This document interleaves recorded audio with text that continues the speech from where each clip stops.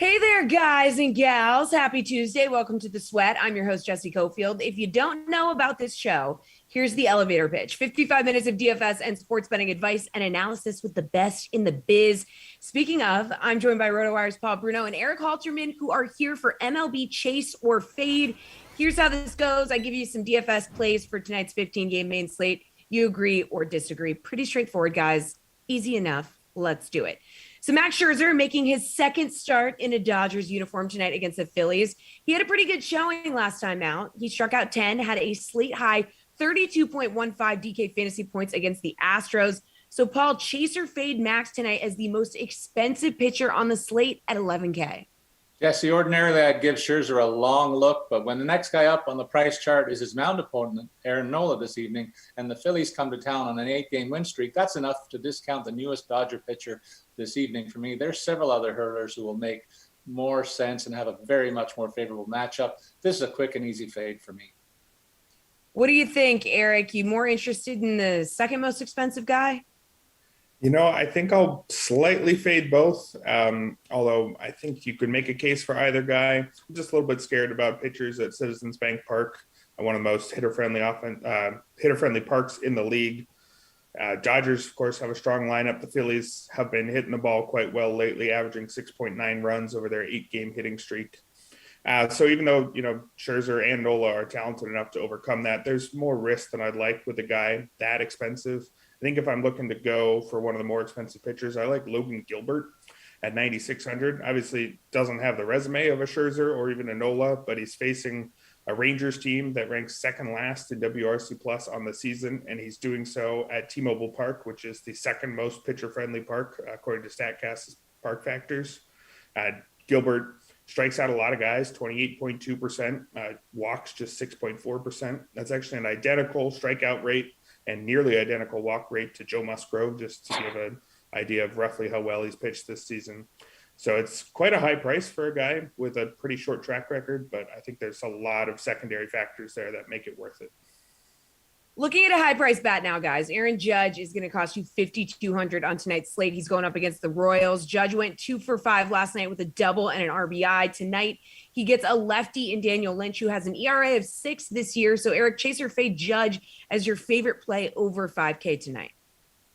I'll fade as my favorite. I think he's a fine play, although again, park reasons make me a little worried. Kauffman Stadium in Kansas City suppresses homers more than any other park in the league, according to StatCast. And Judge hasn't been all that hot since the break, been a slightly below average hitter, 96 WRC plus. There's another guy at the exact same price tag, 5,200, who I like a lot more, and that's Matt Olson. I've loved him really all year. He's cut his strikeout rate nearly in half, 31.4% last year, down to just 16% this year. Led to a career high 285 batting average and no loss of power. It's been super hot since the break, 174 WRC plus with 5 homers. He'll get the platoon advantage against Tristan McKenzie, who has a 5.89 ERA on the season. And he's gotten there in ways that make him really somebody I want to target with power hitters. Specifically, he can't keep the ball on the ground at all, 29.7% ground ball rate. Anytime you see that starting with a 2, I think your eyes should really light up. And that's the third lowest ground ball rate from pitchers who've thrown at least 70 innings. So a guy like Olson, who has plenty of power, should get the chance to hit some in the air against McKenzie today. Paul, Judge has collected 3 multi-hit games through 7 August contests. Is he your favorite play over 5K? He's definitely one of them. This is an easy one for me, Jesse. You have a big power hitter with a platoon edge against a struggling pitcher in Lynch, who has a 159 whip and allowing opposing batters to hit for a 312 batting average overall. Sign me up for Judge at $5,200. He's definitely a chase for me. And so is a guy like George Springer, player of the week twice in a row in the American League. I wonder if your buddy Emerson is on that after seeing what he did to his Boston Red Sox. Oh, man, we're going to have to make sure. We'll ask him. Maybe on Twitter. All right, let's take a look at some potential value on the mound tonight, guys. Carlos Carrasco will make his 3rd start of the year for the Mets tonight against the Nationals. The veteran right-hander is still trying to build up his strength, only going about 4 innings in each of his first 2 starts. However, he has struck out 9 over those 2 outings. So at 8K on this slate, chase or fade Carrasco is an option tonight, Paul. Carrasco's at the opposite end of the starting pitcher slate that started with Scherzer that we talked about earlier, and he's backed by a team that's struggling lately with a 4-game losing streak and 2-8 in their last 10 overall. With this small sample size of work this season, there just isn't enough information for me to make him my go-to guy tonight. As we've talked there are many other choices in mid-range of this slate that make way more sense. This is definitely an easy fade for me. Is it an easy fade for you here, Eric? I think easy enough. If he'd gotten to 75 pitches, say, in his last start, I think I'd be on him. General rule is you expect guys to add 15-ish pitches per start, and I want my guy to be able to reasonably get to 90 pitches so that I have a fairly decent shot at a win. He threw 58 in his first start, 62 in his second one, so he only went up by 4. And that means we should estimate probably 75 to 80 pitches this time. I just don't think we can reliably count on him going 5 innings. I definitely think he can.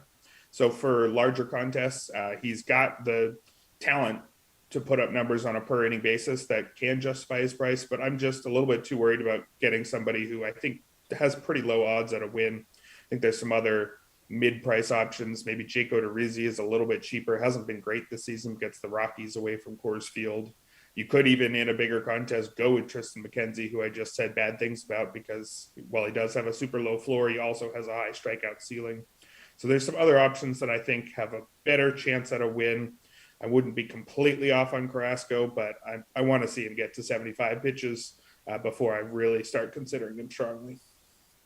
Let's talk about a guy who's heating up. White Sox outfielder Eloy Jimenez hit 2 home runs last night in his team's win over the Twins. Now he seems to be getting his timing back after missing most of the season with a pec and then groin injury. He's riding a 5-game hitting streak, 4 home runs, 4 doubles in that span at 4,400 tonight against Minnesota. Eric, chase or fade that he is your favorite hitter under 5K tonight? We'll go chase, although I think it's basically a tie between a whole ton of guys. Absolutely nothing bad to say about Eloy Jimenez. He's a fantastic hitter and he's very well priced. Got a perfectly fine matchup against Griffin Jacks, it looks like it's going to be, and the Twins. Back-to-back 2 homer nights for Eloy. Last I checked, that's pretty good. Maybe he needs 3 homers and we'll really start talking, but I'll take 2. The problem is maybe everybody else in the world is going to be on him based on those 4 homers in his last 2 games.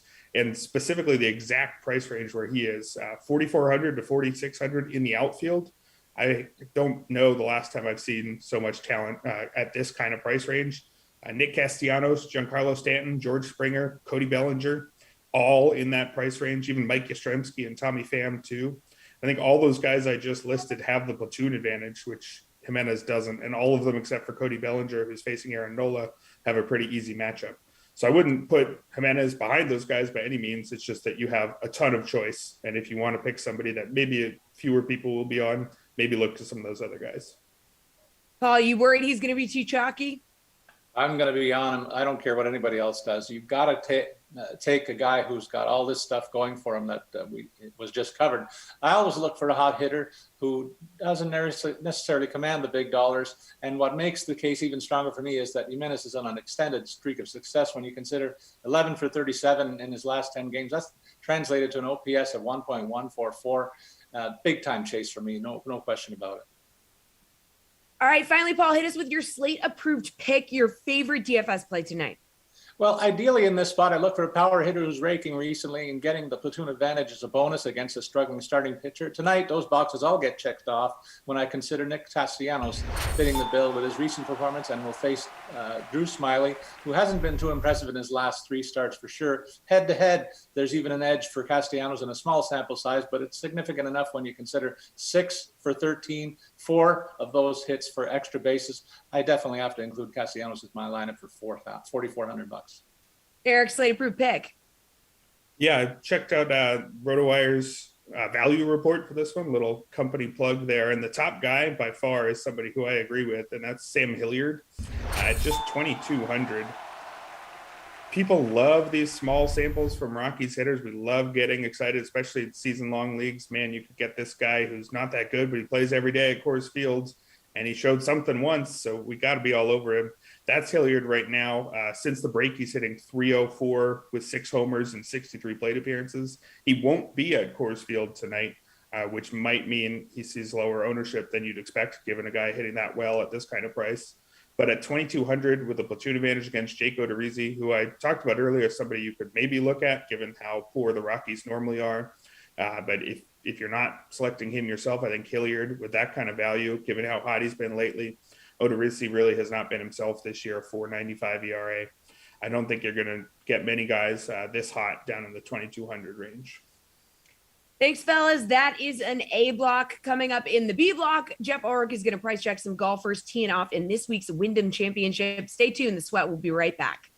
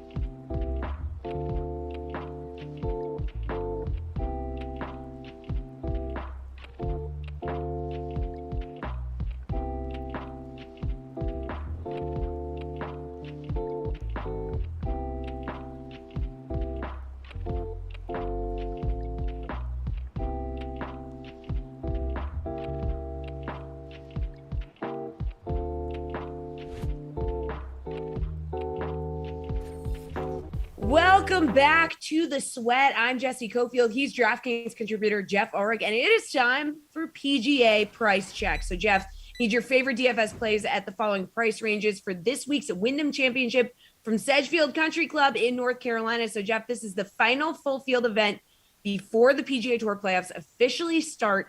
So, some jockeying for position going on. Okay, start us off with a guy who's 10K or more. Your boy Louis Oosthuizen is the second highest priced guy at 10.7. Yeah, exciting times. I mean, there's a couple different angles we could go. I mean, I kind of made it known I was out on Patrick Reed yesterday. I'm going to stick to that call. The travel schedule is crazy. I'm not a big 10K for Jason Kokrak fan either. Not the greatest Bermuda putter. I think Will Zalatoris is interesting, but you know what, Jesse? You know, the brain says go with Webb Simpson in his course history, but the heart says Louis Oosthuizen here. I mean, this is a player, obviously, who week in, week out, bringing it consistency-wise, fell apart a little bit on Sunday last week, but, I mean, that's one round here, one back nine. Oosty, when you really look at him and Webb Simpson, put up together over the last couple of months, I mean, Oosty's the guy who's been better approach, better putting, better pretty much everything. I think you have to give him a little bit of respect. We saw the spike week from Hideki Matsuyama, but all things considered here, I don't mind paying up for Louis in this field. I mean, the win just seems like it's inevitable at this point. It's coming soon. Zalatoris is probably the guy I would pivot off to in GPPs, but if you're giving me one play, one lineup, I would start with Louis over Webb this week. Maybe it's a bit of a hot take given Webb Simpson's course history, but I think Oosty is where you start this week. All right, let's talk about guys in that 9K range. Siwoo Kim was in your article on the DK Nation, and you seem to like him, so talk about him maybe. I mean, Siwoo is definitely interesting from the perspective of we know how quickly Siwoo can bounce back, and Siwoo is another guy who's got incredible course history at Wyndham, maybe even a little bit underrated. He won here in 2016, top 5 here the last couple seasons as well. He shot a 13 on a par 3 last week, but I think that's only going to create sentiment low. So again, for a GPP play or a pivot in this range, I think Siwoo Kim is the play. I think he will bounce back quickly. But the guy I like the most in this range, it's got to be Russell Henley. And again, I mean, I know I'm going to my guys. If you follow me on Twitter, you're probably sick of me writing, tweeting about these guys, but Russell Henley is so consistent. T9 at this event last year. He leads the field in strokes gain approach over the last 50 rounds. And again, this tournament, I mean, the last 5 winners, they've all ranked top 4 in approach for the week. I mean, this is where you have to light it up with your short irons. And really, nobody in this field is better at doing that than Russell Henley. Does he always bring it with the putter? No. That's going to be, that's going to be the make or break it. If he gets hot with the putter, it might be game over for the field. But I think at 9,400, he's actually being underrated. He's certainly played better than guys like Tommy Fleetwood and Sung J M over the last month. I feel like him and Brian Harmon are very comparable, and Brian Harmon is $500 more. So give me all the Russell Henley this week. Again, another player. It just feels inevitable at some point he's going to grab a win, and this is a very good course for him. All right, Jeff, how about that 8K range? Who are you looking at in there? 8K range, definitely a bit more tricky. I think you've got a lot of players with a lot of potential, but also a lot of bust potential as well. I know some people are going to be on Bobby McIntyre at 8,900. I actually don't mind that play either, but I feel like the guy you can't ignore here is Sebastian Munoz at 8,200. This is a player who picked up his first win on a similar style course at the Sanderson Farms, also features champion Bermuda Greens. Munoz is a great birdie maker. His approach game has been lights out lately too. Gained over 8 strokes on approach at the John Deere Classic, another kind of birdie fest. He was right in there at the Olympics too, got in that 7-man playoff. So, you look at Munoz and what he does for DFS. When this guy goes off, he really goes off. He's got over 100 points in 2 of his last 3 starts for DFS on DraftKings. I think Munoz is underrated. And again, another player like in this field, if he brings his A game, I mean, he could easily vault to the top. So I'm looking at Munoz as just a little too cheap this week. All right, let's talk about the 7K range. Is that a little easier to navigate? I think so, just because we have such good value down there, kind of, sub 7.5K. I mean, there's some players coming in with, like really good form, quite frankly. I mean, these may not be like top end players, but I'm looking at a guy like Adam Shank specifically, 7,300, may not have the best golfing name, but this is a player who's got top 4 finishes now in 2 of his last 4 starts. I mean, lighting it up from a DraftKings perspective as well. Over 100 points, Jesse, in 3 of his last 4 starts on DraftKings. This guy knows how to make birdies. He's top 10 top 20 in terms of birdie or better percentage. Again, last week made 23 birdies at the Barbasol. At the John Deere made over 23 birdies. This is just what you want from a sub like 7.5K player.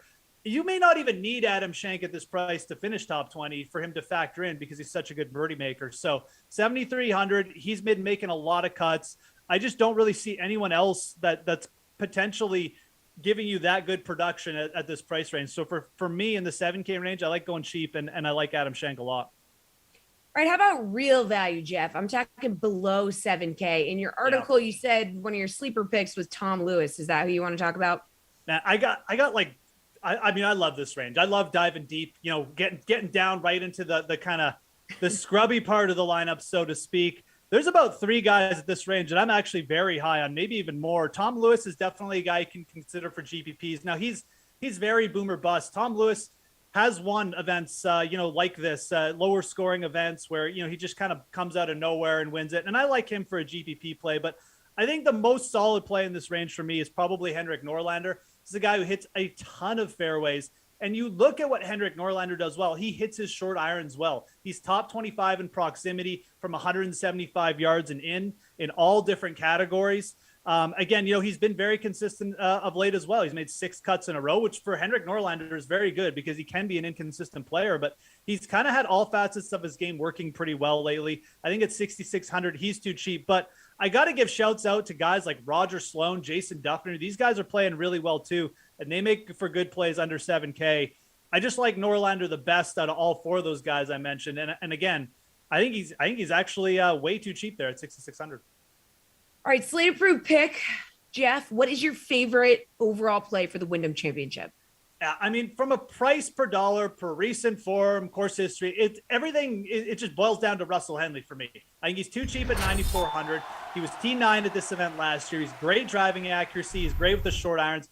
This is it. This is the setup you want Russell Henley on. And realistically, you look at this field, I think he could easily be, 9,800, 10K. So I think Russell Henley for me, that's the slate approved right there. All right. Thank you, Jeff. You're going to be back to look at team-specific future bets for the 2021 NFL season to close the show. Before that, though, we're taking a sportsbook look at tonight's MLB slate. The Sweat will return.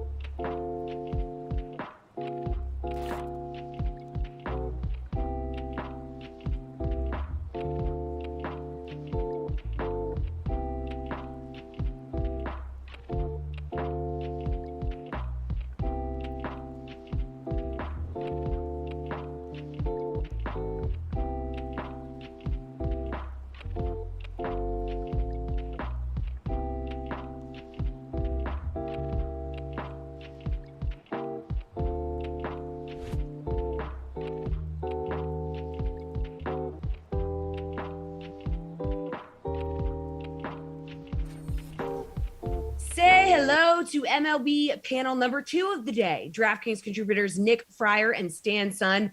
Fellas, we're putting our sportsbook hats on. Need your favorite bets in the following categories on tonight's MLB slate. So first base is a run line or money line bet that you're targeting. Where are you going, Nick? I'm going to go with the Cardinals money line up against the Pirates. And look, I know it's J.A. Happ going tonight, but he actually did really well against the Pirates when you saw him earlier in the season. Now, that was during his one really good month, but last time out, Happ did really well against the Braves. And the Pirates have not been good at all against left-handed pitching since the All-Star break, whether you look at it from the All-Star break or the last couple of weeks. Either way, they haven't been good. And Cardinals relievers have been improved of late, but still pretty much on brand. So they're kind of in that solid range right now. Whereas the Pirates, their relievers hadn't been good, and they've been even worse since the All-Star break. But you got to get through Steven Brault to get to the Pirates relievers, and he's not exactly someone that's going to floor anyone. And the Cardinals have been one of the better teams against left-handed pitching since the All-Star break, so I'm going to go with the Cardinals money line tonight. All right, Stan, a run line or money line bet that you're targeting?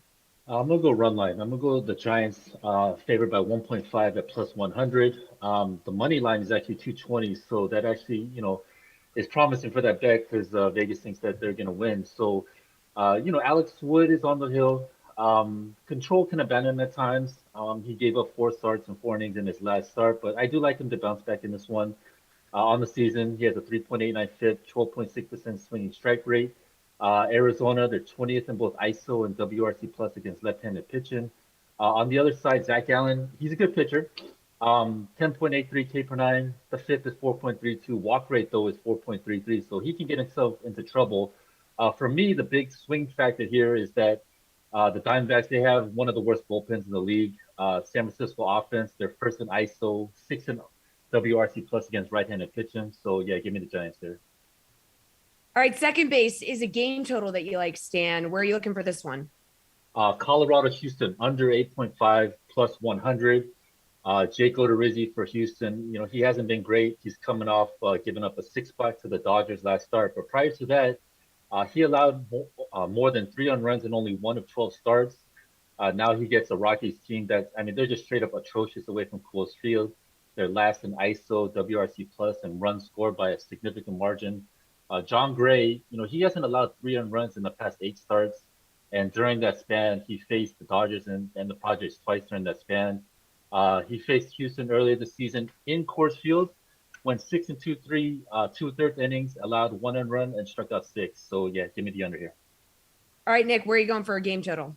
So I was actually looking at that game that from the stand as well. So I like that pick. I was also thinking about going with the Royals run total as well, going up against the Yankees tonight because they got a lefty on the mound who's like, But I'm ultimately landing on the Tigers going over 5.5 runs. And I know that's pretty high for them, but they're going up against Keegan Aiken. It's his first real start in a while. And I'd like to target this guy whenever he's starting.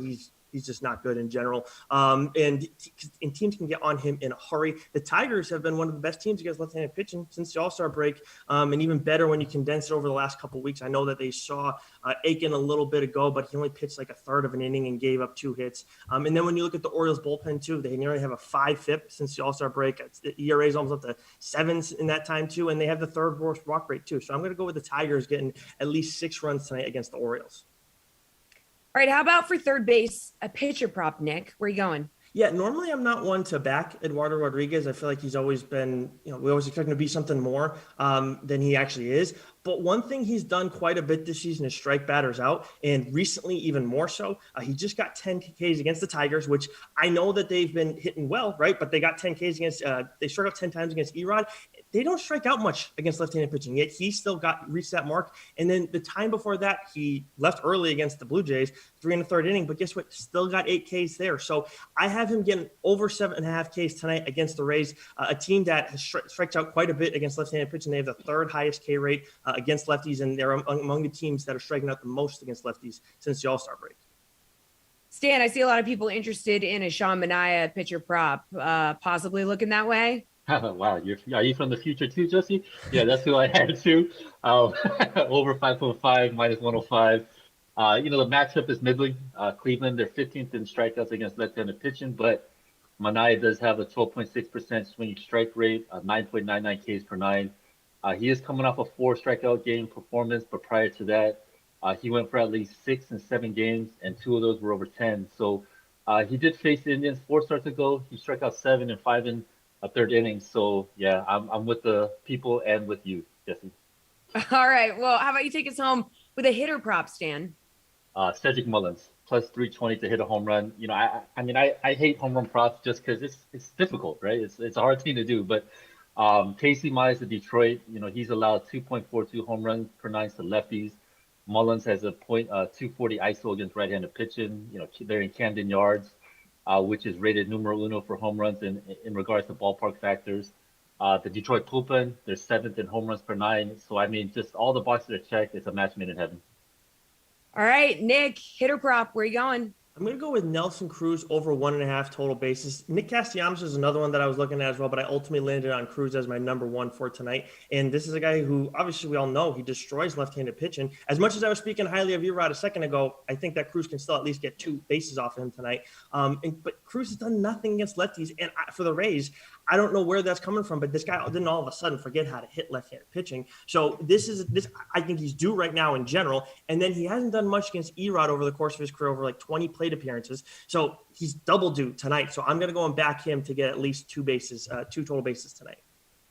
All right, thanks, guys. Still to come on the Sweat, we're going to break down the best bets and DFS plays for tonight's 6-game NBA Summer League slate. Stay tuned. We'll be right back.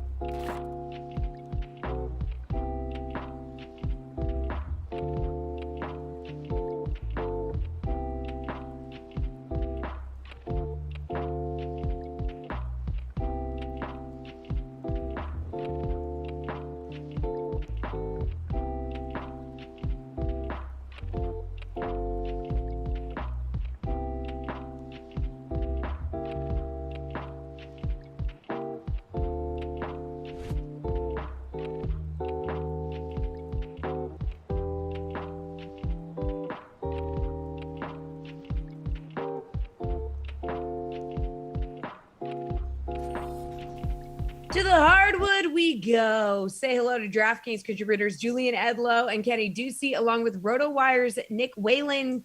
Guys, time to talk NBA Summer League. Break down the best bets and DFS plays for tonight's 6-game NBA Summer League slate. Let's do it. How about a high-priced DFS play that you're interested in, Julian? Peyton Pritchard's the highest-priced guy on this slate. He will cost you $9,100. Yeah, it's interesting going through these Summer League guys and trying to find which high-priced guys are actually worth playing and where we can just go get value. So, in terms of paying up, yeah, I think Peyton Pritchard, I think a lot of the Celtics are actually in good spots because they have all these draft picks that we know they've just kind of been forced to use, and they're all still on the roster. So they use them in Summer League. The Celtics generally have a good Summer League squad, so I think paying up for Peyton Pritchard makes sense, but just more value, you can go down to like a Romeo Langford. You can get a scorer like Carson Edwards for even cheaper. One of my favorite plays on the slate, this is a guy that we were talking about before the show, or that I was talking about with Nick and Kenny, and I know it's going to be a popular answer, is Alperen Şengün. We talked about him on this show for the draft props. We said he was going to go under. He got steamed up. His draft prop got bet down from 14.5 to 11.5. And of course, he slips way down to the Rockets. I don't know why. But look at his Summer League debut against Cleveland, who has a very capable big in Mobley. Kenny's laughing. I'm like stealing his guy, right? We're doing high-priced options. Yeah, I don't want to spend high price. This is the value question, not the... There's a value question? He's not right, Julian. Yeah, we're doing value next. This is high-priced. He's $5,600. This is not high-priced. All right, good. I don't want to spend up. I'll build balanced from the middle. Şengün, 15 points, 15 boards in 27 minutes. This is against Evan Mobley in Summer League. Kenny's pissed. Now he's pissing me off. Well, look, you could take my guy, it's fine, but at least do it in the appropriate segment. You always make fun of me for doing. But you were going, Kenny. Question. Julian knows that you were going to go first when I asked about value plays. That's true. That's true. He definitely did. Yeah. That didn't even cross my mind. I'm too dumb to think of things like that. Just like I'm dumb enough to play a value play as my high price guy. I was laughing because the lower third said your favorite high priced option, and you were talking about this guy. I don't look at the lower thirds. There's not a lot of guys. There's not a lot of guys. Like the minimum is 4,000. I don't want to play many minimum price guys, and I think the high price guys are not necessarily worth rostering in summer league. So if I can get everybody between 5,000 and 7,500, that's what I'm going to do, and it starts with Şengün. All right. So Julian just going with a middle of the pack group. He's not looking to play stars and scrubs. He's just trying to build from the middle. Kenny, how about a high price DFS play? Yeah, I'll actually give you a high priced one. And Julian sort of touched on it early, and then he went into his second answer. So I guess we can skip him. I like Peyton Pritchard. I do like paying all the way up here at $9,100. And if you're not familiar with Summer League, the thing you should know about Summer League is no one passes. Everyone is out for themselves. Everyone wants to earn a roster spot or earn the glory or earn more minutes. And if you're a three-point shooter, you will just hoist threes. This is a selfish league. Peyton Pritchard took 18 three-pointers in his first game. 15 three-pointers. He hit 7. He hit 18 shots. I don't need the peanut gallery chiming in here. He scored 23 points. He added the 5 rebounds. If you would answer the right question, I wouldn't have interrupted. 5 rebounds, 5 assists. He played 31 minutes. This is a guy that's just going to continue to put up the shots. And this is a guy that is also one of the best three-point shot makers, in the last couple of draft classes. I think, especially in Summer League, I think this is a guy that's going to continue to shoot the three well. He'll at least hit 6 threes, I think, here again, with the sheer volume of shots he's taking. You can't ignore him. He's worth paying up for, especially, with so much unknown up here in the high-priced area. All right, Nick, we haven't heard from you yet. A high-priced DFS play that you're looking at tonight. Yeah, I feel like I'm entering a combat zone here, so we'll see how this goes. I mean, Pritchard is on my list. He's 9,100 for a reason, 44 DraftKings points in Sunday's opener. We've covered that pretty thoroughly at this point, but Kenny's right. I mean, you want to find guys who are chucking shots. I was watching the Bucks Summer League game against the Clippers last night and witnessed Jordan Nwora take 17 shots in 15 minutes in the first half of that game. So like every team seems to have a guy like that you want to pick out. But you can also target more well-rounded players like Patrick Williams at 8,900. 15 points, 12 rebounds, 3 assists in 35 minutes. These are 40-minute games, so 35 is a ton of minutes in the Bulls opener the other day. If you want a piece of the Cade Cunningham versus Jalen Green showdown, you can get Cade at 8,800. You can get Green at 8,000.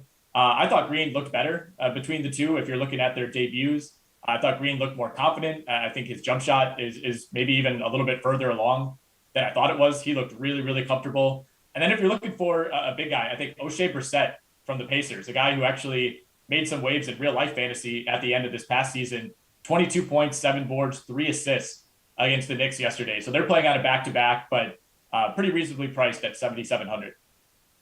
All right, we've covered the high price guys, and we've a little bit covered this question too. Kenny, a value DFS play, what would you like to expand on? Yeah, so I really do like Şengün, as Julian alluded to. I can't believe I brought up his name and Julian stole him. But here, if you don't know about him, I can let you in. He's a Turkish big man. People called him the most polished post player in the draft, and you see it. Even at 19, you see why. He had 15 rebounds and 15 points and 4 blocked shots in his opening game. And I do have a little bit of a concern here with his matchup. He's maybe going to have a little bit of a hard time scoring in the post, but look, he didn't score that many points. He didn't hit that many shots in his opening game. He really just got it done on the boards and with blocked shots. This is a guy that tries very hard. He is trying very hard. And I know that is not a scientific thing, but when you're trying very hard in Summer League, it does go a long way. There are, a handful of guys out there who are already NBA rotation players, and they're just going to coast. So I like him a lot. I think that he is going to get a ton of minutes once again. That they really like him, and I'm going with him. 15 and 15 first game. I think he could do that again. All right, Nick, what do you think? DFS value play? Yeah, you have to mention Şengün. I mean, I feel like DraftKings is like baiting you into playing him at 5,600. I mean, he could reasonably be like $9,000 on the slate based on what we saw in that first game, and it was pretty replicable. Like the way he plays, it's very Domantas Sabonis like or Enes Kanter in some ways to bring in another Turkish player. Like he is relentless on the glass. Like he had 8 offensive rebounds in that game, if I recall, going up against a capable big man in Evan Mobley. So I think Şengün is an obvious call. He's going to be pretty high owned in these contests as far as Summer League DFS goes. But if you want to look elsewhere, I think Carson Edwards is a guy to target on the Boston Celtics. Like Julian mentioned, this is a team loaded with NBA caliber players. He went for 17 points, 8 assists, 6 rebounds, 39 DraftKings points in their opener. And then another chucker, Josh Christopher for the Rockets, who's at 4,900, one of their 4 first-round picks in 2021. Had a well-rounded 13 points, 5 assists, 4 rebounds, 1 steal in Sunday's opener. Only played 28 minutes. You'd hope that maybe he plays a little bit more. But he's in that class of players who, whenever he touches the ball, it's probably going to go up. And if he catches fire, he could carry your lineup. All right, Julian, anything to add here? Maybe a little more on your strategy. You got another value player interested in? Building from the middle, and Carson Edwards is a guy I mentioned. Don't need to say much more about him. Nick spoke on him. I just think, well, first of all, Kenny said nobody passes in Summer League. He had 6 assists. That's pretty nice. And he went 2 of 8 from 3. So I just feel like if everybody is going to, not everybody, but if the popular opinion is going to be to pay up for Peyton Pritchard, there's no reason why Carson Edwards isn't going to have a game like Peyton Pritchard had and take 15 threes. It could be either one of them, even though Pritchard is kind of the more polished NBA player at the moment. That just means Carson Edwards needs more Summer League work, and this is where you get it. So I think saving and pivoting to a guy like Edwards and fading Pritchard and hoping for a big game there makes sense. And we're talking about these teams like the Celtics that have so many, mid to late first round picks, and those are the kind of guys you want to look at. You also have teams like the Clippers, who are very veteran teams and don't have much of a Summer League roster, which gives you, a guy like Jay Scrubb. You don't want to play scrubs on this slate, but he $5,500. He played 30 minutes in the first game. He scored 39 DraftKings points. He had a double-double with 24 points and 10 boards. There are some teams that are not going to have as much talent where you can get a name that doesn't quite stand out as much, that you don't remember as much from college basketball or from the draft, that is going to play a bigger role for their team. So I think Jay Scrubb's a guy that makes sense for the Clippers. All right, how about we talk a little sportsbook here? A Summer League game spread or money line that you're interested in, Nick? I'll go under the 160.5 number for the Bulls Spurs game. I'm not going to act like I feel extremely confident about this, but neither team broke 80 in their Las Vegas opener. And if you look back at some of those games in the Utah Summer League, the Spurs scored in the 50s in 2 of their 3 games. And they didn't have their full roster. Tyus Jones wasn't there. Devin Vassell, I don't think, suited up for all those games. So they're a little bit more talented in Las Vegas than they were there, but still some pretty alarmingly low totals in those games. And I also like the Rockets plus 3.5 against Detroit tonight. I thought Houston actually looked pretty impressive against the Cavs in their opener. I wasn't really blown away by Detroit. Sounds like they probably won't have Isaiah Stewart again tonight. Both teams have NBA talent. Obviously, it's Green versus Cunningham, but the Rockets beat the Cavs by 8 points on Sunday, despite shooting 36% from the field and 22% from 3. So I think both of those numbers probably come around. All right, Julian, what do you think? Game spread or money line that you're interested in? Yeah, I'm going to back talent. The Celtics kind of squeaked it out against the Hawks, needed a game winner in their first one, but I will lay the 5 with the Celtics against the Nuggets here. Bol looked decent in the opener for Denver, but then you go down the rest of the roster. I'm not sure. I haven't seen necessarily if Marcus Howard, a good shooter, is going to be on the floor for Denver. He's on the roster. He didn't play the first game. You go down the roster over those two names that we kind of know, and there's not nearly as much NBA talent as the Celtics Summer League roster has. So I think the Celtics, after squeaking one out, can carry some momentum here, build on that talent that they have. Kenny's smiling again. I don't know why I answered the question. Nick actually threw a total in there, which is the next question. I'm not going to roast him for it like you did to me, but Celtics -5 here. Maybe I stole Kenny's play or something. Kenny, go ahead. Just explain yourself. There wasn't a next question for the spread. I mean, I just thought it was funny that Julian was taking the Celtics. It says question 3, game spread or money line. Question 4, game total. Maybe I wasn't looking. No, the revised rundown did not have that. But I have the Nuggets +5 here. I think that the Maybe I need Celtics to probably review can that. win. But no, Julian alluded to it. He's right about Marcus Howard. His status is up in the air, but it looks like he could be trending towards playing. If he does play, I think that this game could be pretty tight. I also really like the over 165 with, again, the aforementioned talent that Julian alluded to with the Celtics scoring the basketball and the Nuggets, getting some NBA players back. Marcus Howard, I think, could have a really big night. And also, I think that that's probably the way to go here. All right, guys, that is all the time that we have. Our producers are like, we have to wrap this segment. I'm looking at the email. They're two separate questions. I know, but now it's over, so we're not even gonna go there. But appreciate you guys as always. Honestly, this is wildly entertaining, and I love being part of it. The Sweat will be right back. Stay tuned.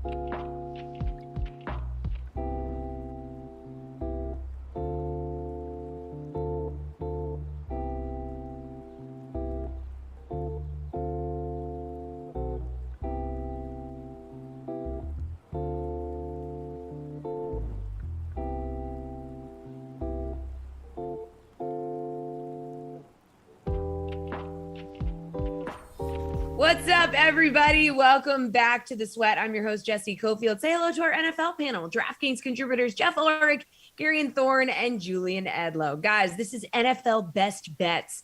We're going to look at some interesting team-specific future bets for the 2021 NFL season. So let's do it. Continuing our look at some team specials available on the DK Sportsbook, we're going to take a look at the Baltimore Ravens. So Baltimore finished second in the AFC North last season, one game behind the Steelers. But if you're confident on the Ravens doing better in the division this season, you can get them to go 6-0 in the AFC North at plus 1,000 odds. Do you think that's a possibility, Jeff? I mean, anything is a possibility. I mean, this team went 4-2 in the division last year. Obviously they beat Cleveland twice, but they also lost to the Steelers twice. They manhandled the Bengals. Look, I mean, when it comes down to it, I'm just not big on the Ravens this year. And I think asking them to go 6-0 in one of the most competitive divisions in the NFL, which legitimately has two teams that could be better than them, is a fool's errand. So I get it. It's plus 1,000. I'm not interested in this at all. I do think that the Baltimore Ravens also are a team that you should be fading. This is a team whose quarterback is out with COVID again. Their big ad over the offseason was Sammy Watkins to solidify their wide receiver core. I'm sorry, I do not see this passing offense being any good. If teams continue to figure out Lamar Jackson just a little bit more in the run game, I think Baltimore struggles this year. And we haven't even talked about their D, which is getting a little bit up there in age. So I'm not in on the Ravens. I think the better bet is to go look at their season win total and take the under. It's at 11 wins. That's a lot for this team in a competitive division. Like I said, I'm not really in on the Ravens at all. So bet their season under total in the win column and ignore this bet. Gary, and you look like you agree. I mean, it's not hard to poke holes in a 10-1 bet. But I will say that the funny thing with the perfect division record bets is that the way the NFL sets up their schedule is you always have a divisional game in the final week of the regular season. And let's say hypothetically the Ravens have gone 5-0 in the AFC North heading into Week 18's matchup with the Pittsburgh Steelers. There's a very good chance that if they've been that good, they probably don't have to play their starters in that Week 18 game. So there's so many variables here. And I think the Ravens in particular, as Jeff pointed out, are a team where the variables are already kind of scary because Lamar Jackson has now had COVID twice. And I'm not saying it necessarily is something that's going to crop up again, but it's 2021. There's a lot of things that could go wrong for an NFL team. And the way the Ravens schedule sets up is really unique. 5 of their 6 divisional games don't take place until week 12. So essentially, by taking this bet, you're betting on 5 games that are happening November 28th or later. That's just a really, really long time down the road, and it's not something I'm looking to do. All right, Julian, what do you think? You can get the Ravens to go 6-0 in the AFC North at plus 1,000 odds. How do you feel about it? Yeah, it's a great last point by Garion because it shows that we're kind of less sure what we're betting on in terms of what this, Lamar Jackson could have a season-ending injury in week 10, and you don't have him for, 5 of these games then based on the schedule? Like, that's not something you want to do to yourself.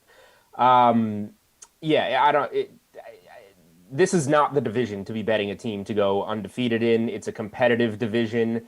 And like Jeff said, the Ravens are trending in the wrong direction. They got smoked by the Bills in the postseason, practically shut out to end their season. They didn't add much in the offseason. Sammy Watkins is supposed to help the offense. Nothing really done to the defense. They're not going to go 6-0 in this division. If I'm betting anything, given how competitive it is, like I would maybe want to bet the Bengals to go 0-6 in the division. There's not many ways to really look at it. If you want to play on Baltimore, I do like the Ravens week 1 in Las Vegas against the Raiders. Not all that high on their season outlook, like Jeff said, but Baltimore's 22-11-1 against the spread on the road since 2017. They've covered 15 of those 22 by double digits. Good spot for the Ravens to start the year in Las Vegas. I don't know about the rest of the way. All right, up next, the 49ers, where Trey Lance has been impressing in camp, but despite that, Jimmy G will likely be under center to start the season, at least for the start. One team special for the 49ers focuses on their pass catchers, looks for Deebo Samuel and George Kittle to combine for over 1,999.5 regular season receiving yards at minus 110 odds. Garion, do you like that combo?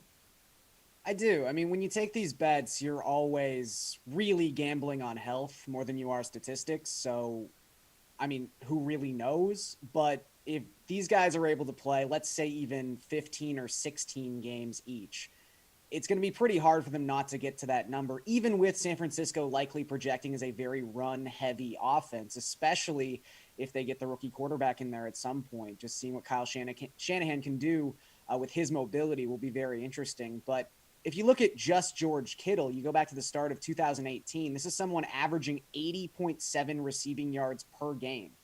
So if he's able to stay healthy all season and play 17 contests, that's already almost 1,400 yards just by himself. So again, this is a bet about health, which is always hard to project, but I do think this number is relatively low considering the talent level of specifically Kittle. Julian, how do you feel about it? So I don't love it, and it's nothing necessarily against the players. But here's the thing: like I'm shy to take any player's season total over because if they get injured, it is suddenly derailed. You generally need to play in all of, or like Garion said, 16, 15, at least 14 games if you're going to be cashing overs for a player. And now you are taking a double risk because essentially both of those players are going to have to be healthy unless Deebo Samuel gets 500 yards and gets hurt and Kittle just has a massive 1,500-yard season and gets you there. It's a big ask. So just risking double injury, if either one of those guys now gets hurt and the other stays healthy and has a great season, you still probably don't get there.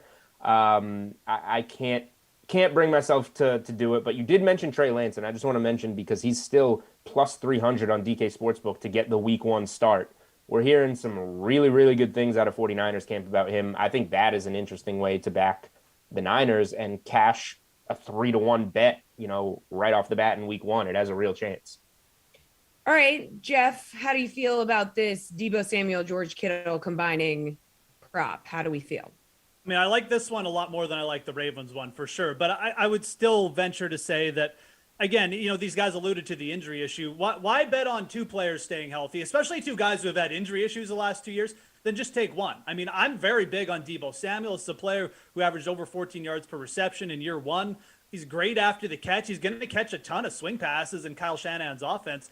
If he stays healthy for even 15 games, he probably smashes his over prop just on his own, which is 895 yards on the DraftKings Sportsbook. Take the over there. Then you're only betting on one player rather than having to rely on the health of two players. If Kittle goes down early, or even if Deebo goes down early, you're done on this prop. So all things considered, I like these two players, like these guys alluded to. Love the 49ers offense, but I think I would rather just go to Deebo. I think his total is a little bit too low. I think it's actually quite too low because you're getting that lower sentiment based off his injury-plagued season last year. So just go to Deebo, take the over there. All right, guys, the LA Rams now have Matt Stafford playing quarterback, and there are a couple of team specials around him, including Matt Stafford over 29.5 regular season passing touchdowns and Cooper Kupp over 1,099.5 regular season receiving yards. The odds for this one are sitting at plus 330. Could you see both of these things happening in LA this season, Julian? Yeah, this is my favorite combo so far, I would say. I do like, and I said I don't love overs, but I do like as an individual bet Matt Stafford over 29.5 touchdowns. 17 games going to LA where he has a much better O-line than he did in Detroit. He has good pass catchers, one of them here in this combo with Cooper Kupp. And you have the unfortunate season-ending injury to Cam Akers, which while they'll have other running backs step up, maybe that puts a little more pressure on the passing game here. So Stafford over 29.5 passing touchdowns does interest me a lot. So if you want to kind of make it a combo deal here, the Cooper Kupp receiving yards, although it doesn't tie in with the touchdown, there is some type of correlation here of the Rams having a good passing game. So I prefer just going Stafford with the passing touchdowns. But yeah, I think there is something to this combo. Jeff, you look like you are agreeing. Yeah, pretty much. I mean, Julian, Julian laid out the player reasons why we should like this. I mean, the Cam Akers news, Matt Stafford and Sean McVay's offense. Jared Goff threw 32 touchdowns, back in 2017. Now they drifted off that the last couple of years, but they don't have a dominant running back. Like there's no Cam Akers, no Todd Gurley now. I think there's a very good shot that a more efficient quarterback is going to hit 30 touchdowns again in this offense. And I think the biggest thing for me, again, Julian's already kind of laid out most of this. The biggest thing for me is the price. You're getting plus 330 here. I would have much thought like with this prop, probably with two players, assuming they're healthy, maybe around the plus 200 range. So I think the odds we're getting here makes this one probably my favorite one of the specials so far to take the over on. Yeah. Garion, is this your favorite one of the specials? These guys seem to like it. Yeah, I would say so. I mean, with the obvious caveat again that you're trusting two players to stay healthy for the entire season, but one of those guys is a quarterback, and that would be probably the position that stays or tends to stay the healthiest throughout the entirety of the regular season. Yeah, I mean, look, we've seen what Sean McVay can do when the Rams decide to be a pass-oriented offense. In 2019, Jared Goff led the NFL in pass attempts, and considering all they gave up to get Matt Stafford in town, considering Cam Akers is no longer healthy, I could very much see this being an offense that maybe sits around like a 63, 64% pass ratio for the season. And that's incredibly dangerous considering that really passing statistics are just up across the league anyway.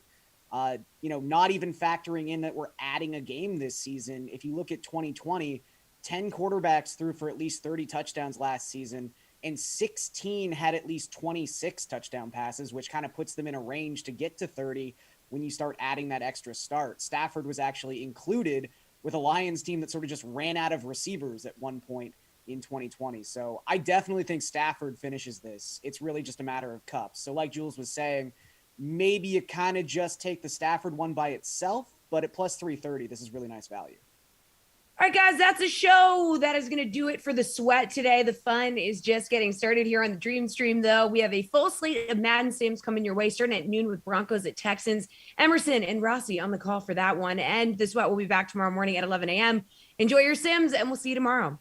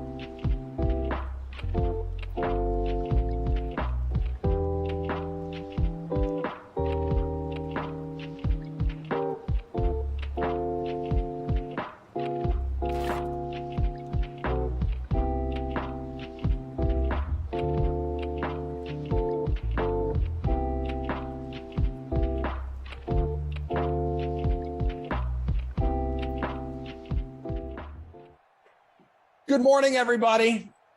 Good afternoon. It's a pleasure to see you. It's a pleasure to see your face, Rossi. Good to be back with you. How are you feeling today? Ecstatic. I am pumped. I'm jacked. We got some simulated football. We got me. We got you. The Sack Bros reunite for the first time. It feels like forever. It's my mom's birthday, so it's a great day. Oh, very nice. Do you have big plans? About 15 minutes after this sim ends, as long as we don't go to like 5 overtimes, which seems to be both of our specialties, we're taking a little drive down to see the bird, the mama bird there. So nothing ecstatic. My mom, she'll be chilling, and we'll go chill with her for a little bit. My nieces, nephews, the fam, it'll be fun. You're going to Chili's, little bottomless chips and salsa? No, but maybe I might have to pivot just for that. I didn't know they do. Yeah. I haven't been to a Chili's in a while. I forget that they have like that Mexican flair to them with the chips. Yeah, and I haven't been there in a while either. I remember their chicken fingers were unbelievable. I was just gonna say that's like the big thing. They have that certain batter about them that makes me just go, oh my God, and the fajitas. Oh, producer Drew saying that might be dinner tonight. Okay. All right. Well, speaking of eating. Yeah, let us know which one you're going to, man. Drop us a pin. Speaking of eating, I certainly hope my lineup feasts. Were you able to get one in? No, I was kicked out of your exclusive thing. I'm going to make fun of you the entire sim. And no, I did not. It was an accident. A lot of times I do the Century Club. Today, like 75, that's just a weird number. I just forgot to change everything. Anywho, since you're asking, I went with Times New Roman Fant in the captain spot. Deshaun Watson, Drew Lock, Courtland Sutton, Kenny Stills, and Fairbairn. I got a kicker in. I always got to get a kicker in when I know I'm with Rossi. I appreciate so much you put the kicker in, but bro, you have Drew Lock? Yeah, bro. What are we doing over there? Drew Lock? What? Hey, good luck. Good luck. That's all. What's the problem? 2 things I want to tell you. 1, it's a noon sim, and you know what that means. And 2, Drew Lock, it's just a risky call. And you know what? For you, Emerson, I hope you win this contest, and I hope you win by a lot, because I don't think there's going to be a lot of Drew Lock ownership here. What a big old fat $0 when I just crush it in this 75 lineup free roll. It's good to have everybody here today. What's up, DK Sim fam? We got producer Drew, we got Andrew on the 1s and 2s, Frangelico and Jared kicking it with us behind the scenes. Good to have this squad together here. Whether you're watching on YouTube, over on Twitch, in the Game Center, the fact that you're here means everything to us. This is the first of 6 sims on the slate today. And coming up next will be 49ers at the Bills. It'll be Glash and Zach, so another dynamic duo waiting for you. Hope everyone was able to catch the sweat with my girl Jessie at 11 this morning. If not, we will re-air that following this sim. And yes, as Rossi mentioned, there's something about us two together. No points, but like multiple overtimes. That's kind of what I'm expecting. Listen, I come into every day with a really positive attitude, but always knowing, expect the worst, because then you're just always pleasantly surprised. It's so true. I said, dude, it's going to work out perfectly. Did I have a meeting at 1:00? I said, I know this sim is just going to cooperate fully. There is no doubt in my mind. I love that. So Drew Lock hanging on to the football forever, but he does get it away, and it's an incomplete pass. That's right there. This game, actually, I'll make a prediction. It's not going to go to overtime, but it's definitely not going to be done by 1, because Drew Lock throws so many incompletions. He is the human rain delay.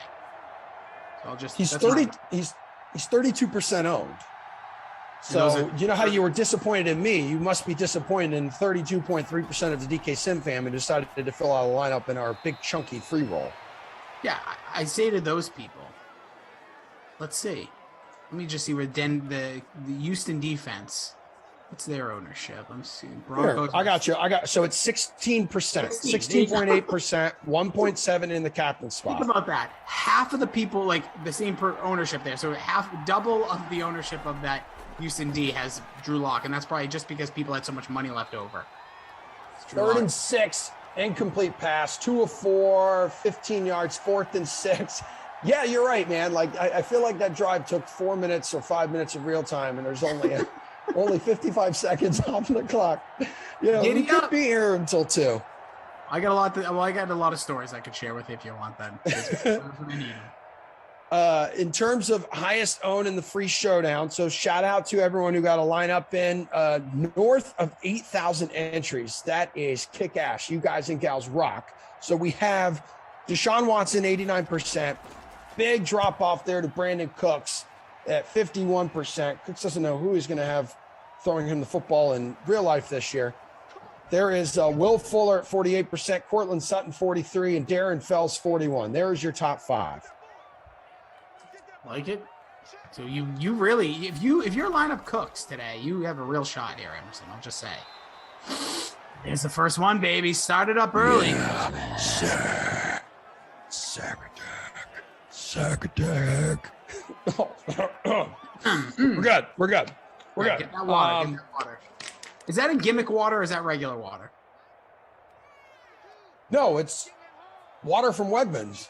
Okay, cool. Because Tara Lynn the other day was drinking some sort of like positive energy water. I'm like, what kind of gimmick water is that? Like, yeah, there's a lot of stuff out there. It reminds me of like back in the carnival days in like the 1800s, and there would be some dude at a booth selling a syrup that could cure your life, and people would buy it, and it was just like maple syrup, this medicine. Yeah, see, come on over here, see, for $1.25, see. Positive water, baby. That's it. It has positive ion, says Drew. Yeah, that's it. That's where you need. It has serotonin or something. I don't know. It was wild, but I was like, I don't think you can get positivity from water. But what the hell do I know? Village idiot. Popping over to Twitch real quick. Everyone's slowly waking up, pouring into the comment section. First time playing Fortnite. Good to see you. Rivera, what's up? Broby says, look who decided to work today. Good to see you, man. Heavy Kevy. Jason D. Rossi saying yo-yo. Yep, I'm there with them. Those are my peeps. I will say, I think the most activity for the for Twitch, I feel like comes in the afternoon. I feel like the Twitchers, the early ones, it's you got your team hashtag team always here, but then after that they start to show up. You're the West Coasters. Or like is the Twitch fam, like Twitch is big at night. You're watching gamers and other live events, right? So you're up probably very late watching people, whether it's Halo or could be Madden. Yeah. Right? Maybe a late crowd. Could night be. Owls. Makes sense. That's usually when your stream daddies be rocking them, telling you to give them whatever people on Twitch give people, because there's no thumbs up. It's like straight up like money, I think sometimes. Is cool. It really? Okay. I don't know enough, dude. I'm really bad with Twitch. I'll be like, I used it for a while, but I didn't really fully grasp the like business angle of it, I guess is the best way to put it. Which you can see a lot of these people. Like I think you can do like Amazon dedications to people or something like that. Bits. So okay, bits. So hold on a second, because Frangelico is dropping this in for us, but currencies exchanging the bits or biddies. Oh. No, go saying we'd like you guys more if you gave a like button. No, first of all, you know how we feel about the Twitch fan. Emerson, he's always on the Twitch. I'm on the Twitch. There's few people we know that don't, but that's a personal issue you can pick up with them. Ghost, man. It's all good. I love you. I love everyone equally. Oh, man. Tank Top Tuesday. I don't know what happened to it. I meant to text you this morning. Oh. To get our hamburger meat hanging out a little bit. Oh, Tank Top. I think they said TikTok. Tank Top. No. Tank Top. Tank Top. I have 2 tanks right here. I can easily make the move. I was wearing one before, actually. I actually threw this shirt on because I was wearing a tank top. I mean, I know there's one on the floor in my bedroom. Yeah, go get it. We can make that switch. Production. All right. BRB. Yeah, I'll handle the exciting play calling for the moment. Jerry Jeudy with that snag, baby. That's a complete pass from Drew Lock, so everyone should be excited about that. down. It's very exciting that Emerson actually has a tank top, because I think it was not too long ago we had a conversation. I think it was between like a Get the Green and that stuff that you told me that your wife like ixnayed the tank A's. Yeah, I thought she did. It's like it's my go-to when I can't find something or if something goes wrong, I must blame her immediately. But I was wrong on that one. Yeah, I'm gonna do the look at this. Watch the way I do it. I do the over under. You just ripped it right off, which was a delight for all those that couldn't see. We got side meat.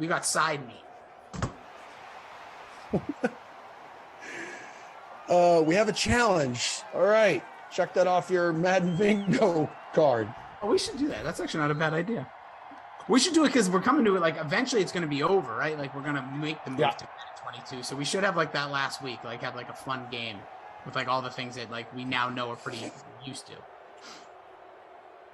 I know Andrew on the ones and twos says, yeah, he's wearing one. Oh, he is. Producer Drew says he's not wearing one. Sorry for disappointing everyone, but Rossi is doing the gym locker room change. Yeah, that was like more challenging. Why didn't you just take your shirt off? I don't know. Because I'm on camera at some point and it could be used against me. And I trust Andrew, technical director Andrew, but I would also do it to people too. Like I say one bad thing about him in like 2 months and just be like, here's Rossi's. Even though I got really, it's just you would have seen what you see now. I don't know why I did it. I got you. It's all good, man. KJ Hamler, wide receiver 3 on the depth chart there for the Broncos, which you guys can see all of these depth charts there on the DraftKings playbook. So that was his first catch for 18 yards. They go right back at him. No, that one is Cortland Sutton. So Drew Lock all of a sudden completing some passes here. Sutton's second catch, he's got around 26 yards. We got 2 minutes to play here in the first quarter, guys. First of 6 sims today here on the Dream Stream. Do not forget as well at 3 o'clock, Reed and Jeff will be here for a Tuesday edition of Get the Green. Nice. And Zach and Glash will have you next for the second sim. Philip Lindsay breaking ankles. 7 of 9, 92 yards now for Drew Lock. Second catch of the day for Philip Lindsay. Yeah, good. Like you said, Drew Lock's getting hot here. Get a good lineup here for your Dream streaming on a Tuesday. This is gonna be. Listen, Drew Lock completing passes as you mentioned, which is always a sight, always good to see. So. We're in the red zone, so can we get some points? Yeah, baby, there you go. Cortland Sutton on the reception from Drew Lock. All it took, everybody, was Jason Rossi to drop a verbal deuce on Drew Lock to inspire him. This is a noon sim. I would be lying if I said I did not agree with Rossi originally, because I did. I didn't expect much, but right now, he's looking like Tom Brady out there. Picking apart the defense, finds the man who was out for the year last year. Will be back. Good stories coming out of that Denver camp with Cortland Sutton's injury, but he could be a huge factor. We also know Drew Lock. This is kind of a make or break, and that drive alone, look at that, 95 yards. They were pinned back on that punt by Houston. So nice drive. Took 7 plays. Here we go. I think the biggest question, if we want to talk kind of like real life Drew Lock real quick, I think the biggest question is, can this guy be an NFL starter, right? This is where like maybe we can get Brandon on the horn at some point. BK. I'm sure he would love to tell us about it. Oh God, we just ask him about Drew Lock. I mean, he'll talk a whole quarter for us. Actually, you know what? Might not be the right time. He's coming off of the Hall of Fame. I don't know if he's been on a sim yet. I don't know. He filled in for me yesterday, so shout out to BK. I'm gonna be jokingly bashing him. Yeah. I joke bash you. I joke bash you. Yeah, we love each other. Yeah, and please, like I said, bring the heat back to me. But with that being said, he would not get a word out about Drew Lock. He'd be telling us all about, and I'm sure yesterday Simi told us everyone about who he saw at the Hall of Fame, who he messaged, what new phone numbers he has in him, in his phone now from the people he caught up with. He'd eventually tell you something about Drew Lock, but it would take him a while. So I'm being told now he did 2 sims yesterday. Okay. As the Texans are now starting to move the football a little bit. That's Will Fuller on the reception. That's his first catch of the day. So I'm told that he did 2 yesterday on like an hour of sleep. He had some stories and there were lots of names. It was a good time. That's according to my sources. A second source says lots. And then a third source says ha ha ha. Yes. I like that. The ha ha ha guy probably has the most. Yeah, dude, that's the one. That's the source I trust the most there. I could. So with him doing a couple sims on an hour of sleep, I could 100% see his dog running away. Him having no idea still at this point. Sorry. Yes. I don't mean to laugh. I just saw that yesterday. Another source came in. Fifth source says ZT, who did, again, shout out to BK because he helped me out. So I'm gonna.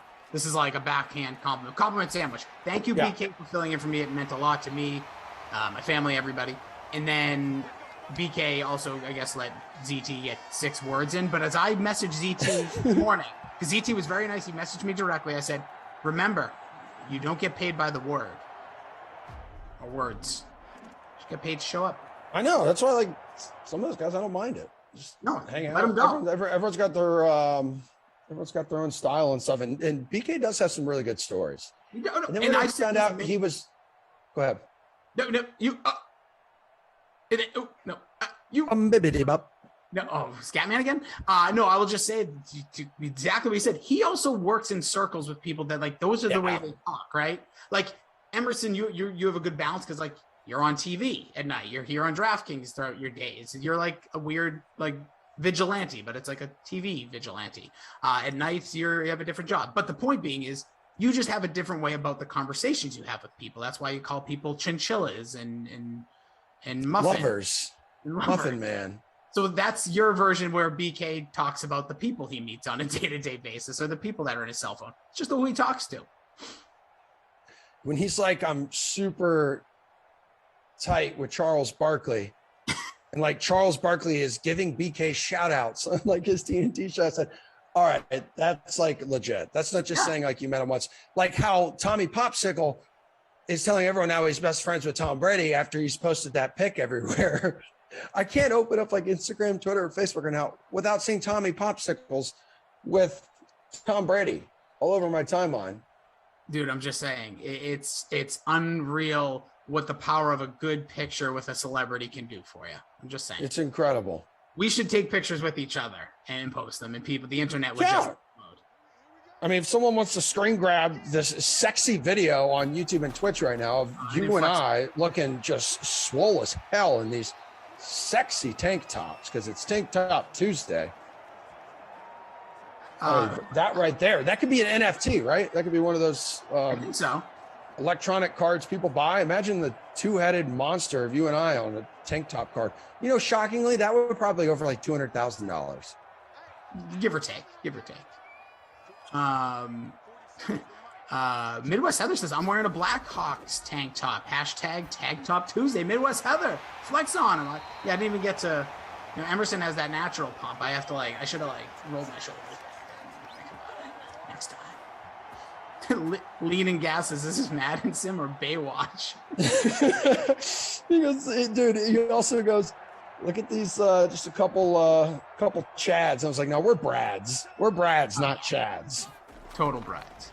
Uncle I should Bucks go put on my white. I'll go put on my white shorts. Nice farmer's tan. Yeah, I know. I don't. No, that's me, dude. They're not talking to you. You have natural. He says nice farmer's tan, Emerson. Oh. Unless he misspelled your name. No, maybe you do actually. Now that I'm looking at it, I put you full screen. Yeah, there's a little light up top. I'm just pink, so. It's good to see everybody in the YouTube chat, though. Boston Joe says, I have never worn a tank top. I also don't have any blue jeans. What? Boston Joe, you gotta break down that. We gotta know what's in the closet or the drawers. Oh, hey, Zach. On 2nd and inches, all of a sudden turning into 3rd and 6. 6 minutes to play here in the second quarter, guys. 6 minutes to play in the first half. 7-0. If you guys missed the score, little Drew Lock to Cortland Sutton action. We were talking a little bit earlier about Drew Lock, and that's when we went just off the rails about BK being best friends with all of these celebrities and him in these crazy circles. Now we're in the red zone as Deshaun Watson hooks up there with Kenny Stills.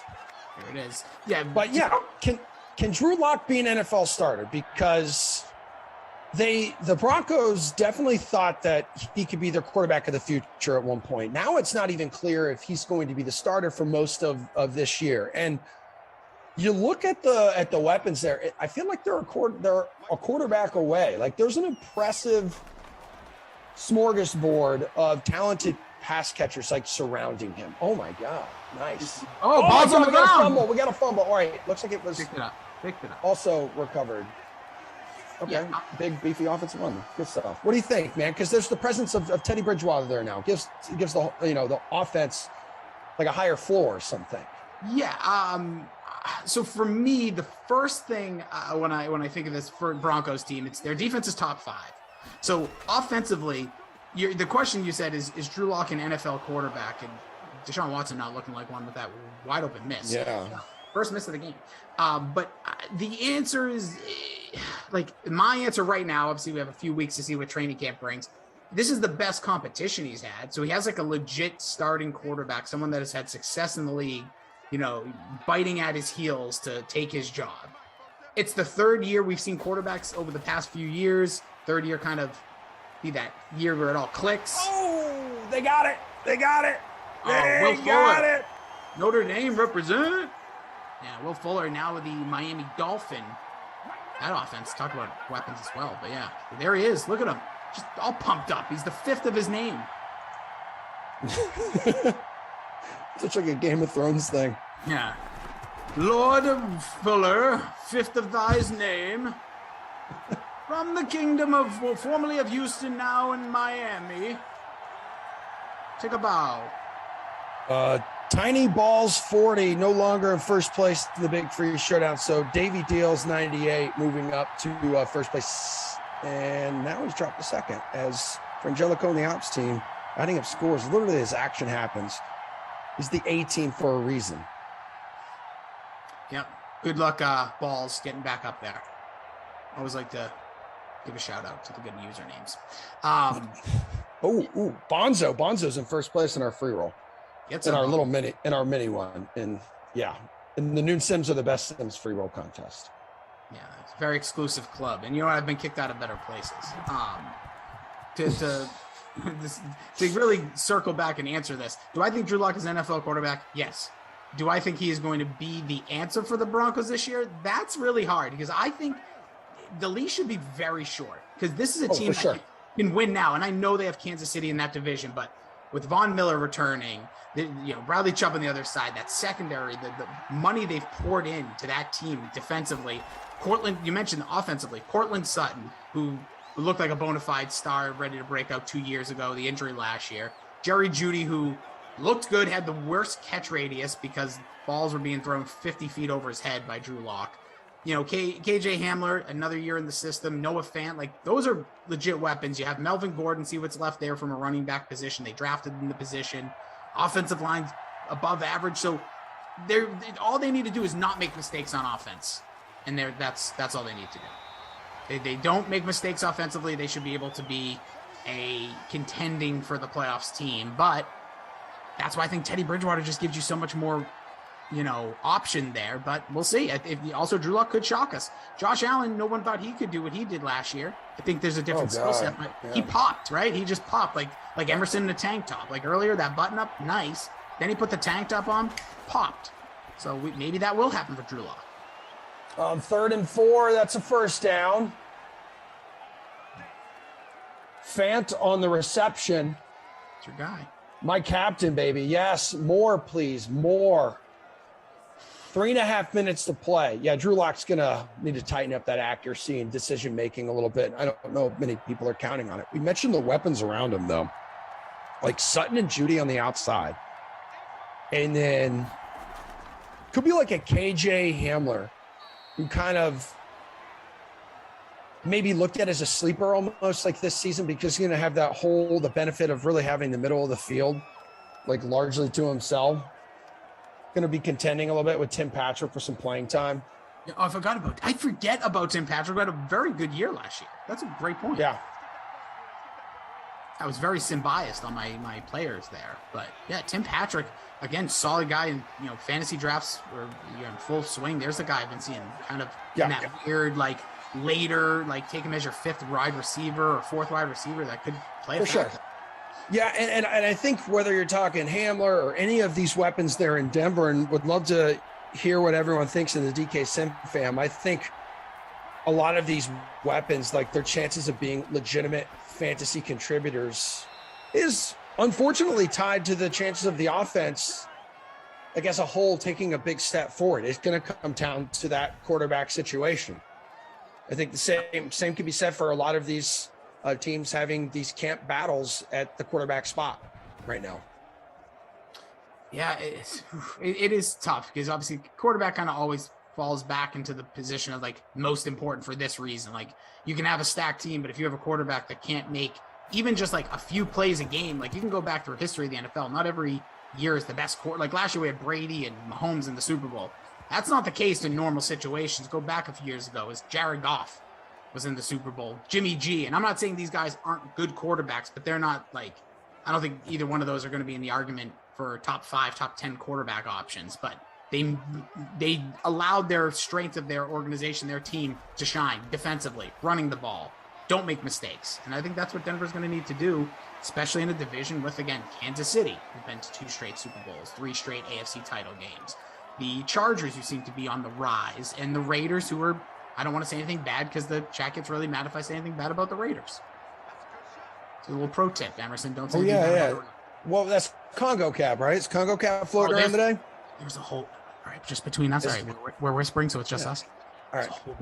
There's a bunch of marks for the Raiders in here. All right. And if you say something bad about the Raiders, you're going to be attacked. So let's both say that they're a playoff team. All right. Yeah. And they get the Raiders, they're a playoff team. Yeah, dude. No, 100%, man. Love the Raiders. Whole organization, everything they stand for. Love the DK Sim fam. There's almost 400 of them watching on the YouTube right now, up to 66 likes. We appreciate it when you guys tickle that like button there, tongue punch it, do whatever you want. Make contact with it. That's the most important. Oh, incomplete pass. Watson, I think that says 10 or 12. So 2nd and 10 coming up, minute and a half to go. They got 2 timeouts. Score's tied at 7. We'll see Will Fuller on the receiving end. Last time on their last drive, it was that Cortland Sutton tutty earlier. So yeah, 1:31 left to play.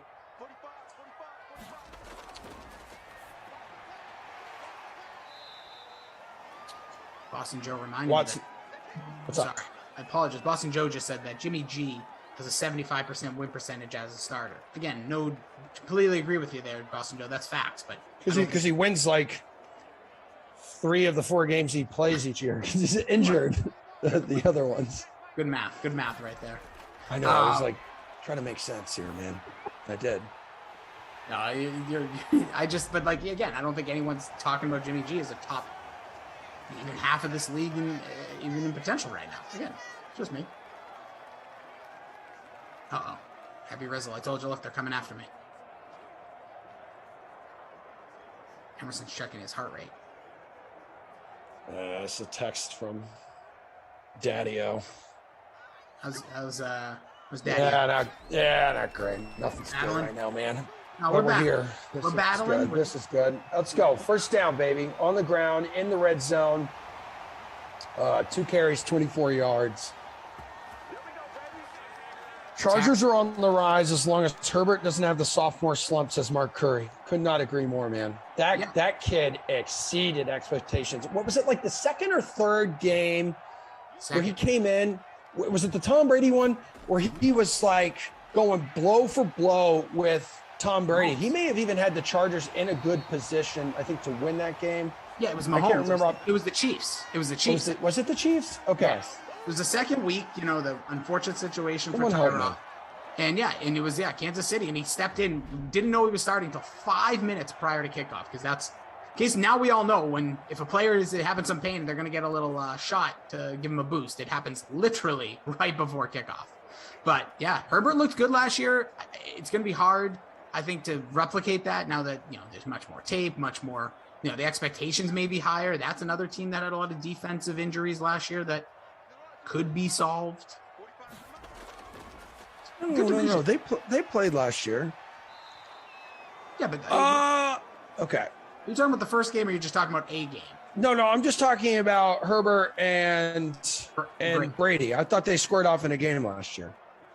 Yeah. He went toe-to-toe with him Sunday afternoon. This is back, I'm looking at an article, October 5th, 2020. So Tom Brady was one of Herbert's childhood idols. Yeah, week 4. Thank you, Producer Drew. Producer Drew on it. Got him. Here we go. What do we got? Touchdown, but there's a flag in the play, so hold your breath.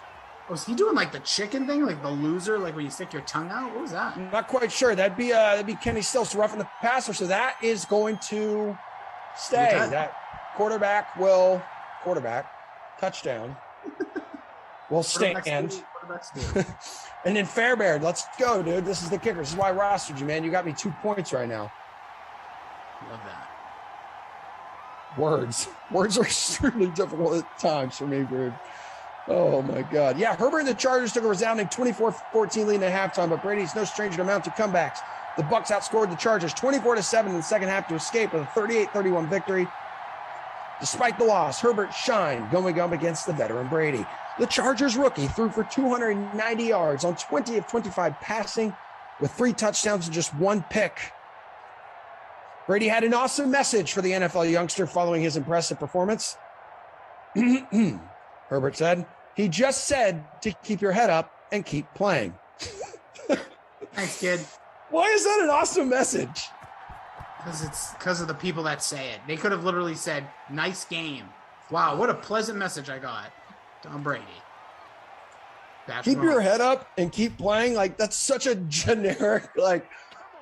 It's like your uncle. That's like an uncle comment. Like, oh yeah, kid. Like, you went to your game for that one time during the season because the parent of the child. Like, if you're. Oh yeah, it's your drunk uncle too. That's who it is. It's your drunk uncle who's like sitting there embarrassing you. He's like, great job, little Timmy. And you're like, I struck out 4 times. Keep your head up. Keep your elbow up and keep going. I'm never coming to another one of your games because I was forced by your mother. It's always what happens. Leaning gas in, are we really going this crazy on Herbert because of one game? No, I was just trying to figure out if my memory was correct or not. I thought he went toe-to-toe with Brady, and he did. I'm just confirming that for once I got something kind of right. Yeah, close to leaning gas, dude. Yeah, we're going crazy over Herbert because he also had a nice year overall. We're going buck wild over here for Herbert. Well, that's adorable as hell. And look at Andrew's got the shot wide enough where you can see the 2 dogs back there snoozing. This is like the moments where I'm like, damn, I'm really happy we got 2 dogs. Look how adorable that is. My cat's not down here. I thought my cat was sleeping here. Yeah, no one wants to see that anyway. 14 of 17, 154 yards. Duke, no, that's not Duke Johnson. That's David Johnson. 4 of 8. You gotta remember Duke Johnson's got the junior there. Drew Lock, 2 carries, 5 yards. Watson's leading in the rushing department. He's got 24 yards. So there's not much on the ground. Past few sims I've been on, which actually been this one. Then I did one Sunday with Jeb. I feel like rushing is just not a thing right now. No, moving on from rushing. Not in this game. No, very few. You can really go, ooh, yeah, I'm excited for him. All right, here we go. This is the receptions department here, guys. Let me rip through some stats for you. 5 catches, 72 yards, and a touchdown for Will Fuller. Cortland Sutton's got 3 for 42 and a touchdown. Cobb, 2 for 21. Fant, 2 for 16. Stills, 2 for 11. Lindsey, 2 for 17. Fells, 2 for 20. I like it. By the way, shout out to LT the Great, hashtag 21, even though I know it's number 21. It says, I just ran in my bedroom and threw on a blue tank top. Put on the cool emoji.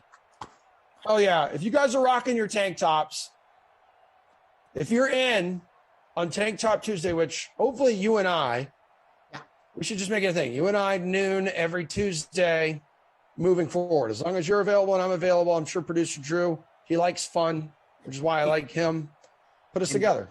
You just avoided that, saves him 3 minutes right there. That works. It's so easy. But yeah, it's if you guys are rocking tank tops, take a picture, tweet it at us, or put it on your Instagram story. Tag us.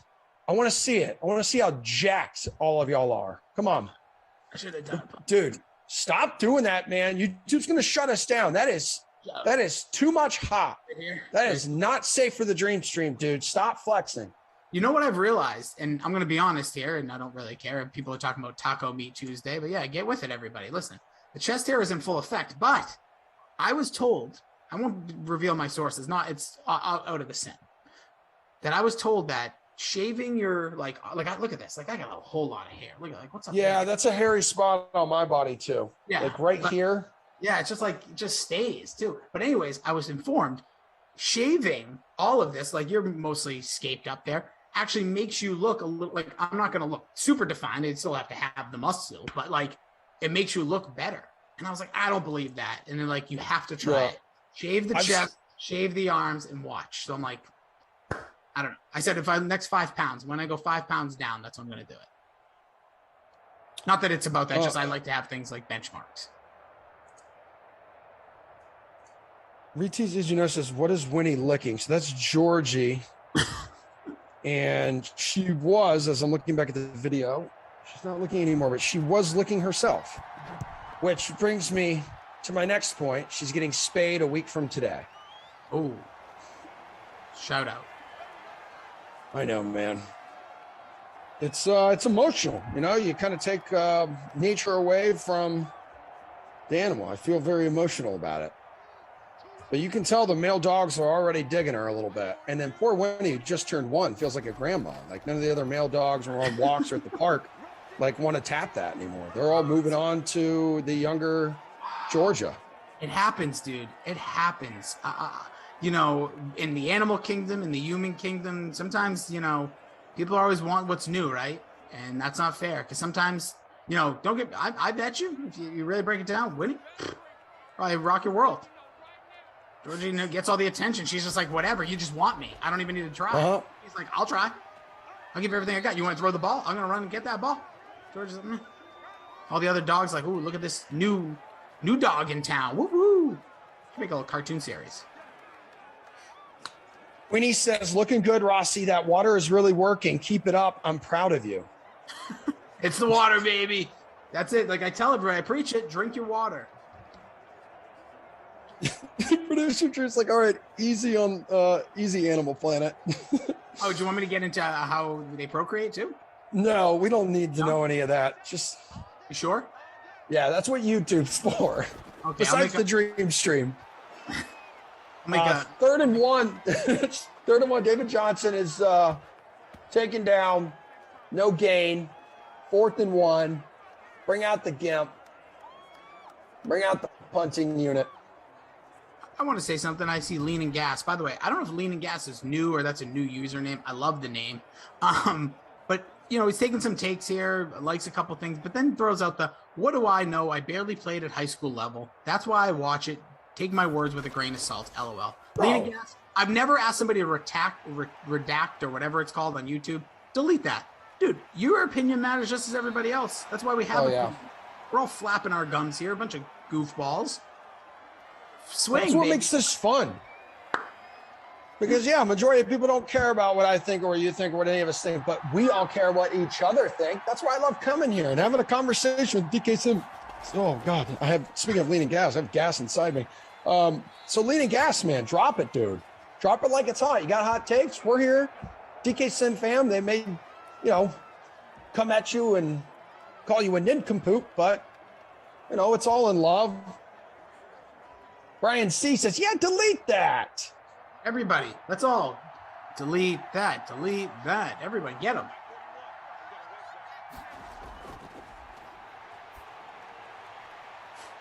Yeah, we're 85 likes now. How about there's about 400 people watching over on YouTube. How about 15 of you right now? Hammer the like button. Get us to that Century Club because that's the perfect way to start the day here on the Dream Stream. Need those likes. I popped in. I know I was number 11, and I'm not doing the takeaway to go back because number 11's my favorite number, so I'm staying there. It's like being at the deli counter. Sometimes I take 4 numbers and I walk around. To yell. Screw up everybody. They're like, wait a minute, they're only on 14 and I'm 20, and I'm like, yeah, I got 4 of them, bro. You're like, I'll have a chicken salad sandwich here. I'll take some of that pasta salad there. You know what? I'll be honest, Emerson. This is not my favorite thing about me, but I used to do this. You know, if you go to your grocery store, you go to the deli counter or a specific place, anywhere that you do the ticker, you take 4 because you know the good ones. You know the people who slice it and that give you the piece. It's all about the person who says, like maybe they know you or maybe they don't. They just they pull up that piece of turkey that they just sliced. Say, does this look good? And you're like, yeah, it does. And then they reach it over and hand it to you. Like, yes. Then you know the person who doesn't do that. And I won't say. So if I'm number 13 and the person that I don't like says, number 13, just pretend like it wasn't you. Look at that. We got ourselves a sack because Drew Lock decided to hang on the football for about 30 seconds. Viper appreciates says there's a like for the Springers cameo. Oh my God, it says 99 likes right now. Damn, I need that one magical moment, that one magical human being just to give it a little taparoo, babes. Come on. Who's it going to be? Raise your hand. You know, I'll say this as you're talking about your relationship with members of your local deli. That's very important. I remember as a kid, even now, times when I've gone back home and I've gone to Publix with my mom, like being tight with your deli person goes a long way, especially someone in the bakery. It's like, hey, we just baked this. Like, here's, try this out. This is what we're working on behind the scenes. Or maybe you get a couple extra slices in there after they've already weighed the meat, throw a little more on afterwards. Yeah. They'll put more meat on your sub, Publix sub. Like, I feel like when you're close to your local bartender as well, that could pay off big time, especially if you consistently take care of him or her. Agree with you. I love it. It's a very important person in your life. We just don't realize it. Respect thy neighbor, respect thy deli slicer. Respect everybody. Yeah. And wherever you guys are today, whatever's going on in your world, hopefully this is bringing a little bit of a smile, a little bit of joy, maybe a little bit of cash if you win the free roll, because nothing better than free money. And that's what DraftKings just says, hey, we'll give you free money 6 times a day. What are you in? I hope you guys are doing well. And hope our tank tops aren't, well, my tank top isn't scaring you too much. Yeah, producer Drew says, shout out to all the deli slicers out there. This one's for you. And then Andrew on the 1 and 2 says, you ever bring your bartender cold cuts? You'll be set for life. You'll be set for life. What a life hack by AC, the technical director. That is such a good call. Hey man, I was thinking of you this morning when I went to go get my my deli. Here's some Genoa salami. Just wanted you to have this. I'll take a polar beverage on the rocks.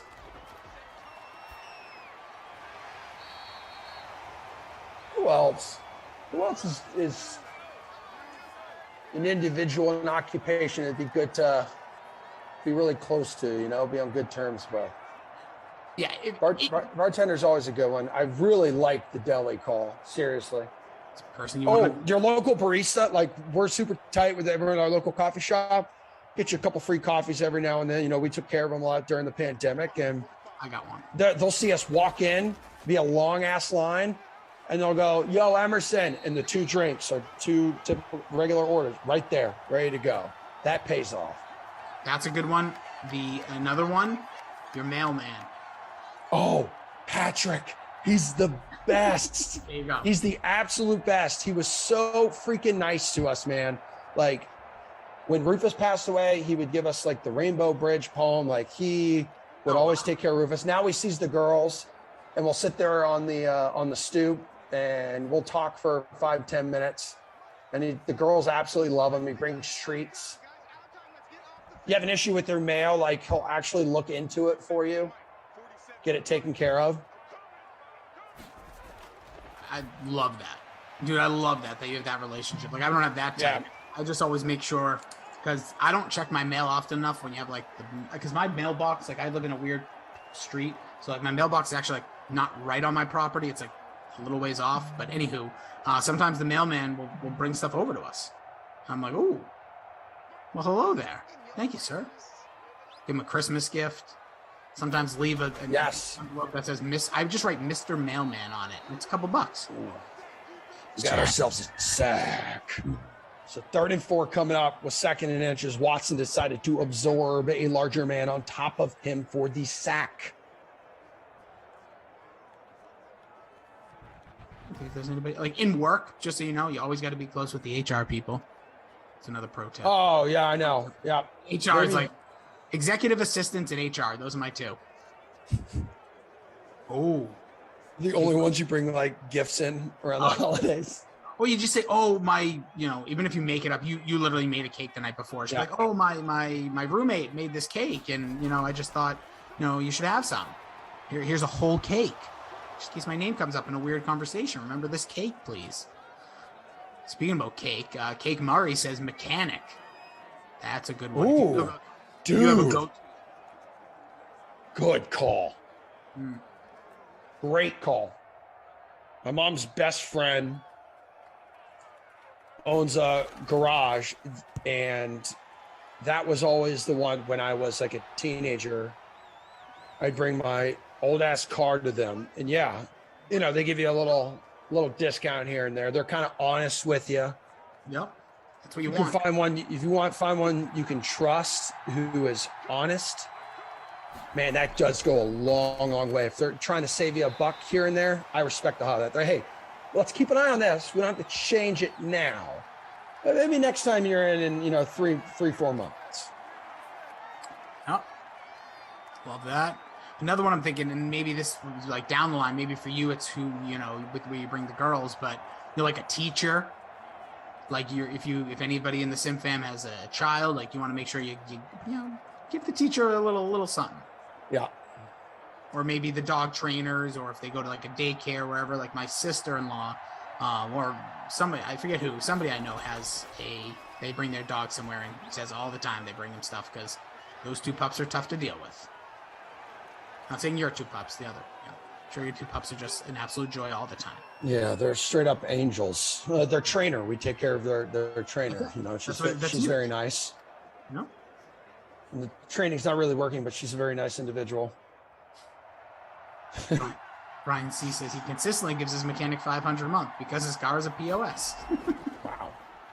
Wow. Reggie Love said my barber. That's a good one. That's a great one. That's a good point, dude. So I had to take an unexpected trip home like a couple weeks ago, and I was set for like a Thursday or a Wednesday barber cut.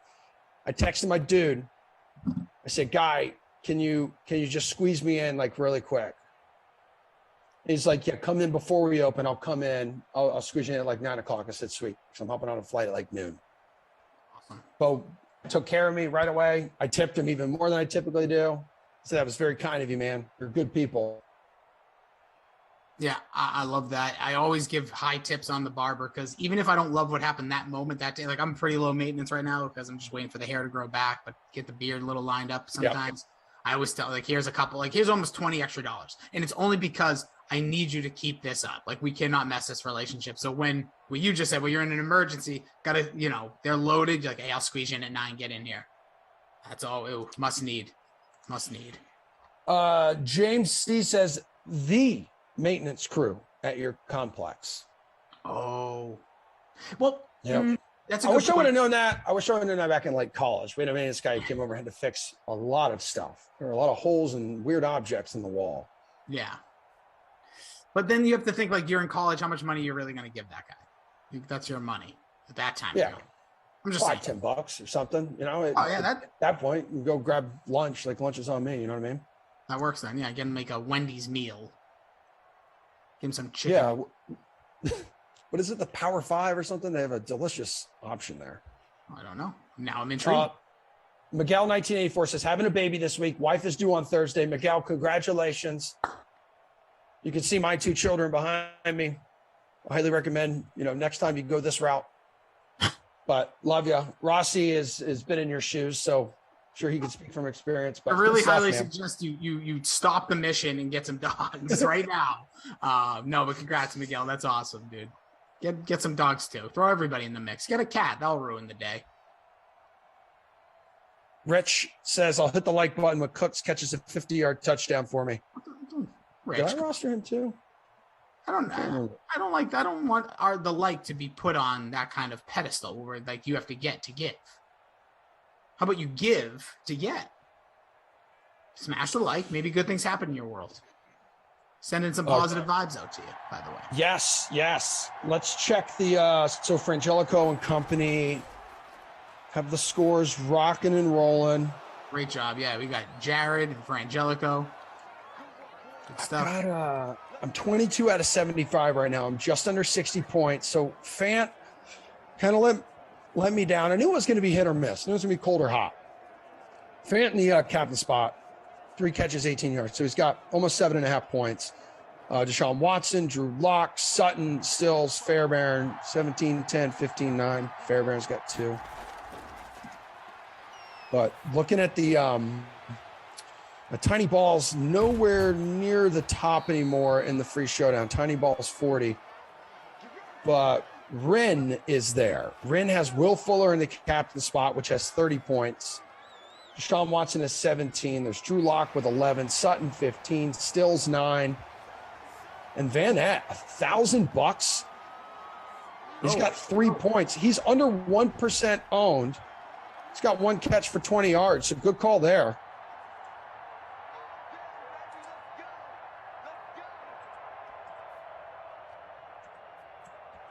See if that can all get shaken up here. Whoever needs this, you're doing great. And know that you are appreciated. Hell yeah. I needed that. Thank you. You're welcome. No, sometimes I know those things seem cliche, but like sometimes I think about like what I'm doing. And then I'll read like literally it sounds dumb, but this is the world we live in. Like you'll see like a tweet or an Instagram photo from like a model or whatever, but it just sometimes says like wherever you are, it's where you're supposed to be, and you're like, huh, that's stupid. You scroll by, you're like, whatever. And then later you're like sitting there while eating a turkey sandwich in your tidy whities with Cheeto flakes all over yourself, and you say, I am right where I'm supposed to be right now. This is where I'm supposed to be. And it's okay. Things will change in the future if I need them to be better. If I don't want them to be any different, keep rocking and rolling. So there you go. Not that I eat Cheetos, but I'm just letting you know. Just wanted to paint a little picture. That's some those real hot, flaming hot Cheetos were like crunched up on my mac and cheese over the weekend. Very good stuff. Speaking of good stuff, Zach V says it looks like a Jersey Shore costume party. I think that one.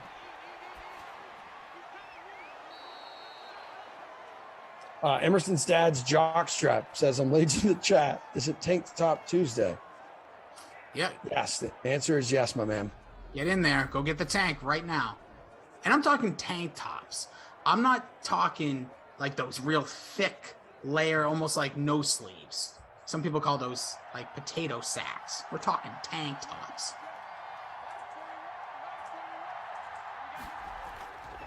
Yeah, Retease, did you know, like without spoiling anything for anyone who may be a little behind on The Bachelorette, and I know producer Drew is into it as well. He says Katie was one of the worst bachelorettes ever. Past few weeks have just been kind of really weird. I'm not going to say anything else. Ooh. And producer Drew says she was fine, which doesn't mean she was great, but maybe doesn't mean what Retease saying, which is one of the worst ever. So fine's just kind of like right in the middle. Love it. I don't watch The Bachelorette, but I watch wrestling, so I feel like I understand without understanding. Oh yeah, you know all about that drama, dude. Good. It's all good stories. It's all keeping you coming back for the next week. You got to see how it all ends and if they get married. What's the marriage rate on there? It's got to be low. Like still married. Well, still married. Yeah, that's low. I think getting married, and producer Drew, I don't know if you have stats. You probably know a lot more about this than I do. I think getting married is relatively high. Got to be like 85, 90% off the top of my head. Really? Now staying married is totally different. I know that the OG Bachelorette, that was the only time I watched it because I lived at home. I have 2 older sisters, and it was like a big thing in the house. It was the guy who like wrote poems to her. You guys might know the names, but First and goal, let's go. Sorry to cut you off there, Rossi, but this is big because we finally got more points, and now Denver an extra point away from tying this thing up with 4:46 to go. in the final quarter of play. Judy, Judy, Judy, Judy. I love it. So Judy gets us one step closer to our 10 overtime game here. But still plenty of time. 4:46. See what Houston can do to respond. But again, the story of this is Drew Lock has thrown 2 touchdown passes. I didn't know that unicorns existed until this moment. You were very low on him, the complete opposite of high on him to start this sim. But we get some facts here. Drew, producer Drew, is with the Drew Stack. Out of 25 seasons of The Bachelor and 16 of The Bachelorette, there are only 16 couples still standing. So very quick math here. That would be 41 seasons, 16. So 16 out of 41. What is that percent? Let me just see what I get here. 16. 41. It's like 60 something. No, It it's was not 68. No, it's 62. No, 16 of 41. That's No, below 16 of 25. It's 16 of 25. No. I will read it again to you. All right, because I'm confused. There's been 25 seasons of The Bachelor and 16. Oh my God! Yeah, wow. So Now the getting married thing, though, I think most of them do, but still standing is different. yeah, 39%, which is actually pretty good. That's better than I think most marriage rates.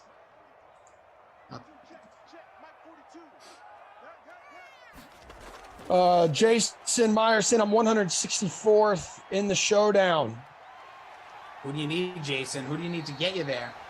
Tilo and Gavin currently tied for first, 93.06. Fuller, Watson, Sutton, Judy, Stills, Hamler. Saw someone mentioned Amari Cooper. Yes, Amari Cooper, seeing minutes ago, activated from the pup list. Said last week he was real close to 100%, had ankle surgery in January, and appears the medical team agrees with him. So he passed his physical today, off the pup list, eligible to practice for the first time now in training camp. Now, big question for you. Would you get, when the people say pup list, does it pique your interest? Did you think they're about to talk about puppies or? Yes, it does. It definitely pulls my attention and it grabs my attention. Oh, someone say something about a puppy? Who?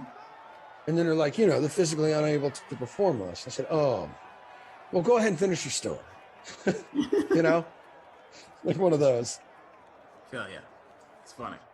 Well, what's going on? What's going on with Dak? Been kind of out of the loop the last few days, but I had sports radio on for a little bit yesterday, and they were talking like, would it make sense? He's got a shoulder injury, right? Would it make sense just to rest him for the next few weeks until basically week 1, let him kind of heal up and not mess around with it? Yeah. I don't think there's any reason to put him out there. Maybe for a drive if you feel there's a good chance of health, because if you are playing your full starting offensive line, just for him to take the real game snap. But I would not put him in any position. I literally have him hand off 3 times just so it's like the adrenaline of a real game is there, so then he can be ready. But I don't know. You have to remember also the preseason ends in like 2 weeks, and then there's 2 weeks before the opening of the season. It's not like years past where with the 4th game where it's basically just like a few days. Damn, and they open up. I totally forgot about that. They open up Thursday, September 9th, first game of the NFL season against Tom Brady and the Buccaneers. Banner night.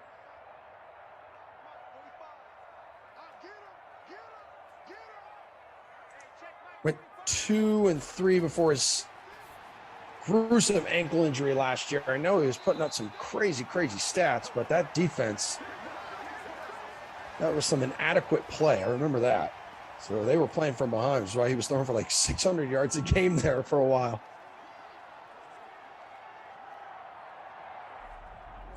Yeah, that's a tough Washington and Fitzmagic. I know a lot of people are pretty high on them in the NFC division. Fools. Wasn't Saquon activated yesterday? Yep. If we can go ahead and just keep our NFC East conversation going. Yeah, get them all in there. Get everybody ready. Oh boy, David. 10 rushes for 35 yards, 36. Nice. Austin Joe says Brady's going to play till he's 50. I don't know. By the way, the picture of him and we talked about free spots, but can we talk about that, please? I'm sure everyone has seen it, but go ahead. This is unbelievable. Why is the name obviously? You just made me laugh. So now my name's here. Who's the former Indianapolis coach? That's Tony Dungy. Tony Dungy. Tony Dungy. Where what? All right, let's be real though. It was clearly a dark area, and the flash. They already were probably trying to force smiles, but then the flash hits you, and we've all had pictures like this. We just, we're not famous. Other people are posting them, but like that is like shut off the internet scary. Like I saw that. I think it was last night. Maybe it came out a few days ago, but I saw it last night, and I was like, I'm done. I'm going to bed. Like I need to shut off the internet because they just look like Thriller-esque zombies from the Michael Jackson music video. It was spooky. Yeah, I tweeted out. I quote tweeted someone, and I said, they look like wax figures of themselves. They really, really do. It's almost like frightening. Oh my god, that's so. What's going on? Like, what are you guys been doing together? Yeah, and it was like I just feel like it was like the very end of that, the post Hall of Fame ceremony on Sunday, and literally it's like, hey guys, and they like look over. Somebody took a picture originally, then it got dark because it was not a perfect. That was definitely like an iPhone photo or a cell phone photo, as we always get. But yeah, and I'm saying to myself, okay, but then you look and because we've had a picture of that, Emerson. I'm sure you and maybe not the roommate, maybe a friend. It's like it's dark area. Somebody comes over, the flash hits, your eyes open even more, eyebrows raised through up to the heavens. But yeah, tough one.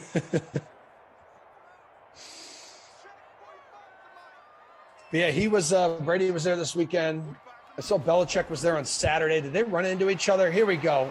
The lead now back in the hands of the Texans, and that is David Johnson.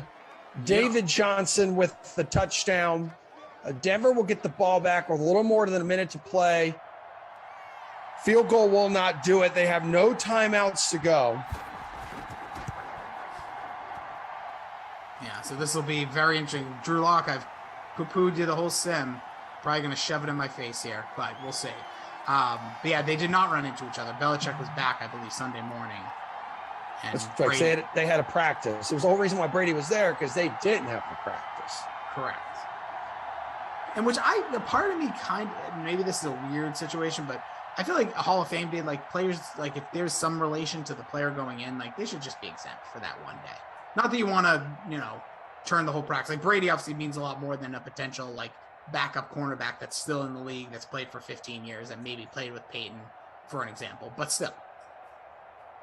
But yeah, it worked out that no Patriots, nothing Saturday. Tampa, nothing Sunday. Both in attendance. Brady with the weirdest style, but that's okay. Like that happens. He's just, I told Tommy Freespops he looks like a guy who's really successful in insurance.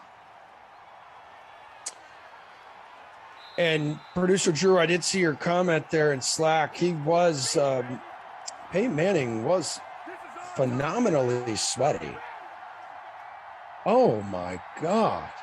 Like that picture of him and Brady. Have you seen this? Oh, is that he's like sweating through his shirt and jacket. I appreciated that so much.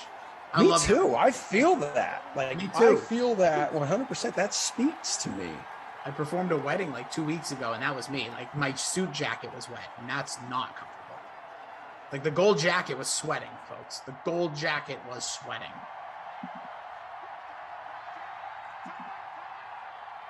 Queenie says, "Hey Rossi, I sent you a Tank Top Tuesday pick, so look out for that, Rossi." Get in there. 2nd and 10 minutes of play. Everybody should be sending. Even if you don't do it right now, do it later. Everyone should be sending photos around of them in their tank tops. Make it a movement, all right?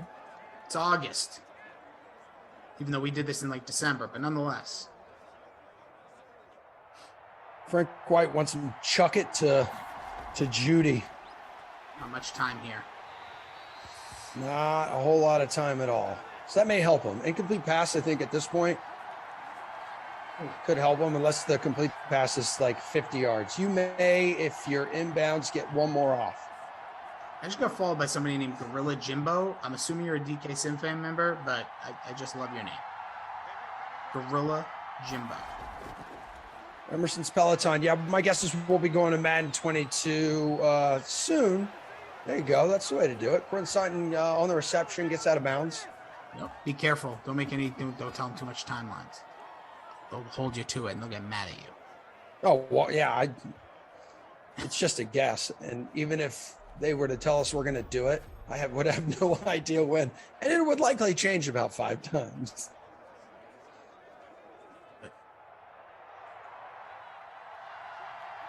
Andy, hashtag Tank Top Tuesday in the chat. Love it. Let's go. 30 seconds to play. Incomplete pass. This is so this Drew Lock is the Drew Lock I think you were expecting. Well, this is the guy that scares you as a Broncos fan. If you are a Broncos fan, like this is what you don't want.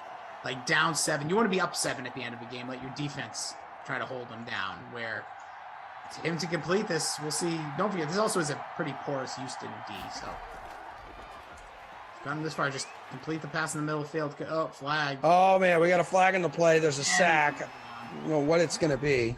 If it's on Denver, you want to decline it. Holding. Because then the clock would just tick. You want to decline this, but I don't know if the sim does it that way. They don't. They take it. 3rd and 22. They're on the 46. Drew Lock's throwing power is an 88. He can get it down there and playing hot potato, so they'll live to see at least one more play here. Lock 70 overall in this edition of Madden. You can see all the ratings. You just Google it there. Madden has all the ratings out for 2022. I think it hits shelves in a week or so. Yeah, next week. So I think a week from today, technically. All right, so here we go. Throwing power, 88. Is he going to get it there? He does. Will it be pulled in? No. That's incomplete. Ball game. All right, player of the game. I know this is, controversial maybe. I'm giving it to Drew Lock. He threw 2 touchdowns and the guy stinks. So there he goes. Even though he didn't come through there at the end, he's still getting the player of the game. Nobody else stood out. Everyone else had higher ownership that I think, played out to what you thought. There was no bonus, so the Not My Kid award, I'm just going to go off a high ownership here. Deshaun scored 2. Let's see. I hit the wrong button. Nope, got it. I did too. I just closed out of everything on my computer. Brandon Cooks is not my kid. I don't even care how good he did. He's still second highest owned. He didn't score a touchdown. He's not my kid. So there you go. I'm not here. I'm not taking questions at this time. As I like to tell everybody, okay. I feel like you're good at this. I don't like when people hey, give the award, and then you give an award and they're like, you should have given it to this guy. Oh, too bad. It's not up for debate, and it means absolutely nothing, but it is fun to talk about. Absolutely. Cheers, man. Guys and gals, we got to take off. We got to skedaddle here. Some got to go celebrate with their moms. Some got to send positivity to their moms. All the love in the world to all the moms out there. Always thinking of them. And we got to send positive vibes to all of you. And Emerson has a meeting too. So just a little. And enjoy Chili's. Enjoy Chili's with your mom. I love you. I love you, DK Sim fam. Thanks so much for hanging with us. So I forget what's next. Hold on. The sweat's up next. Give me a little. So the sweat is coming up next. 49ers of the Bills. I'm not doing it right now. 49ers of the Bills. Glash and Zach. I'm not doing it. I'm not doing it right now. Keep them one. You're man. I feel small today. I can't. I know, but it's okay. It's okay. I'm embarrassed. Just one Emerson for all the positivity in the world. The love. I gotta go. I'm gonna throw up. I gotta go. I'm gonna throw up. My dogs are jonesing to go outside. Look at them. I have to go. I love you. I'll see everybody later. You're a good person. Have a good rest of your day. Enjoy a replay of the sweat. Hey there, guys and gals. Happy Tuesday. Welcome to The Sweat. I'm your host, Jesse Cofield. If you don't know about this show, here's the elevator pitch. 55 minutes of DFS and sports betting advice and analysis with the best in the biz. Speaking of, I'm joined by RotoWire's Paul Bruno and Eric Halterman, who are here for MLB Chase or Fade. Here's how this goes. I give you some DFS plays for tonight's 15-game main slate. You agree or disagree. Pretty straightforward, guys. Easy enough. Let's do it. So Max Scherzer making his second start in a Dodgers uniform tonight against the Phillies. He had a pretty good showing last time out. He struck out 10, had a slate high 32.15 DK fantasy points against the Astros. So Paul, chase or fade Max tonight as the most expensive pitcher on the slate at $11K.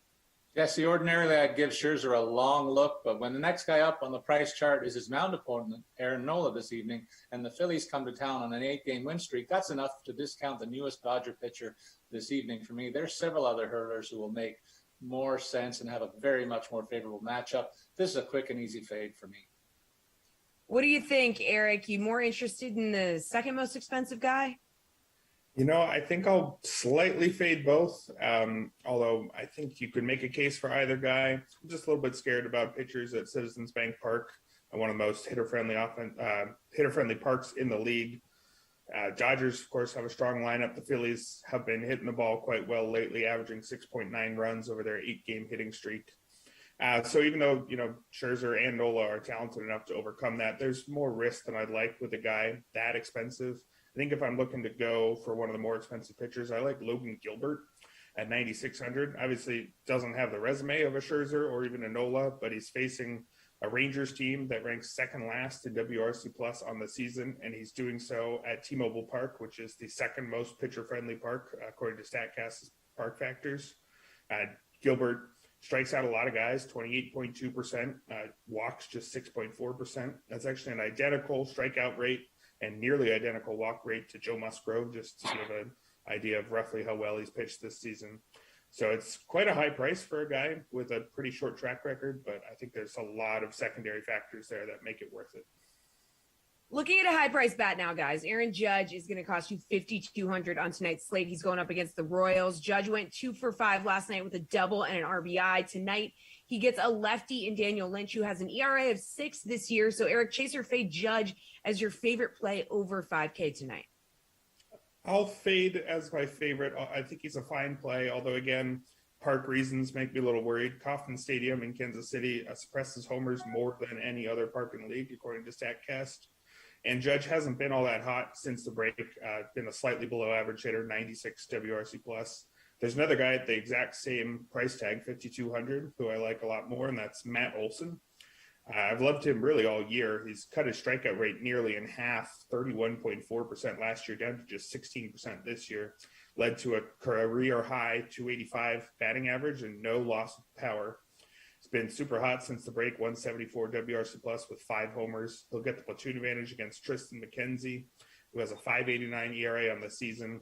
And he's gotten there in ways that make him really somebody I want to target with power hitters. Specifically, he can't keep the ball on the ground at all, 29.7% ground ball rate. Anytime you see that starting with a 2, I think your eyes should really light up. And that's the third lowest ground ball rate from pitchers who've thrown at least 70 innings.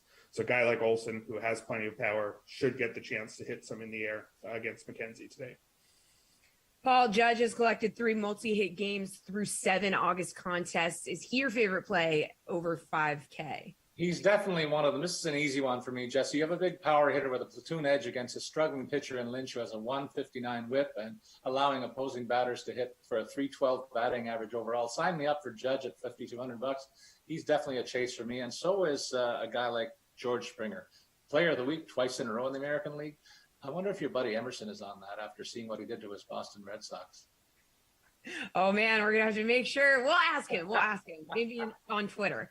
All right, let's take a look at some potential value on the mound tonight, guys. Carlos Carrasco will make his 3rd start of the year for the Mets tonight against the Nationals. The veteran right-hander is still trying to build up his strength, only going about 4 innings in each of his first 2 starts. However, he has struck out 9 over those 2 outings. So at 8K on this slate, chase or fade Carrasco is an option tonight, Paul. Carrasco's at the opposite end of the starting pitcher slate that started with Scherzer that we talked about earlier, and he's backed by a team that's struggling lately with a 4-game losing streak and 2-8 in their last 10 overall. With this small sample size of work this season, there just isn't enough information for me to make him my go-to guy tonight. As we've talked there are many other choices in mid-range of the slate that make way more sense. This is definitely the easy fade for me. Is it an easy fade for you here, Eric?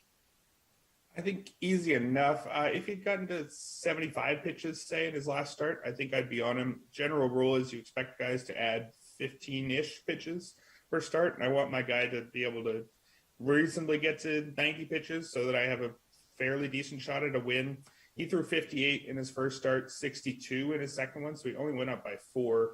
And that means we should estimate probably 75 to 80 pitches this time. I just don't think we can reliably count on him going 5 innings. I definitely think he can. So for larger contests, he's got the talent to put up numbers on a per inning basis that can justify his price, but I'm just a little bit too worried about getting somebody who I think has pretty low odds at a win. I think there's some other mid-price options. Maybe Jake Odorizzi is a little bit cheaper. Hasn't been great this season. Gets the Rockies away from Coors Field. You could even, in a bigger contest, go with Tristan McKenzie, who I just said bad things about because while he does have a super low floor, he also has a high strikeout ceiling. So there's some other options that I think have a better chance at a win. I wouldn't be completely off on Carrasco, but I want to see him get to 75 pitches before I really start considering him strongly.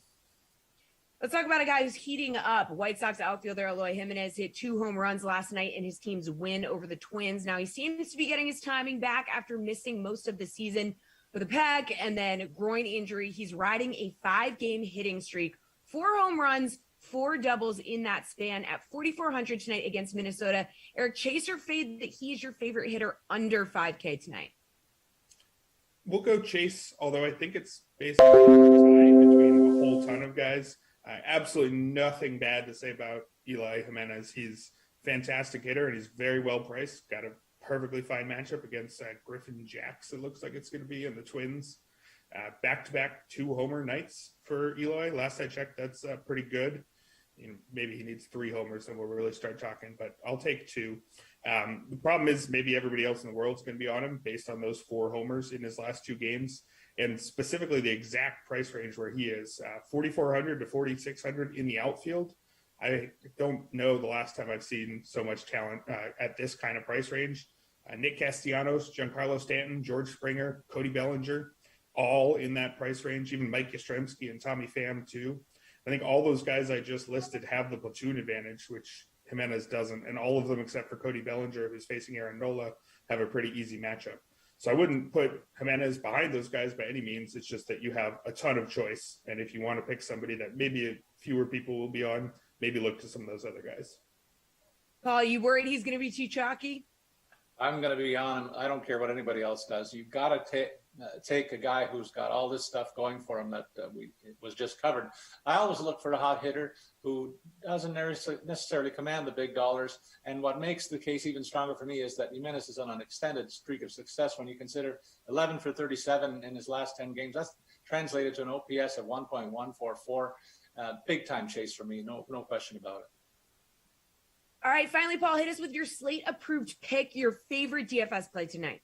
Well, ideally in this spot, I look for a power hitter who's raking recently and getting the platoon advantage as a bonus against a struggling starting pitcher. Tonight, those boxes all get checked off when I consider Nick Castellanos fitting the bill with his recent performance and will face Drew Smyly, who hasn't been too impressive in his last 3 starts for sure. Head-to-head, there's even an edge for Castellanos in a small sample size, but it's significant enough when you consider 6 for 13, 4 of those hits for extra bases. I definitely have to include Castellanos with my lineup for $4,400. Eric, slate-approved pick.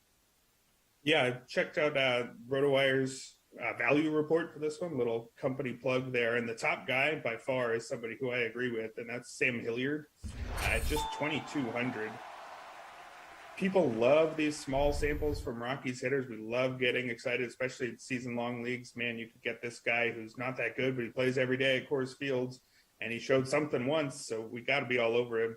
That's Hilliard right now. Since the break, he's hitting .304 with 6 homers and 63 plate appearances. He won't be at Coors Field tonight, which might mean he sees lower ownership than you'd expect, given a guy hitting that well at this kind of price. But at 2,200 with a platoon advantage against Jake Odorizzi, who I talked about earlier, somebody you could maybe look at, given how poor the Rockies normally are. But if you're not selecting him yourself, I think Hilliard with that kind of value, given how hot he's been lately. Odorizzi really has not been himself this year, 4.95 ERA. I don't think you're going to get many guys this hot down in the 2,200 range. Thanks, fellas. That is an A block. Coming up in the B block, Jeff Ulrich is going to price check some golfers teeing off in this week's Wyndham Championship. Stay tuned. The Sweat will be right back.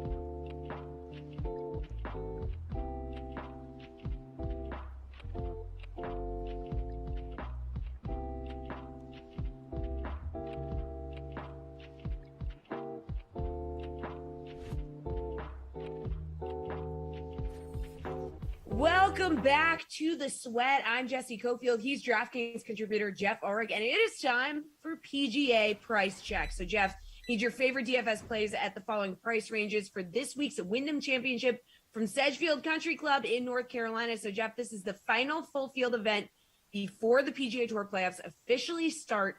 So, some jockeying for position going on. Okay, start us off with a guy who's 10K or more. Your boy Louis Oosthuizen is the second highest priced guy at 10.7. Yeah, exciting times. I mean, there's a couple different angles we could go. I mean, I kind of made it known I was out on Patrick Reed yesterday. I'm going to stick to that call. The travel schedule is crazy. I'm not a big 10K for Jason Kokrak fan either. Not the greatest Bermuda putter. I think Will Zalatoris is interesting, but you know what, Jesse? You know, the brain says go with Webb Simpson in his course history, but the heart says Louis Oosthuizen here. I mean, this is a player, obviously, who week in, week out, bringing it consistency-wise. Fell apart a little bit on Sunday last week, but, I mean, that's one round here, one back nine. Oosty, when you really look at him and Webb Simpson, put up together over the last couple months, I mean, Oosty's the guy who's been better approach, better putting, better pretty much everything. I think you have to give him a little bit of respect. We saw the spike week from Hideki Matsuyama, but all things considered here, I don't mind paying up for Louis in this field. I mean, the win just seems like it's inevitable at this point. It's coming soon. Zalatoris is probably the guy I would pivot off to in GPPs, but if you're giving me one play, one lineup, I would start with Louis over Webb this week. Maybe it's a bit of a hot take given Webb Simpson's course history, but I think Oosty is where you start this week. All right, let's talk about guys in that 9K range. Siwoo Kim was in your article on the DK Nation, and you seem to like him, so talk about him maybe.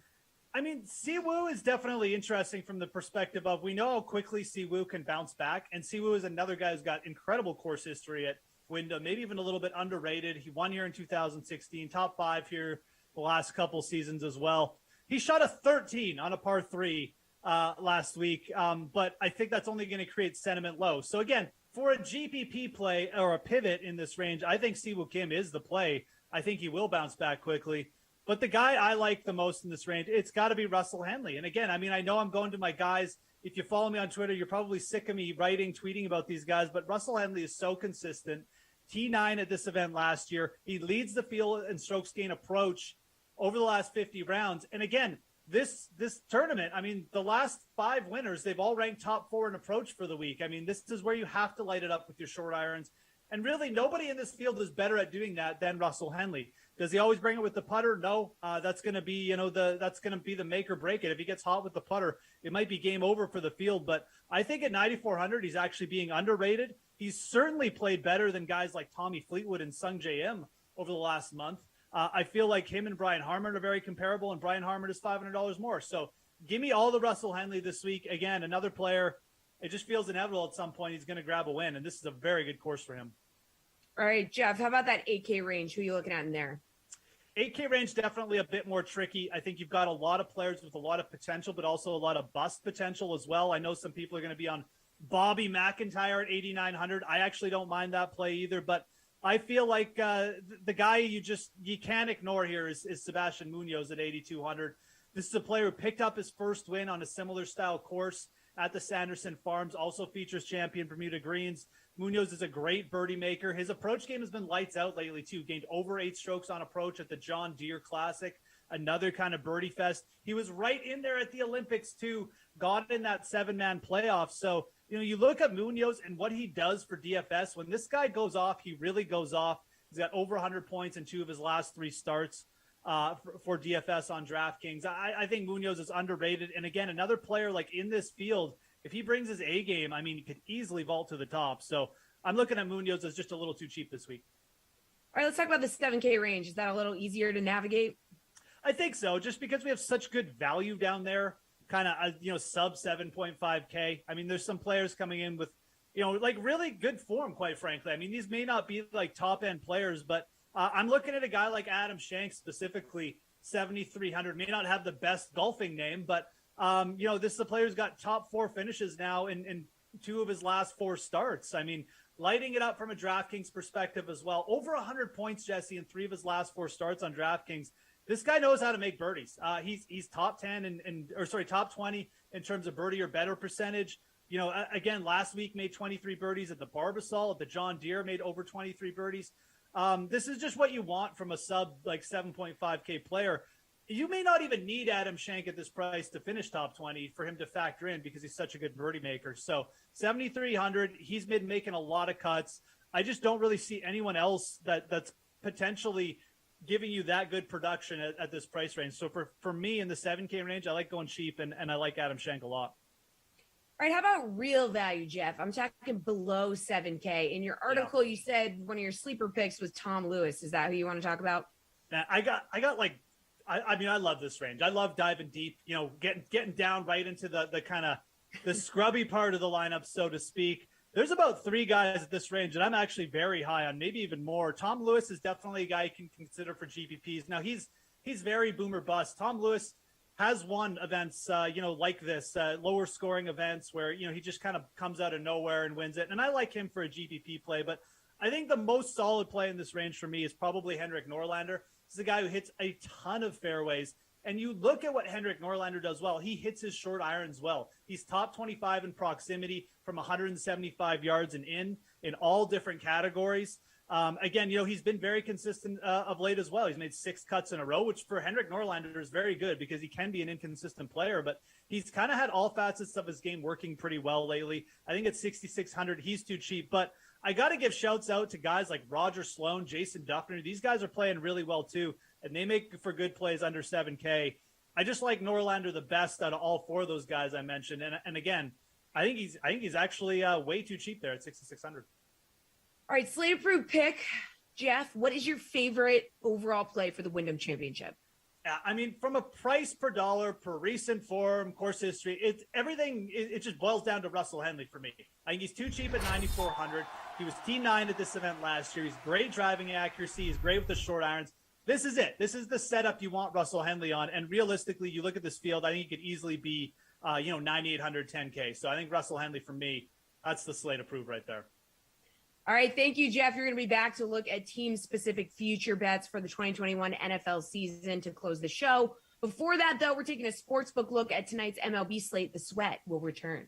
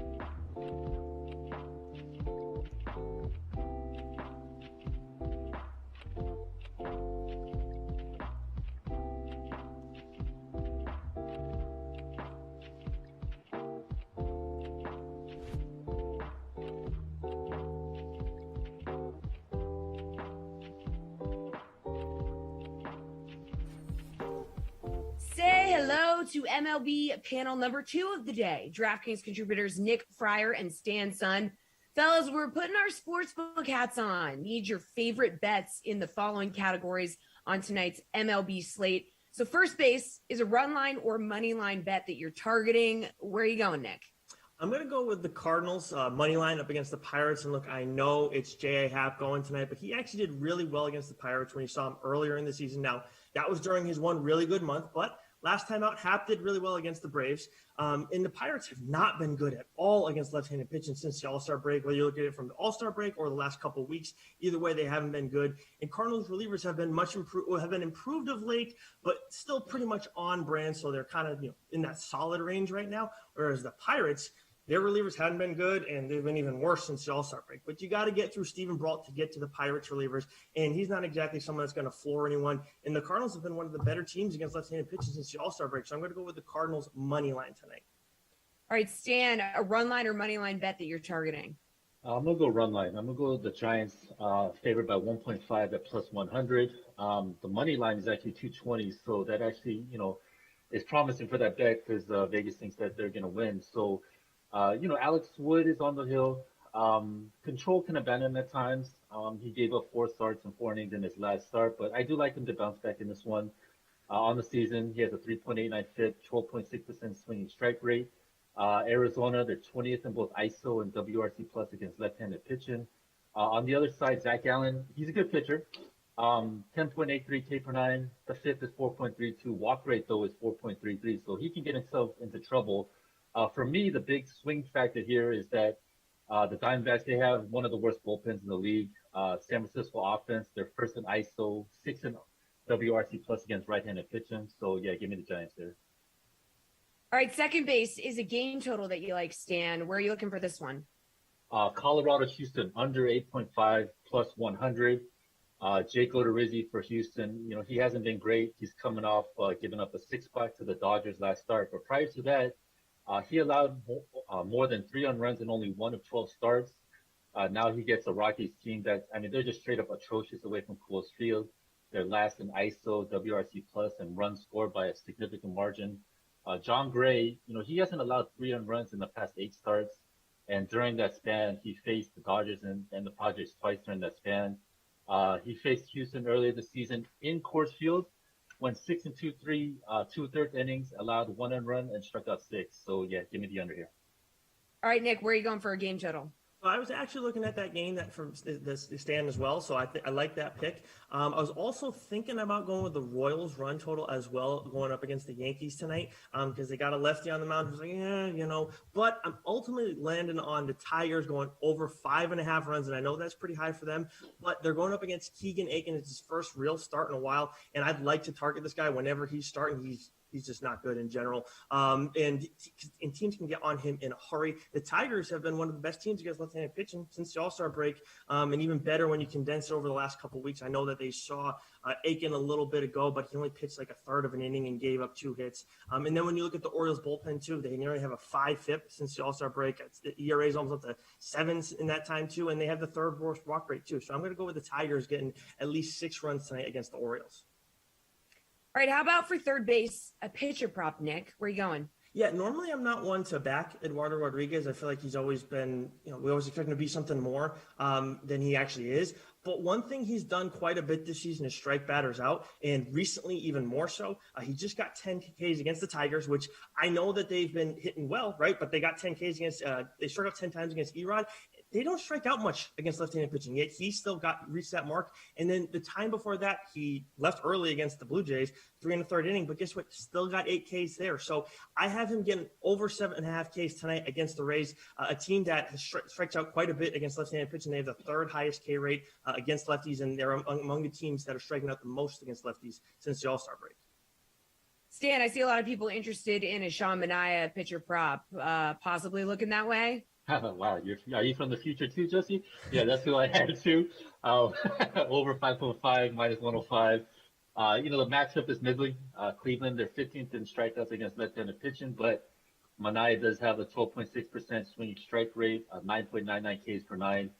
He is coming off a 4 strikeout game performance, but prior to that, he went for at least 6 and 7 games, and 2 of those were over 10. So he did face the Indians 4 starts ago. He struck out 7 and 5 in a 3rd inning. So, yeah, I'm with the people and with you, Jesse.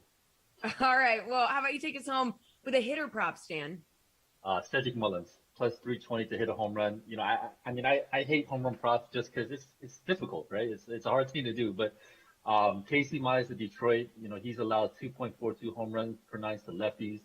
Mullins has a .240 ISO against right-handed pitching. You know, they're in Camden Yards, which is rated numero uno for home runs in regards to ballpark factors.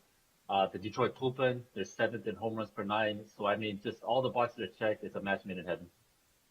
All right, Nick, hitter prop, where are you going? I'm going to go with Nelson Cruz over 1.5 total bases. Nick Castellanos is another one that I was looking at as well, but I ultimately landed on Cruz as my number 1 for tonight. And this is a guy who, obviously, we all know he destroys left-handed pitching. As much as I was speaking highly of Erod a second ago, I think that Cruz can still at least get 2 bases off him tonight.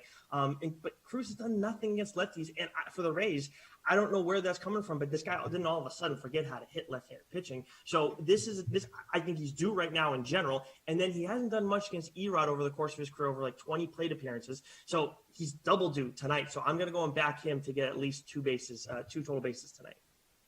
All right, thanks, guys. Still to come on the Sweat, we're going to break down the best bets and DFS plays for tonight's 6-game NBA Summer League slate. Stay tuned. We'll be right back.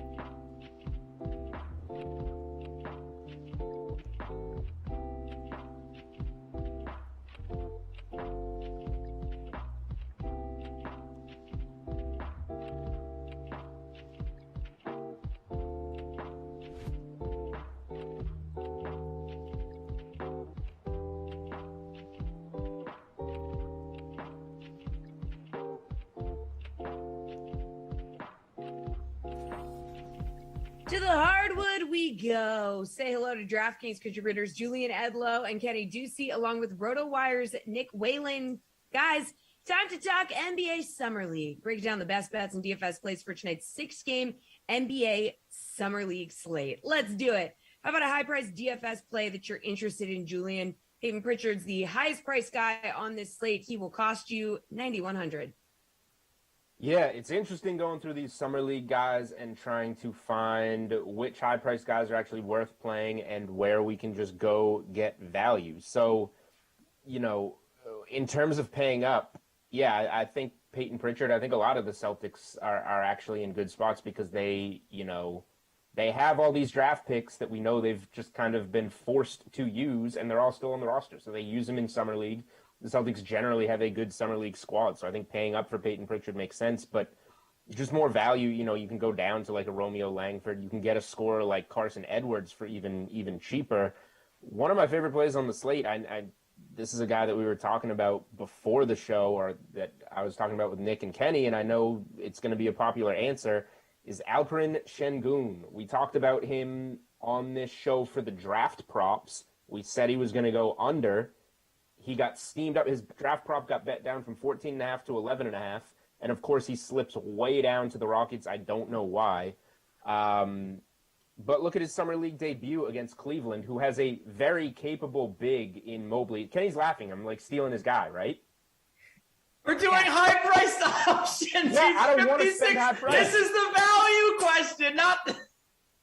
There's a value question? He's not right, Julian. Yeah, we're doing value next. This is high priced. He's $5,600. This is not high priced. All right, good. I don't want to spend up. I'll build balanced from the middle. Şengün, 15 points, 15 boards in 27 minutes. This is against Evan Mobley in Summer League. Kenny's pissed. Now he's pissing me off. Well, look, you could take my guy, it's fine, but at least do it in the appropriate segment. You always make fun of me for doing. But you were going, Kenny. Julian knows that you were going to go first when I asked about value plays. That's true. That's true. He definitely did. Yeah. That guy didn't even cross my mind. I'm too dumb to think of things like that. Just like I'm dumb enough to play a value play as my high price guy. I was laughing because the lower third said your favorite high priced option, and you were talking about. This guy I don't look at the lower thirds. There's not a lot of guys. There's not a lot of guys. Like the minimum is 4,000. I don't want to play many minimum price guys, and I think the high price guys are not necessarily worth rostering in Summer League. So if I can get everybody between 5,000 and 7,500, that's what I'm going to do, and it starts with Şengün. All right. So Julian just going with a middle of the pack group. He's not looking to play stars and scrubs. He's just trying to build from the middle. Kenny, how about a high-priced DFS play? Yeah, I'll actually give you a high-priced one. And Julian sort of touched on it early, and then he went into his second answer, so we can skip him. I like Peyton Pritchard. I do like paying all the way up here at $9,100. And if you're not familiar with Summer League, the thing you should know about Summer League is no one passes. Everyone is out for themselves. Everyone wants to earn a roster spot or earn the glory or earn more minutes. And if you're a three-point shooter you will just hoist threes. This is a selfish league. Peyton Pritchard took 18 3-pointers in his first game. In his first 15 3-pointers. He hit 7. He hit 18 shots. I don't need the peanut gallery chiming in here. He scored 23 points. He added the 5 right rebounds. on everything. If you would answer the right question, I wouldn't have interrupted. 5 rebounds, 5 assists. He played 31 minutes. This is a guy that's just going to continue to put up the shots. And this is a guy that is also one of the best 3-point shot makers, in the last couple of draft classes. I think, especially in Summer League, I think this is a guy that's going to continue to shoot the 3 well. He'll at least hit 6 threes, I think, here again, with the sheer volume of shots he's taking. You can't ignore him. He's worth paying up for, especially, with so much unknown up here in a high-priced area. All right, Nick, we haven't heard from you yet. A high-priced DFS play that you're looking at tonight. Yeah, I feel like I'm entering a combat zone here, so we'll see how this goes. I mean, Pritchard is on my list. He's 9,100 for a reason, 44 DraftKings points in Sunday's opener. We've covered that pretty thoroughly at this point, but Kenny's right. I mean, you want to find guys who are chucking shots. I was watching the Bucks Summer League game against the Clippers last night and witnessed Jordan Nwora take 17 shots in 15 minutes in the first half of that game. So, like, every team seems to have a guy like that you want to pick out. But you can also target more well-rounded players like Patrick Williams at 8,900. 15 points, 12 rebounds, 3 assists in 35 minutes. These are 40-minute games, so 35 is a ton of minutes in the Bulls opener the other day. If you want a piece of the Cade Cunningham versus Jalen Green showdown, you can get Cade at 8,800. You can get Green at 8,000. I thought Green looked better between the two if you're looking at their debuts. I thought Green looked more confident. I think his jump shot is maybe even a little bit further along than I thought it was. He looked really, really comfortable. And then if you're looking for a big guy, I think O'Shea Brissett from the Pacers, a guy who actually made some waves in real life fantasy at the end of this past season, 22 points, 7 boards, 3 assists against the Knicks yesterday. So they're playing on a back-to-back, but pretty reasonably priced at 7,700. All right, we've covered the high price guys, and we've a little bit covered this question too. Kenny, a value DFS play, what would you like to expand on? Yeah, so I really do like Şengün, as Julian alluded to. I can't believe I brought up his name and Julian stole him. But here, if you don't know about him, I can let you in. He's a Turkish big man. People called him the most polished post player in the draft, and you see it. Even at 19, you see why. He had 15 rebounds and 15 points and 4 blocked shots in his opening game. And I do have a little bit of a concern here with his matchup. He's maybe going to have a little bit of a hard time scoring in the post, but look, he didn't score that many points. He didn't hit that many shots in his opening game. He really just got it done on the boards and with blocked shots. This is a guy that tries very hard. He is trying very hard. And I know that is not a scientific thing, but when you're trying very hard in Summer League, it does go a long way. There are, a handful of guys out there who are already NBA rotation players, and they're just going to coast. So I like him a lot. I think that he is going to get a ton of minutes once again. They really like him, and I'm going with him. 15 and 15 first game. I think he could do that again.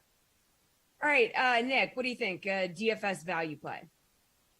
Yeah, you have to mention Şengün. I mean, I feel like DraftKings is like baiting you into playing him at 5,600. I mean, he could reasonably be like $9,000 on this slate based on what we saw in that first game, and it was pretty replicable. Like the way he plays, it's very Domantas Sabonis like or Enes Kanter in some ways to bring in another Turkish player. Like he is relentless on the glass. Like he had 8 offensive rebounds in that game, if I recall, going up against a capable big man in Evan Mobley. So I think Şengün is an obvious call. He's going to be pretty high owned in these contests as far as Summer League DFS goes.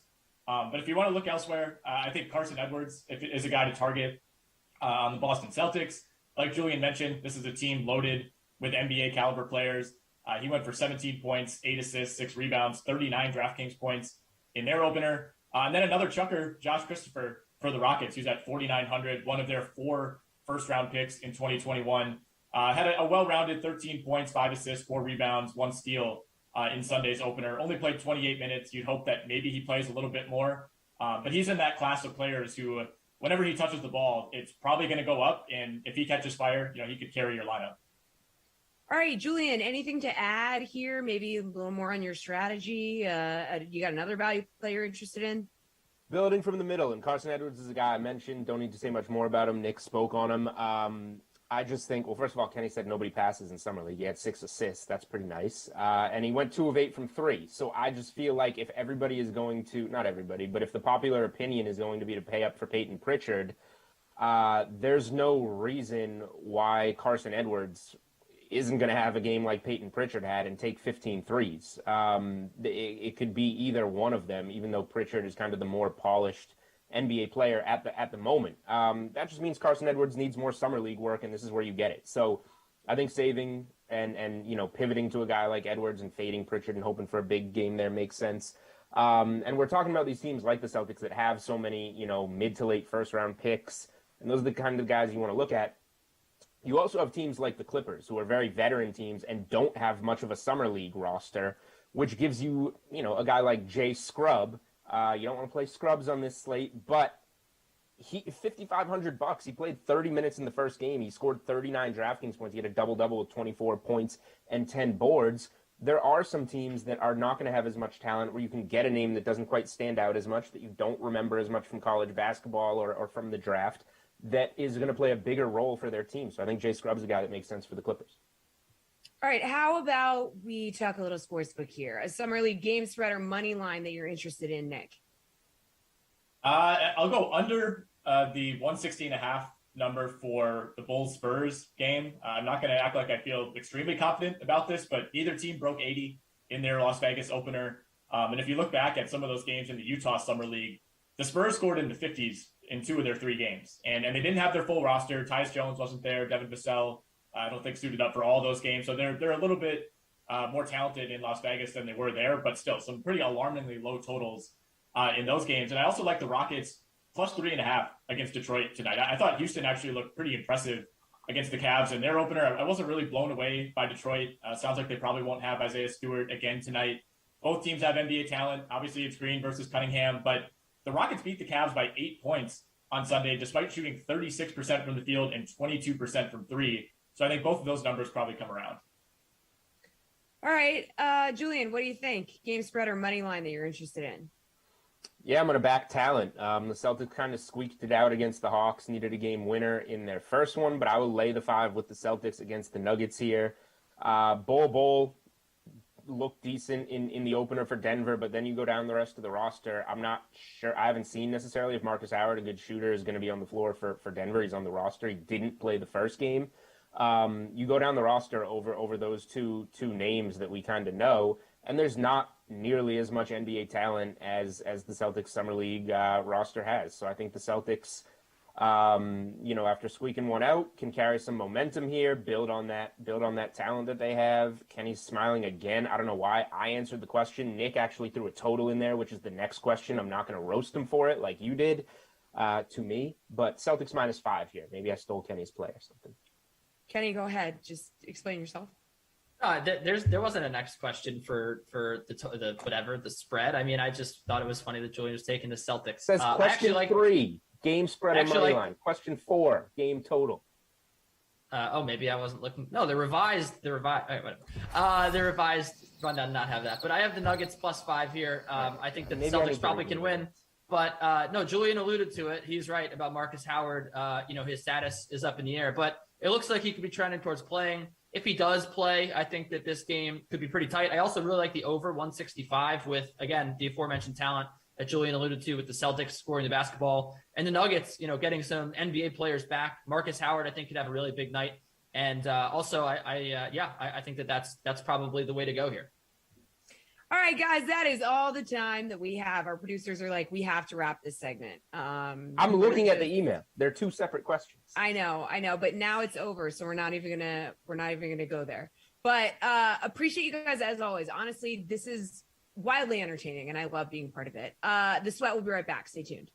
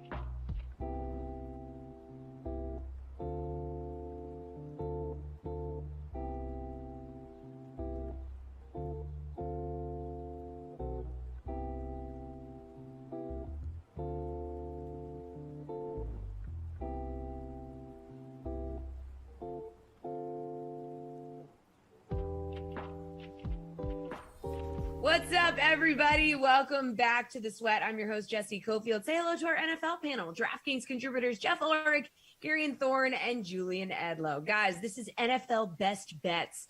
We're going to look at some interesting team-specific future bets for the 2021 NFL season. So let's do it. Continuing our look at some team specials available on the DK Sportsbook, we're going to take a look at the Baltimore Ravens. So Baltimore finished second in the AFC North last season, one game behind the Steelers. But if you're confident on the Ravens doing better in the division this season, you can get them to go 6-0 in the AFC North at plus 1,000 odds. Do you think that's a possibility, Jeff? I mean, anything is a possibility. I mean, this team went 4-2 in the division last year. You know, obviously they beat Cleveland twice, but they also lost to the Steelers twice. They manhandled the Bengals. Look, I mean, when it comes down to it, I'm just not big on the Ravens this year. And I think asking them to go 6-0 in one of the most competitive divisions in the NFL, which legitimately has two teams that could be better than them, is a fool's errand. So I get it. It's plus 1,000. I'm not interested in this at all. I do think that the Baltimore Ravens also are a team that you should be fading. This is a team whose quarterback is out with COVID again. Their big ad over the offseason was Sammy Watkins to solidify their wide receiver core.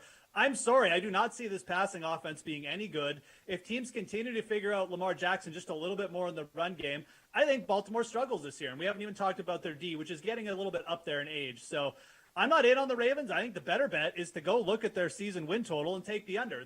It's at 11 wins. That's a lot for this team in a competitive division. Like I said, I'm not really in on the Ravens at all. So bet their season under total in the win column and ignore this bet. Gary, and you look like you agree. I mean, it's not hard to poke holes in a 10-1 bet.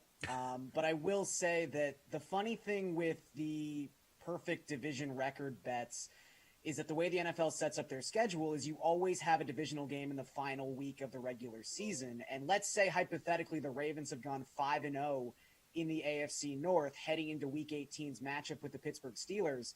There's a very good chance that if they've been that good, they probably don't have to play their starters in that Week 18 game. So there's so many variables here. And I think the Ravens in particular, as Jeff pointed out, are a team where the variables are already kind of scary because Lamar Jackson has now had COVID twice. And I'm not saying it necessarily is something that's going to crop up again, but, you know, it's 2021. There's a lot of things that could go wrong for an NFL team.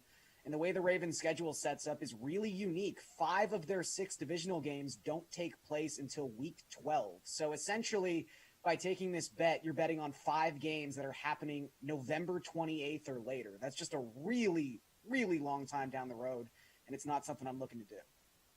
All right, Julian, what do you think? You can get the Ravens to go 6-0 in the AFC North at plus 1,000 odds. How do you feel about it? Yeah, it's a great last point by Garion because it shows that we're kind of less sure what we're betting on in terms of what this, you know, Lamar Jackson could have a season-ending injury in week 10, and you don't have him for, 5 of these games then based on the schedule? Like, that's not something you want to do to yourself. This is not the division to be betting a team to go undefeated in. It's a competitive division. And like Jeff said, the Ravens are trending in the wrong direction. They got smoked by the Bills in the postseason, practically shut out to end their season. They didn't add much in the offseason. Sammy Watkins is supposed to help the offense. Nothing really done to the defense. They're not going to go 6-0 in this division. If I'm betting anything, given how competitive it is, like I would maybe want to bet the Bengals to go 0-6 in the division. There's not many ways to really look at it. If you want to play on Baltimore, I do like the Ravens week 1 in Las Vegas against the Raiders. Not all that high on their season outlook, like Jeff said, but Baltimore's 22-11-1 against the spread on the road since 2017. They've covered 15 of those 22 by double digits. Good spot for the Ravens to start the year in Las Vegas. I don't know about the rest of the way. All right, up next, the 49ers, where Trey Lance has been impressing in camp, but despite that, Jimmy G will likely be under center to start the season, at least for the start. One team special for the 49ers focuses on their pass catchers, looks for Deebo Samuel and George Kittle to combine for over 1,999.5 regular season receiving yards at minus 110 odds.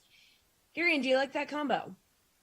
I do. I mean, when you take these bets, you're always really gambling on health more than you are statistics. So I mean, who really knows? But if these guys are able to play, let's say even 15 or 16 games each, it's going to be pretty hard for them not to get to that number, even with San Francisco likely projecting as a very run-heavy offense, especially if they get the rookie quarterback in there at some point. Just seeing what Kyle Shanahan can do with his mobility will be very interesting. But if you look at just George Kittle, you go back to the start of 2018, this is someone averaging 80.7 receiving yards per game. So if he's able to stay healthy all season and play 17 contests, that's already almost 1,400 yards just by himself. So again, this is a bet about health, which is always hard to project, but I do think this number is relatively low considering the talent level of specifically Kittle. Julian, how do you feel about it? So I don't love it, and it's nothing necessarily against the players, but here's the thing, like I'm shy to take any player's season total over, because if they get injured, it is suddenly derailed. You generally need to play in all of, or like Garion said, 16, 15, at least 14 games if you're going to be cashing overs for a player. And now you are taking a double risk, because essentially both of those players are going to have to be healthy, unless Deebo Samuel gets 500 yards and gets hurt, and Kittle just has a massive 1,500-yard season and gets you there. It's a big ask. So just risking double injury, if either one of those guys now gets hurt and the other stays healthy and has a great season, you still probably don't get there. I can't bring myself to do it, but you did mention Trey Lance, and I just want to mention, because he's still plus 300 on DK Sportsbook to get the week 1 start. We're hearing some really, really good things out of 49ers camp about him. I think that is an interesting way to back the Niners and cash a 3-1 bet, right off the bat in week 1. It has a real chance. All right, Jeff, how do you feel?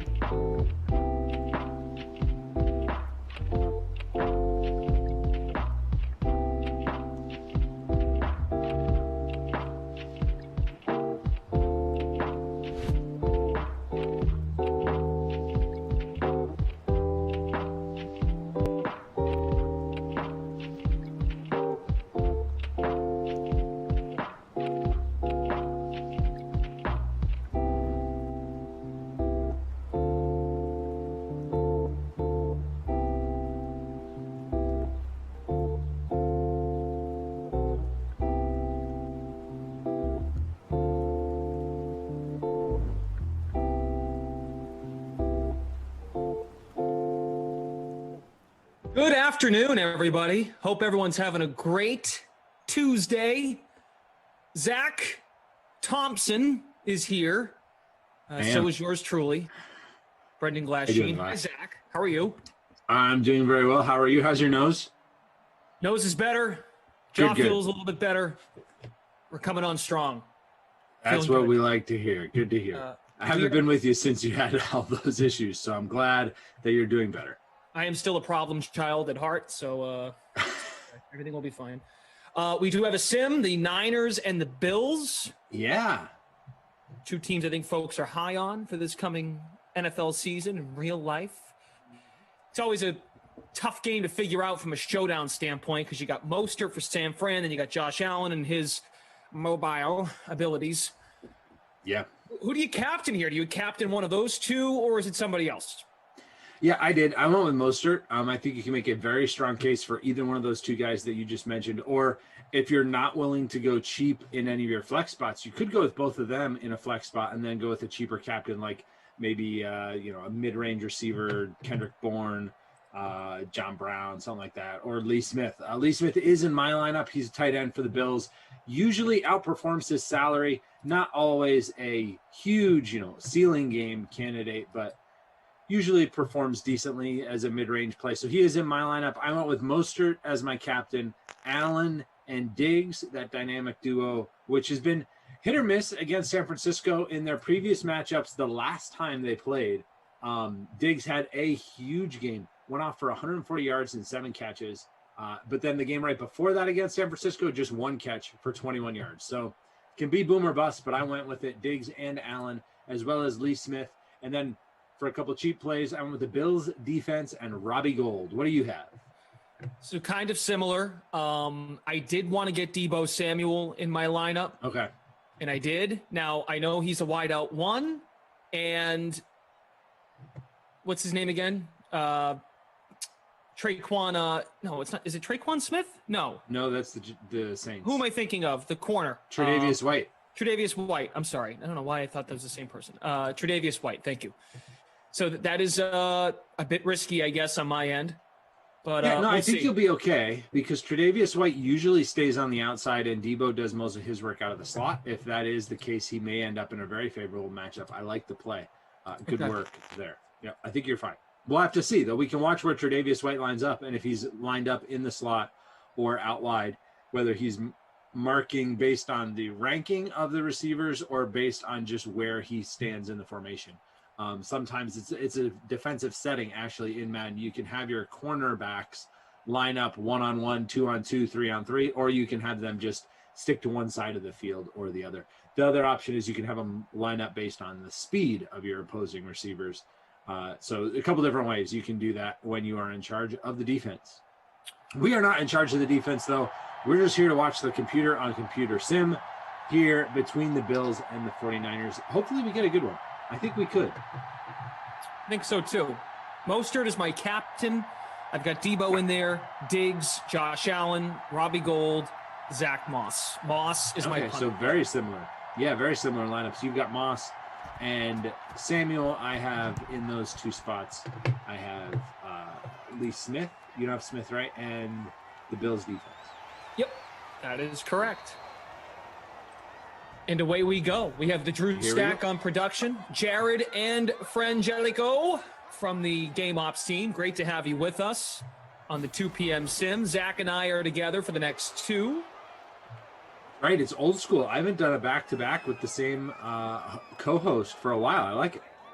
It'll be fun. Really? Yeah. Typically, you don't think it'll be fun? A lot of times you do just one, though, right? Or do you do 2? Yeah. Usually. Usually I do just one. I do one every afternoon, usually, but because I am unavailable tomorrow and then away on Thursday doing the doubleheader today. Very nice. So Yeah, we will take you home on the early slate today. Get the Green is coming up after this sim. Jeff Ulrich and Reed Fowler to get you set in the golf world this week. Wyndham Championship is coming up. I just found out through the DK Live Twitter notification, DK Nation, at DK Live on Twitter. Patrick Reed has withdrawn from the championship. Yeah, he's played a lot of golf lately, so that's not a huge surprise. A lot of times you'll get other withdrawals even in the next day or so if players are far enough inside that top 125 that they can skip this week and go straight to the FedEx Cup playoffs.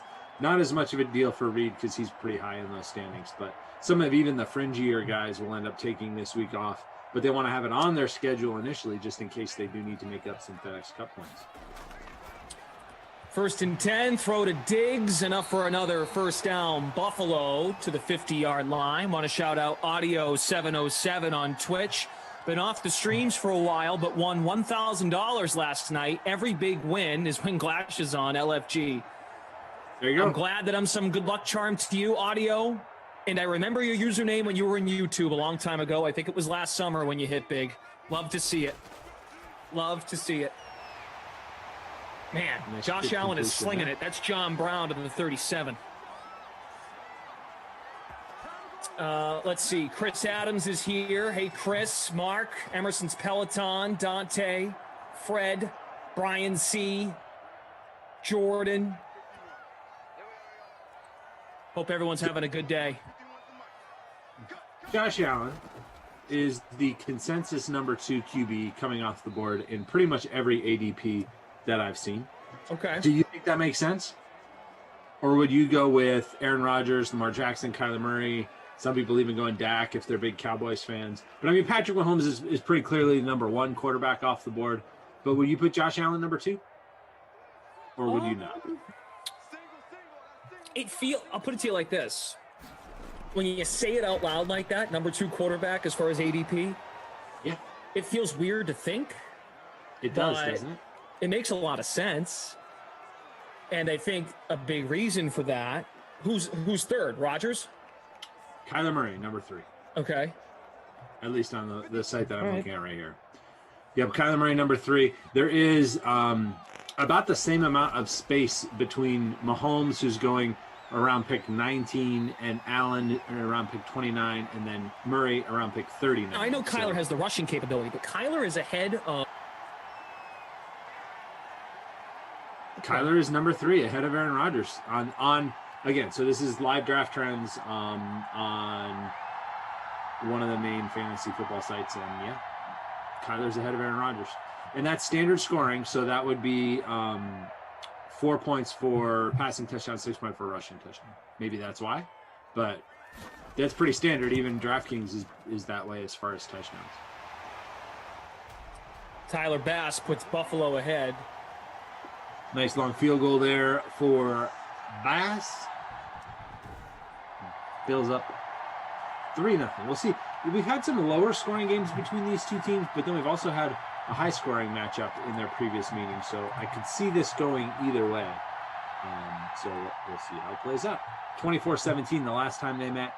The 49ers won. The time before that, Raheem Mostert had a huge game, ran for 237 yards and 3 touchdowns against the Bills.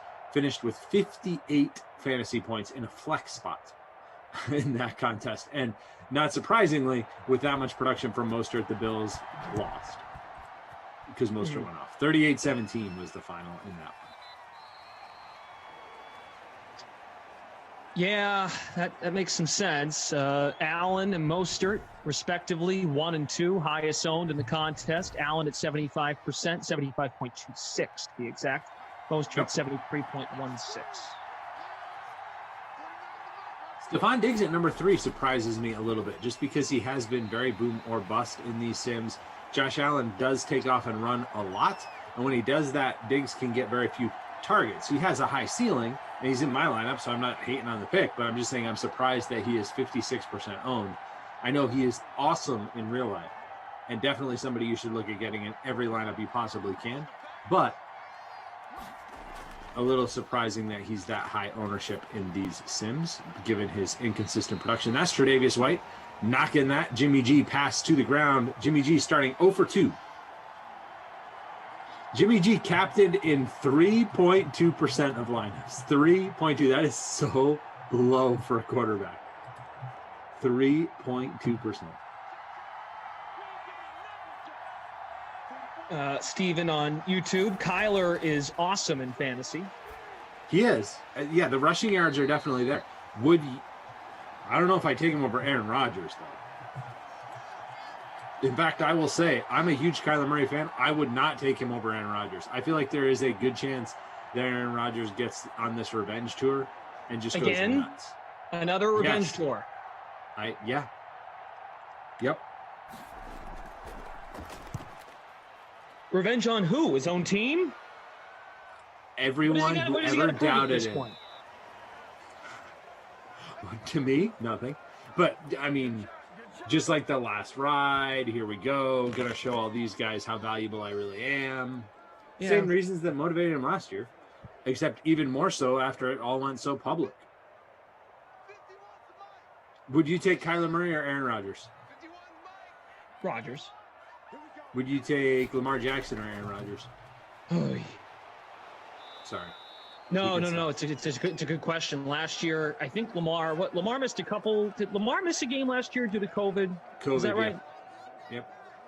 Lamar's pretty dang good in fantasy, man. He is. He's really good in these sims. But that's, not worth anything in real life necessarily. He doesn't run nearly as much in real life as he does in these. Speaking of running quarterbacks, there goes Josh Allen. Not going to get there, and he puts the ball on the deck. 49ers recover. I get a chuckle that we're talking about Aaron Rodgers as maybe the number 2 or 3 fantasy quarterback, but he doesn't have enough help in Green Bay. Please explain to me how those two things correlate. And I'm not saying you think that. I'm just saying the general consumer thinks, Aaron doesn't have help. They draft quarterbacks instead of weapons. And I don't know. Because he's that good, right? He's that talented. So in theory, maybe I should be saying Kyler and Lamar Jackson ahead of Aaron Rodgers. I don't know. Hard to ignore the mobile quarterbacks, though, for that fantasy. It is. Those rushing yards and maybe some goal line touchdowns, that upside. Rushing touchdowns for sure, yeah. Yeah, I'm surprised at how low Brady is going in live draft trends right now. He's all the way down at 9. Doesn't surprise me one bit. Really? No. Even with all the weapons, the fact that they're pretty heavy favorites for the Super Bowl, like he's still 9. You wouldn't take him higher than that? I wouldn't. I'm not saying I would. I'm saying I'm surprised that he's that low. I think as we witnessed in the postseason run, they will commit to running the football. You know what game stands out to me? And I was talking to Kaufman about this last night. That 38-3 loss to New Orleans at home. Yep. They ran the ball like 5 times the entire game. Now, granted, they were down so much early, they had to throw to catch up. But That was Sunday Night Football or something, right?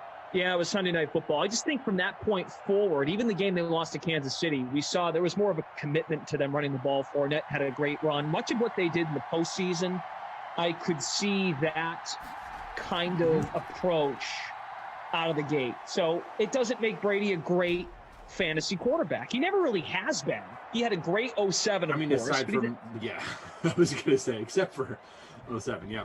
But you know what I'm saying, though? Like, he's never really that kind of guy.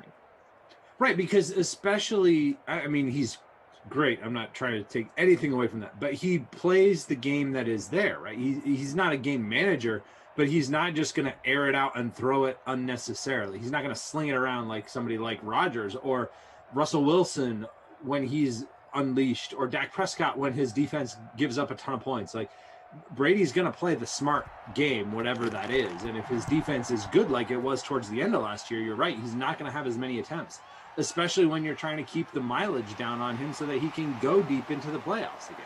You're going to try and limit the number of hits he takes. So I would not have him in my top 10. Right now, he's going number 9. Ryan Tannehill is going number 10. I would take Tannehill over Brady right now for fantasy, because I think the Titans are going to throw the ball a ton. Obviously, Julio Jones, big part of that. I think that offense is good. Here's Josh Allen going to run again. Going to hold on this time? He will. 44 yards on the ground for Josh Allen. Does have the fumble that led to the Robbie Gould field goal, which tied this up at 3 apiece with 2 minutes left here in the first quarter in Virtual Orchard Park. Sunny Virtual Orchard Park, by the way. Lean and Gas says Devontae Adams and Aaron Rodgers are a good combo. 90% of his passes will be to Adams. Let's be real. And the other 10% are Randall Cobb, right? I mean, if you're going to bring in Randall Cobb. No, I'm just kidding. I'll be the first to tell you, I did a smaller league with some friends, some old roommates. And the reason why we did it, just a quick backstory, and I know no one cares about your fantasy league, Glasheen. Make it quick. I know, it's fair. We did like a 6-team league. 6. And the reason we did that was because we were fearful of games getting canceled because of the pandemic. So we wanted to have loaded rosters, and we just didn't know what it would look like. As many of us can relate to, we didn't know what it would look like last year. So I ended up getting a Rodgers-Adams stack, which in some leagues you probably still could have pulled off in a 12-team league, perhaps. Yeah. And my point being, it was freaking awesome, just the way those guys would link up. I don't know, man. Like, Michael Thomas was that guy a couple years ago. Granted, they've changed quarterbacks now. I think it's fair to say, like, Devontae Adams is probably going to take a step back because he was so good. And Aaron Rodgers, same thing, step back fantasy-wise compared to last year. Is that fair, or am I nuts? I wouldn't count on it. I wouldn't count on it at all. Both going into a free agent year. I mean, good point. I mean, I know Rodgers isn't technically a free agent, but with a handshake agreement that they're going to trade him if he still wants to be traded or whatever they have. But I wouldn't count on them taking too much of a step back. They get to play the Lions twice. They get to play the Vikings twice. They get to play the Bears twice. Mm-hmm. And I know the Bears defense is a little better, but those are some favorable matchups. Devontae Adams is the wide receiver 1 going off the board first in the ADP that I'm looking at here. Number 1 ahead of Tyreek Hill, which I think I agree with. I would put Adams as my number 1 as well. Stephon Diggs on the other side of this matchup here. We're watching as the Bills kick the field goal there to go back up. Oh no, he missed it. Did he leave that short?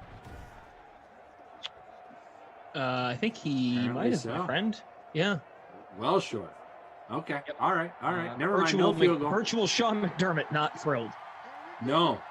And anybody who had Bass in their lineup also not thrilled. Diggs is number 3 as far as wide receivers being taken.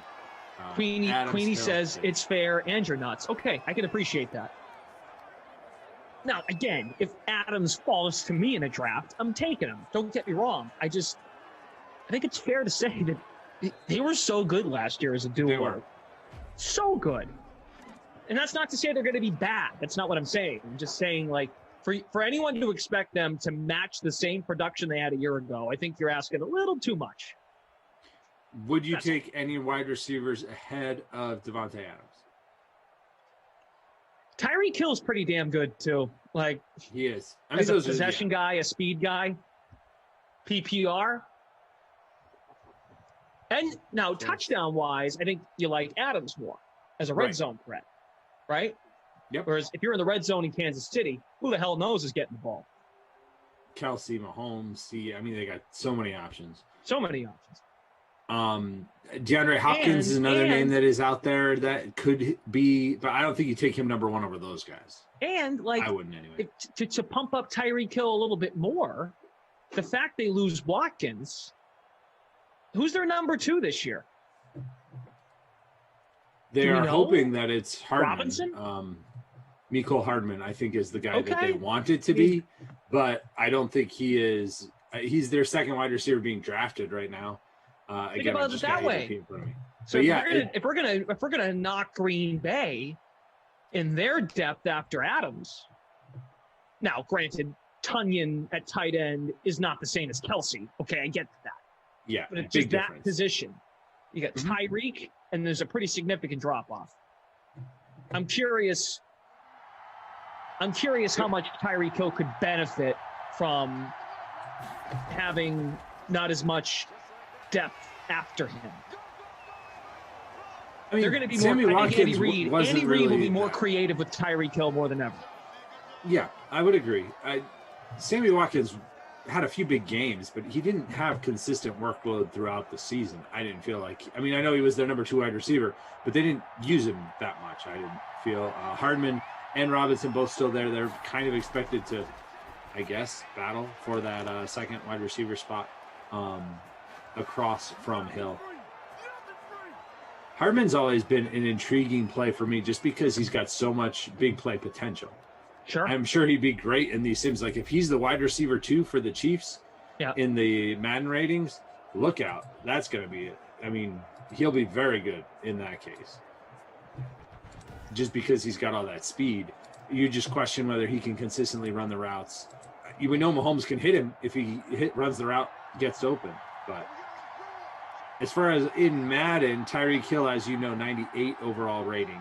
Because why would they give him a 99? Just 98, so close. The 2 teammates got 99s, Mahomes and Kelsey. But the next wide receiver per Madden is Mecole Hardman, number at 78 overall with 97 speed rating.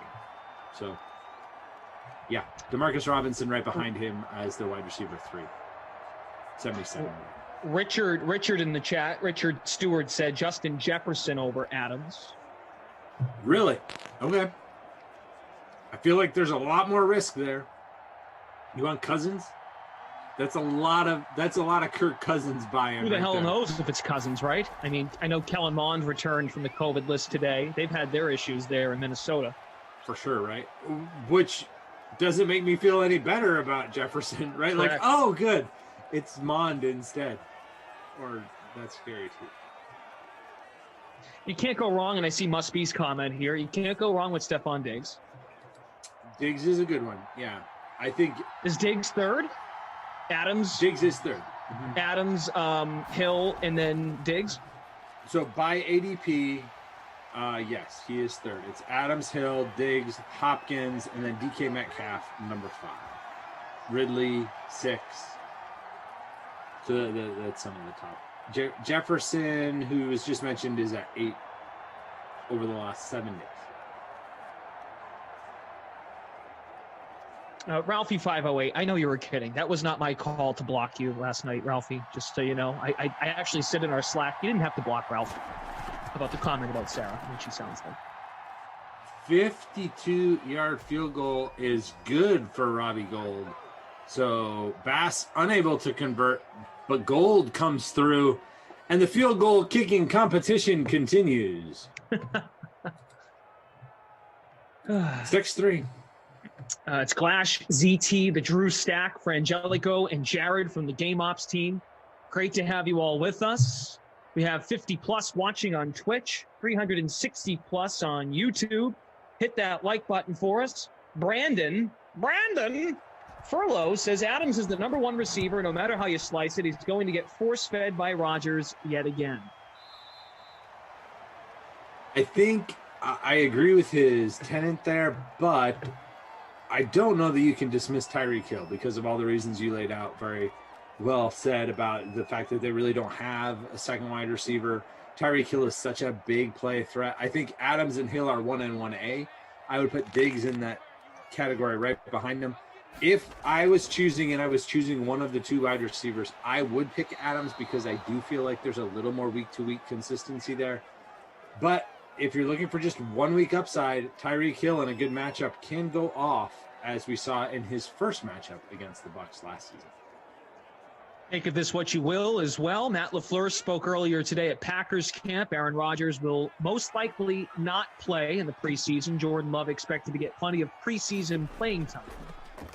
Isn't that what they did last year, though? Doesn't he usually not play during the preseason? You are correct. It really is not much of a difference from last year. And it really, I think it's notable news because the whole point of putting this out there was it has nothing to do with the qualm between the two sides. Right. You know what I'm saying? So I think they wanted to put that out there. This is nothing different, and that's why it's worth mentioning that, because it has no correlation with what issues the organization and Aaron Rodgers have had. Plus, I bring that up because Tom Brady I guess he plans on playing like a whole quarter in the Bucs first game, which is insane. He usually does that too, though, right? That feels on brand for both of them, actually, with Rodgers not playing and then a lot of action for Brady and us hoping he doesn't get hurt. When he was with New England, anyway, felt like every preseason was just, please don't get hurt. Lee Smith with his first catch of the day right there. Zach, when was the last time you were on one of these sims? Yesterday. So have you been made aware that, I know you won one of the DraftKings on-air leagues last year, but have you been made aware that you are almost a consensus favorite by multiple power ranking outlets to win this league? This DK Madden commentator, you have not been made aware of this? No, at all. Zero. I don't want to be the favorite. You are at the top of a lot of lists, my friend. Really? Because folks believe, I shouldn't say believe, folks know. I would like to think I know at this point, having gotten to know you now over the last year and a half of doing Sims. You do not miss a single ounce of news. Folks think you are so on top of things that you are going to win this league. Call this your opening press conference. Your reaction to that, please. Well, I'm first of all flattered. I had no idea that I was the favorite. I'm not sure I agree with that, but I know the quality of the opponents in this league, and I would not put myself number one. That is for sure. For sure. Like, I was shocked that I won last year. Emerson's team was way better than mine. I just caught him on the right week. But that's the way fantasy football works, so it'll be fun to see how it plays out. I'm ready for the draft. I'm prepping. I'll say that. I'm prepping. No one will work harder in prep work than I will, and then that usually comes back to bite me. But I will know that Zane Gonzalez just signed with the Lions to be their kicker. And that's real. That was such a press conference answer from ZT. Oh, looking forward to see how it plays out. I know the quality of the opponent. I've watched Bill. I know how this goes. Yeah, you've watched Andy Reid and Matt Patricia here in Simland as well. That's true. Yeah, I've interviewed Matt Patricia. I don't think I ever did Andy Reid. I don't think we overlapped on that. I did I did Matt Patricia several times with a pencil. LT the Great 21. What is ZT's Twitter handle? You are ZT_sports. Is that correct? That is correct. Yes, it is. Yep. I am at Brendan Glasheen. First name, last name. Yep. Zach Thompson was already taken, so I had to go with ZT_sports, but that's cool. I sign all my emails ZT. It's kind of, I use my initials for a lot of stuff. And I am retweeting right now my targets for tonight. So if you're going to play the classic slate tonight, looking for some info on that, check that out right now. LaShawn McCoy, one of those plays that I like a lot tonight. I think that just came out earlier this afternoon. Typically, right? Your night slate write-ups, they come out right around this time? Yeah, normally they're posted on the site early in the morning. Like I write them pretty early or late the night before, but then they usually go out on Twitter in the afternoon. Oh, Josh Allen. Just miss. Must Be says, knowing where someone is playing doesn't matter if you don't use the information correctly. Well, we have That's low true. standards. We have low standards, Must Be. Zach has high standards. He's not wrong. He's not wrong. That you can know that Josh Allen's going to take off and run, but if you don't put him in your lineup, you can know that Zane Gonzalez is going to be the Lions kicker. What you do with that information is really on you. I would do nothing with that information, by the way. We are having kickers in this league, though, aren't we? We are having kickers, I think. 3rd and 4. So who did the power Singletary. rankings? Now that the press conference is over, I've got to dig into this. Who did the power rankings? What happened? I thought for sure you'd know about this. So No. Lamarca, who is commissioning this league, Yes. Lamarca came out with a version. Who doesn't then- even know my name, by the way, but that's a different discussion. I think I know what you're talking about, but you got to remind me. They were having a discussion. He and Rossi. He never knew what your because- name was. Right. Right. He didn't know that it was Zach Thompson. He thought it was just ZT. Like, because apparently that's, yeah. Anyway.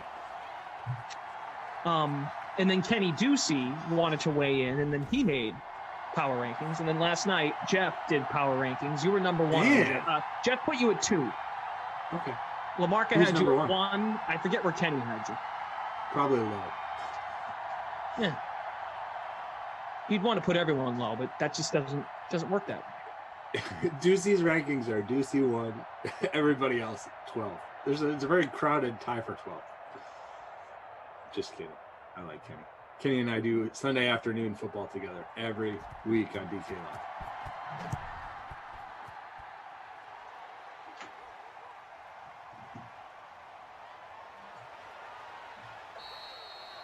So we did get the Bass field goal there. So the field goal kicking competition continues.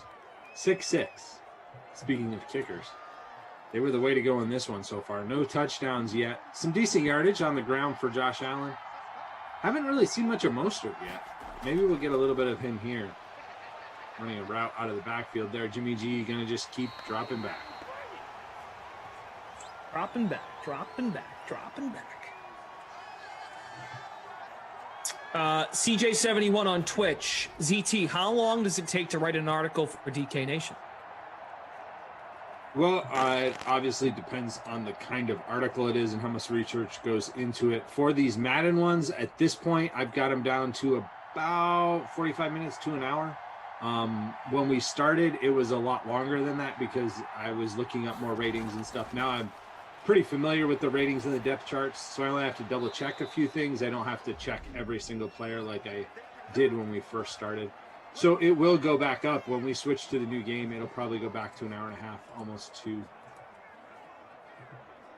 Because I look at a lot of options that I don't write about, right? It's not just I pick one wide receiver and know who I'm writing about right away. I usually look at all the options and then be, okay, this is why I like this guy, and compare them that way. So, yeah, it's a process, but I enjoy it. I think it's fun. It doesn't always hit, but sometimes it does. There's Mostert tripping over his own player and then gets up and runs for another 10 yards. I love it. So the Madden quarterback ratings for these two for Jimmy G and Trey Lance. What was your reaction to those? Have you seen those? Have you looked at those? To the what's Garoppolo's rating? Not good. Let me guess. Pull them up so I can. Okay, you get 79. Too high. Too high. Your guess is too high. I'm sorry. Yeah, your guess is too high. He's lower than your guess. 74. Nah, now you're too low. 76. He's at 76. Trey Lance is ridiculous. At 74. 74. I mean 76. Come on. That feels low to me. Feels very low to me. Where's Cam Newton? 71, right? I believe so. Yeah, let me pull it up real quick here. I think he's 71. Yeah. So they have. Is this on the Madden website? Oh no, I'm sorry. Cam Newton. Cam Newton's a 76. Oh come on! This is ridiculous. Cam Newton's a 76. Oh, yeah, wow. That seems very high. For him. Must be he's gonna love that. Sorry, must be. No, he's gonna love it. Like I'm not being sarcastic. Oh, okay. He'll love it. Yeah, he will actually love it. He'll love that Garoppolo and Cam Newton are on the same level. Unbelievable. Yeah, the exact same rating, 76.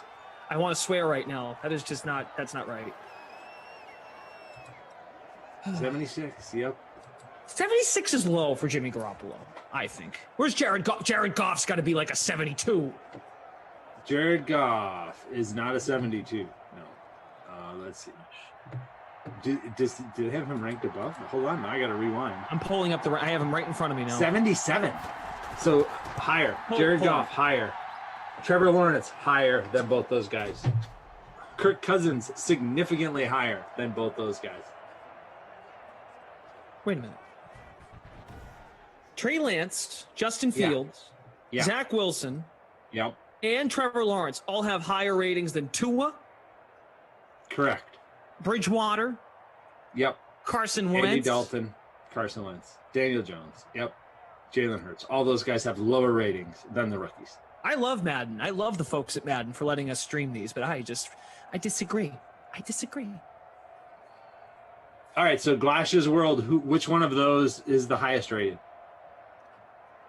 The ones you just listed, like even those guys Ryan that Fitzpatrick. Ryan Fitzpatrick's a 75. That's true. Ryan Fitzpatrick has a lower rating than Cam Newton. That's ridiculous. You are correct, and you are correct. It is ridiculous, but you are correct. That is the case. Now, some of that is okay. So Cam Newton has a 83 speed rating. Ryan Fitzpatrick has a 12 speed rating. Okay, it's not 12, but it's low, right? It's much lower. It's 69. So some of it is just the overall comes from all the stuff underneath. So because of that, some of the more athletic quarterbacks that are going to have higher ratings doing things they're never going to do rate out a little bit higher. But yeah, I agree. It's pretty ridiculous. And I see the guru has chimed in on YouTube. Cam can run, as you mentioned, the speed, break tackles, stronger arm. According to Madden, yes. Cam has a 91 throw power, Ryan Fitzpatrick an 86 throw power, Jimmy G an 88 throw power. Zach Wilson a 94 throw power. Wow, that's fun.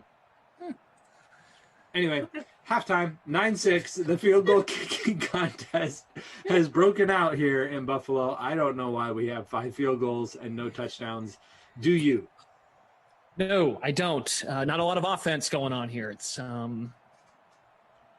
disappointing. Emerson's Peloton. Fitzpatrick is the definition of a 75 rating. Yeah. Ryan Fitzpatrick. I'm okay with Fitzpatrick as C's 75. get degrees. C's get degrees. That's Ryan Fitzpatrick. He is the C's get degrees quarterback of the NFL.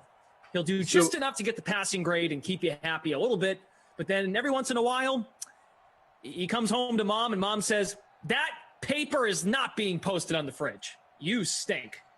But then he'll come back the next week and get a 95 with 5 touchdown passes with a big sticker on it. My mom never said that. What do you mean? You stink? Well, if I got a C, my mom would say, you stink. Fair enough. I like your mom. I think it's a Hold fair it like it is. So if he's a 75 quarterback, would you put Jared Goff has to be lower than 75, right? Yeah, really, the story here is Jared Goff is he's a 77. Is that what you said? 77. Yes. Oh my God. 77. What are we doing here? It's crazy, but it's true. Trevor Lawrence has a 78. That feels high to me for somebody who we haven't seen throw an NFL pass. Again, I get that it is a result of the fact that he's got a big arm and he can run a little bit, and I get that. I'm not arguing with that. I'm just saying that feels the fact that he is higher than Ryan Fitzpatrick feels off. Dean Murray says Cam Newton throws the ball to the ground faster and harder than everyone else. That's good. Oh, that's good. Ground gets hurt. Yeah, the Jared Goff rating is really the crime here. I would agree. 77 feels very optimistic. After what we've had to deal with in these sims, that's what we get for Jared Goff in Madden 22. Oh, yeah. I'm sure that rating will really improve with Tyrell Williams and TJ Hawkinson and Dan Campbell drinking all his coffee. He'll be just fine. You mark my words. That's a lot of coffee. Mark my words. I like coffee. I drink a lot of coffee. Now, keep in mind, when we do these Madden Sims, the only update we had to these Sims was last December. And all that changed was superstar traits and X factors. And it was only a few of those. The overall ratings don't change. But mark my words. They've not changed since week 1. They have not changed since week 1. Mark my words. Jared Goff, 77. That will be at 70 by the end of the year. So in any other outlet. Without looking, unless you've got it right there and you've already looked, that's fine. Jared Goff ratings in Madden 21, the Sims we're watching. What do you think it was? The Sims we're watching right now, what's his rating? Yeah. I mean, I know he's not playing this game, but 74. 76. So he improved? He improved a point from last year. From Madden 21 to Madden 22, looking at just the week 1 ratings, he improved 1 point overall. They really like Dan Campbell, I guess. I don't know. And people think I'm nuts. That is the perfect ending to that conversation. Way to wrap that up. Thank you. Love it. Love it. Good stuff, man. I'm just excited we get football to talk about, right? Like the fact that we've got preseason football and we could, I mean, okay, the Steelers and Cowboys wasn't really a lot to, but there was something there, right? Like there was some, it was fun. The Danucci show. Yeah, Danucci. Nice little catch and run there by your man Mostert. Oh, well, and mine too. I mean, he's both our captain. He's both our mans. It's true. I am in third right now in our smaller free showdown. Oh. Where are you? 26th. All right. We need Mostert to score. I just have a kicker. That's why I'm in third. Because I threw Golden because that's how much money I had left. And the Bills defense playing all right to this point as well. Hey, first time we're asking here on this sim, smash that like button for us. About 400 of you watching now. Let's try to get to 200 likes by the end of the sim. It's a good energy in the sim. My jaw feels better. My nose is kind of getting crusty. There's like white crap all over it on the top, but it feels much better. The planet is disintegrating inside. I'm falling apart, CT. Bad time of year to fall apart with so much happening now. It's true. It's true. You're a busy man. You are a busy man. How was Patriots practice?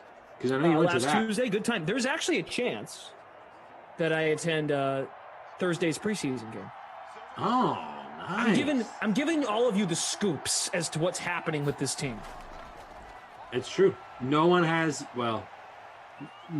better information on these Sims than Glash does. None of us have been to Patriots practice except Glash. Thank you. Yeah, I am an insider. I will take you Patriots inside my inside. nose. I will take you Oh boy. inside No, Patriots no. training camp. Hey, there we go. That I'm much more interested in. What was your take on the Hunter Henry injury then, insider Bosch? It's not surprising. I mean, when you really think about it, it really isn't that surprising. No, not at all. This is kind There's of a lot of things it MO. is. There's a lot of things it is. Surprising is not high on that list. We need to get an even. No, they're not going to kick this field goal, right? This would be a 62-yard field goal. Yeah, no, they're going. They're punting. Okay. Yeah. They showed goals running out on the field. I know animations can lie, and that's exactly what happened there. So we're going to get a punt. I'm surprised they didn't check it down. They took that deep shot down the field rather than setting up another field goal. But they did. So instead, they ended up punting. Derek Yeah, Christensen. it's not surprising. Does it change how you expect? Because I know we talked about how they were going to use 2 tight end sets for both Smith and Henry. Does it change? Do you like Jonnu Smith more because of Hunter Henry's injury, and how much more? From what I've seen and read, and through folks that I trust that cover the team, Jonnu Smith has emerged as basically a receiver. They flexed him out to be a red zone threat, kind of as a receiver based on some formation looks. So while you'd think if there are 2 tight ends on the field, I wouldn't necessarily categorize that as a 2 tight end set. It would be more of a, we're going to put Hunter Henry at tight end and then put Jonnu Smith, we're going to flex him out as a receiver. So does Henry's injury impact that at all? Like Smith's going to play more tight end, maybe, and that actually could hurt his eye. Possibly, if Henry but misses time. I think what Belichick loves about both players is they're both versatile, they're both impactful in the blocking aspect of things. They're going to run the football a ton. Yeah. Apparently, James White could be on the outs, so that will change their running back depth. But They have a lot of depth, though. yeah, I mean, when I went to practice last Tuesday, Hunter Henry was the guy in the red zone that I noticed the most. But it looks to me like Mac Jones, not Cam Newton, Mac Jones has got the great rapport with Jonnu Smith. So, and I mean, the reports out of camp today were that they think Mac Jones is going to start sooner rather than later, whether that's week 1 or not. Some people are saying right now, I saw Rob Ninkovich, among others, saying that Mac Jones is starting week 1. I was like, whoa, hey. And I mean, obviously he's not reporting that. He's saying in his opinion, he thinks that is what's going to happen. To me, that is worth something because Ninkovich played with Gerard Mayo, who was on the staff. Yes. Yeah. I don't think he ever played. Ninkovich may have played with Troy Brown for a cup of coffee. I'm not positive about that, but Ninkovich and Gerard Mayo did some TV. Now, Mayo didn't do anything at ESPN, but Ninkovich has got connections. Mayo is one that comes to mind. Yep. That could leak something like that. Well, and again, it was not a report. It was basically, from what he's seeing, Mac Jones looks like the week 1 starter. Which, from what it looks like, I mean, I'm at a point now where I hope Mac Jones looks like he could be the week 1 starter, which doesn't mean he will be the week 1 starter because Bill Belichick is going to try and do right by Cam. John Brown, breakaway speed, touchdown. There it is. Smokey. Touchdown. Poof. First touchdown of the day here with just 2 minutes left in the 3rd quarter. It took a while, but we finally got our first touchdown, and it is John Brown, owned in 29.4% of lineups, captained in 3.5% of lineups. Derek Christensen says, I'm new to this. I'm truly enjoying this. Love it, Derek. Thanks for being here. Hey, thanks for being here. Glad you're enjoying it. Tune on in. We'll be here for the next one as well. With Seattle and Cincinnati, right? Yeah, there you go. You took the words out of my mouth. That's the matchup at 4. And in between us and us is golf. Go for the green. So you can get ready for the Wyndham Championship, which should be a lot of fun.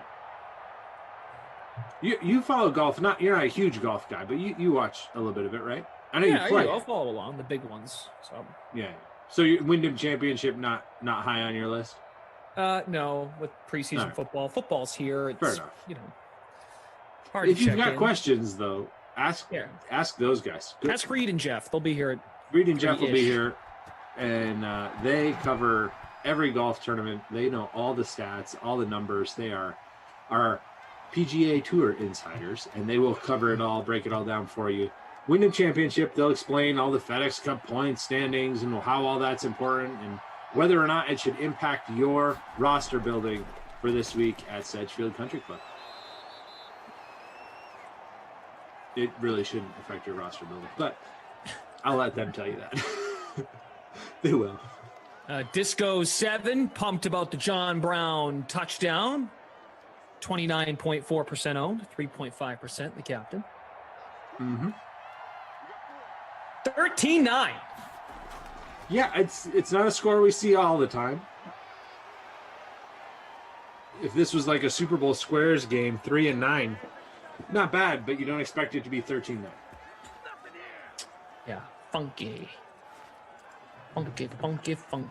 Jake Funk, if you will. I was on actually we were both on yesterday with BK in back-to-back sims. I started with him and then handed off, and you took the later sim with him. But breaking news from not him but his team, the Broncos announcing that both Drew Lock and Teddy Bridgewater will start games this preseason. They'll each get one start. Drew Lock first, Teddy Bridgewater will open the second game, and then they'll decide from there. I have a better idea actually for the Denver Broncos. Do you want to hear it? Yeah, let's hear it. Well, I said to BK last night, if you've been following the news with the Vikings, they've had so many issues getting quarterbacks in camp. Well, remember you ever play fall baseball, when one team would show up and they only had 8 guys? You know what? Why don't they just let Drew Lock go play for the Vikings, and he can get more reps. He can start for the Vikings, because they can't get one guy to stay on the field and stay healthy or avoid a positive COVID test. So why don't they let Teddy Bridgewater start, because he's the older guy for Denver, and then they can let Teddy Drew Bridgewater Lock. starting for Minnesota feels like that could be weird. Like, he was already there. Well, it already got is injured weird. last, So make the competition. Hey, you know what? The Broncos will say to the Vikings, you guys can use Drew Lock, and that will help us, and we can help you because you need a quarterback. It's an interesting strategy. Thank you. I think it works. I had not thought of that as a solution. So yeah, it's like fall baseball. It happened to me. I used to stink at baseball. They'd say, "Hey, Glasheen, they only have 8 guys." Oh, you were the guy that got sent to the other team. Oh yeah, for sure. Gotcha. It motivated me. It made me the person I am today. Yeah, gotcha. Is like it like soccer, all-time? the quarterback. So it's not. But it's not all-time quarterback, right? Like all-time quarterback is we'll just let our guy play for both teams. Yeah. But this is not that. This is we're giving you a quarterback. We'll use this guy. You use this guy. Yeah, I mean, and then they both can get equal amount of reps, and they can improve. And the Vikings have a quarterback, which the Vikings they've been struggling are with. better off. Yeah, better off, I would say. Mostert's got strategy. 70 yards on the ground, so he could hit the bonus. Mostert could. He's got 70 yards on the ground. Josh Allen's got 66 yards on the ground, so a long run from him could get him in the bonus as well. So we have reached the end of the third quarter.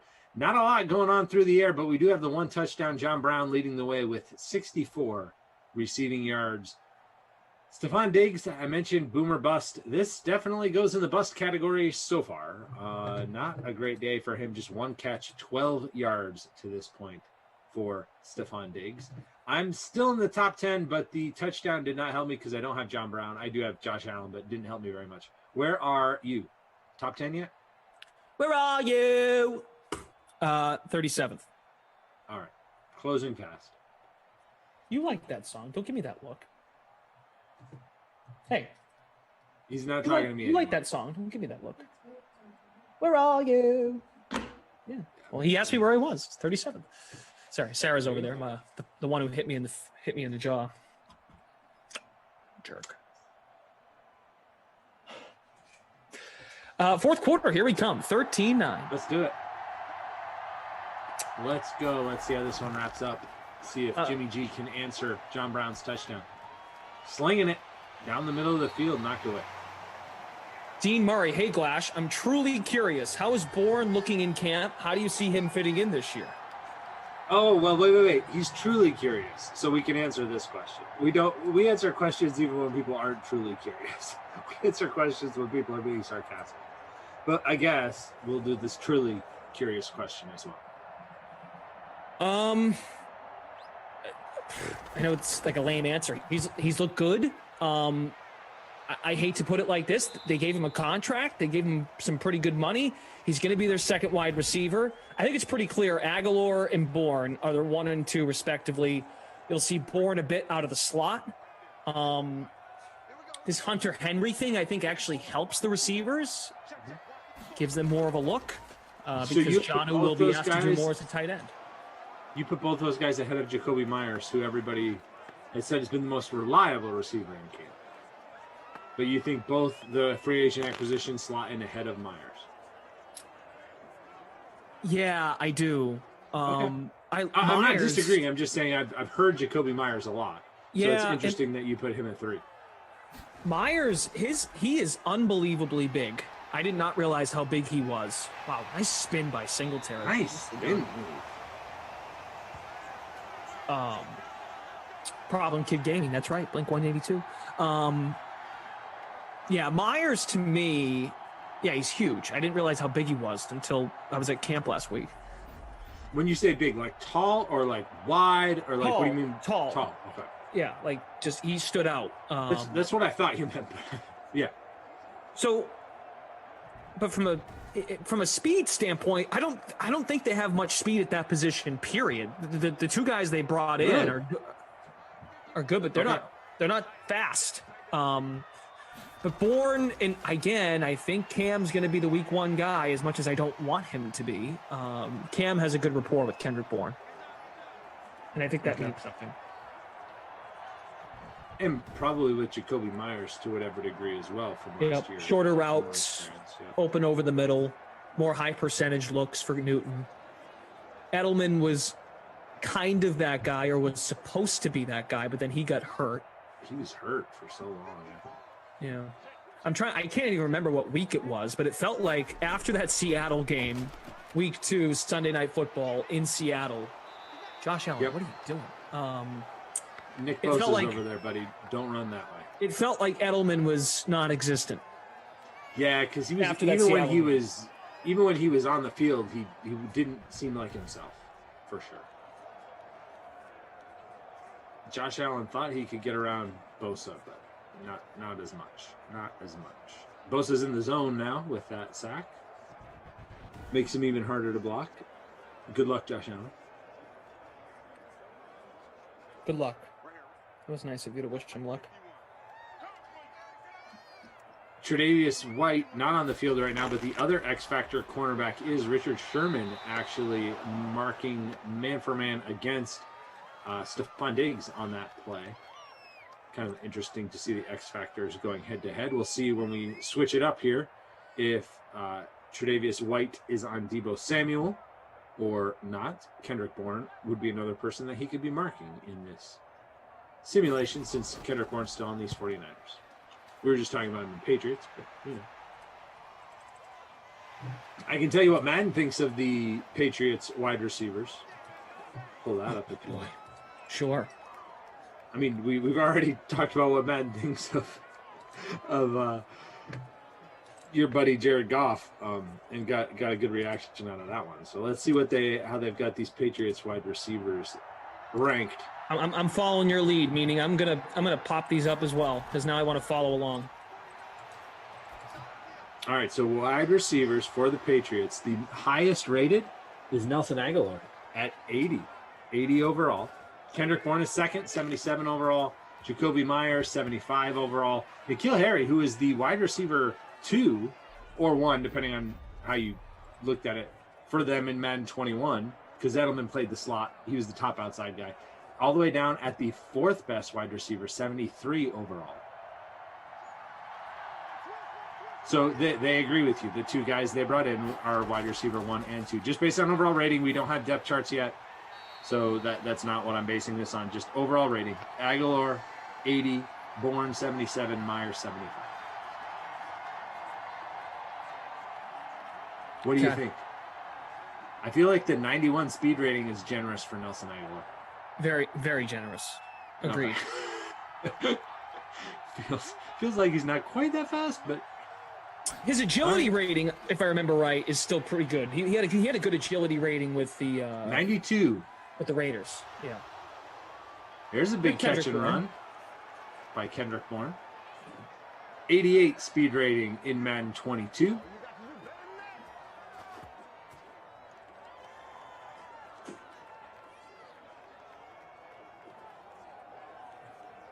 .77 overall. So he's the second wide receiver on the Patriots, much like he's the second wide receiver for these 49ers behind Deebo Samuel, who usually plays his games out of the slot. You know whose name we haven't said until right now? George Kittle. You know how many catches George Kittle has? A big has? ball. That was, the only catch he has this game. Yikes. Yep. Just had that one catch for 21 yards. That is his only reception of the contest. Pretty wild. If you need Kittle, let us know in the chat. We'll try and speak it into existence. That was a terrible How about a pick? Oh, no. Oh, no. Oh, he got Hoyer picks off Garoppolo. Hoyer. Going in for the potential game-winning score, but the Bills' defense stands strong. And nice one-handed interception there. Yeah. Nice little snag. Wow. Big turnover there. That's his first turnover of the game. Right as they say, exactly. Try to speak it into existence, and Jimmy Garoppolo gives the ball back to the other team. Yeah. As a Bills defense owner, thank you. Josh Allen gonna run. Oh, nice little move there. Pick up the first, tries it again. Gets out to about the 40. He's closing in on the bonus now. Not quite there yet. With that 21-yard run, he is up to 87 yards on the ground. Does have the fumble. No interceptions, though. The only interception of the game was the one you just saw from Jimmy G. Problem Kid Gaming. The chat seems dead. What happened to everyone? Well, ask. They're here. 400 people are here. Yeah.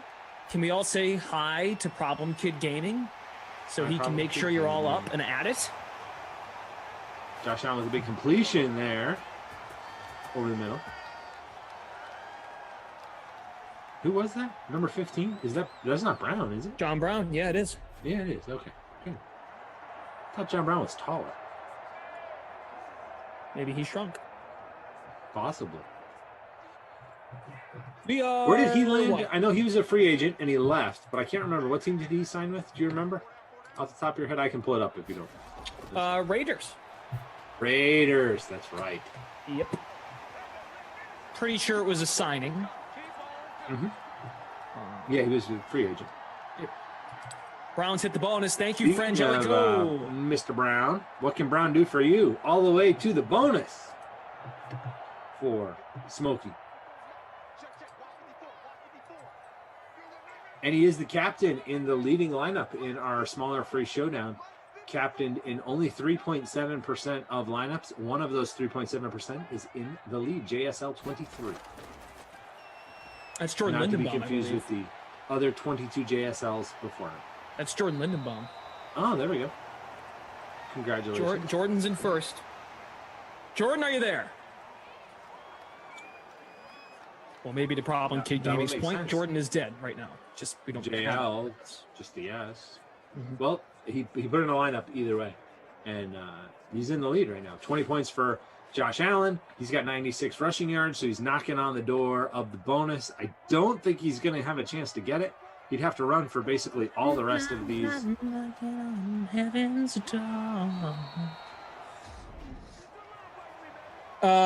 30. Yeah, I'm fine. Sorry. 38 likes. Well, okay. I'm usually not that fine. 38 likes away from 200 on the stream. Hit the like button for us. Let's go. Maybe Glash will sing more if you hit the like button. Or sing less. Knock, knock, knocking on heaven's door. Stephon Diggs, single coverage, top of the screen. Let's run the ball, though, I guess. Yeah, Devin Singletary runs into the line. Killing the clock. We're killing the clock here because even if they are held to a field goal, they still have a full touchdown lead. Maybe this is the time Zach Moss can deliver for yours truly. He is the power back. This is a good time for him. And he's probably back there right now. This is him. Right here. You ready, Glash? Come on! Moss Speak time! it into existence. There. Yeah. Oh, yeah. So close. Moss time. I think that was Singletary, though, honestly. We got Moss. Oh, really? Yeah. Hey, he's the power back. This is his time. 3rd and goal. It is. That's what I'm saying. Let's see it. That was a power formation. Maybe it wasn't the extra tight ends that they bring in. Nope, this is definitely not him. Because we're in shotgun. Because why not? From the 2, 3rd and goal. Looking to put it away. Allen going to do it himself. Walk in. Touchdown. He still doesn't have the rushing bonus, but he's got a rushing touchdown. Big day for Josh Allen. Even though he's at 98 rushing yards now. Yeah, that's a little annoying. If only he ran it in from the 4, but it hit that bonus. Yeah, but then maybe he kneels down at the end and loses the bonus. That sucks. Because you lose yards when you do the kneel down play. You lose 1 yard from your quarterback rushing total. Yep.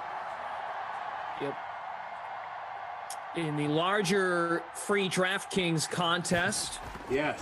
3-way tie for first. John Brown is the captain. 39.15 points. Philosophical question for you here. Oh, you ready? Yeah, I guess. No, this is actually pretty easy. All right. Do you prefer the player of the game to be the highest scoring player, which in this case would be Josh Allen, even if they are chalky?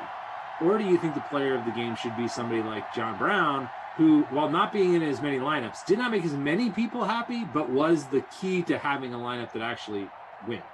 Bingo. Key. If you are the key to a lineup being successful and winning, yes. I like that over, say, the chalky player. Now, in some cases, as you know, the chalky player could fulfill both categories. True. 100% true. But I agree with you. That, like, I'm thinking player of the game's got to be John Brown in this one because he's owned in less. Even though he has fewer fantasy points straight up than Josh Allen, he was the difference maker. So he's where I'm looking for player of the game. At this point, we'll see. Maybe that changes. But I'm not even sure who could catch him at this point unless the Bills get the ball back and Josh Allen runs for another touchdown and hits the bonus. That is a George Kittle reception. We've only seen 2 of those. He's trying to play his way out of the Not My Kid award, and that catch may do it. It's close between him and...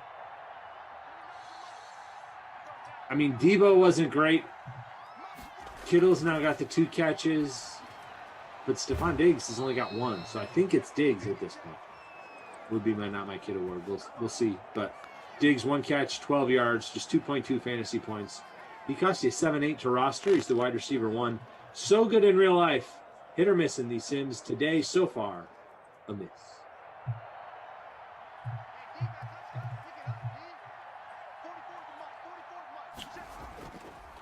Get the green with Jeff and Reed is coming up next. Garoppolo into traffic. That's batted down. Learn all about the Wyndham Championship, FedEx Cup playoff race, all that stuff. Exciting time in golf, actually, as they wrap things up here. Coming down the home stretch of their season. Golf season, of course, wraps up and then take like a week off and start right back up again. They really don't have much of an off season. They take a month off for the holidays, but not much of an off season. But they are coming to their postseason, the playoffs, coming up after this week's event at the Wyndham. Mike in the chat, Dante Pettis is owned more than John Brown in the bigger contest. How? Well, he's cheaper, I would presume, and the bigger contests are typically classics, and someone figures let's take a dart throw or throw the dart with Pettis and save a little money. Wide receiver 3 does get involved at times for the 49ers, especially when Deebo Samuel gets shut down on the inside out of the slot. They'll air it out to the outside. Pettis becomes kind of a downfield threat. against this Bills secondary, though, the 49ers have not got much going. Their best drive of the day was the one that eventually Jimmy G threw the interception on. There's another catch for Kittle. He's up to 3 now. Still not a great day for him, but not bust anymore.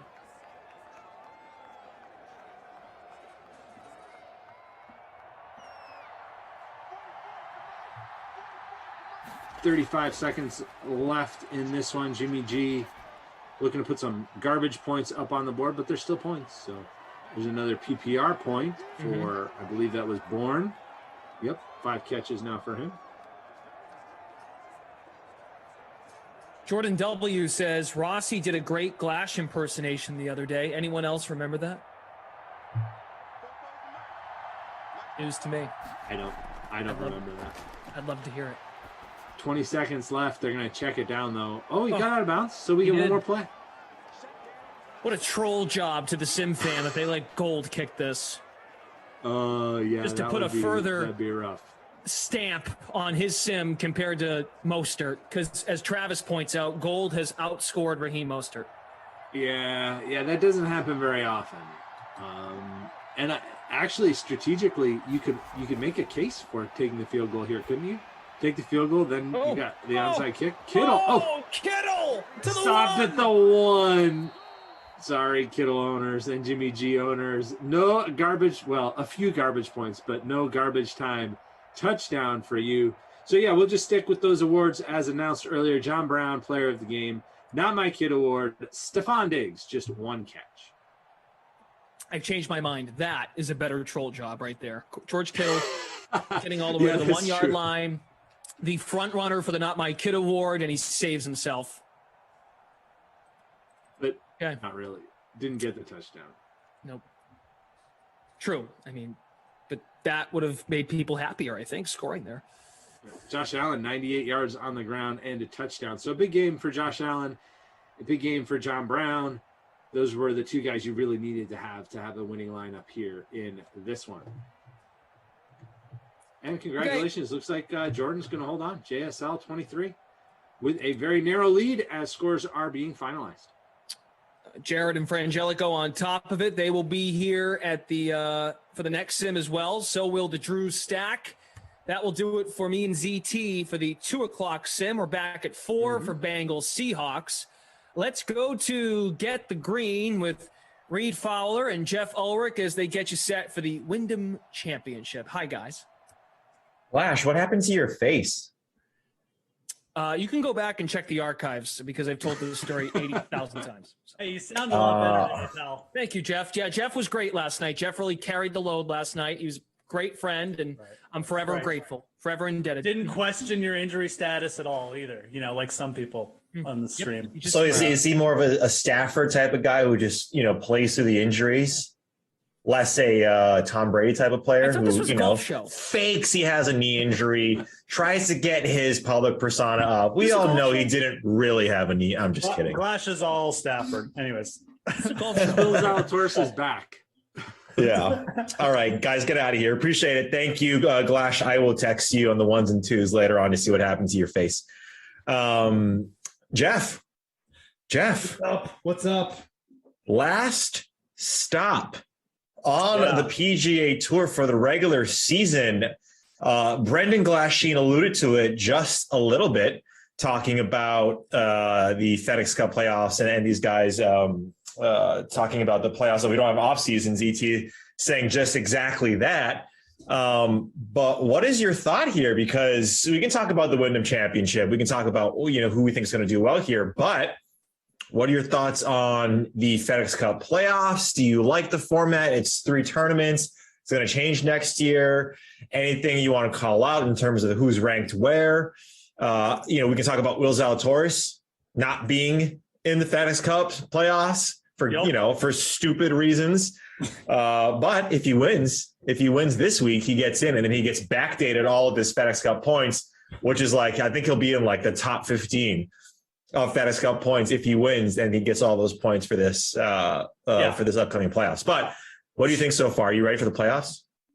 Yeah, I am kind of. I think I like the new format. They cut it down to 3 from 4.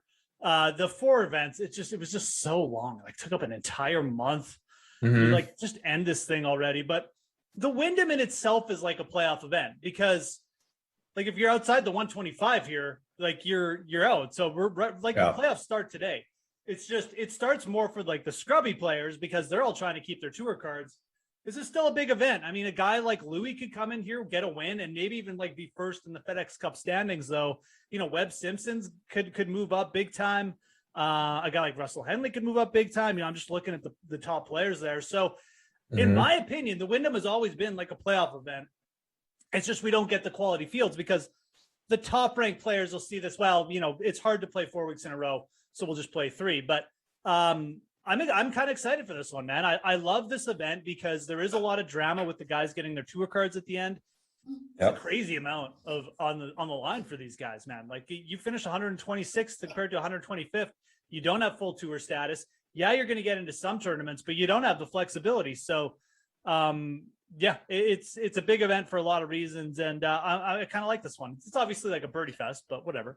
Yeah, winners get 500 FedEx Cup points. So, if you look at the standings right now, like you mentioned, the top 10 guys, right? You got Sam Burns, JT. I'm going from 10 to 1. JT, Louis is at 8th there.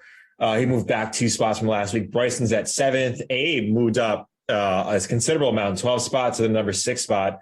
Rom is at 5. Harris English is at 4. Cantley at 3. Spieth at 2. And Morikawa is at 1 at first place. Right, like you mentioned, 500 points. Now, look, if Louis wins, you're right. He catapults into that top spot. Now, does that make right? I don't think it does. So I think most of these guys will come back. The second tournament, and I can't remember exactly which tournament. What is it? It's the Northern Trust is next week for the first leg. Yeah, what's the second one? I always forget the second one. BMW, thank you. They got rid of the Dell technology. So that's right. I was trying to remember I think this is how it goes now. Northern Trust, BMW championships, and then the Tour Championship at East Lake. So Right. And so you probably will see all the guys come back at the BMW. Maybe some won't, right? Like just if they don't see that there's a material change in their standings, then they won't. But for the most part, you're right. Louis could do extremely well. This is why he skipped the Olympics as well. It is, yep. Is to focus on the FedEx Cup. So heading into the Wyndham, and I saw that you tweeted out, follow Jeff at Fantasy Grind, excuse me. Louis Oosthuizen in plus 1,800 for Jeff, an auto bet, an auto click. At Wyndham, you mentioned Birdie Fest. Anything else that you're looking at, maybe that other guys that aren't looking at right now? So, I think when you're looking at the top players, I don't know. I mean, like everyone's playing pretty good. I mean, I don't think you have to worry too much about proximity and stuff. I mean, I think Zalatoris is the other place you could go for betting up there. I'd have some interest in him at 25 to 1. I want Henley over him though. I just felt like, Henley at 35, but so basically what I'm looking at, especially as you get down lower, you want the guys who A, are going to hit a lot of fairways, and B, are great with their short irons. So driving accuracy is not a stat I look at very often in the year. There's maybe like 3 tournaments. This is definitely one of them. If you just hit fairways here, you're kind of ahead of the game. You don't need to be powerful off the tee, but you look at the guys who win. I mean, they're all top 15 in fairways hit for the week. Like they just don't get in trouble, because if you don't get in trouble off the tee, you basically have a birdie chance on every hole. So just staying in the fairway is like you're ahead of the game. So driving accuracy, yeah, like you want guys who can just pipe it like hole in, hole out. Doesn't have to be super long, but hit those fairways. And then again, it's just looking at short iron play, like guys who are just going to get going. You can look at putting stats as well. That's just highly variable. I mean, we saw Jim Herman come in here missing cuts, T77, and then getting like 6 strokes putting last year. So the putting stats, whatever. I mean, but for me, it's just about short iron play. And again, off the tee play is important too, but lean towards driving accuracy. So. Yeah, you mentioned driving accuracy, Jeff. If you look over at Fantasy National, over the last 24 rounds, Brendan Todd is number 1 in fairways gained, Ches Reavie number 2, Brian Armour 3, Brian Stewart, who I like quite a bit this week, number 4, Kramer Hickok is number 5, Ryan Moore 6, Kyle Stanley 7, the Herm 8, Jim Herman, 600 to 1 winner, mind you, plus 60,000. You've already named like 3 or 4 guys who have terrific records at this event. Like Farmer has a terrific record at this event. We know Herman. I mean, so we're just kind of proving our point here by looking at that more for sure. Yeah, and then Satoshi Kodaira 9, and then Bryce Garnett number 10. You talked about the short iron, just to give you guys kind of a an idea here. 125 to 150 proximity over the last 3 tournaments or 12 rounds for these guys. It goes Gellerman, Zach Johnson, Russell Henley. I'm going from 1 to 10 here. So Gellerman is first, Zach Johnson is second, Henley is third, Johnny Vegas fourth, Brian Harman fifth, Rafael Campos 6th, Hideki 7th, EVR 8th, coming a champion, a Barracuda champ, right? EVR. They got that baby bump. Nick Taylor 9, and then Adam Scott number 10, and then Brian Stewart again at number 15 there. So Jeff, in terms of those top guys, and guys, load up your questions here on the YouTube chat over at DraftKings, on the DraftKings channel, obviously, and then Twitch as well. Guys, love your questions for Jeff, and I will be here for probably the next 35, 40 minutes until that 4 p.m. sim comes down the pike. But when you're looking at the top spot here, we talked about Louis Oosthuizen. He's at 10,700 if you're looking at the DFS side. On the outright market, he's at plus 1,600 on the DK Sportsbook right now. So I ask you, from the top guys here, who's your favorite play outside of Louis? Because I think I don't think it's debatable. I think Louis is a fantastic play here. He has been for the last 6 weeks at any course. But if you're looking at elsewhere, who do you like this week? And we see here Patrick Reed is currently not in the field. He has withdrawn over at $10,200. Yeah, Patrick Reed withdrew, by the way, so he's out. Probably tired. Yeah, exactly. We talked about this earlier in the week. That's like the least shocking withdrawal. I mean, his travel schedule, insane. For me, it would be Zalatoris. Again, the approaches get going for this guy, can really get hot quick. I mean, it's Zalatoris. It really is. Look, Webb Simpson is the easy answer up here. And look, if you're playing cash games, honestly, you should probably just play Webb Simpson regardless, just because he's going to be so heavily owned. You just don't, if Webb goes off and he ends up being in front of all these guys, I mean, you're just going to be easier, better to have him, right? But I think for me, Zalatoris, pairing him with one of Louis or Webb, if you're going to go double at the top here, is kind of the play. So Hideki, I mean, we mentioned Hideki stats. They're all great. It's just Hideki isn't going to save you with the putter. So you need him to replicate what he did last week with the irons, which I guess is possible, but there's probably a better chance that he regresses with the irons. And again, he's not going to save you with the putter. So I don't know. I'd rather pay down for the cheaper guy in Zalatoris there, a guy who's also piping his irons, but has actually been putting better of late. So that's my look on the top two. I feel like Louis and Webb, I don't want to say they're autos, but you can play either. You can pick or choose. Yeah. Like I said, I prefer Louis, but for me, I think I'd rather take the discount on Zalatoris over Matsuyama. Well, not just discounted price, Jeff, but his roster percentage, his projected roster percentage right now is almost half of what Simpson's is going to be. Yes, exactly right. So, and in 8th place last week. Not to say that this is the only sign that we're going to get that he's past his injury, but it's a good sign that he, in 8th place, there's nothing lingering, or if there is, then maybe he can play through injury. The reason why we alluded to it, off the top of the show, why he's not in the FedEx Cup playoffs is because he's not a PGA Tour card member, a card holder, so to speak. And what happened was, and he should have been, right? He was number 1 in the Korn Ferry in terms of earnings the year previous, but because of COVID, the tour said that they're not going to they're not going to take away anybody's tour card for 2020. Therefore, Zalatoris, even though he was supposed to be on tour, based off of what he did on the Korn Ferry the year previous, he wasn't. But then he got tour status, right? Exempt, like the special exemption where he gets exempt and sponsors exemptions essentially to any tournament, every tournament that he wants, which is a travesty because you're right. I mean, you look at his ranking, he's one of the best in the PGA right now. And he's got top finishes, like I mentioned. He's got 6 top 25s, a dozen top 10. It's crazy. Or no, 6 or 7 top 10s, a dozen top 25s so far this season. It's absurd. So if he wins, I really like it this week. You take a look at what he did last weekend at TPC Southwind, hot with the putter. It's the same surface here that it was last week. And ball striking, you know, he was gaining 3 or 4. I think he gained 3 or 4 strokes total ball striking over the weekend. That's what you want. Yep. And he's mentioned in interviews, like every single tournament he's going like he's trying to win. Now you can say that he's tried to win in every single tournament and he hasn't, but he's been close. So I'm with you there.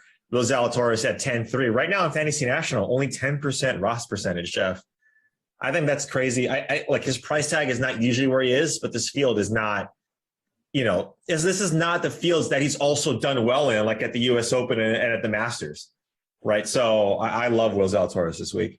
Yeah, I mean, Zalatoris had a lot of his best finishes like in the Fall Series event, and this really does set up more as like a Fall Series event. So again, I think there's some synergy there, right? I mean, you know, he typically did come to play in the weaker field events and stuff like that. Yeah. So yeah, I like it. Yeah, I mean it sounds kind of crazy. Like it sounds like we should probably just be like play Webb Simpson, and maybe that is like the play, but I really don't think there's much between these top 4 guys. I mean, I really do feel like Hideki is probably the fade for me just because of ownership and price, but you know, I don't think there's much there. So again, I think Zalatoris he's 10-3. He's playing good again. He's got a lot of motivation. Like you said, the green's similar to last week, weaker field. I think this is Yeah, so we've got a question here from Giggle Pigs. Great name. I see incredible value in Seamus Power. Aside from recent form, which is a big aside, he's launched his stats from strokes gained total, birdie or better, greens and reg, and strokes gained approach. He won. What was that? Was it the alternate, the Barbasol? Barbasol. Yeah, so he won the Barbasol, and he was in that playoff with JT Poston, who is a former winner here a couple of years ago. What do you think of Seamus Power, Jeff? Brother Seamus. Power's fine. You know, what's he up to? And let me just, 8,500. I mean, the only argument against Power is, okay, like he's up there. His stats do look good. He's actually got pretty good proximity on the short irons right now. Better than guys like Woodland and Fowler there anyways, even like, you know, but he is kind of in a range where, you know, Sebastian Munoz has been playing well. I like him. Schwartzel, like Power is now more expensive than a lot of players. So I think it's fine. I mean, a lot of people are going to get talked into Ricky Fowler or Woodland here. I mean, I think Power is clearly playing better than those guys, and especially in this field. But I do also think that there's other players underneath him who not getting as much respect. Like, you know, Mito Pereira's been playing well, Vegas. Yeah. So I don't really view Power as a must play, but if you're in that range and you're like, I'm not feeling it with Kisner, even though I actually like Kisner this week, I can see going to Power. I mean, I think this whole range has, you know, options. I mean, you know, I think Fowler, Woodland, not guys I'm in on. Bobby Mack, I guess I don't hate, but would really rather, you know, go down to Power or underneath him. So I view Power as fine. I just feel like there's guys who's probably more appropriately priced underneath him. Yeah, so if we roster Power, because I think this is, you know, a good exercise in looking at the stats, of course. This guy's gained strokes in like the last 6 or 7 events, and not just 0.5 or 1. Like he's been amazing with his irons. I think he's like sixth, or no, excuse me, second in the field in approach. No, it's sixth in approach. That was right. First in DK points. This is over the last 24 rounds, and second in tee to green. So he's been great every which way. But if you take a look at this is kind of where I wanted to go with this, Jeff, is that got $8,500 here. You know, what is your roster build going to look like, right? If you're rostering Seamus, kind of feels like you want to go balanced, right? Because if let's say we just roster, for instance, like Webb, we feel like we want to go Webb and then Seamus. Now you're in this camp of like 7,000s around here, which is not bad. It's not bad at all. But for me personally, I'm trying to look at different, like, because you're right. There's going to be a ton of narrative around these guys in the 8Ks, whether it be Jay Rose, Ricky Fowler, Gary Woodland, trying to get into the top 125. Streelman, Munoz, these guys have been talked up about, you know, it's Siwoo Kim. We know that. There's going to be a lot of sentiment, I think, that's going to clump around these guys. And because of that, you know, my strategy at least is going heavy with these, you know, like a Louis and like a Zalatoris stack, and then trying to go down in the lower 7s and the 6s because of what we've seen at this course over the last handful of years. So Seamus Power, I think in a vacuum is a great play because of what he's doing and how he fits here. But then it also, asks the larger question, what is your roster construction going to look like this week? Yeah, that's the problem with Seamus, right? It's a problem with guys in that range, obviously, too. Not just him, but yeah. And I think, again, if you want to play Power, I think you kind of have to commit to either fading the guys, maybe like 95 and above, or like definitely 10K and above, or you're committed to playing like maybe multiple players under 7K, which I actually think is fine this week. Yeah, there is multiple players here who in this field I feel are kind of underpriced compared to the guys at like 72, right? So obviously we can move down there in that range, but again, I do think that the value in the 6K range this week does lend you to be able to play guys like Power. It's just, if you're going to play them, realize that, you're going to have to dip down there. Yeah. And look, if you want to play Power with the same type of construction that I was talking about, that's fine. If you want to leave a considerable amount of money on the table, that's fine. I don't suggest it. I don't think you need to. But you kind of mentioned it, Jeff, that there is value in that $6,000 range. We'll get to it in a little bit because, that's just a fun thing to talk about is trying to find the Jim Herman type of player who's going to win here. But let me see here. If I'm going to the chat, Problem Kid says, Reed, why aren't you on the beach right now? Problem Kid, I asked gaming. I ask myself that question every single day. Every day. Don't have an answer yet, but I'll come back to you. Hey, we're working on it, though. That's the dream, right? That's the dream. Going back to that initial question, Jeff, if you look down here in this $7,000 range, I think there's a lot of guys. I mentioned this, I think, on Monday's show with Emerson and maybe on the Sweat. I can't remember if I did or not. But let's start at 7K flat because I think there's some guys that I want to get your thoughts on. Ryan Armour was someone that was talked about in the Monday show. It was a question that was asked. Ryan Armour plays well in like 4 tournaments. This is one of them. So he's going to get a lot of sentiment. But I want to get your thoughts on Aaron Wise. I know you're an Aaron Wise guy. He shouldn't play well here. Like, it doesn't look like he's got no form right now, right? Like his best finish in the last 3 is the T66. But I take a look at Aaron Wise and I'm like, man, at $7,000, this guy's played well in really good tournaments in tougher fields. His wedge game, right, is solid right now. And he's just someone, look, you don't need a ton of power off the tee. We know that. You talked about it earlier. But what do you think about Aaron Wise? Because I don't know why, but I really want to play him this week. RBC Heritage cut, right? Like, it doesn't look like he should be a play, but at least talk me in or out of Aaron Wise. I mean, it is tempting. Again, we're looking at short proximity stats. I mean, he actually rates out pretty good.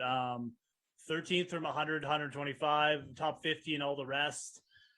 He's not playing terrible. It's just like, when is he going to pop? I mean, we saw him pop a little bit at Memorial, gained over 2 strokes with the putter there and on approach. He's really regressed with the putter since then, but I mean, I can definitely look at 7K. You can play Aaron Wise here. Just realize he is the epitome of boomer bust. If the putter doesn't show up early, like, there's a very good chance you're either looking at a miscut or like a T60 or something. So absolutely. This guy does, we look at this range and I'm going to talk about a few other players. Probably Wise has the best pure upside. Like, from a perspective of you looking for a guy with the top 5, if he plays well, Aaron Wise will get you that. But there is way more bust potential there as well, especially when compared to guys like, you mentioned Ryan Armour, who's been playing better and has got a great course history here. I'd have really no reason to speak bad about him. I don't really care about a miscut of the Barracuda. It's a weird event. This type of event with the Bermuda greens, the smaller greens, has been his bread and butter. Talking about Ryan Armour now. I also think that Mark Hubbard is playing a lot better. Yeah. He made 5 cuts in a row. He's got a great course history. His T15 here last year. His approach game is trending. He's not putting great, but he's never really a great putter, but he's playing well enough. Like, I think Mark Hubbard here is actually my preferred pick let's say you're making a cash lineup, I'd roll Hubbard out. That's honestly who I'd go with. And I think even for GPPs, he doesn't have the upside of a Wise, but at 7K, if the guy just shows up a little bit with the putter, I mean, he's probably going to challenge. So I like Hubbard there. Stanley is in play. Great approach. I know he hasn't been played great, but he does set up well. But yeah, I mean, I feel like, Armour and Hubbard really the guys I'm looking at 7K. Bo Hoag at 7,100 is also in play there. Yeah. And then I probably start looking at a guy like Aaron Wise, like kind of fourth there, as like, okay, if I'm really dialing up the variance and I just want a guy for pure upside, I don't care about anything else. Yeah, I would take Wise in this range. So it's all about how you play it. I'm not going to rank him in front of the other guys just because of that, though, because I feel like Armour has been way too consistent, and even Armour. So interesting play there. I know I saw Aaron Wise down there too. I tried to ignore him, so thanks for bringing it up, putting him in my mind. I'm sure he'll end up in a lineup now of mine, but yeah. Oh yeah, I wouldn't be surprised. That's how I feel about Aaron Wise. That was a long discussion about that range, but I think that. Yeah, and look, I think on the DK Sportsbook, if you take a look at Wise, his outright is, I think last time I saw it was at plus 130. Yeah, so plus 13,000 right here for Aaron Wise. Look, the average winning odds, I think over the last 5 years, and Herman has a lot to do with this because he was plus 60,000, is around plus 175, like plus 17,500. So based on how you read odds, 175 to 1 plus 17,500 here in the US. For Jeff and the guys up, up in Canada, 175 to 1 is not bad in terms of average winning odds. Now, the lowest was like Henrik Stenson at 14 or plus 14,000. So there needs to be discussion on some of these guys. And the next question here, Jeff, thoughts on Michael Thompson and Adam Long? Like, what do we know about Adam Long? Adam Long won the 3M. Right? I think it was a 3M, or was it the Rocket Mortgage? He won the American Express. Didn't he also win like one of these other like? No, he's finished second a couple times. Like Adam Long has had some big final rounds, but his only win came at the American Express a couple years ago. Yeah, you see Adam Long. He's like either top 25 or he misses the cut. That's right. So Adam Long is like a kind of another version of like Aaron Wise. I mean, he's all over the place. When that dude gets hot with the putter, though, I mean, look out. He has been hitting it better of late, so I can't say I exactly hate him. I do think there's better plays down there, but his ball striking is starting to take a turn up, it looks like. So I guess he's interesting from that perspective. Michael Thompson won. That's the thing. So Thompson, I don't know. I just like He's playing a little bit better too, but I really feel like, what is his price? I can't even remember. 68. Yeah. I mean, I think in that range here, I mean, since we're down here. Or 69, sorry. Yeah. Okay. So someone's already brought up Brian Stewart. And for me, I mean, Brian Stewart is the play. He's like very much like the Mark Hubbard or Ryan Armour of the 69, 68 range, right? Like, yeah, you can talk yourself into some of these other guys. I mean, Long, I think has some upside. I think Long is like the GPP pivot I would go to there. He's playing better. That's fine. But realistically, you should probably just play Brian Stewart. His irons are going. He's a very, very good putter, and he's got a good course history here. Like, there's just nothing to say, like, don't play Brian Stewart. I guess he doesn't have the greatest course history, but it's a very good setup for Brian Stewart. So that's kind of how I view that range. But the reason I'm not, like, super into, like, a Thompson or anything is there's also playable guys under this. I mean, Jason Duffner's hitting the ball well. Norlander at 66 sets up beautifully for this course. I really like Henrik Norlander, and Roger Sloan at 6,700. So, there's a few other guys we could talk about here too. Tom Lewis is a guy I wrote up. He's a great boomer bust pick, and all these guys are cheaper than like Long and Thompson. So I wouldn't get stuck on those guys. Brian Stewart definitely in play, but there's players under there. There's a handful of players you could think about here. I mean, this is why you should be thinking of stacking like 4 or 5 guys in the 8K range or the 8K and above range, because there's a ton of playable guys down here this week. Yeah. Satoshi Kodaira's here down at 6,500. We know he's a former winner at RBC Heritage, short Bermuda course, par 70. If you want that correlation. Sam Ryder, $6,700. Someone else too that you could think about. Like, you're right. There's a lot of guys down here. I mean, shoot, Francesco Molinari is at $6,800. Right? Like, I think most people are like, wow, Francesco's in the field and he's like under 7K. It's bizarre, but yeah, and he's 140th in the FedEx Cup standings. He needs to make the cut. Like, if he makes the cut, and here's a discussion too, Jeff. Guys who are on the bubble, right? If he makes the cut, good chance that he gets, well, it increases his chances of getting in the top 125. Now, what he does when he makes the cut, or if he makes a cut, that's going to solidify his chances.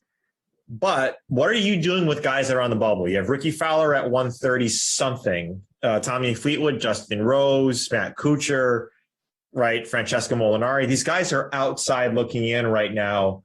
What is your strategy with playing these guys? Because, we've heard it because we do this every day, especially around this time of year. You hear, oh, these guys are in the bubble, so their motivation is going to be higher. But you mentioned that Louis' motivation might be just as high because he wants to do well, right? Make money, and then better his chances for winning 15 mil at the end of the year. So what are you doing with these bubble guys? I mean, there's motivation for everyone in the field. Like, it's not like one guy really has an edge or anything like that. If anything, there's actually more pressure. Like, the pressure is really ratcheted up on some of these guys. They're playing for their livelihood this week. So that can work both ways, right? Like, that can really, it can be like, people explode under pressure too, or implode, I should say. So, we really should have mentioned Molinari down there first almost. I mean, it's just ridiculous. That quality of player, but he's been very hard to trust. I mean, the T13 at the US Open is great, but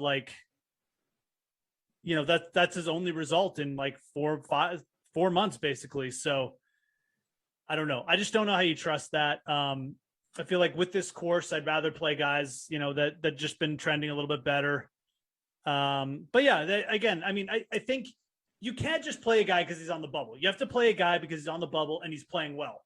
You want that good combo, right? Like, a guy who's confident in his game and on the bubble. I think that's going to work out. Like, we can go. I mean, I've got to look up some of these guys here to see where they're standing. But like, Roger Sloan is a perfect example at 6,700. He's been making cuts. His approach game is improving, and he's at 131. Great. Like, let's throw him in, because that's the kind of guy who I think can have a lot of success this week. Mark Hubbard is another. These guys are trending up. Yeah, they're going to come to play. They're going to go for it, and they have the games, it looks like, to compete. So don't just play a guy just because he's on the bubble. I mean, there's a ton of bubble guys too. So, but yeah, the bigger names, right? Like the Rickies, they're always going to attract a lot of media coverage because of this. Like, look, we're talking about them. So yeah, I've just proved my point. But even your boy, Tom Lewis, 154. Look, if he gets a top 5, top 10, he's, a couple hundred FedEx Cup points, that puts them pretty safely in the top 125. So like, that's the stuff you have to look at, not necessarily, like you mentioned, the guys that are just in the bubble and that, Ricky's thinking about, what's my, if I don't make this, what's going to happen? Look, he's been dealing with that this entire year, right? We talked about him qualifying for the majors and qualifying for the US Open, right? Those are the US Open or the PGA, one of these where he didn't qualify for. And it's like, he's going to play well because he has to qualify, and he didn't. And then he got a sponsor. He got an exemption. So he ended up playing, but you're right. Look at these guys, and I'm sure there's no Canadian slight here. But I'm sure Roger Sloan is a much better play, at least in my opinion right now, in your opinion as well, than some of these guys like Kuchar. Kuchar 6,800, sure. Can you imagine, can you fathom that Kuchar's going to do well? Can you think about, like a par 70 Bermuda course? Yeah. When Matt Kuchar was playing well, this was a course that Matt Kuchar could play well at, but he currently isn't. I know I'm talking to you guys like you're 5 years old, but that's how you have to kind of think about it this week, right? Is not necessarily just playing those guys because they're on the bubble. And then a lot of people are. A lot of people are going to play Ricky, and maybe instead of him being 4 or 5%, he's 9 or 10. And you don't want to be in that camp, especially if Ricky is doing his double or triple bogey in a par 3 like he has been all season. Yeah, absolutely. Giggle Pig's bringing up Cameron Percy, another name, playing better. I like that. Yep. Another guy to consider down there, Cam Percy. How much is he actually? Yeah, 6,300. Again, you can go so deep in this field. I mean, it's it's great for lineup making, and a lot of people I don't think are going to do that. So, yeah, and look, this event, I mean, we've seen 500 to 1 winners. Like we've seen Herman, Davis Love, the third one here. I mean, weird things happen, right? So, well, let's go over to the sports book, Jeff. And guys, love your questions. That's actually a good idea. Yeah, we got about 10 more minutes or so before we're going to sign off and kick it to the 4 p.m. sim, which will be coming up shortly. But if you take a look at some of the bets that you can make, it's all the routine, the routine bets that you guys see in the DK Sportsbook. We talk about matchups quite a bit here, and you'll see some right now. Ricky Fowler against Mac Hughes. Mac Hughes is at plus 100 even money. That's not bad. It's not bad in my estimation right now for Ricky and Mac Hughes. You see Seamus Power there, guy we just talked about. You have to lay 110, gotta lay the juice, but that's on both sides if you want Taylor Gooch or Seamus. I think this is interesting, Jeff. Brendan Grace and Mito Pereira. You talked about Mito, and I think Brendan Grace, just from a talent perspective, I think he's one of the better guys, obviously, in this field. Okay. You got to lay juice on each side. If you have to choose either or, because I think this is what I like to do. I like to stay away from these type of bets, right? Because it could really go either way. Better long form player in Grace, better current form in Mito. But if you have to choose one of these players, where are you going? Probably Mito. I think there's just more on the line with him. Grace already has a win. He's probably looking for a few FedEx Cup points, but Brandon Grace is a guy who can go really cold with his putter too. So if he starts off poorly, he might just start looking ahead to next week. So I would definitely go Mito there. Actually, if I'm looking at these, Kisner's odds are, I really like Kisner in that matchup versus Lanto. Lanto's not playing well, but he's minus 130. I actually don't mind taking the juice there. Maybe you're looking for a parlay or something. So that's one that sticks out. Henley versus Nas, actually. God, I would be all over that as well. On which side? On Henley. I know you got to take the juice again, but Kevin Na is a guy who could show up here with the putter or something, but certainly could also just take the week off. He's not, I think Kevin Na is just playing here because this course sets up so well for him. I don't necessarily think obviously he wants points. I mean, I'm sure he'd love to get a win or something, but right. I think that Kevin Na is probably getting a little bit too much respect just because he had that one runner-up finish a few weeks ago at the John Deere. I like that. I mean, again, maybe a parlay Kisner and Russ and Henley there with and get your odds a little bit better. But if you're into that, I mean, you certainly don't have to parlay anything. Probably just better to take one. But those are the two heads up there that stand out to me. I know you got to take the juice on it, but those guys Jeff. Really. I feel a little bit being underrated in those matchups. What about this one right here? Henley minus 120 against Sanjay, even money. Because this is what I want to talk to you about. And if you guys have no more questions, we might end on this one. We'll see. Because I think Sanjay is a topic worth talking about. I like him this week. I think he's someone that is going to allow you to get some. He's $9,600, so he's not going to save you a ton of money. I don't think he's going to be heavily rostered because he's not playing well at all. He's a great, I guess I'm making my case for Sanjay here. He's, a great Donald Ross player. Like his last 5 events, the best finish he's had was a top 10 in 8th place at the Rocket Mortgage, which is a Donald Ross design. So you take a look, and in the long form, Sanjay actually comes out a little bit better than Henley, but that includes what he's done way back when. And Russell Henley is a guy who can get absolutely hot with his irons and putter. He's such a scary person to go head to head against. So what do you think? Maybe it's less about this head to head, this matchup. But what do you think of Sanjay this week? Because I think Russell Henley objectively is a good play, right? Iron player, great. He's he's streaky with his putter, but if he just breaks even with his putter, he's going to be in contention. So what do you think about Sanjay? And would you, maybe if the number was what number would you need to bet Sanjay if you don't like it? And then maybe in general, what do you think of Sanjay this week? So I actually like Sanjay as a DFS play. I actually kind of like pairing Henley and Sanjay together as a DFS play. If the odds are reversed here, I would definitely be in on taking Henley. I'm not really interested in opposing Henley. I feel like Henley is playing better right now. He's got better upside. He's just not likely. Russell Henley certainly has it in him to implode with the putter. over a couple days and not make the cut. But like, if he shows up with any form with the putter, like I feel like Sanjay is gonna have a big hill to climb. Like you're really gonna have to get a big week from Sanjay. So I think Sanjay at under 10K on the Bermuda greens, he's a good play. He's not playing terribly at all by any means. He just hasn't quite put it together. But if this isn't the week it comes together, like he's not going to beat Henley unless you get like just a crazy bad putting week from Henley. So it's just not big enough odds. I think this would have to be like minus 140 plus 120 for me to take Sanjay. Henley just not a player I want to pose this week. He's probably my favorite play on the slate. So you're basically asking me to go against one of my favorite plays, right? I'm just not going to do it. I think Sanjay. You know what I really like? I like that Sanjay Na bet. That again, I feel like Kevin Na. Is just getting a little bit too much respect in these heads up. I like Kevin Na, but he is extremely streaky. He also got the withdraw factor with Kevin Na, right? So I think that's where I would go because I don't mind betting Sanjay this week. It's just I don't really want to go against him with Zalatoris either. But I'll take on Kevin Na. I think that's actually a great bet right there. Yeah. So, and that brings up a really good point, Jeff, as you know, we'll close the show out here, 4 p.m. sim, I believe. Let me just see here. Who's that with? I had the Slack up. Now I lost it, but, excuse me. Bengals at Seahawks. That's Glash and ZT. They'll come back for that one.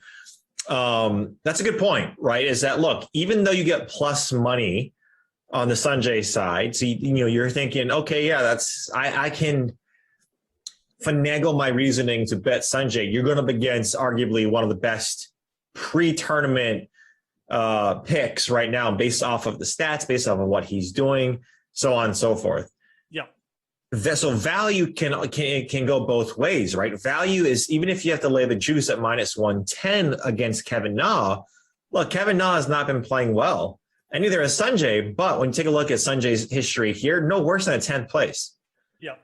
And we know what he does in Bermuda. Look, Championship Bermuda, it's at TPC Southwind. Like he lost 4.6 strokes last week. Sanjay did on the green, so that's not great. But when he came runner-up at the Sanderson Farms in 2019 to Sebastian Munoz at the Sanderson Farms, he putted really well.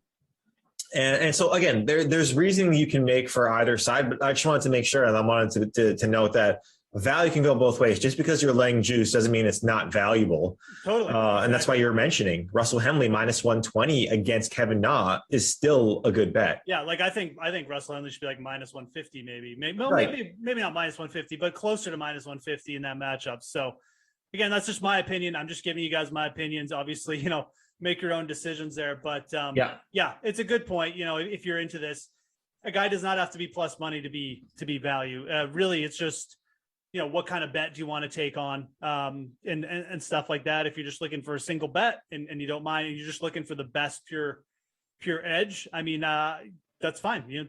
Take some minus some juice there. It's not a big deal. Last but not least, Jeff, Tommy Fleetwood to miss the cut plus 160 right here, and Kevin Na plus 225 to miss the cut. Glad you brought it up. I'm actually surprised that Fleetwood number isn't bigger. Like this is to miss the cut, right? Yeah. Yeah, to miss the cut. Oh, I mean, like I thought we'd get like plus 200 at least there. A little disappointed we're not getting a bigger number there. I mean, I think I'd rather take the Na side just because it's bigger cash. I mean, that's interesting. Got Kopech there at plus 275. That's interesting. I mean, he's not a good Bermuda putter. Maybe his putter goes a little bit cold. God, but his ball striking is amazing. I know he just makes cuts like every week. I was watching. I bet against Kokrak at the PGA Championship. I think I was chasing for Tally or someone. Yeah, and I was watching him, and he would be missing putts, easy putts. I'm like, okay, we got it. And then like the back nine just dart, like 8 feet from the hole, and eventually, right, instead of playing too much break or not enough, he figured it out. He blew Fratelli out of the water. That's the only problem with Kokrak is that he's so good with his irons that even if he's not putting, if he's putting from 8-10 feet, he's going to figure it out. Yeah, and he has mostly figured it out with the putter. He's been a lot better. So I think for those missed the cuts, Fleetwood and Na would be my targets there. All right, Jeff, that'll do it. Any parting thoughts for the Wyndham Championship, for the FedEx Cup playoffs? Anything that you want to tell the fine people here watching this stream? Yeah, no. Last thing, I don't mind the Adam Scott missing the cut. Actually, that's that I'd throw that one in there as well. He's been all over the place, so that's a good one. Thanks, Giggle Pigs, for the mention and the the throwing that out there as well. But no, man, just appreciate you guys listening, talking with us. If you were just here listening, talking, or whatever, hope you guys have a good week. We got the playoffs coming up. Give me a follow at the Fantasy Grind. Go over to DK Nation, read my article. It's up there, the PGA cheat sheet. Then read Reed's article after mine as well. But read mine first, then Reed's. I mean, come on here. But no, in all seriousness, hope you guys have a good week. You can always hit me up on Twitter with questions. I'll be on the stream over the next 2 days too, so we can talk some golf. But always enjoy a little bit of midweek golf talk, early week golf talk. Yeah, absolutely. And look, it's never too early to look at majors for next year as well. Also take a look at majors. There's some juicy numbers. That's another show, Jeff. That's another show. 4 p.m. sim again. Harris Bengals. English Masters. Harris English Masters. Oh God. We've been talking about Harris English, I feel like, for the last year, and rightfully so. Like every major tournament. It's like 100 to, it's ridiculous. It is ridiculous. Bengals at Seahawks again. That's going to be Glash NZT. Everyone take care. Good luck. And we'll see you next time.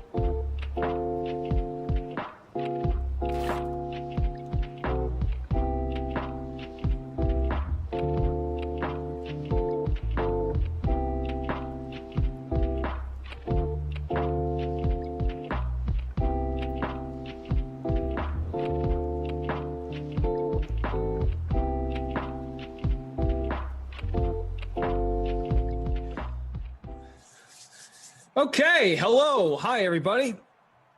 Back Hey. for Bengals Seahawks, 4 p.m. sim. Glasheen and Zach Thompson. Zach, hope your break was Yes. swell. It was. Thank you. How about yours? Good. Had a little something to eat.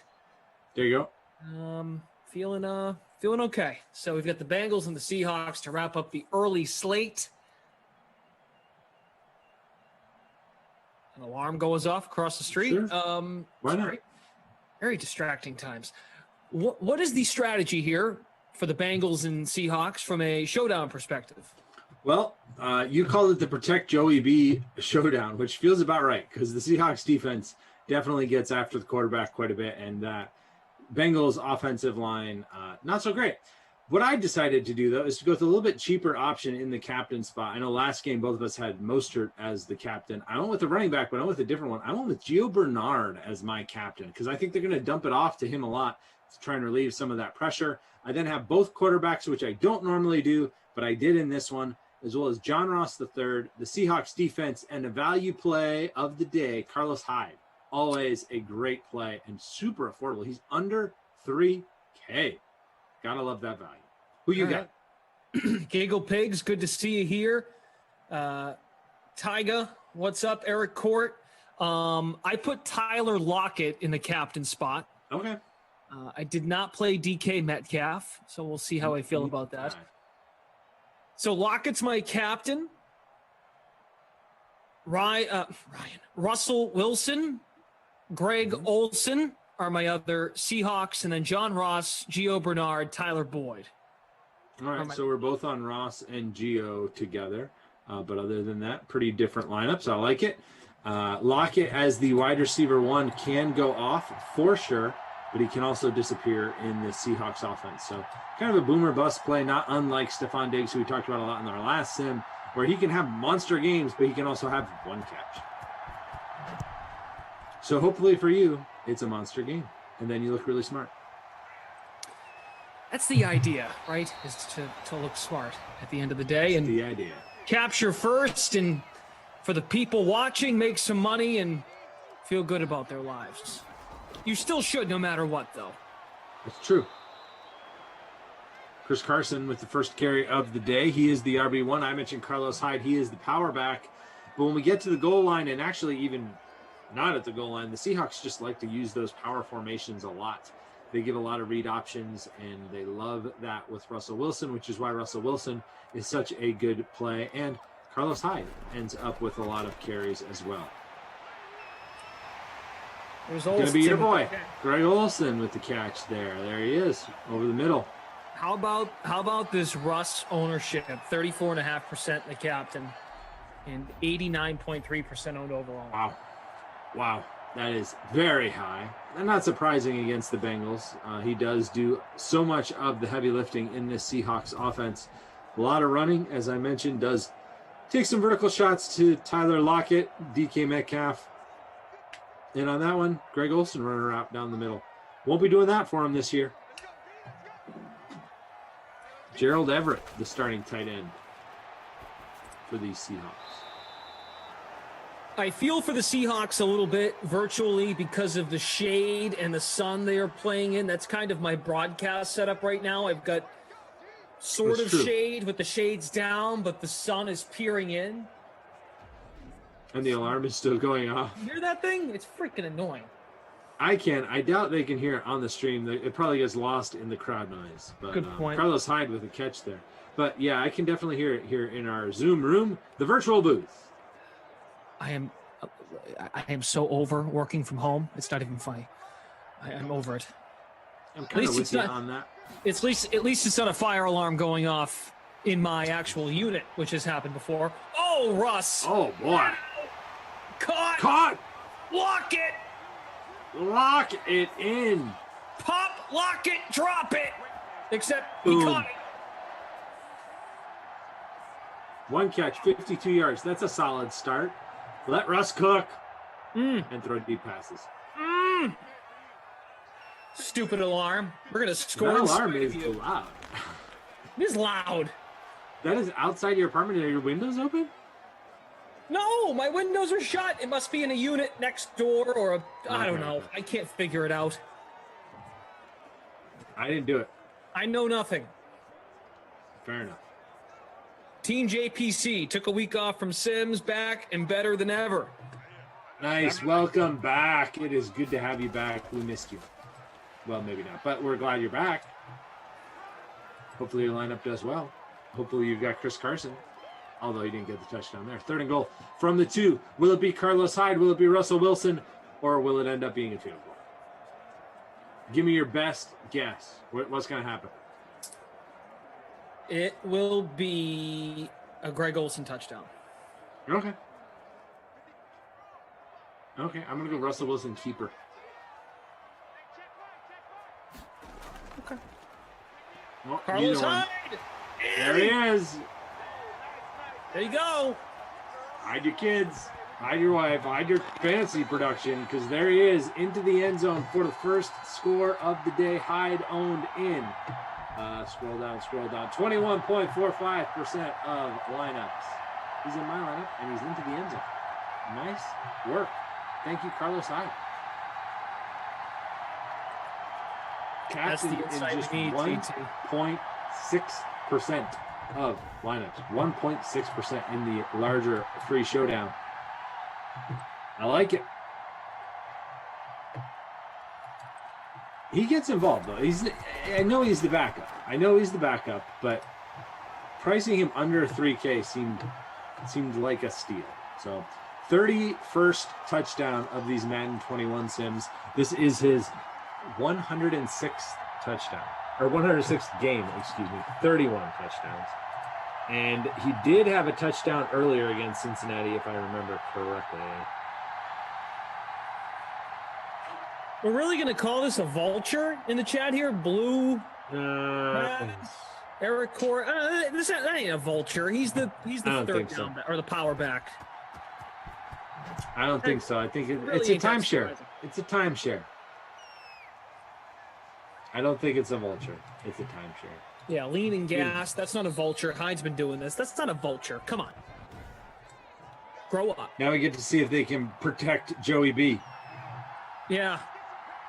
In real life, where are you on the Bengals? Because Rossi, whenever I do a game with Rossi, he always is talking about his sleeper team pick, right? Like he's going to pick a team that's going to go from out of the playoffs to into the playoffs, make significant improvement in. Last year, he picked the Lions. I laughed at him, and it ended up being not a great pick. So this year, he's trying to decide between the Giants and I'm trying to remember the other team he was saying. Oh, the Vikings. And I was like, I don't really like either of those. So I mentioned the Bengals as one team that I like to improve. I don't know if I'm ready to pick them for the playoffs yet, though, because of their division. That division is rough, man. Where are you on Cincinnati? I think they are going to really regret not taking an offensive lineman in the draft, in the first round. See, that's my fear. Like a franchise-altering offensive lineman, an anchor for Joey Burrow for the future. And I know him and Chase get to reunite, and it's a fun fantasy story. Like, we're selfish for our fantasy lineups and our fantasy purposes, but for the good of the Bengals organization, I don't think it was the right call. I think they should have gone tackle, or offensive line. Or offensive line. Mm-hmm. Because apparently, reports coming out of Bengals camp, Joe Burrow, while coming back from this torn ACL, not the same guy as far as confidence, command of the offense, which that's not really a physical problem. That's more of a mental problem, because he's trying to stay up as if everything's good, and it's going to take some time for him to feel back to being 100% confident that he can still do the things he was doing before the injury. Right. He said this morning that it is a mental thing. It's frustrating right now, more so just not feeling like myself. I know I put the work in to make my knee feel good, make my body ready for the season. It's now just trusting my abilities, trusting my work. When we get closer to game one, if this is still happening, then the panic button will start off, whatever that means. But right now, there's no panic button going on.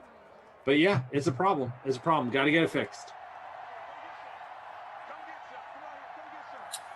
Guru says they drafted 2 offensive linemen after Chase. You keep forgetting offensive line is deep in that draft. You might be right, Guru. You might be right. I know you're right. They drafted offensive linemen, but like I said, a franchise-changing O-lineman, I think, would have been the better move. We'll see. Set it and forget it left tackle that you don't have to worry about that position anymore in your offensive line. That's what I'm getting at. I hear you. It was definitely available there. We'll see if Chase can make the impact. And I mean, I liked and they liked T. Higgins a lot, who they got last year at the top of the second round. We'll see if Higgins and Chase are, work together well, whether they offer complementary skill sets. That's all possible. But yeah, I am with you, although I am not on the crazy, your offensive lineman is more important than your quarterback train with some other commentators. I do think I would have taken an offensive lineman, given the rest of their roster, because I feel like they have a lot of pass catching threats. They don't have a lot of offensive lineman depth. And that is Gio Bernard with the snag there. Gio Bernard now a member of the Tampa Bay Buccaneers, playing down there with Tampa Tom. Joe Humphrey. I like that. It's a sneaky play. But go ahead. Brady does this with every player on his team, but I think it's noteworthy. He put on his Instagram story that he thinks Gio is in for a huge year, which to me says something when you have Rojo and Fournette back. Yep. That's Tom Brady's been basically hyping up all of his teammates. They're all going to have amazing years, which really he's just putting a lot of pressure on himself to spread the wealth. It's true, right? Because they'll go back and they'll be like, hey, Tom, you said this, man, throw me the ball. You said I was going to have a big year. You got to give me the ball. Yep. Another sack for this Seattle defense there. Brings up 4th down. Yeah, I mean, I'm interested to see how much they use Gio. I think he could be really good out of the backfield. We know Brady likes to throw those passes, all the success he had with another guy we talked about in the last sim, James White. We're going to get back into that, but he made James White a really solid fantasy option. Catch a pass out of the backfield. I think that could be a huge part of what they do with Gio. I know there was some hope that he could do that with LaShawn McCoy, but it didn't really happen very often in the real world. It happened all the time in Simland, but not really as much in the real world. We'll see if it does with Gio. I think he's a very versatile back. We think of him as a pass catcher, but he's shown that he can produce as a primary running back too. And not that he'll have that role in Tampa Bay, but every year when Joe Mixon got hurt, there was always a game or two where Bernard got to carry the workload and put up pretty solid numbers. 2 catches for him on that opening drive.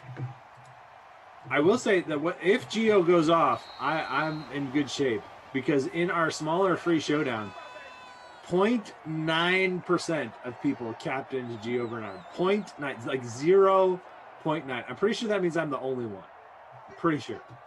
Which, unique. I like it.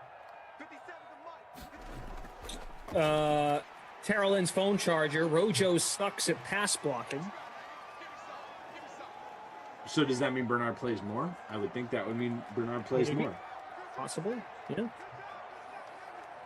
Doesn't hurt to have depth at that position. Running backs get hurt often. All the time, yep.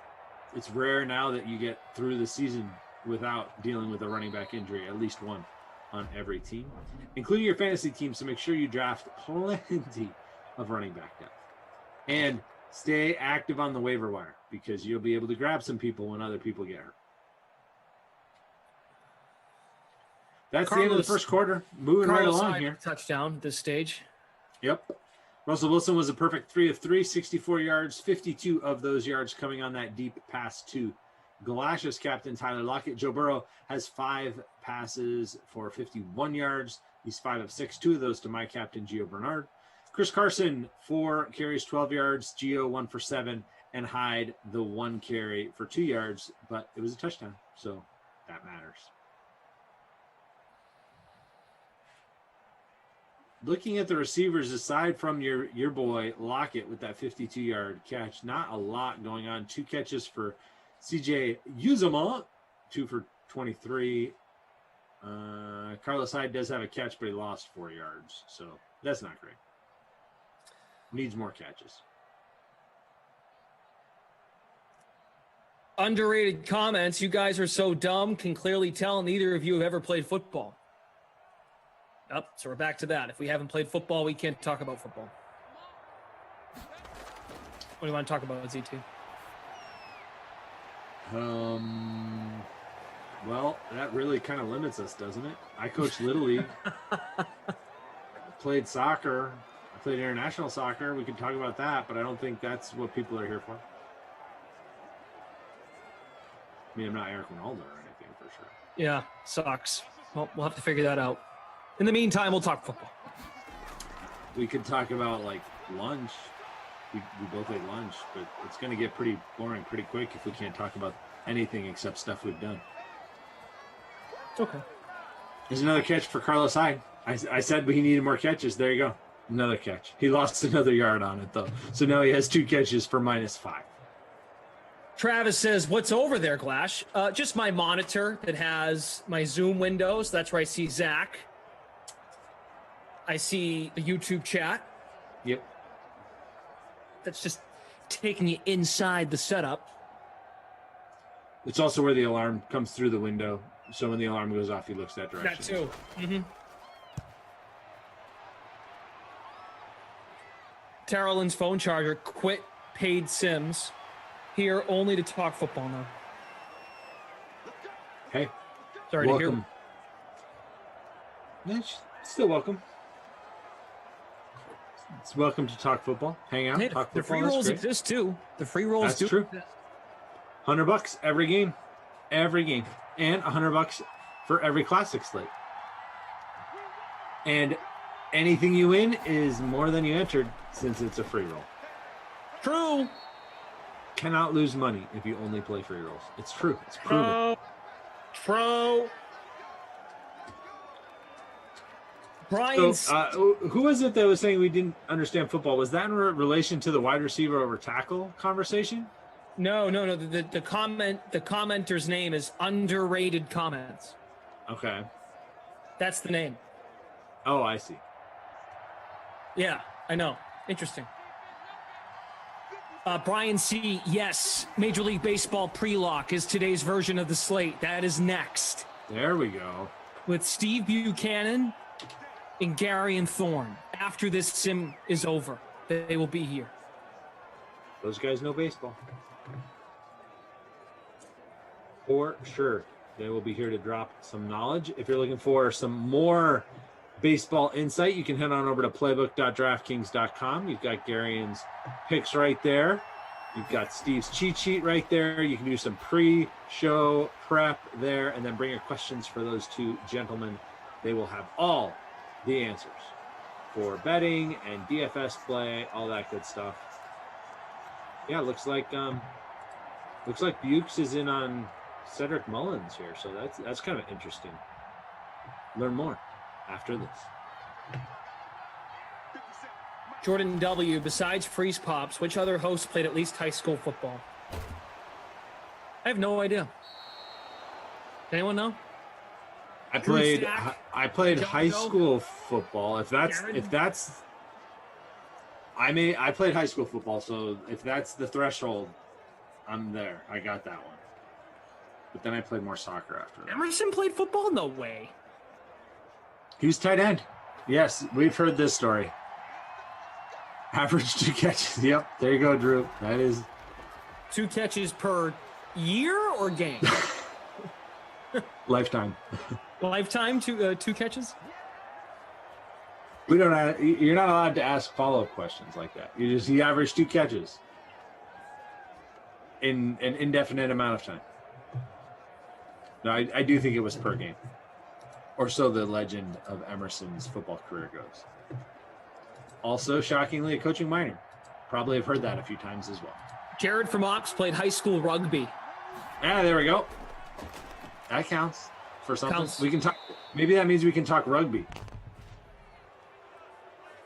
If we can't talk football, should we talk rugby? Let's talk about the New England Free Jacks. I don't think we offer any DFS on rugby. Maybe we did Aussie rules football. I know for sure we did that. which is not rugby. I understand. Because I wrote about Aussie rules football, and it's a lot of fun. There's no contest up right now for rugby. I don't know if we offer it. I feel like we did at one point, but it is not in the top there, so it might not be active right now anyway. But yeah, Aussie rules football, I did cover that during the pandemic. They continued to play for a little bit, slightly longer than the other sports, so we did some Aussie football. That was fun. I really don't want to talk about it right now because I haven't done any research on it, but it was fun. Fun to watch. Geo. Let's go, Geo. 7-yard run. Dean Murray played semi-pro football for 6 years. Dean, I think you've brought this up before. And Dean, what team did you play for? I'm just thinking out loud. Some of those semi-pro team names are pretty awesome. Gotta be honest. Be creative. D-Rod says, hey, you guys are entrepreneurs. You can talk about Shark Tank. Oh, Madden Sims being available for DFS purposes for entrepreneurs. Okay, cool. Kind of true, I guess. I guess. 3rd and 3. Burrow, Touchdown. end zone, touchdown. Back to the end zone. Boyd! You my Boyd! Boyd! He's in your lineup. Not in my lineup, so there you go. Hey, you were in Congratulations. first place. I was, but I won't be anymore. Oh, but we got to review it. No, it's a We got to touchdown. review it. No, we got to review it. Take it away. Give it to my boy Gio.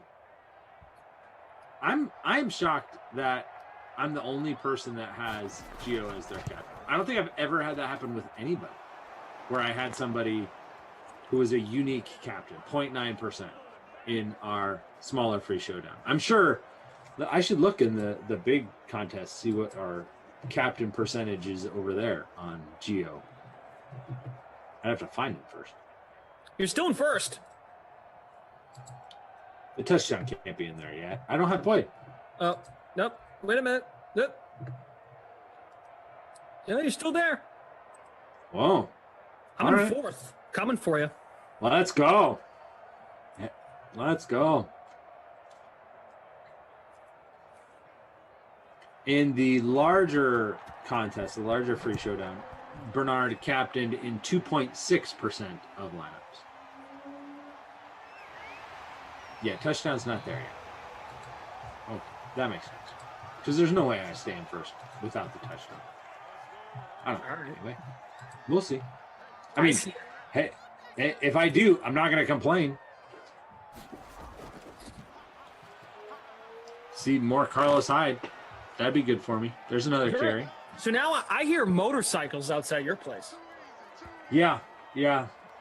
Motorcycles and trains. That's what we get around here. No alarms, though. Not very often. Although there was a time, there's a UPS storage facility near us, and it was raining so hard that it set off the alarm in the middle of the night. And then the alarm went off all night. Nobody came to check it till the next morning. And the alarm went off all night long. I was like, man, if you wanted some UPS packages, that alarm system's not working like it's supposed to. Because if nobody shows up till the morning, something is not right with your system. Angelico. Okay, I'm still in first. I'm even telling after you, the you touchdown. are. All right. That's weird. You have a 2.5 point cushion right now. All right. How is that even possible? Oh, because I have Burrow. Okay. Not many people have Burrow. I'm surprised Burrow's ownership is 35% too. Maybe they were afraid of this Seahawks defense, which I get.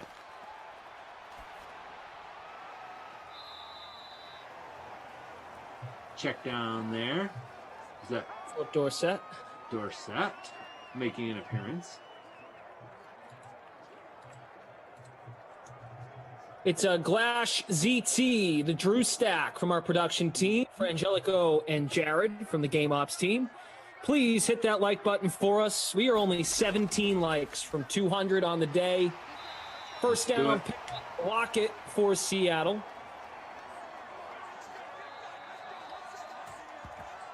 Uh, 80 poker 89. What if Burrow tanks all his wide receivers, super high ADPs, by not kicking this mental block he has about the ACL.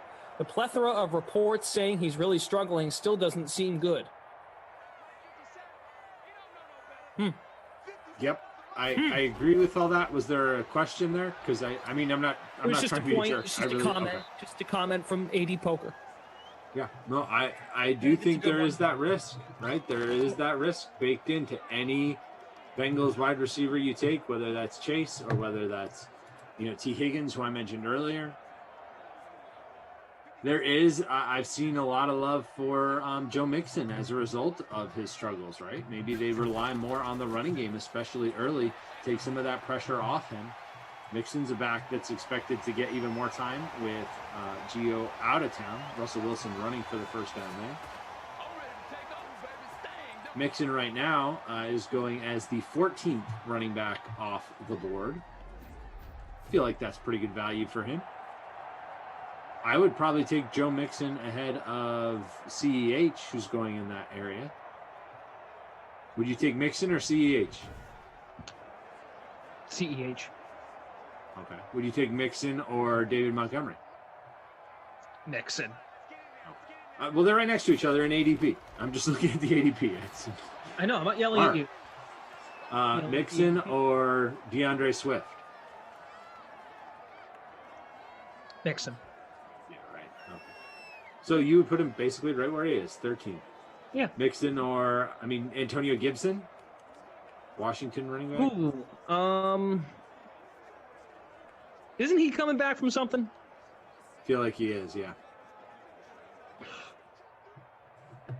Gibson was good last year. He was. He was very good. I'd take Gibson if I know he's 100% healthy. Or healthy in terms of he's not missing games. He is not expected to. He had a turf toe injury last year, but has reported in camp that he is no longer feeling any lingering effects of turf toe.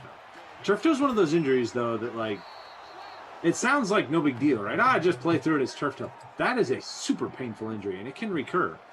So I'm not saying I hope that doesn't happen for him, but it could. We take Mixon or Najee Harris. I feel like Harris is getting a little too much hype. Yeah, his salary for week 1 reflects that. The hype, that is. Yeah. In season long, probably Mixon. Yeah.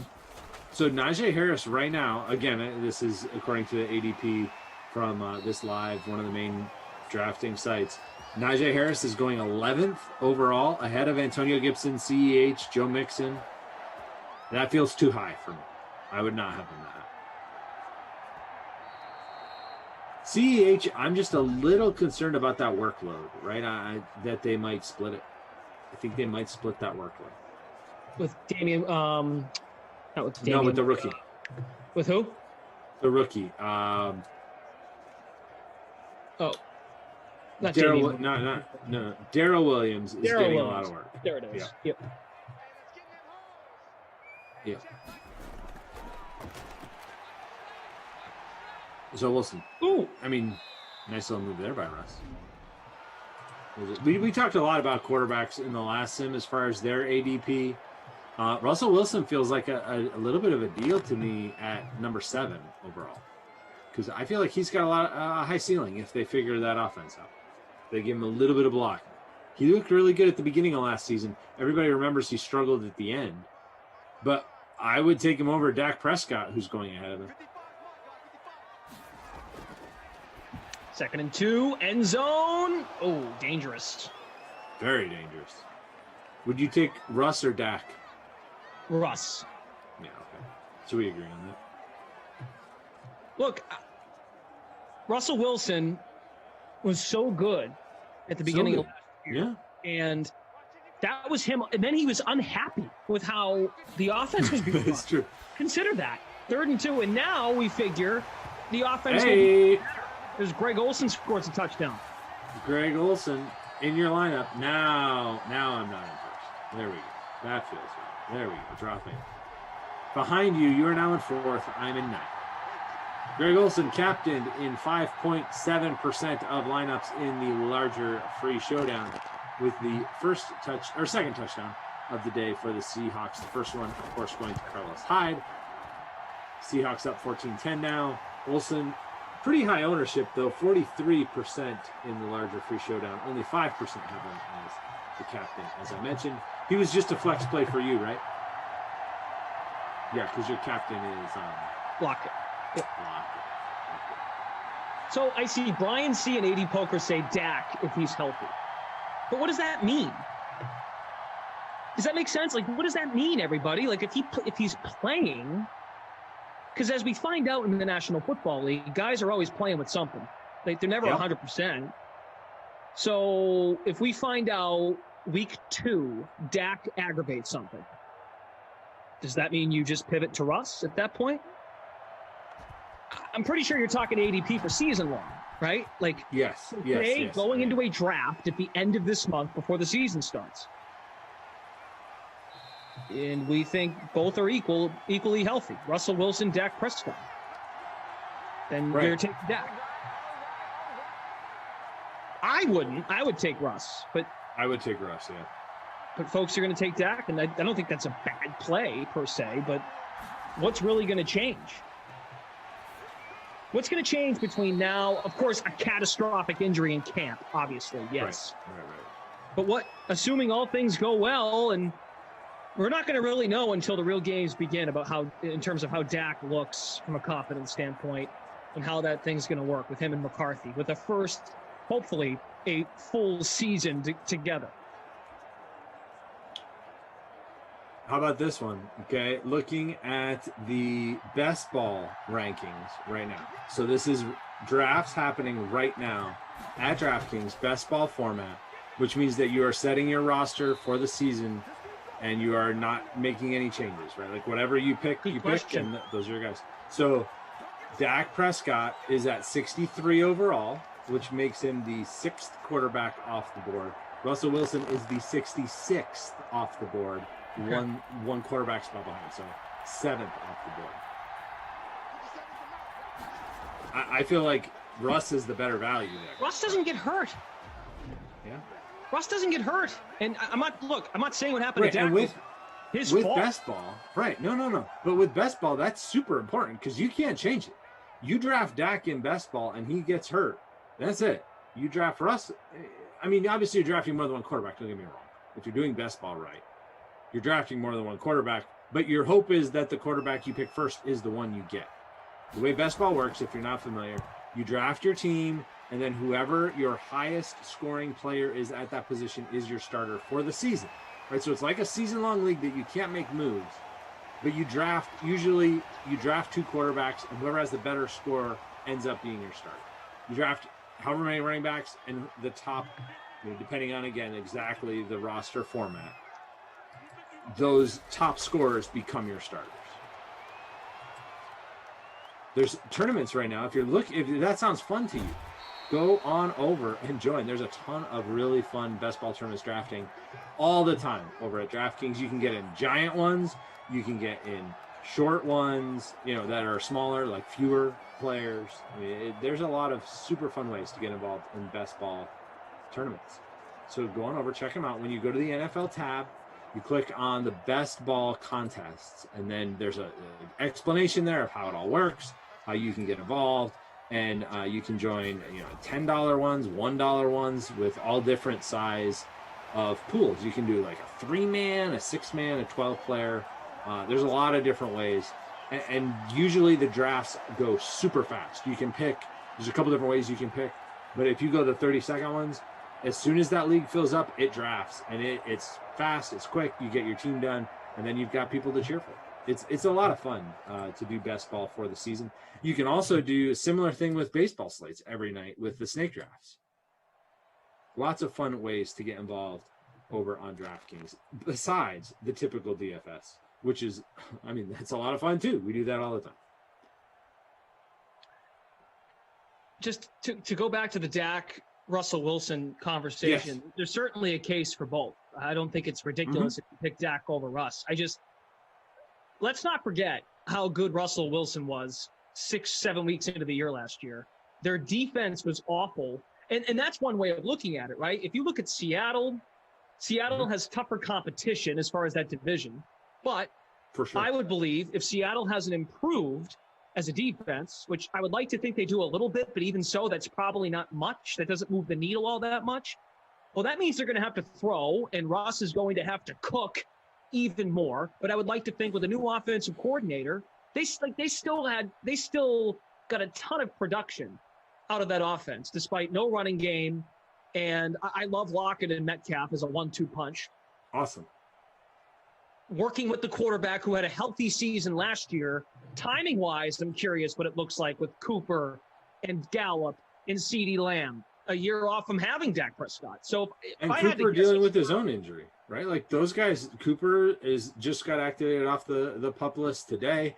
Gallup flipped over a fence. Thankfully, he was okay. But there are things keeping them from developing that timing that you're talking about.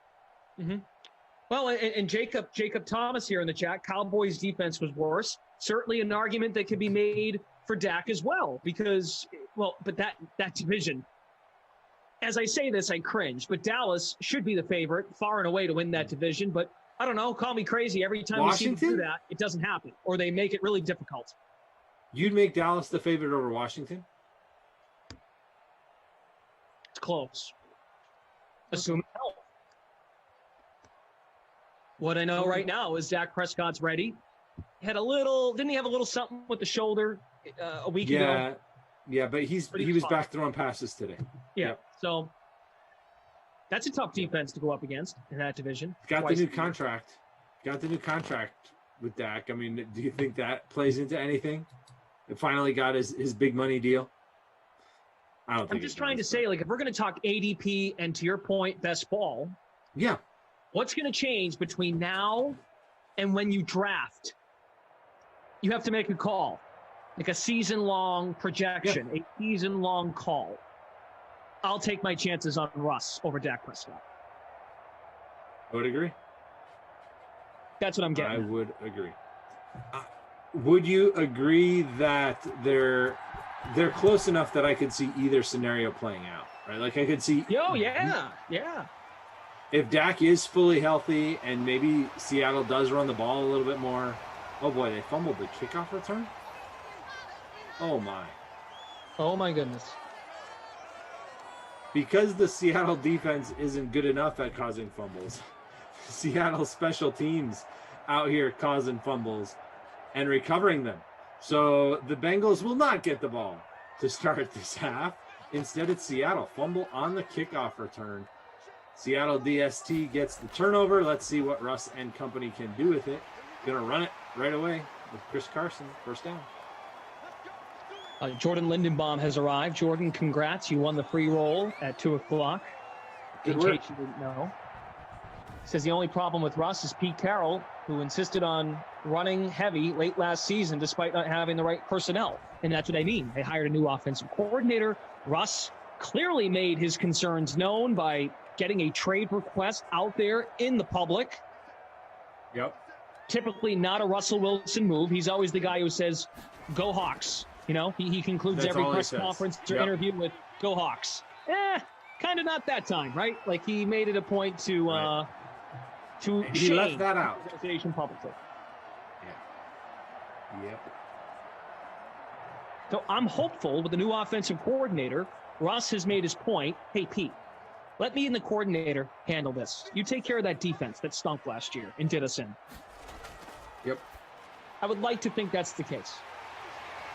But maybe it won't. I don't know. I mean, if we're going to forget Pete Carroll hurting Russell Wilson, how about Mike McCarthy? I mean, I'm sorry. Like, Mike McCarthy's kind of in a prove-it mode season, too. Now, granted, if we're going to make the same excuses for Dak, like Dak's really good with the weapons and whatnot, Mike McCarthy did not have a full season of Dak last year. So I think we still need to reserve our opinions of Mike McCarthy until this year plays out.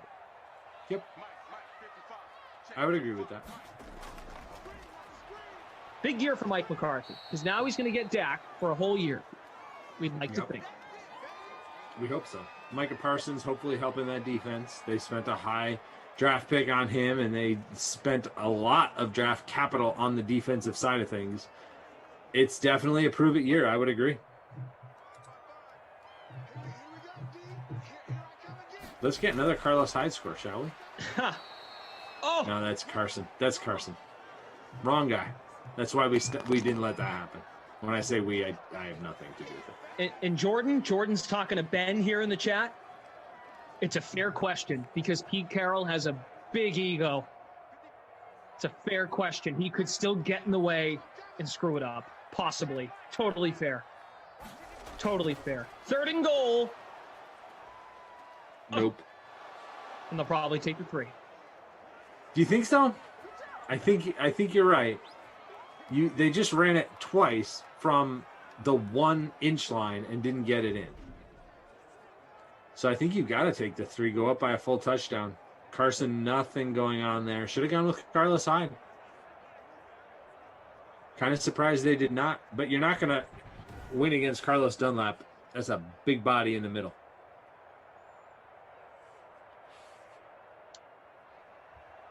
They're 13. going for it. They're going for it. Wow, I'm kind of surprised. Going for it. They're going to run the ball Pete Carroll style, and it works. Yeah, except well, goal situations from the 1, sometimes they don't run the ball. Chris Carson with the touchdown there, his first score of the day. He is captained in 3.6% of the larger free showdown lineups, owned in 24.1%. That's not really a vulture either. I mean, he's the RB1. Carlos Hyde's the backup.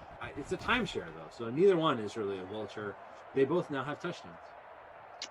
Seahawks up 21 soon to 10. This is the kind of running game Pete Carroll envisions. They haven't really had it, though, since Beast Mode, have they? I mean, they... No, I'm joking. No, they have not. Yeah, okay. First time playing Fortnite on Twitch with the announcement of DraftKings Marketplace with NFTs. We are one step closer to Glash NFTs. Oh, yes. Oh, yes. We can't wait. What would you, like, if you were asked by DraftKings to select some NFTs from your time as Madden host, what would be up there? Like, what would be, I mean, what would you suggest as options? Snowflakes? Licking Snowflakes is pretty good. The Mostert play-by-play call when it wasn't Mostert. Yep. A good one. The eyebrows. The eyebrow shave. That's got to be an expensive one. That was 10 minutes of content right there. Yeah. Let the chat decide. All right. Throw out other ideas, chat. What else we got? The Albert Pujols version of ZT is important to me. That was good, yeah. He hit a home run. He hit a home run against the Angels this last weekend. I was like, hey, I remember when I did a sim as Albert Pujols, at least an interview. You were Matt Patricia for sure. What's that? You're Matt Patricia. You're Andy Reid. Who else have you been on these things? You Cam, right? Did you ever do interviews as Cam? I know you dressed as Cam. Interviews, once or twice, I'm sure. Okay. To fill some time during the summer last year. There's the cat outfit. Definitely made a bit on Pete Carroll. Oh, there you go. Just chewed gum ferociously for the whole sim. Ugh, it's a workout. Wouldn't be good right now with your jaw. The Dinky Ducey rant. Yeah, I went at Ducey a little bit. Ducey. Oh, there you orders. go. You could. What about the Phoenix Suns rant? The Phoenix Suns jersey rant. Oh, Is there one of those? I feel like there might have been one of those. Yep. Again, though, I'm okay with it. I got a cool shirt. I wore it just the other day, actually. It's one of the few shirts I have that fit. Happy for him. So I like it. Represent. LP Glash's Colts logo in the back of his head. Oh, yep. Yep. That'd be another one. It was a bad day.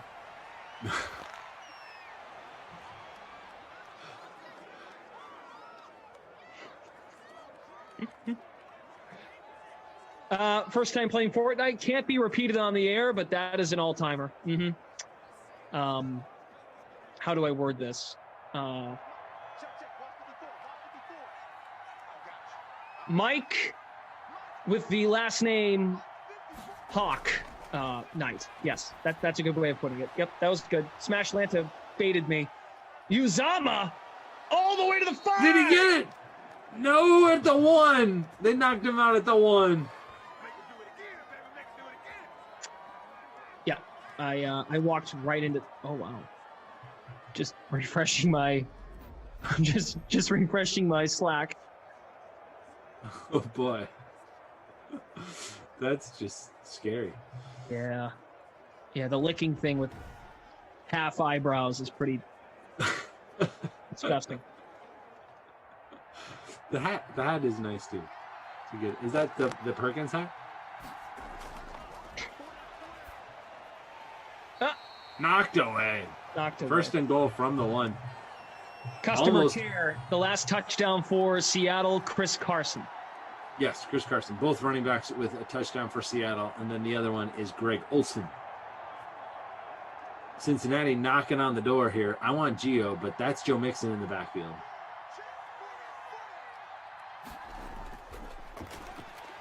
Oh, tripped up. Stopped Mixon. at the 2. I think he kind of like tripped himself there. Yeah, it did kind of look like it. These are good. There's almost too many to pick from. Like, we might have to do multiple drops.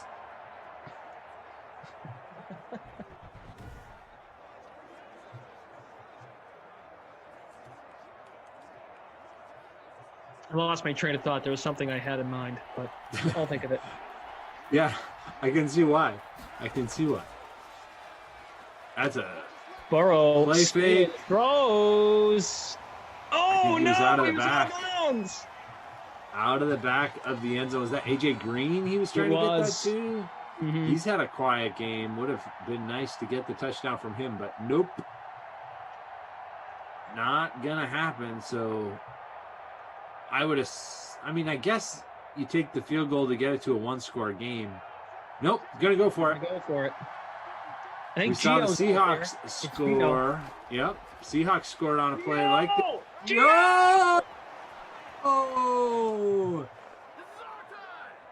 Barely got in, ran all the way across the formation, but found enough of a gap to get in there. Gio Bernard, 25% owned in the larger free showdown. Captained in 2.6% of lineups in that larger free showdown. Captained in 0.9% of lineups in our smaller showdown. And he's out there again. Not going to do anything here because it's a pass for the 2-point conversion. So give Joe Burrow 2 more points and give, was that Uzama? I think it was Boyd. Oh, Boyd. Okay. That's your Boyd. So that puts me back up near the top. Not quite back to first place, but I'm in third now. After that 2-point conversion to Boyd, you were correct. Good call on that one. I always get thrown off by the number with Boyd. He's what, like 83 or something like that? 83. Feels like a tight end number. Gary is in the chat. Hey, I haven't been in here a long time. Is that guy who does Marv Albert and Elmo still commentate the games? I don't think so. Haven't heard from him in a while. He has moved on, I guess. I don't know. Yeah, but I think that's what he sounded like. Yeah. Neville cleanup hitter. This is a throwback. This is when you know. Yeah, Neville cleanup hitter. Welcome back. I haven't heard from you in a while. Do you remember last year when we did the or not we, but Dak Prescott was filmed doing that warm-up dance? Yes. That was one of the big viral videos of last season. Yep. I do remember that. I do. That was pretty funny. It was a funny video. I attempted to do it online, and that was. Do you think he'll do that again, or is he gonna back off that? I don't know. Try and stay healthy. It'll be interesting. Weren't other players attempting to do it? Like I think Garoppolo tried to do it. I think everybody was trying to do it because it did kind of catch a little bit of that viral video wave, and there were a bunch of people that were trying to do it. I don't remember specifically Jimmy G, but that sounds about right. We had Jimmy G in the last sim. We think he's too underrated in Madden 22. Go check out the tape. First down for Russ right there. You back in first place? No, not quite. I'm back up near the top. Eighth. Both of us with solid lineups this time. Very different builds, but both of us not too bad. Oh, so God. the Seahawks. Go ahead. Sorry. Okay. My first freestyle has been clipped on Twitch. That was a long time ago. One of the commentators there is no longer with us. RIP. And by RIP, I mean RIP from Simland. Pretty sure this person is still alive, but I'm not going to go down that road. All right. But it's there. Sunday Simland Times. There you go. Skip You back. got quite the greatest hits reel here. NFTs, man. Yeah, there we go. I was going to bring us back to football, which I know maybe we're not allowed to talk about because we didn't play in the NFL. But the Seattle Seahawks are ranked 82 overall in the new Madden game, Madden 22. The 16th best team. That feels very low to me. Who? Seattle. And a big change, right? Weren't they we've seen in these sims, they're one of the best teams there is. Both sides of the ball. They won the season, full simulated season we did. They won the bracket tournament that we did. Now they're the 16th best. Some of these teams rated ahead of them surprised me. You ready for this? The Broncos have the exact same rating as the Seahawks. The Patriots are actually rated ahead of the Seahawks. They must think the Seattle defense is really that poor. I guess. But their defense is a 77 overall or 77 overall rating. So like defense rating 77, which is pretty low. I mean, the Raiders defense, just as a comparison, is a 75 overall. So they're right there towards the bottom. I mean, the Falcons are 73 overall, so that's lower. But 16th overall seemed too low to me for Seattle. But Taylor 11 Swift. Okay. Taylor, if that's you, hi. T Swift, T Swizzle, what's up? Thanks for hanging out. My guitar. They lost two cornerbacks, says Taylor. Dunbar and Griffin. Mm-hmm. It feels like a pretty big drop, though. Big reputation. All right, copyright. Gotta be careful. Careful, or else that NFT won't work. If I Was a Man. It's my favorite Taylor song. That's a good one. We don't talk a lot of Taylor Swift on these streams. You ever notice that? I did not ever notice that. I've actually never thought about that. But I would agree because I think this is the first time ever that she has come up. All right. I'm good with Taylor. Here's a question. Here's a poll question for the chat. We're going to use the two words in or out. Are you in on Taylor Swift or out on Taylor Swift? In or out? Call it an afternoon buzzword. In. In or out? In or out in the chat. In or out on Taylor Swift? In or out? I say in. I say in. Yep. In. Yep. We're not talking about PD Pablo right now. First time playing Fortnite. We're talking about Taylor Swift. Jordan W says, unless cough is on. Does Taylor talk about Taylor Swift? She's in on herself. Good. All right, good. Yeah, that'd be weird if she was out. Okay. A couple of ins from YouTube. A couple of outs on Twitch. Okay.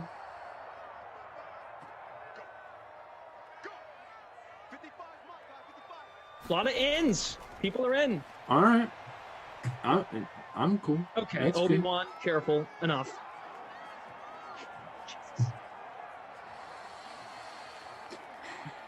Yeah. This is when you get the time on the score. 6:40 left, fourth quarter, 21-18. Seattle on top. Driving to go back ahead by multiple scores. Producer Drew, I hate the chat. LOL. It's a little bit of a love-hate. Hey, look who's here! DK Metcalf. DK.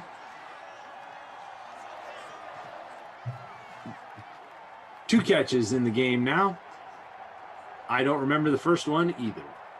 But that one does pick up a first down, get us down here. First and goal from the 7. See what we get. We've had 2 rushing touchdowns, one from each running back. That is Carson. No, he's down at the 1. Nope. Down at the 1. Carson looking for his second rushing touchdown of the game. Stopped by Jesse Bates, the 3rd, who does have superstar traits in the new Madden 22, just in case you were wondering. I was, so I looked it up, and he does. 21-18. Let's see, that's Hyde. Throwing the other way, though. Yeah, to your boy, Olsen. Second touchdown of the day for Greg Olsen. Throwing it back. Out of the booth. Catching touchdowns to beat Joey B. But he does look healthy, so I guess your name there will protect Joey B. Free roll. So far, so good. Although Seattle does have 2 seconds. He's still healthy, standing outside. Ben says she was the best with country days, but she is still awesome. You passed me, Glash. You're in 11th. I am in 19th. 19th now. Yeah, slipped a little bit. Need more Geo. Looks like Russell Wilson is being introduced to the media today. I think they already know him.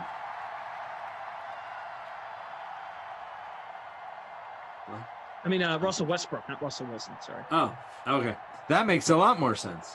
I was like, that they know him already.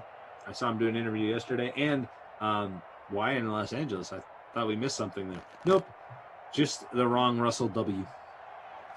I mean, we've not really talked much NBA, and I'm sure you have on other sims, but you're an anti-super team guy too. I know you're not a Suns fan. What do you think of the Lakers adding Westbrook, not Wilson, Westbrook? It'll be fun. They're a fun team to follow, no question. That addition is a regular season addition, like if that makes sense. Like they're hoping. What a throw! What a throw! What a throw! That was impressive. John Ross the third, current member of the New York Football Giants. That's an addition that will help get them through the regular season, allows LeBron to take some nights off. Yep. Now, will they win a lot of games when it's just Russ? I don't think so, but when you have Anthony Davis out there, it's a little bit of both. Like, I think you're going to find that team, similar to Brooklyn, they might have a lot of games this year where all 3 of them don't play a lot together. But I would agree. Maybe beginning of the season, they load up and play a bunch together to get used to each other, barring injury. And then pretty soon, once they feel they have something down, they can manage LeBron's games. They can manage Davis and any injuries that occur. Russell Westbrook doesn't miss games. So that's true. That's what that deal is to me. They need someone to get them through the 82 games. And then when the playoffs hit, Russ will be there will be a conversation. There probably already is as Joe Burrow throws it away. Nicely done. There already ZT. There probably already has been a conversation between LeBron and Russ.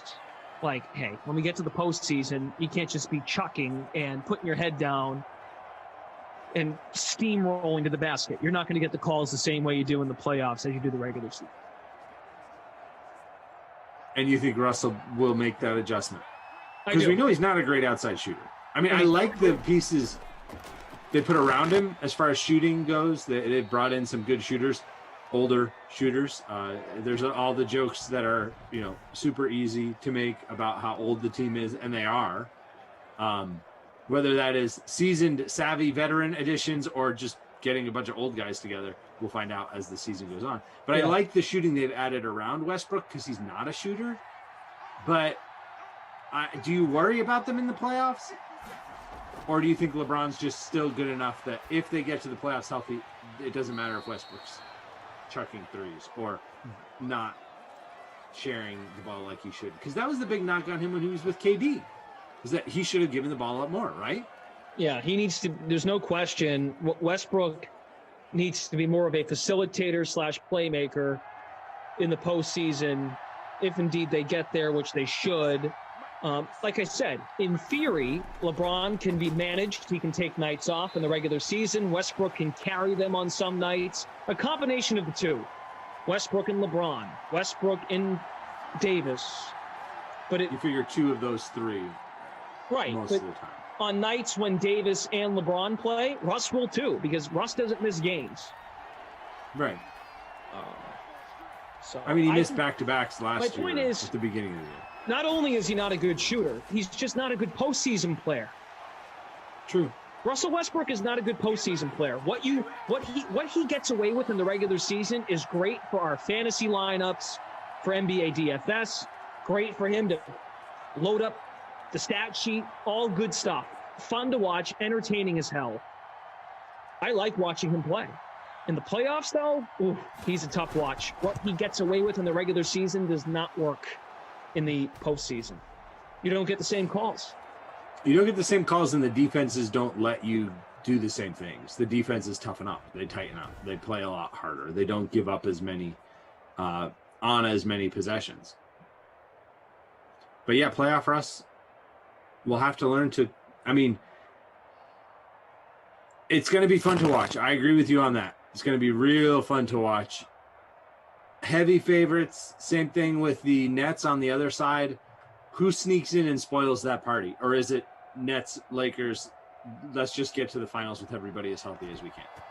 Yeah, we saw what happened with the Nets. That did them in, right? And that's a team that's not as old. So not nearly as old as the Not Lakers, nearly as old. right? So it's fair. Durant will be 33 in September, which is nothing close to LeBron 36, Melo 37.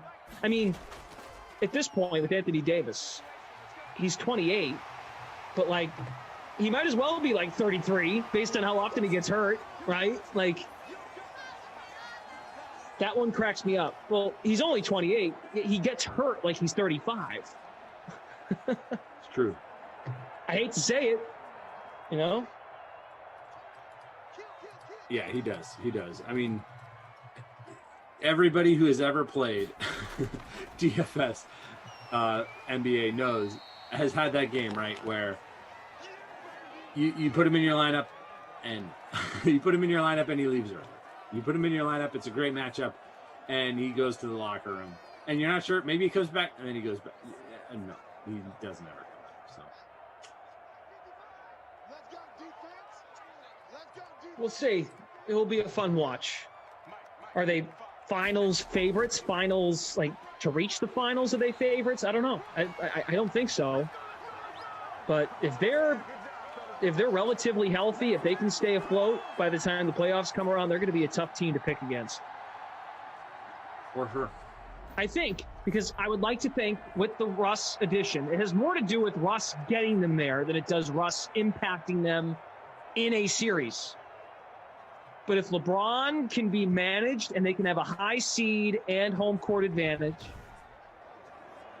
I like it. But they can't be what they were this year. A 7 seed, limping in, rushing Davis back. Russ was brought in to help them get through the regular season so they can give those guys some nights off. That's what I think the idea is. I think you're right. I think you're right. The West, I mean, as we witnessed this year, like, who is the favorite in the West? I mean, aside from the Lakers, you're saying, right? Because yeah. No, I would agree. I'm asking. I have no idea. Like, who's the favorite? Right. I mean, the Jazz were the number 1 seed. I would personally say it's the Nuggets if Jamal Murray is back. I think they're probably the next best team after the Lakers. I think the Suns will be good again.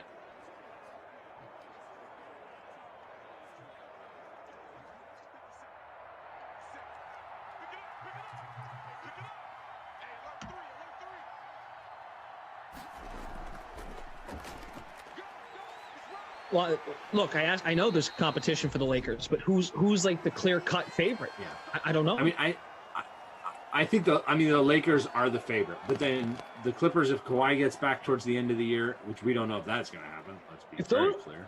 If Denver, those Dallas, Clippers role players played like they did with a healthy Kawhi Leonard back, that's a scary, fun team. Reggie Jackson, Nicholas Batum. That could have just been a one-off, though. Right. And maybe that's what the Lakers are sensing. Can we get one great year from a handful of all the guys we added? They did add a lot. It did feel like, and let's add another one in case this other guy gets hurt. And it's not a bad strategy, I guess. I feel like the Nets did that a little bit, and it worked out with Blake Griffin, right? Worked out real well. Yeah.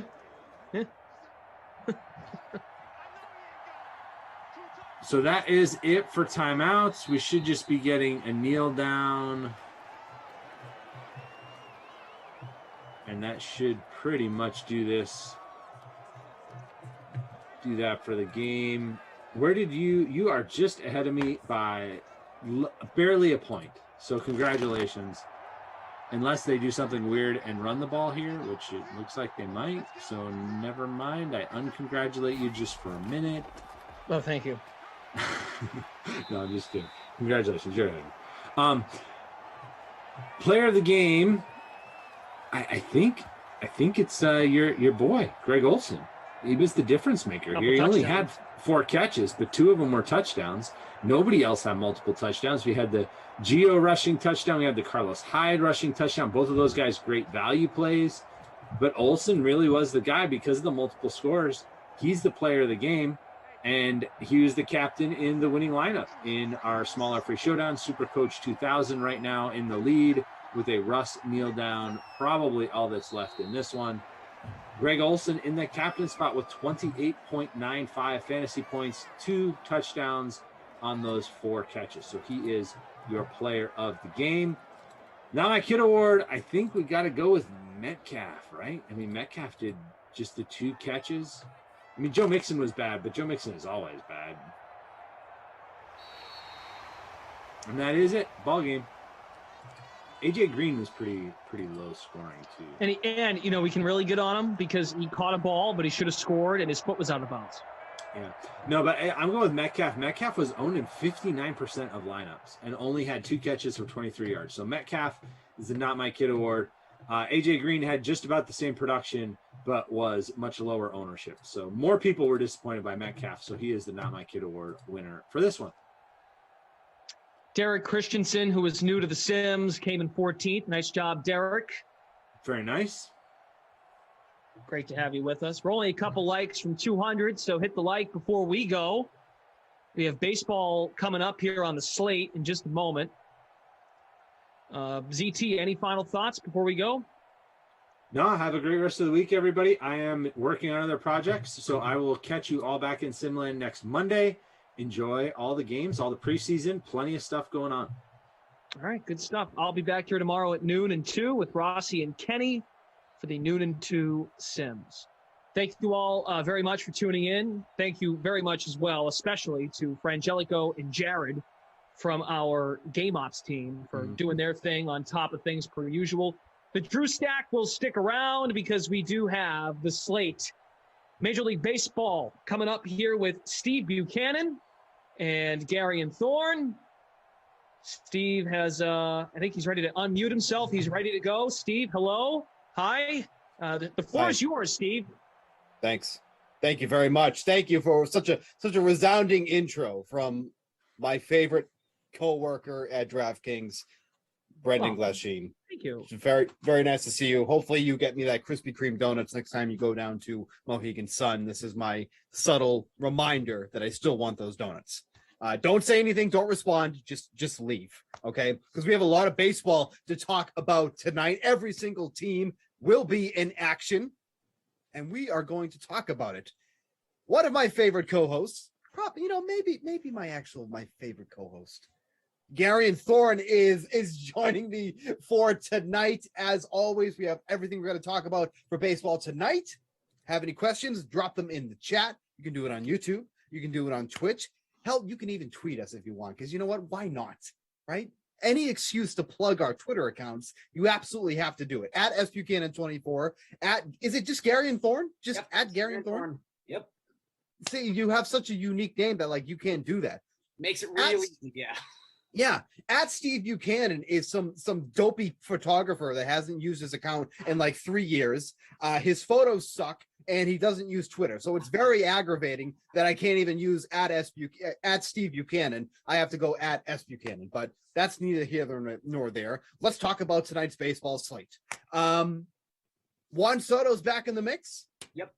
Freddie Freeman back in the mix. Yep. Josh Donaldson back in the mix. I don't think Mookie Betts did get scratched this afternoon. Is Trey Turner playing tonight? Yes. He is. Okay. I mean, I will tell you, as someone with the password to the DK Live Twitter account, we had a couple responses to our Justin Turner is not playing tweet with screen grabs of Trey Turner. And I'm like, well, those are two different people. And this is going to happen a lot, I guess, in the next couple of years. Right. But yeah, different people. They're about 15 years difference in age. So, yes, you know, it happens. One of them has a long flowing beard. One of them is very clean shaven, clean cut, handsome. The other guy, not so much. Yeah, the other guy looks like the Flyers mascot. It's pretty easy to tell them apart. That's actually a very, very good comparison. Already questions flying in. Need a cheap bat for tonight, Bukes. I'll just tell you right off the bat, because you know this show doesn't have any type of format, so we never stick to format. Sam Hilliard, that is my favorite cheap bat tonight. So we'll get that question right out of the way. Sam Hilliard, that's your cheap bat for tonight. Let's get to pitching. Pitching is absolutely stacked tonight. It is absolutely loaded. Like it feels like everybody's 9K or above because there is a number of pitchers 9K or above tonight. Starting off with Max Scherzer, continuing to pitch for the Dodgers, going against his old division rivals in the Phillies. So it's like, you know, the Phillies are excited. Max Scherzer is gone. Well, he's right back in a Dodger uniform in Philly today. So it's like he's never left. Aaron Nola going against the Dodgers, haven't faced the Dodgers at all this season. And then Sonny Gray and Sean Manaea round out the 10K range. How do we feel about the 10K and above range tonight? A little iffy on it personally. Yeah. But of course, let me hear your thoughts first. Yeah, I was going to say, like, this is a deceptive slate to me in terms of pitching. Like, there's a lot of names you recognize. There's a lot of high prices. Yeah. But I don't actually know how confident I feel in many of these guys. I'll even say like above 8K. Like, you kind of have to put them into two boxes. I think there are guys who are actually good pitchers. So we've got like Max Scherzer. Aaron Nola's maybe a little iffy at this point. The underlying statistics say he's still amazing. His surface stats have been bad, especially his last 5 starts. Sonny Gray is in a similar territory with the injuries we've seen. He bit a lot of people the last time he took the mound with that 4 spot in the 5th inning to the Pirates. That was very frustrating. Yep. But then you've got a class of pitcher who is far less trustworthy, but has an amazing matchup. You've got, you know, Alex Wood going up against the Diamondbacks, who have not hit at all the past 2 weeks. You've got Ross Stripling going up against an Angels team that has been putrid. And if Shohei Ohtani's slumping, they're one of the worst offenses in baseball. You've even got, you know, like Jake Odorizzi, who's awful, going up against the Rockies on the road. So it's this weird slate where there isn't that like one guy who's got the amazing numbers and the amazing matchup. So I think it is going to be a little bit interesting how people kind of select their starter. And I would actually say on a slate this big, I would be shocked if there's one guy who garners like 20% ownership. I think it's going to be pretty even. I agree too. And, you know, this is not meant to like brag or it's not meant to like sound like I know everything, but I'm at a point where I've done this for many, many years and I can look at a slate and go, okay, probably him, probably him, probably him. Yep. I didn't get that this morning. No. Like I was sitting here and like trying to figure out numbers and all that. Like usually I can look at a slate and go, okay, this is the guy I want tonight. This is probably the value. This is probably a guy that's on the cusp. I was struggling with that. And when I'm struggling with that, and you know, nobody goes by the trend that I'm saying because this trend doesn't exist. But when I am feeling that way, I feel like a lot of times the ownership ends up getting very spread out. And that's exactly what you just said here, because there isn't that guy that's like, okay, here's your chalk play for tonight. Here's a value. There isn't that. I like Sean Manaea in that range. going against the Indians. I think Sean Manaea is probably the guy out of those 4 guys in the 10K range that is probably going to be my top option on the slate. I have no problem using Manaea. His strikeout numbers have been incredible. The Indians don't strike out a ton, but with the team that's left, with the guys that are left, they have some of the worst numbers in the league against lefties at this point. So I look at Sean Manaea, and he probably is in the best matchup of the 4 guys here. I want nothing to do with Sonny Gray. Not even going to bother going against the Braves. They're just red hot right now. Not going to mess with that. Aaron Nola has been kind of dicey, you know, and if you're being kind of dicey, my inkling is not going to be like, well, let me throw you in against the Dodgers. That's not what you do. Yeah. And then Scherzer's just a little too expensive for me. I mean, the Phillies have won 8 in a row. He's done very well against this Phillies teams already in a number of starts, but you know, Bryce Harper's hitting extremely well.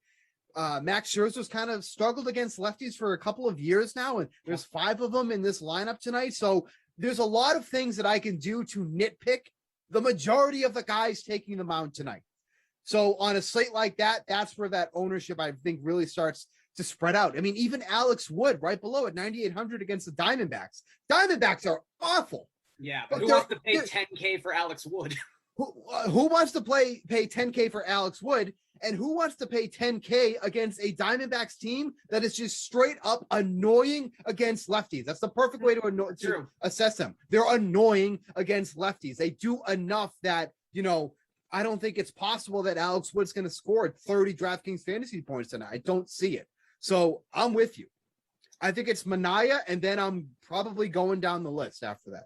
Yeah, I mean, I think Scherzer's really interesting because obviously when you stack up every pitcher on this slate, there's no question Max Scherzer is the best pitcher on this slate. But the Phillies, not only have they been red hot, not only have they been winning games and are hitting for power, and I believe they have a 120 WRC plus the past 2 weeks. It's one of the best numbers in baseball. Yep. They've also struck out the least of any team the past 2 weeks. So they are really just like DFS kryptonite right now. And Max Scherzer's Max Scherzer.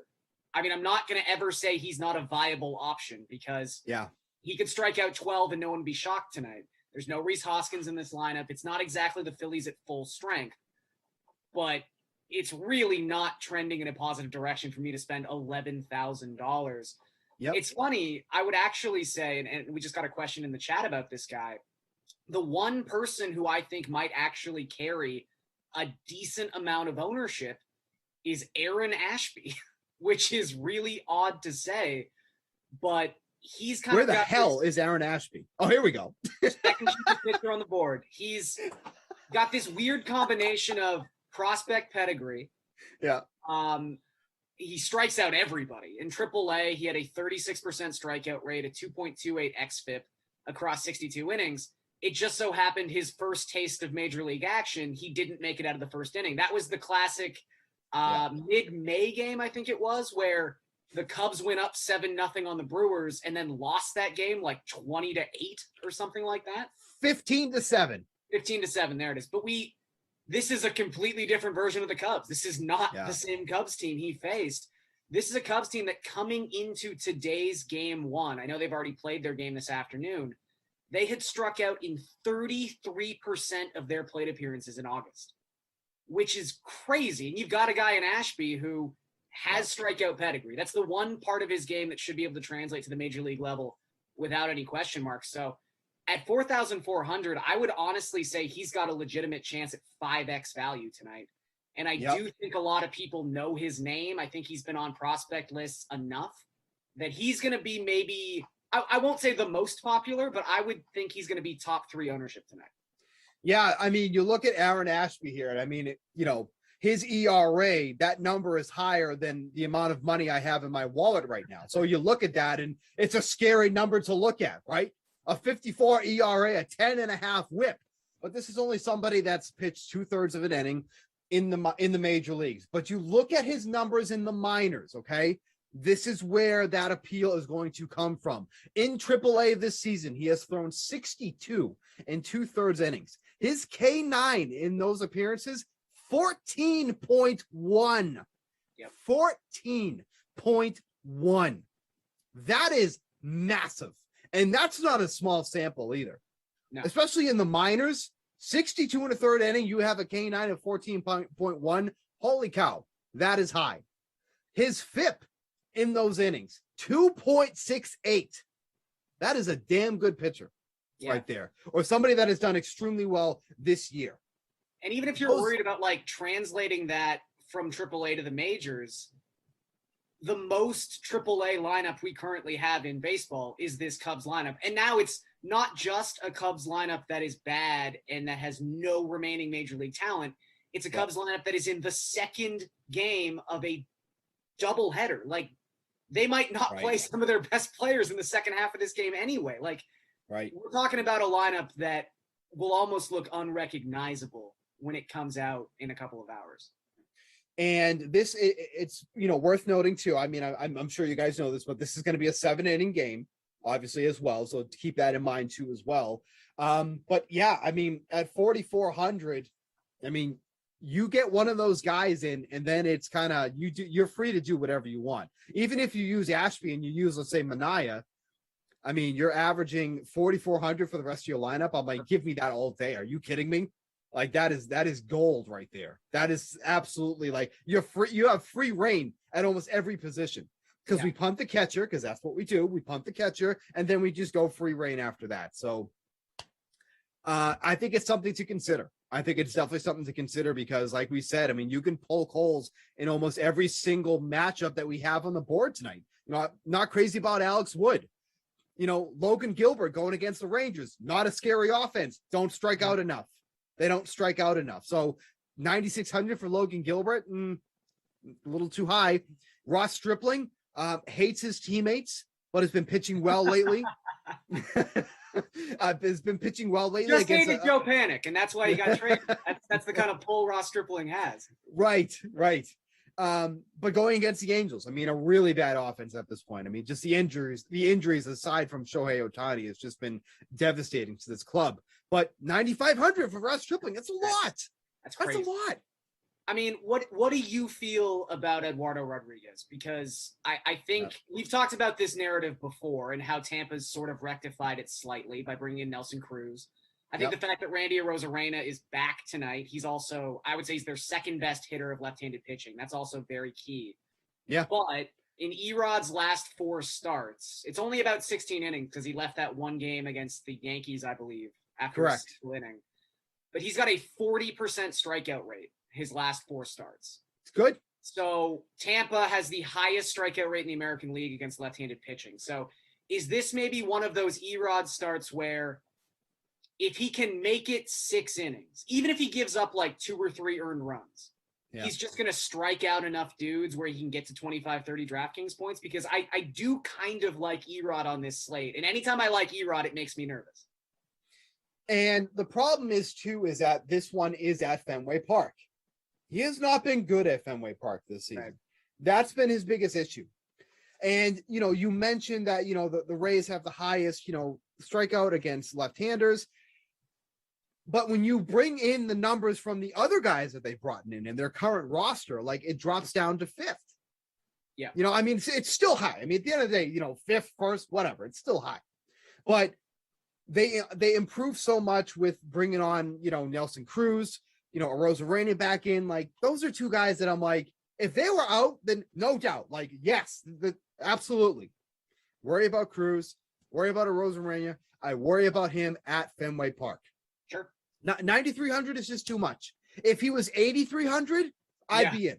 It is interesting, though, to like stack him up against Alex Wood and Ross Stripling, who are just like such underwhelming DFS pitchers. I mean, those are 2 guys where you're like, oh, if you can get me 20 DraftKings points, that would be great. But suddenly they're over $9,500. At the very least, Erod has produced 230 DraftKings points games in those past 4 starts. Like, we know he can do that.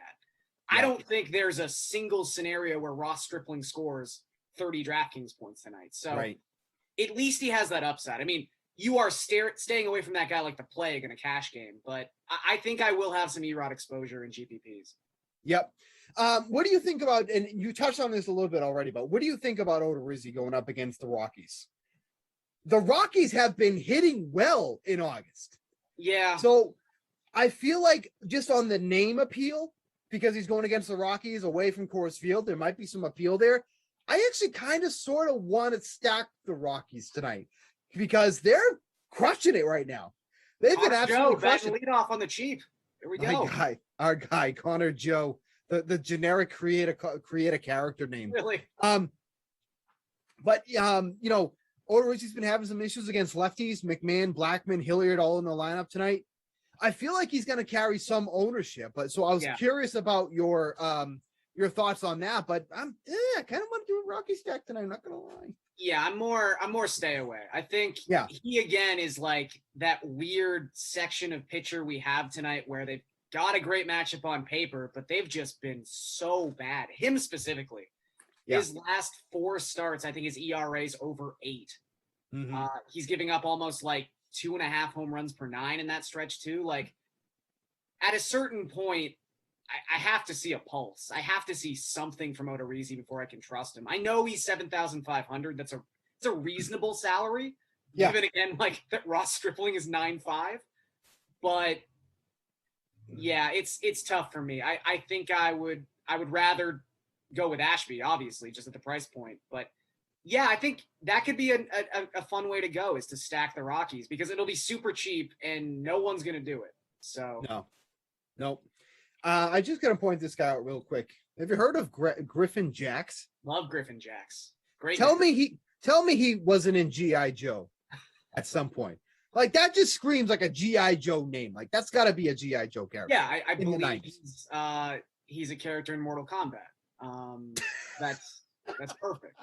That's amazing. It's perfect.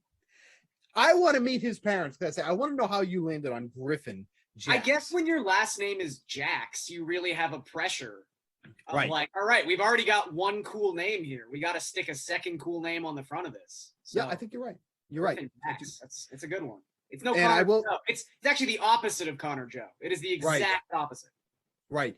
I see. That's a matchup. That's the dream matchup. Yeah. Griffin Jacks takes the mound against Connor Joe. Who will reign supreme? The cardboard cutout or the G.I. Joe? That's the matchup we all want to see. I hope we can pencil that in at some point. I mean, I want to talk pitching more, but like I don't have anything. Like I don't. It's so bland and weird, and DraftKings algorithm is high or something. I don't know. It's like it's just all over the place. Like I don't want anybody. Don't want McKenzie. Yeah, I mean, could you maybe talk yourself into Zach Gallen, or has it just been too long since we've seen Gallen be good? I know the strikeouts have started to come back the last couple starts, but San Francisco's just such a good lineup, right? And they destroyed Gallen. Actually, made his first start off the IL against San Francisco, so maybe it's not a fair barometer, but he got lit up in that game. But yeah, that's the thing. When you're starting to ask yourself these questions, like, maybe Zach Gallen, I don't like that. That really is a good indication of the level of pitching talent we have on this slate. Yeah. So, I mean, unfortunately, like, I know you people come here for answers. We don't have many answers for you tonight, and I'm sorry. Like, I feel like I let you guys down, but that's just the nature of the beast on this slate for August 10th, which is a Tuesday. 5:27 in the afternoon. There's just really no good answers here at pitching tonight. So I will direct you to where we will have some good answers, and that's with the bats. When you're struggling to figure out who you want to throw in your SP1 and 2 slots, that usually means there's a lot of options, a plethora, you may say, for your hitting options. Anytime I can use plethora, it happens, okay? And it doesn't happen enough. There are so many good stacking options tonight that I don't know where to begin. So I'm gonna cop out here, and I'm gonna ask you for your favorite, because I have about 5 that I could give you. Well, I know one we'll agree on, because if you guys, we already pumped up the Twitter accounts, but if you're not following Steve on Twitter, he's giving out winners every single day on the DraftKings Sportsbook, and you like the over 5.5 for the Tigers, and I could not agree more. Yeah, I think the only thing that sort of made me do even like a momentary pause about the Tigers stack tonight is that the algorithm has finally caught up to Eric Haas and to Jonathan Scope. They're finally like priced as they should be. It's weird to pay $5,400 for a Tiger. Yeah, but you do it. You do it. I mean, Keegan Aiken, he's moved to the bullpen recently, and that hasn't gone terribly. So some of his numbers for the season aren't actually, well, they're still bad, but they weren't as bad as you remember them. Right. Don't let that fool you. In his 8 starts this season, his ERA is well over 8. Bad. Opponents have a 4.22 WOBA in those 8 starts. And the key is the second time he goes through a lineup, opponents are hitting 403 off of him. That's why the bullpen stuff wasn't too bad. But he is not a starting pitcher. And the Tigers should really take advantage. And specifically, Jonathan Scope. I mean, this is someone who, since the beginning of June, has an 800 slugging percentage against left-handed pitching.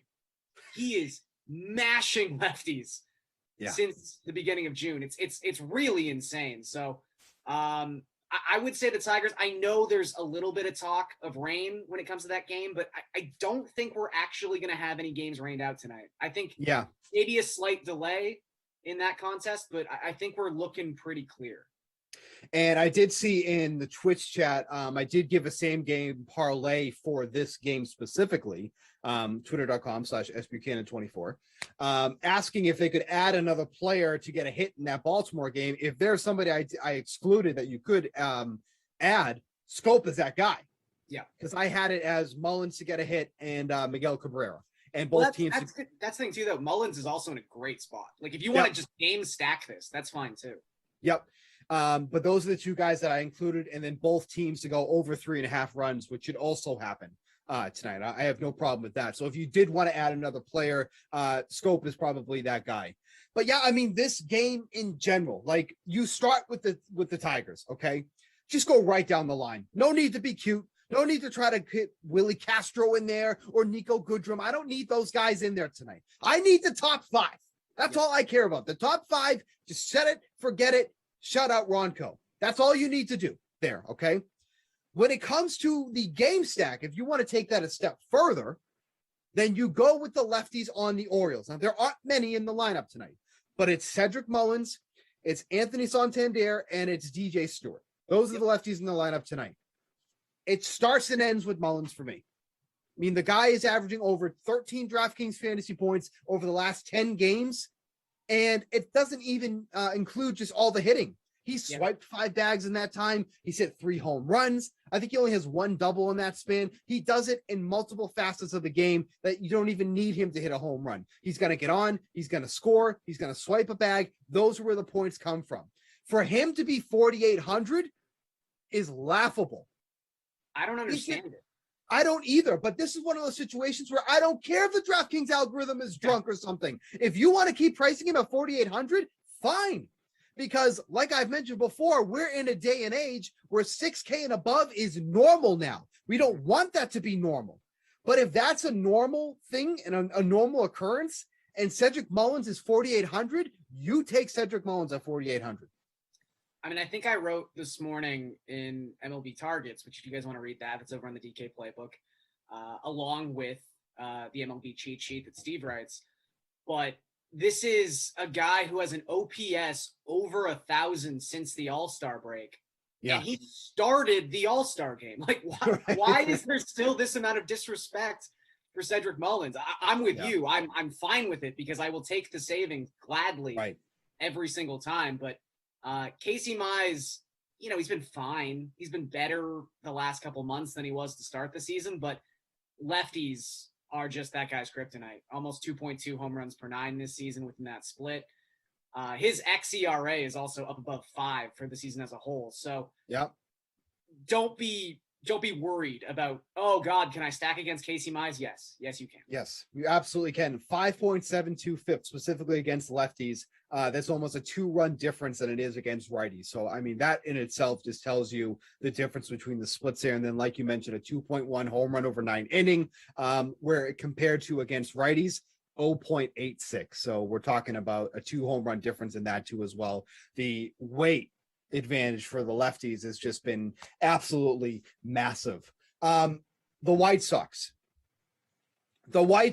are healthy. The White Sox are back. The team is back. The manager still stinks, but the team, the product that they put on that field 1 through 9 is finally back. And that's a bad thing for the rest of the league. We already saw it last night. And I'm sorry to say, our G.I. Joe guy, Griffin Jax, is going to be the next victim here tonight. Yeah. Oh, Griffin Jax. You know, you got to pitch better if you're going to have that name. And if you're going to pitch better, it ain't happening tonight on August 10th. This lineup is just dangerous 1 through 9. I mean, Cesar Hernandez, one of the guys that they acquired at the deadline, is batting 8th, right? They don't need him high up in that order when you have Tim Anderson, when you got Adam Engel, you got Jose Abreu, Eloy Jimenez, Yohan Moncada. Everybody's back here. Luis Robert is batting 7th, which still is just so odd to me. Like he's much better than the 7th, hitter. They have this weird fascination with batting Adam Engel second. I don't understand it. I really don't. But I don't either. That's Tony La Russa. Whatever. Yep. Say what you want about him. Not going to get any pushback from me. That's for sure. But I mean, this is one of those teams that I would advise you to do a unique stack, because like someone as talented as Luis Robert, who's only 3,400 batting 7th. If he's batting 7th, the ownership's not going to be there on him, but it should be there because we know how good of a hitter he is. So if you want to skip Adam Engel and go 1 through 5 with 7, so you take out Engel, Anderson, Abreu, Jimenez, Moncada, Robert. That's the way to kind of mix that up, because I feel like this is going to be a more popular stack. They have an implied team total of 5.5 runs tonight, so one of the higher ones on this slate, obviously. But between how bad Jax has been and a bullpen that has been depleted during the trade deadline, I feel like it's going to get a lot of runs for Chicago tonight. No, I agree. And yeah, you can mix things up. Like even, I think Andrew Vaughn's in kind of an interesting spot too, because you're going to get so many people going towards Luis Robert, justifiably so. But, Vaughn, yes, the numbers would tell you he's a superb hitter against left-handed pitching, not right-handed pitching. He's slightly above average against right-handed pitching. He's still hitting 6th for a team that could score 8 runs tonight. And I'm telling you, he's going to be maybe the 5th most popular, probably the 6th most popular member of that White Sox stack. So yeah, try to do a couple things that maybe separate you from the quote unquote chalk, because, the White Sox will be popular, but very rightfully so. They are going to score a ton of runs tonight. Yeah. So I think that's something to look at too. And then even, again, like on the Minnesota side, going against Dallas Keuchel, who, it's always been that the Twins are such a good team against lefties, but a big reason for that is because they had Nelson Cruz. Okay, obviously Nelson Cruz is no longer here, but the middle of that lineup, Brent Rooker, Josh Donaldson, Mitch Garver, and I kind of would sort of throw Miguel Sano in the mix too as well. Obviously, not the hitter we've seen from a couple of years ago, but at 3,400, that's playable. It's unfortunate Jorge Polanco is not in this lineup tonight, because he had been mashing left-handed pitching recently. I guess they just want him to have a night off. The season doesn't really matter for the Twins anymore, but that didn't make a whole lot of sense when I saw this lineup. Right, of course. But if you want to get kind of cute with this lineup, you could game stack this, because, you can get Rooker there in an outfield spot. You can get Donaldson at third base, because if you don't use Moncada, and Garver at catcher, who's in the cleanup spot at 4,300. Yep. This is another game that you could potentially game stack here, and one that probably should have a lot of runs scored, because both sides are really in a good spot here. So I don't hate doing that either. I wouldn't say. Sorry, go ahead. I was just going to say, like, the sneaky secret about the Twins when it comes to Donaldson and Garver is both of them haven't played at all this season, but when they have played, they've mashed. Yeah. So if they're both in there and they're cheap, good plays. Yep. I wouldn't say the Twins are in my wheelhouse of, teams that I want to stack tonight, but they're definitely something that I want to at least maybe have some exposure to with guys like Donaldson, who's back, or even Mitch Garver. So that's just something to consider there too as well. We always like to do this. We always got to have that one off the wall stack. Okay. Matt LaMarca has made it like a trademark for him that he takes the Pirates every single time. He got a little greedy. He got a little greedy, because the first time he did it, it worked out very well. He did it again on Friday. He was feeling frisky, and let me tell you, the friskiness died very quickly because they did absolutely nothing. So I would advise you to maybe steer away from the Pirates if you can. But they are facing J-Happ, so I mean, I wouldn't have blamed you if you said it. But off the wall stack for tonight, what are you thinking? Well, I think you kind of foreshadowed it a little bit when we were talking about pitchers earlier and maybe why to steer clear of some of the high price guys. But I think there's a case to be made that you might want to play a couple Diamondbacks tonight. That's what I was going to do. But go ahead. I mean, it begins and ends with Ketel Marte, and you can kind of build off of this. But why is Marte $3,500? It just doesn't make any sense. This is someone who, sort of in the same vein of Donaldson and Garver, yes, he's been on the IL most of the season, but when he has played, the dude is hitting 348. He's hitting well above 400 against left-handed pitching specifically so far this season. Like, his numbers are astounding against southpaws, and Alex Wood's numbers have been pretty underwhelming the past 6 weeks. So, yeah, I think you take a look at that Diamondbacks lineup when it comes out, and you can pencil in, I wouldn't say more than like 3 guys tops, but, you know, 1, 2, 3, 2, 3, 4. Like, there's going to be a way to stick a couple right-handed bats at the top of this lineup into a lineup of your own. And, you know, I've been shunned by the Diamondbacks. They have lost me money numerous occasions this year. Very annoying. I don't really like them, but this is one of those spots where I was like, yeah, I kind of think that this could be the spot here against Alex Wood, because for as bad as they've been, for as pathetic as they've been, for the blunders that we've seen them make on the field, for whatever reason, they've been pretty consistent against lefties.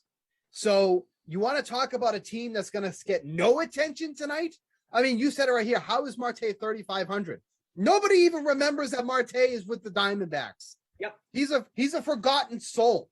The poor guy is out there playing good baseball and nobody even notices. Because that's the thing. Like, if he was $5,000, people would at least see his name as they're scrolling through outfielders. Go like, oh yeah, Marte is good. Right. But unless you're going down to like the usually you know who you're already taken when you're looking at like $3,000 outfielders.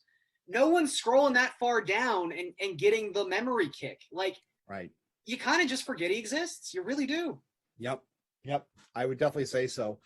Marte, and then I would also say Carson Kelly is a nice punt catcher option. We always say we like to punt the catcher. This could be your punt tonight. Carson Kelly against lefties on the season, 72 plate appearances, 470 WOBA, 315 isolated power, 195 WRC plus. Check. I will take that 3,100 for somebody that should be batting cleanup too as well. Yeah. So if you want to kind of do like a back-to-back, Marte, who should be batting third, I think. Does he usually second bat or third? Like maybe second Christian or third. Walker. Like, you know, again, you can toss in another power bat if you want a little bit of upside there. But yeah, the 2 pillars here are definitely Carson Kelly and Ketel Marte.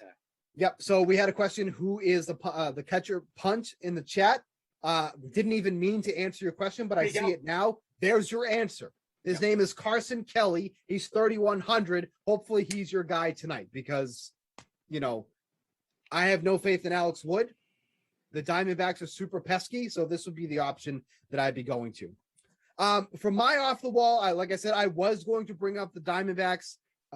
Gary kind of ruined that for me, so I will move on. I will do somebody else. I'm going to just go with the Rockies. Yeah. I don't want to go with the Rockies, but I kind of alluded to this earlier, and this club has just been hitting. And that's not something that we've been able to say about the Rockies really at any point this season.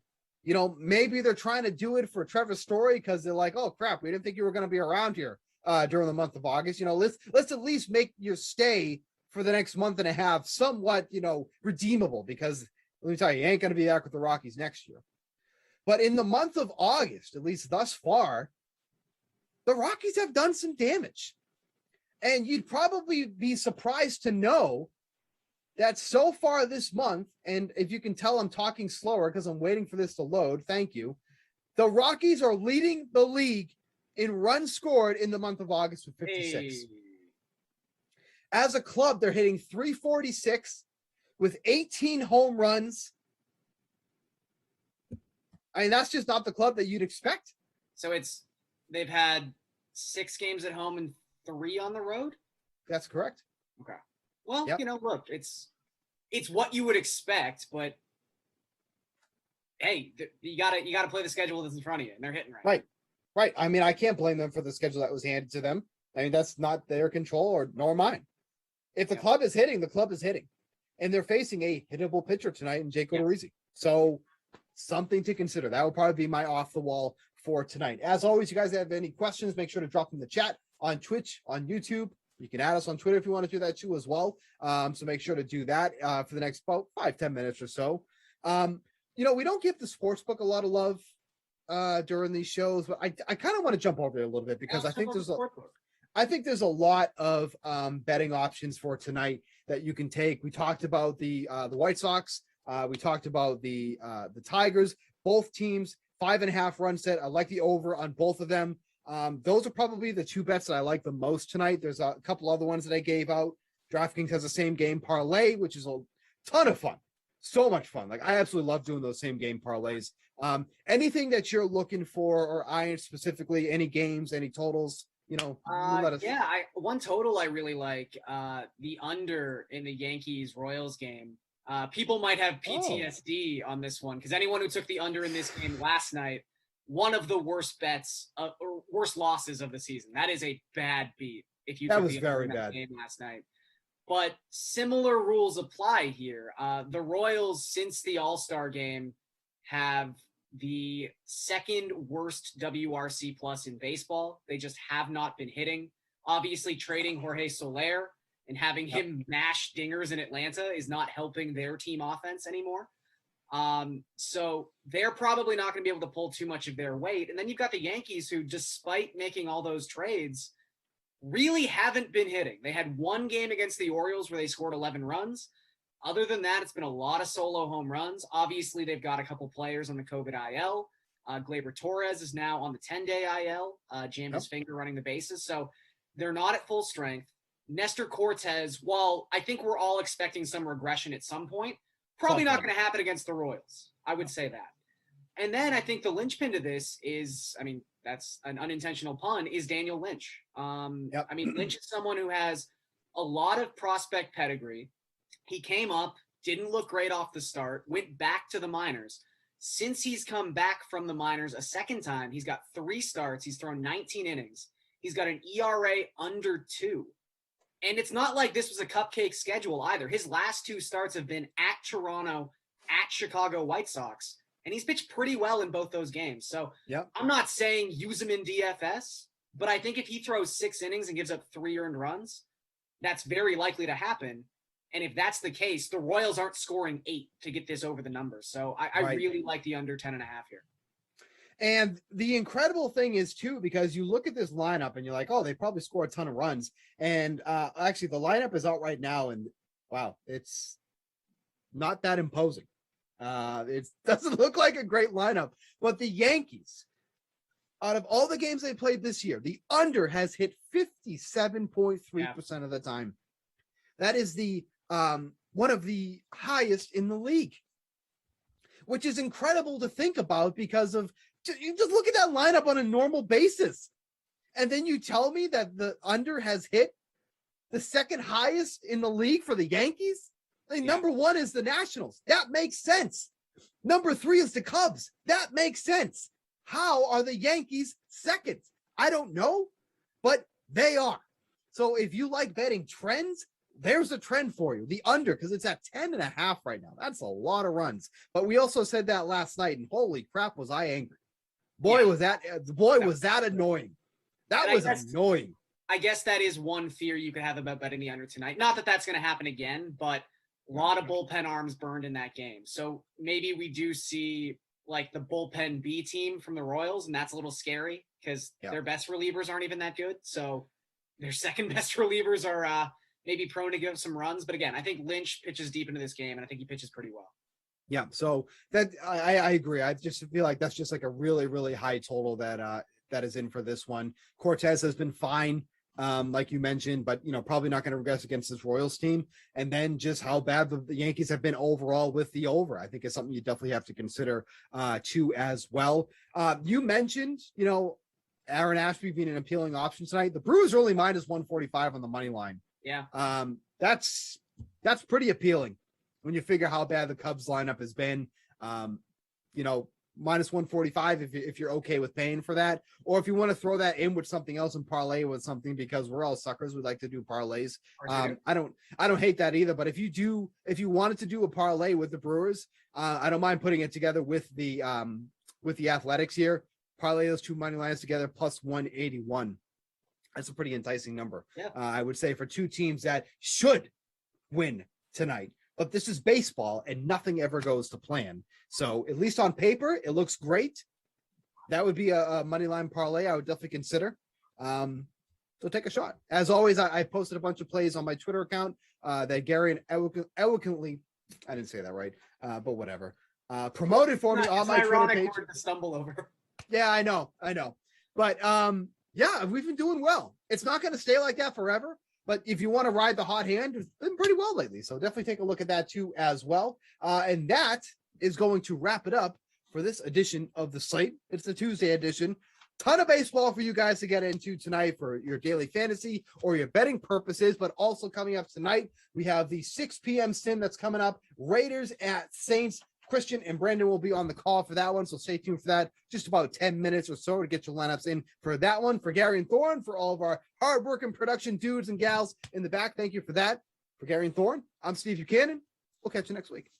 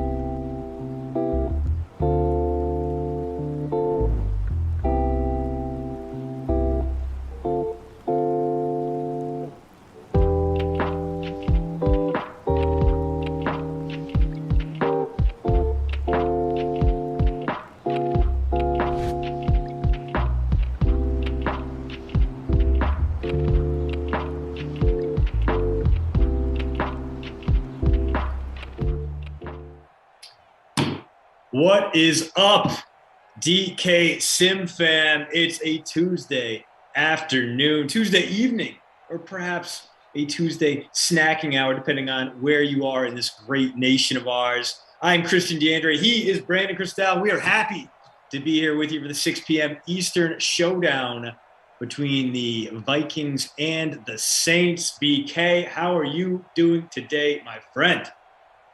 A lot better than yesterday. I got probably 7 hours of sleep, which is more than I normally get. Okay. But considering I got about 45 minutes before heading to the airport in Cleveland from Canton, and was a bit of a zombie on the two sims yesterday, I feel like $1 million, even if my voice may not sound like $1 million.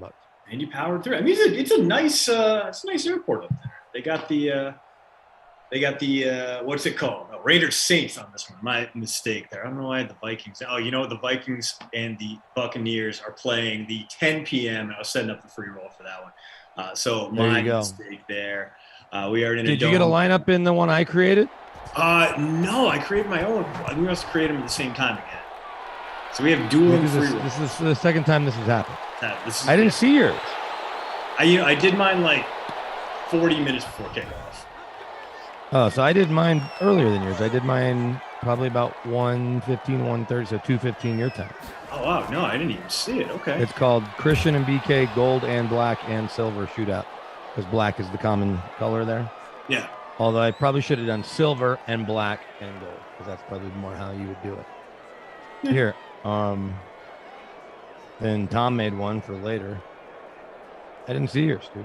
Oh, anyway, man. what's your lineup look like? And we can still decide who had the better lineup. Oh, sure. I'm sure plenty of people joined both. Yeah. Oh, yeah. So I'm in seventh in mine. Nice. No, I got Darren Waller in the captain spot. Paid down a little bit there. It was originally Tyrell Williams for reasons I cannot accurately explain. Like, I was looking back, like Tyrell Williams, the bloom is off the onion there, and yet for whatever reason, I was like, this feels like a Tyrell Williams kind of day. Maybe it's because he's not going to get much on Lattimore. I don't know why. I got him and dirt cheap Jalen Richard at 2,200.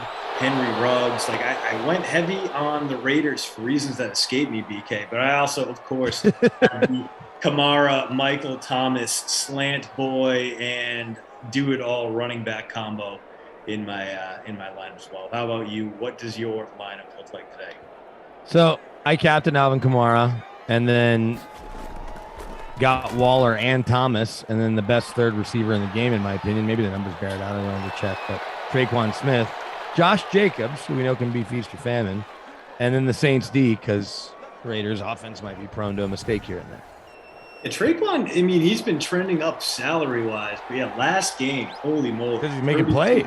Yeah, dude gets it done out there, and he's going to have to get it done on the field because he's pretty much the only live body this Saints team can rely on in week one if Michael Thomas is still hurt. And as much as I love the Assumption College grad Deontay Harris, I still am a little bit skeptical about throwing a 5-6 wideout into the mix.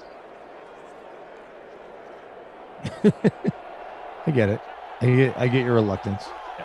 Apparently he missed a bunch of practices last week. Traquan Smith did. So a lot of things going wrong for the Saints right now. Just had a veteran corner retire as well, which is, of course, not what you want to hear if you are that Saints team that is so desperately pressed up against the salary cap at all times. So how was Canton? I mean, how were the ceremonies and, of course, the hanging out with Tommy Freeze Pops?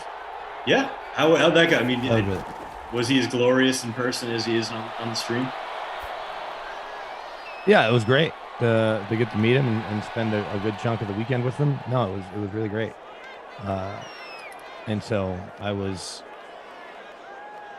all over the place, because there were obviously lots of Denver folks in town, had my wife with me, but to get to celebrate Steve Atwater, he invited both my wife and I and to be there with Steve and his family and so many friends and former teammates was great. And then because Peyton invited a lot of the Super Bowl 50 roster, most of it, I got to see a lot of those guys too. Oh, and really? So it made for a really fun weekend. And then, guys like Champ Bailey, Terrell Davis, getting to catch up with them. Yeah. So it was an awesome weekend. There's no way around it. It was great. Very nice. Anyone in particular you were very excited to catch back up with? Well, Willie Rose become a really good friend very randomly, and so he's the one that hooked me up with a good hotel location and all of the invites to stuff other than the Atwater stuff, Nice. kind of tagging along. So I hadn't seen him, I guess, since the Super Bowl in Miami. Now that I think about it, we text all the time, but I'm just now realizing that's the last time I saw him, the Super Bowl in Miami. So it was good to see Willie, good to see John Randall. And then some, media friends too, JT the Brick, because he had all the Raiders stuff going on. And my buddy Dave, who works on Colin Cowherd's show, also working on this awesome John Madden documentary that I think they dropped the trailer for in the Hall of Fame game on Fox. Yeah. So guys like that too, and then you also meet managers and agents and people that are close to some of these people that always come, or they're always around Super Bowl, Combine, now Hall of Fame, and so getting to see some of those folks too. It was good. It was really cool. And, the speeches were great. Yeah. Say that again. Sorry. Aside from the lack of sleep, of course, as we get my guy there, Tyrell Williams, doing a very pass-heavy drive here, BK. 75 total yards all through the air, so a good day to have Derek Carr. 1st and 10 coming up at the 10-yard line for this Raiders team.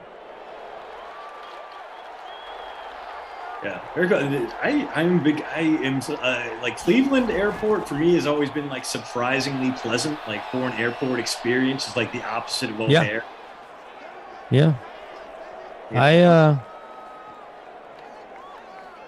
I didn't mind the Cleveland Airport. I wasn't there very long. I got in super late Thursday night, so it was like, how quick can I get out of here? And then on Monday morning, we got there so early. Our flight was delayed 45 minutes. Not very efficient there in the morning. Considering people are traveling to get on flights. There's Josh Jacobs. He's on my roster. There it is. The higher priced of the Raiders platoon at 6,600, and thus only about 21% owned, less than 2% of you got 150% of the points there because you got him in the captain spot. Raiders on the board first. So Saints, disastrous 3-and-out to start things. Raiders coming back strong, looking like they might put up a crooked number here in the great state of Louisiana. Louisiana. Both Sim and, well, I don't know about real Louisiana. Real New Orleans is nice. Right. The rest of Louisiana, you can take or leave. Like, I'd hang out in Baton Rouge on a game day. Yeah, I mean, I'm a big Shreveport. I'm in third place in my contest. I got 102 people in mind. How many got in yours? Probably less because we got 55. People probably confused as to why they got a notification for a second free roll. I could have sworn I'm sure there's some people who doubled up. Yeah, dude, I didn't even see it. I was like, oh man, all right, I'll take care of this. And it was like 4:25 our time out here. Anyway, see you over there on the Twitch, fam. A+, good to see you again. 5th time playing Fort. Good to see you. See you over on YouTube as well. 250 watching. 200 plus likes. Super happy to see that. And we see y'all. Carolyn's phone charger. Cena, the guru. Oof. Must buy. Wants us to rank some questionable quarterbacks. And BK, you are the perfect man to throw into this because 2 of them are going to at least theoretically be playing for the team you cover. In order, Drew Lock, Teddy Bridgewater, Jalen Hurts. How would you stack them up? I'll defer to you since you see 2 of those guys in practice. This feels loaded because you haven't been privy to this. But I've been overly critical of Jalen Hurts, 1, based on my eyes, 2, based on now talking to people around the league. Yeah. So you add those things together, and then you hear how excited they are about Deshaun Watson. Obviously, to say Deshaun Watson's upgrade from Jalen Hurts isn't a shocking statement, just like you could say he's a huge upgrade from both Drew Lock and Teddy Bridgewater. But if I'm ranking them, I'm probably ranking based on potential and what I see, what I've seen at times in practice. I still probably have Lock first, Bridgewater second, and Hurts a distant third. Hurts is not an NFL starting quarterback, and it hurts some people's feelings to say that, but this is my assessment, and this is now the assessment of others. Doesn't mean he won't start this year or won't start a lot, but he is not a top 32 quarterback in the NFL. Yeah, nice pick up there on the 3rd down from Saints. No, I agree there. I do like his fantasy upside a little bit just because he does have he has Sure. a rushing dimension of the game. So if we're talking strictly a fantasy standpoint, maybe I like him a little bit more. But yeah, I agree with your assessment there. Even The Lock Bridgewater thing is a ceiling floor kind of conversation. Drew can do more, but he also has a much lower floor. Teddy's limited in his upside, but he's not going to lose you games. Yeah. Big play. Is that Ryan Nassib there? Carl Nassib, I mean? Carl himself, one of the best-selling jerseys of the offseason after making the first publicly out active NFL player. Awesome to hear. Very nice to see the messages of acceptance coming in from across the league. Very cool to have, and hopefully he will stand as a sigil for the league's efforts to reach out and promote equality. Very, very cool to see. No, I like Bridgewater more than most. Maybe I just get suckered in by the comeback story. And I obviously like Jalen Hurts' ceiling a little bit more than Drew Lock's, but Lock, you can make the case for you can win around him more easily than you can around Jalen Hurts, who, like you said, he has the tools, and I don't know. It just feels like the Philly system is so broken around him that he's never really going to have a chance to put everything together down there, or up there, rather. I'm going to see what Jalen Hurts ran at the combine, if he ran.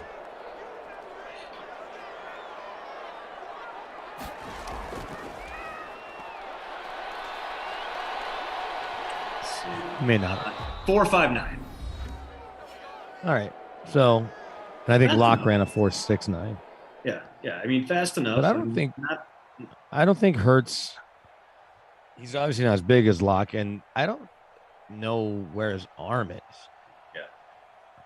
His prospect grade coming out was 6.14, which grades out as good backup who could become a starter. Curious where Locke's was compared to this.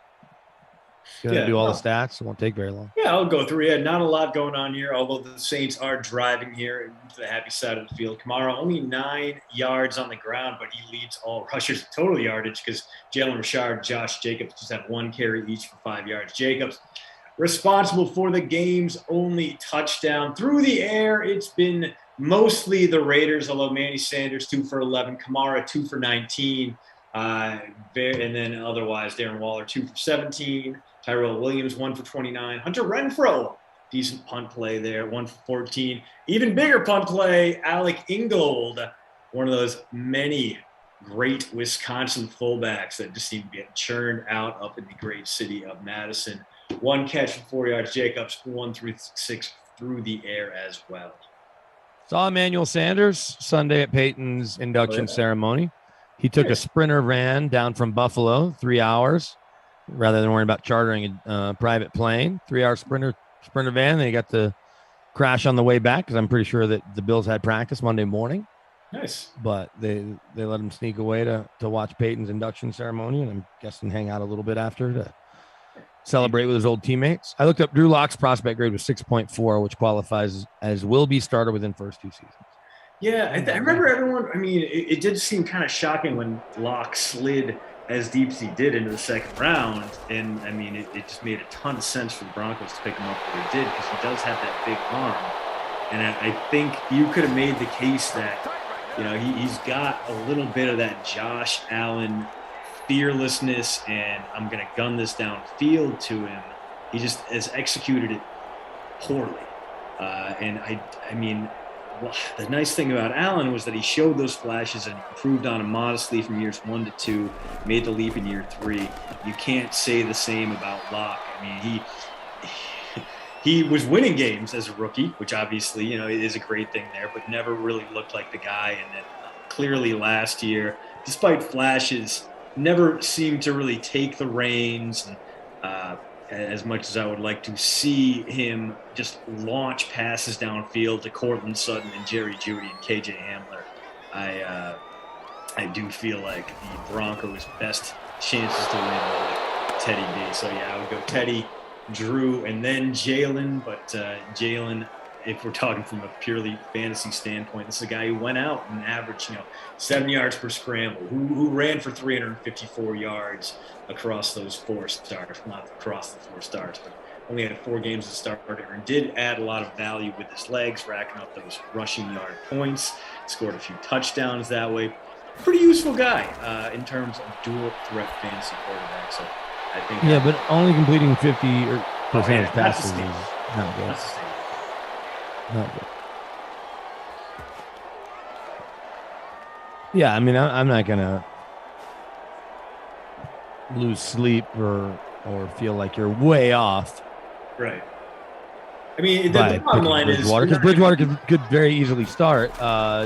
Drew Lock, Vic Fangio did announce this morning, right as they're wrapping up their 1 hour walkthrough before they got on a plane to Minnesota, that Drew's going to start this week and that Bridgewater will start next week in Seattle. And then I think they'll make their decision so they can, before that third game, their only home game when the Rams come to town, they can have the starter ready to go.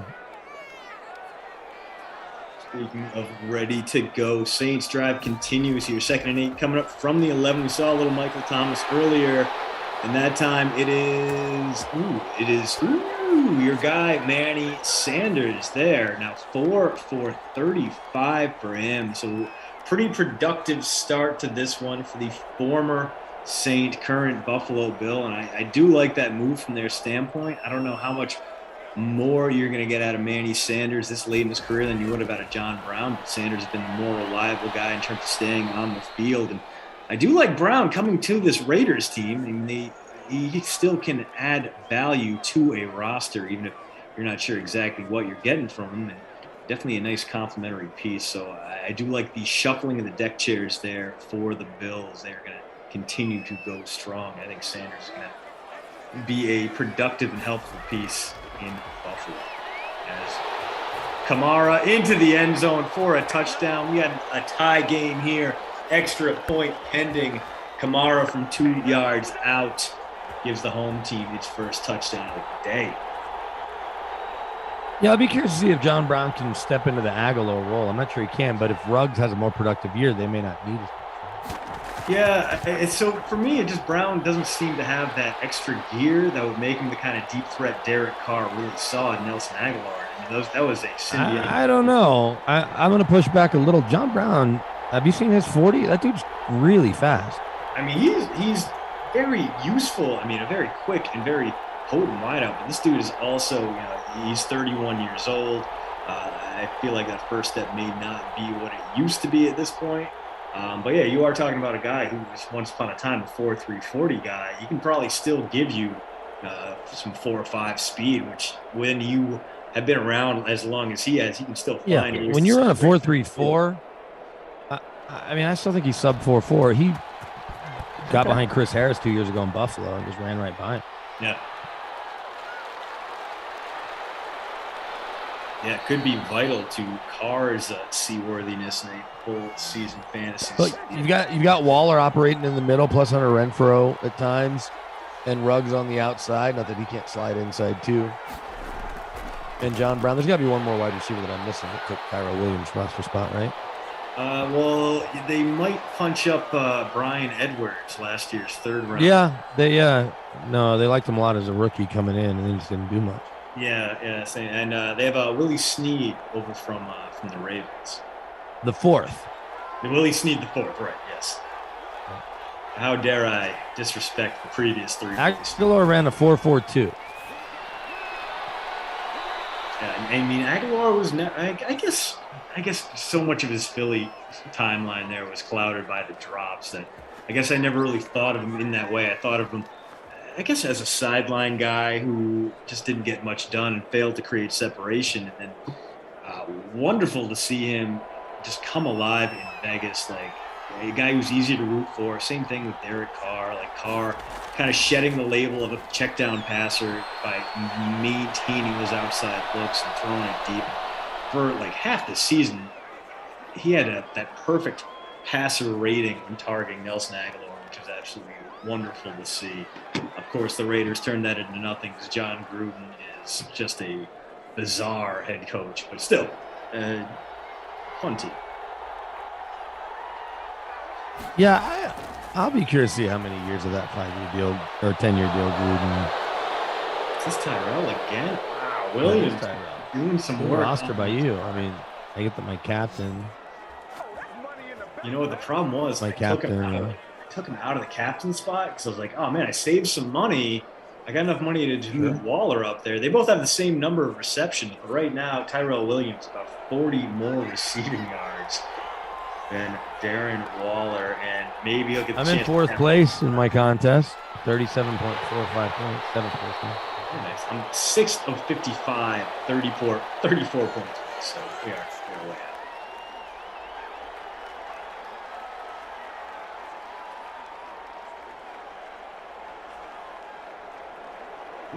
Ooh, so Terrellin's phone charger saying Ruggs and Michael Thomas got into the fight pre-game. I believe it, but here's something I want to bring up.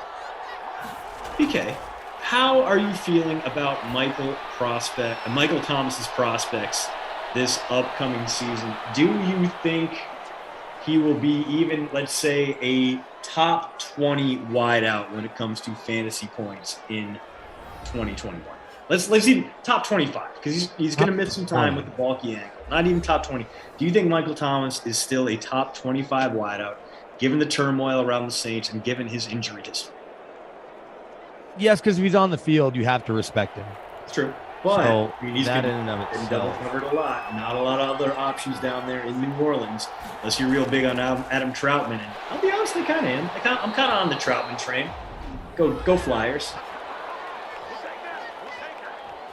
Yeah, so I understand drafting him is going to be tricky. The curious thing will be how low does he go, and then when he comes back, what kind of value does he give? And I guess I don't ever spend enough time beyond the guys that you're like, oh, he definitely is the fantasy player of the year, right? Whether that be daily or otherwise. Oh, we got. And so then it's a question. So unless they have like a Christian McCaffrey kind of year, 2 years ago, whatever, something that's so obvious, Derrick Henry. How about my man Josh Jacobs? I mean, yeah. Speaking of fantasy performers, 2 touchdowns for him today as the Raiders get bold, go for it on 4th and 2, and are rewarded for their risk there with the Josh Jacobs 3-yard touchdown dive. But so I don't know where to draft him. I was saying, let's say I don't know in my head what a top 25 receiver looks like. I have a hard time believing he's not unless he only plays 6 games. Yeah. When he's on the field, he's just going to command the ball too much. So I think for me, the concern is that, like, I was one of those guys that fell in the AJ Green trap in 2019. And obviously Michael Thomas younger than AJ Green, but Green was coming into the season with injuries and that tanked his stock a little bit. And we saw what happened with Michael Thomas last year.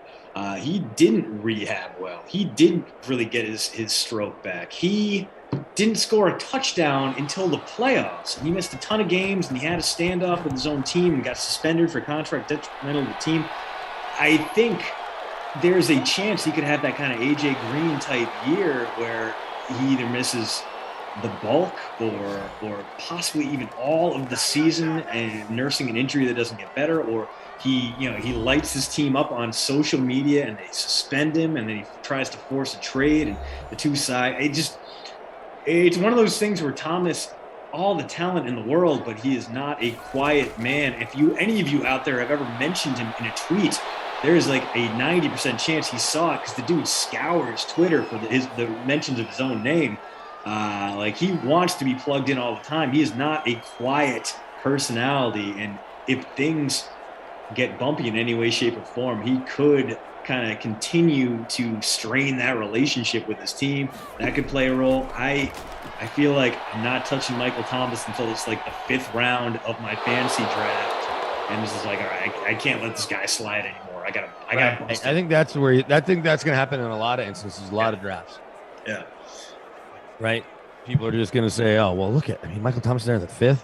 Yeah, even if he's my 3rd receiver, 4th receiver that I carry all year until he's ready." So look at this. That might have been even optimistic. So per Fantasy Pros, they do the aggregate rankings. 117 experts, PPR league updated recently. Thomas currently sits 99th overall. The wide receiver 43, which that does seem a bit too low. Like, I think I would still want Michael Thomas over Jarvis Landry or I guess as we get closer, the thing is Jarvis Landry doesn't miss games, and he does catch it. It's thrown to him, but in PPR leagues, I mean, he's always a 10-catch threat. That's true. But I really just need a better definition on the timeline. So hopefully you're not drafting until after that final preseason game, after October 28th or August 28th, before the season kicks off a week later in Tampa. I need to shout out producer Michael. He is in first place in our contest that I made. This one, New York won. He has Tyrell Williams on his roster, but captain Emmanuel Sanders. He's got Kamara, Waller, Ruggs, and Jacobs. So if Ruggs gets going, it'll be over. See, I keep it up and go wire to wire, Mike. Yeah. We're still waiting on Ruggs to do something here. And probably won't get to see that until the second half as the Saints driving in Will Lutz's range would be a 53-yarder from here. But the Saints have one timeout, 50 seconds left on the clock. They will be able to get it closer. That's going to make a 48-yarder. So if you got Lutz in the lineup right now, you're like, okay, you guys can stop gaining yards. I'll take the 4 points. He's probably not going to miss from 48. Although another guy who, like Michael Thomas, going to miss some time. And the Saints, man, just been getting dealt blow after blow this preseason. Poor Sean Payton. Oh, man, that's brutal. Oof. They're going to take the timeout and kick the 55-yarder here. There it is. So 6 seconds left. Got to Hail Mary it, but maybe they'll kick it in the dome. Yeah, I think 55 with Will Lutz, 2019 Pro Bowler. Now, this was going into the 20 season, so he's got a pretty high rating. I think I would give him 50-50 on this kick. I think there is as good a chance he can. Me too. Either it goes in or it doesn't. Yeah, exactly. All right, Lutz lining it up. Kick is up, and it is short. Ooh, it looked like it was maybe just a little bit wide. It was a nice line drive kick, and it just went. Oh, you were right. It was short. It just went under the crossbar.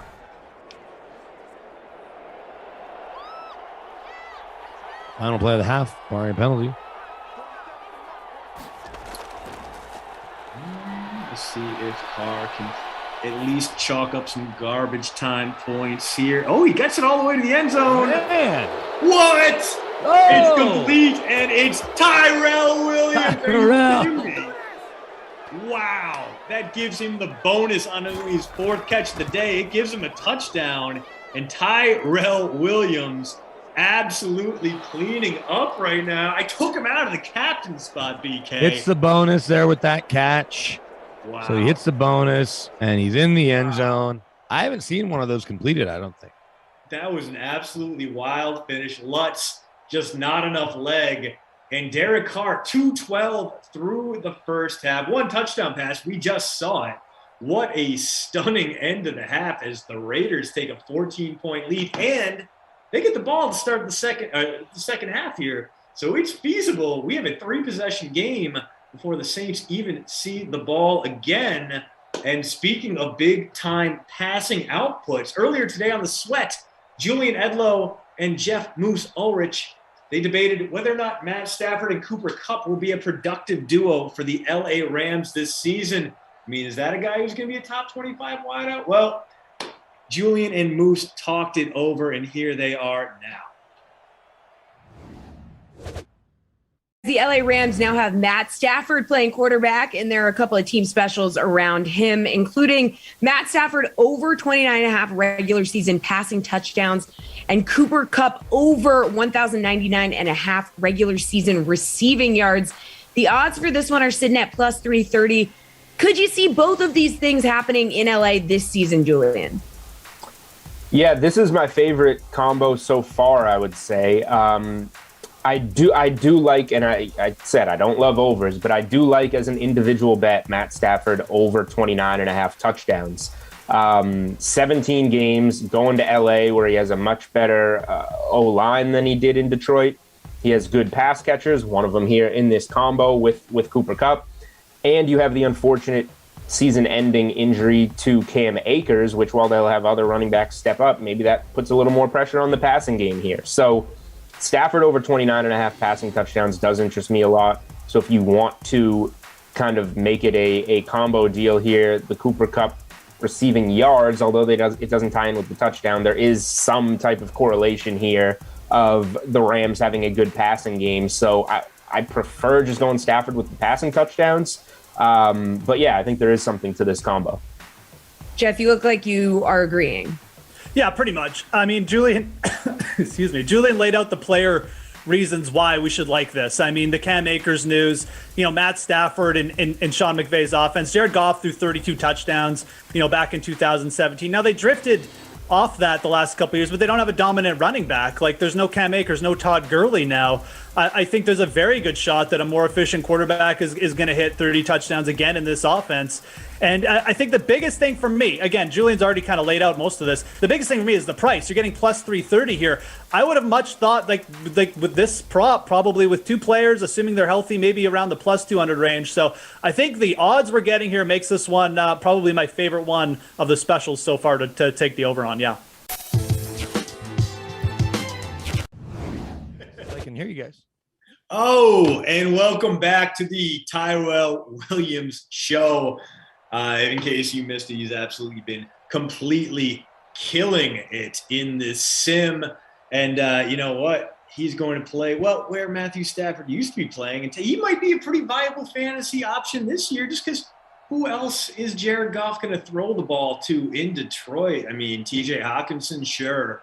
Quintez Cephas, maybe a little Rashad Perriman. Of course, I think we've all learned from several years of rostering Rashad Perriman that always ends in tears. So maybe Tyrell Williams could be slated for a comeback player of the year type performance after sitting out last season.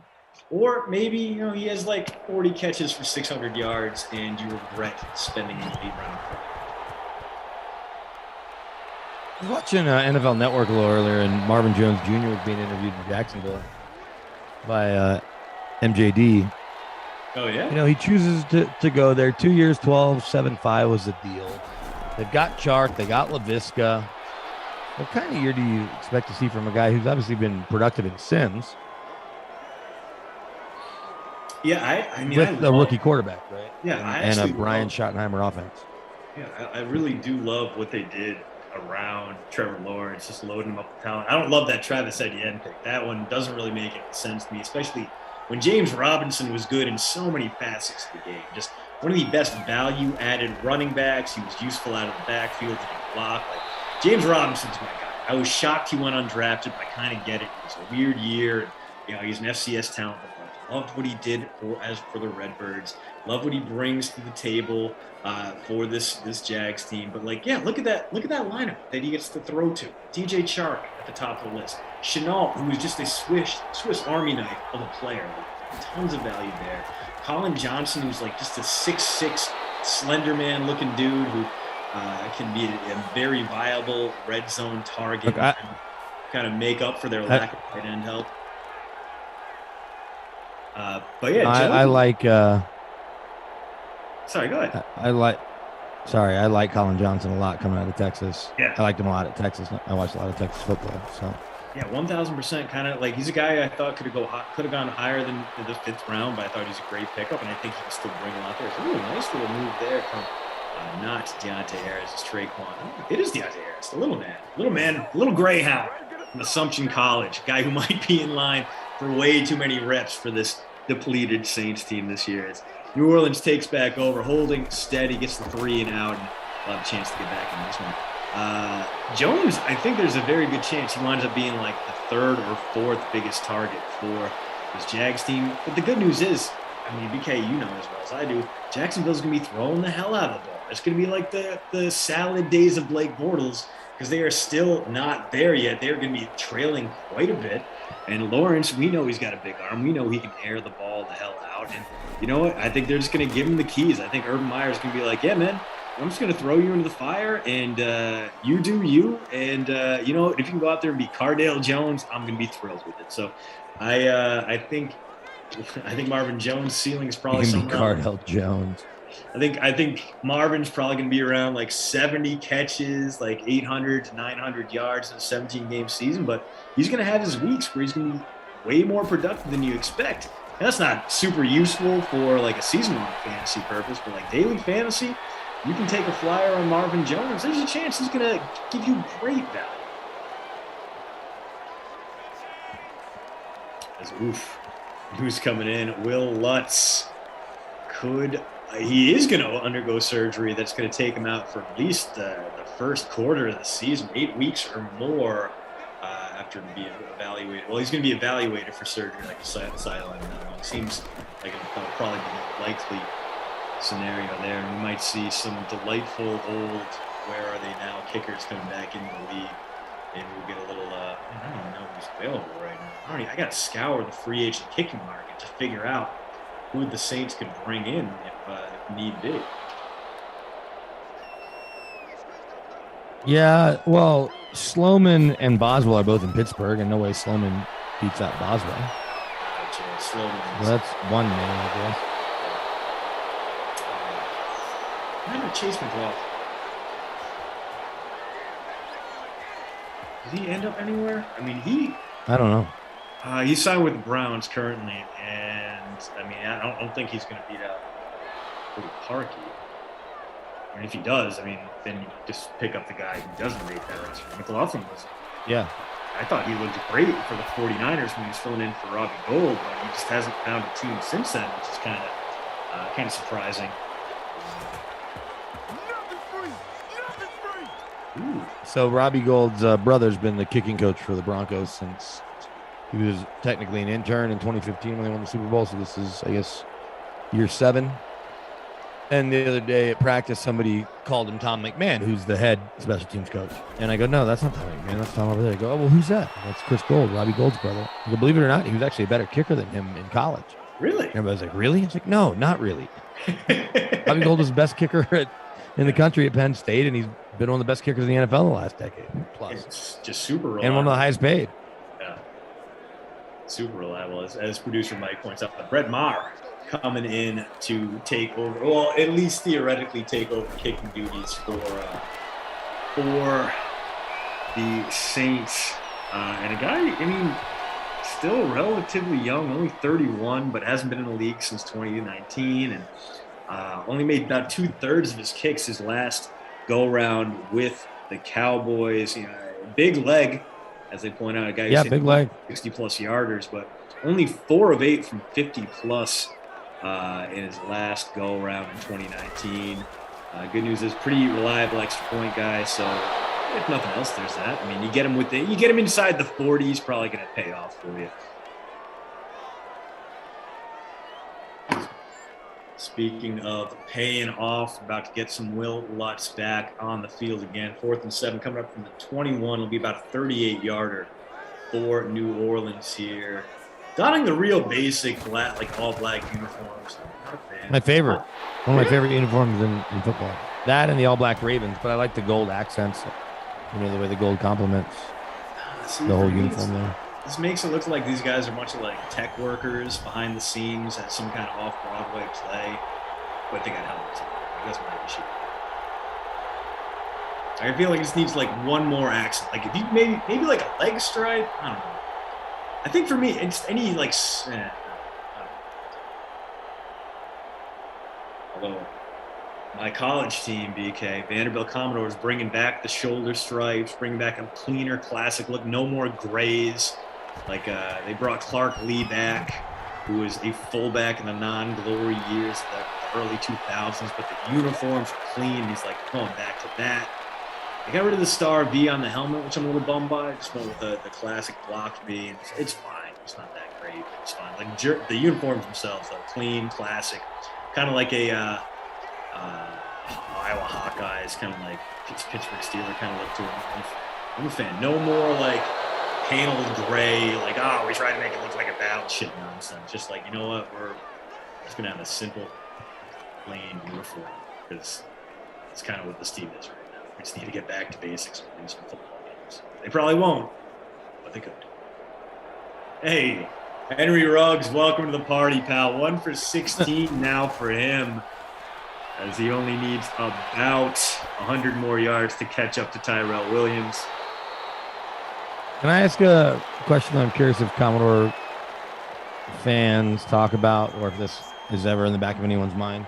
Sure. As the SEC is adding Texas and Oklahoma, because Vandy's a private institution and isn't tied to state money necessarily, so isn't relying on, the same legislators that deal with Tennessee's budget and vice versa. Tennessee's not tied to Vandy. Is there ever any concern in the back of their mind that Vandy's going to be kicked out of the league? So they actually can't be kicked out of the league. It is written into the bylaws that as a okay. They are safe. Yeah. Well, good for them. Yeah. What they could do. They're very lucky. Yeah. Yeah. No, they made sure they got all that. They got that one in writing when you started off. They could exit the league voluntarily, which is what Tulane and Sewanee did. They know on which side their bread is butter. And while it would probably jack up the win total quite a bit to go AAC or Conference USA, the thing is, they're only really a drain when it comes to football and lately basketball. They bring value on baseball. Women's tennis has a national title within the last 5 years. I don't think I need to say it because we all know, but women's bowling is an absolute powerhouse. 2 national titles in the past decade or so.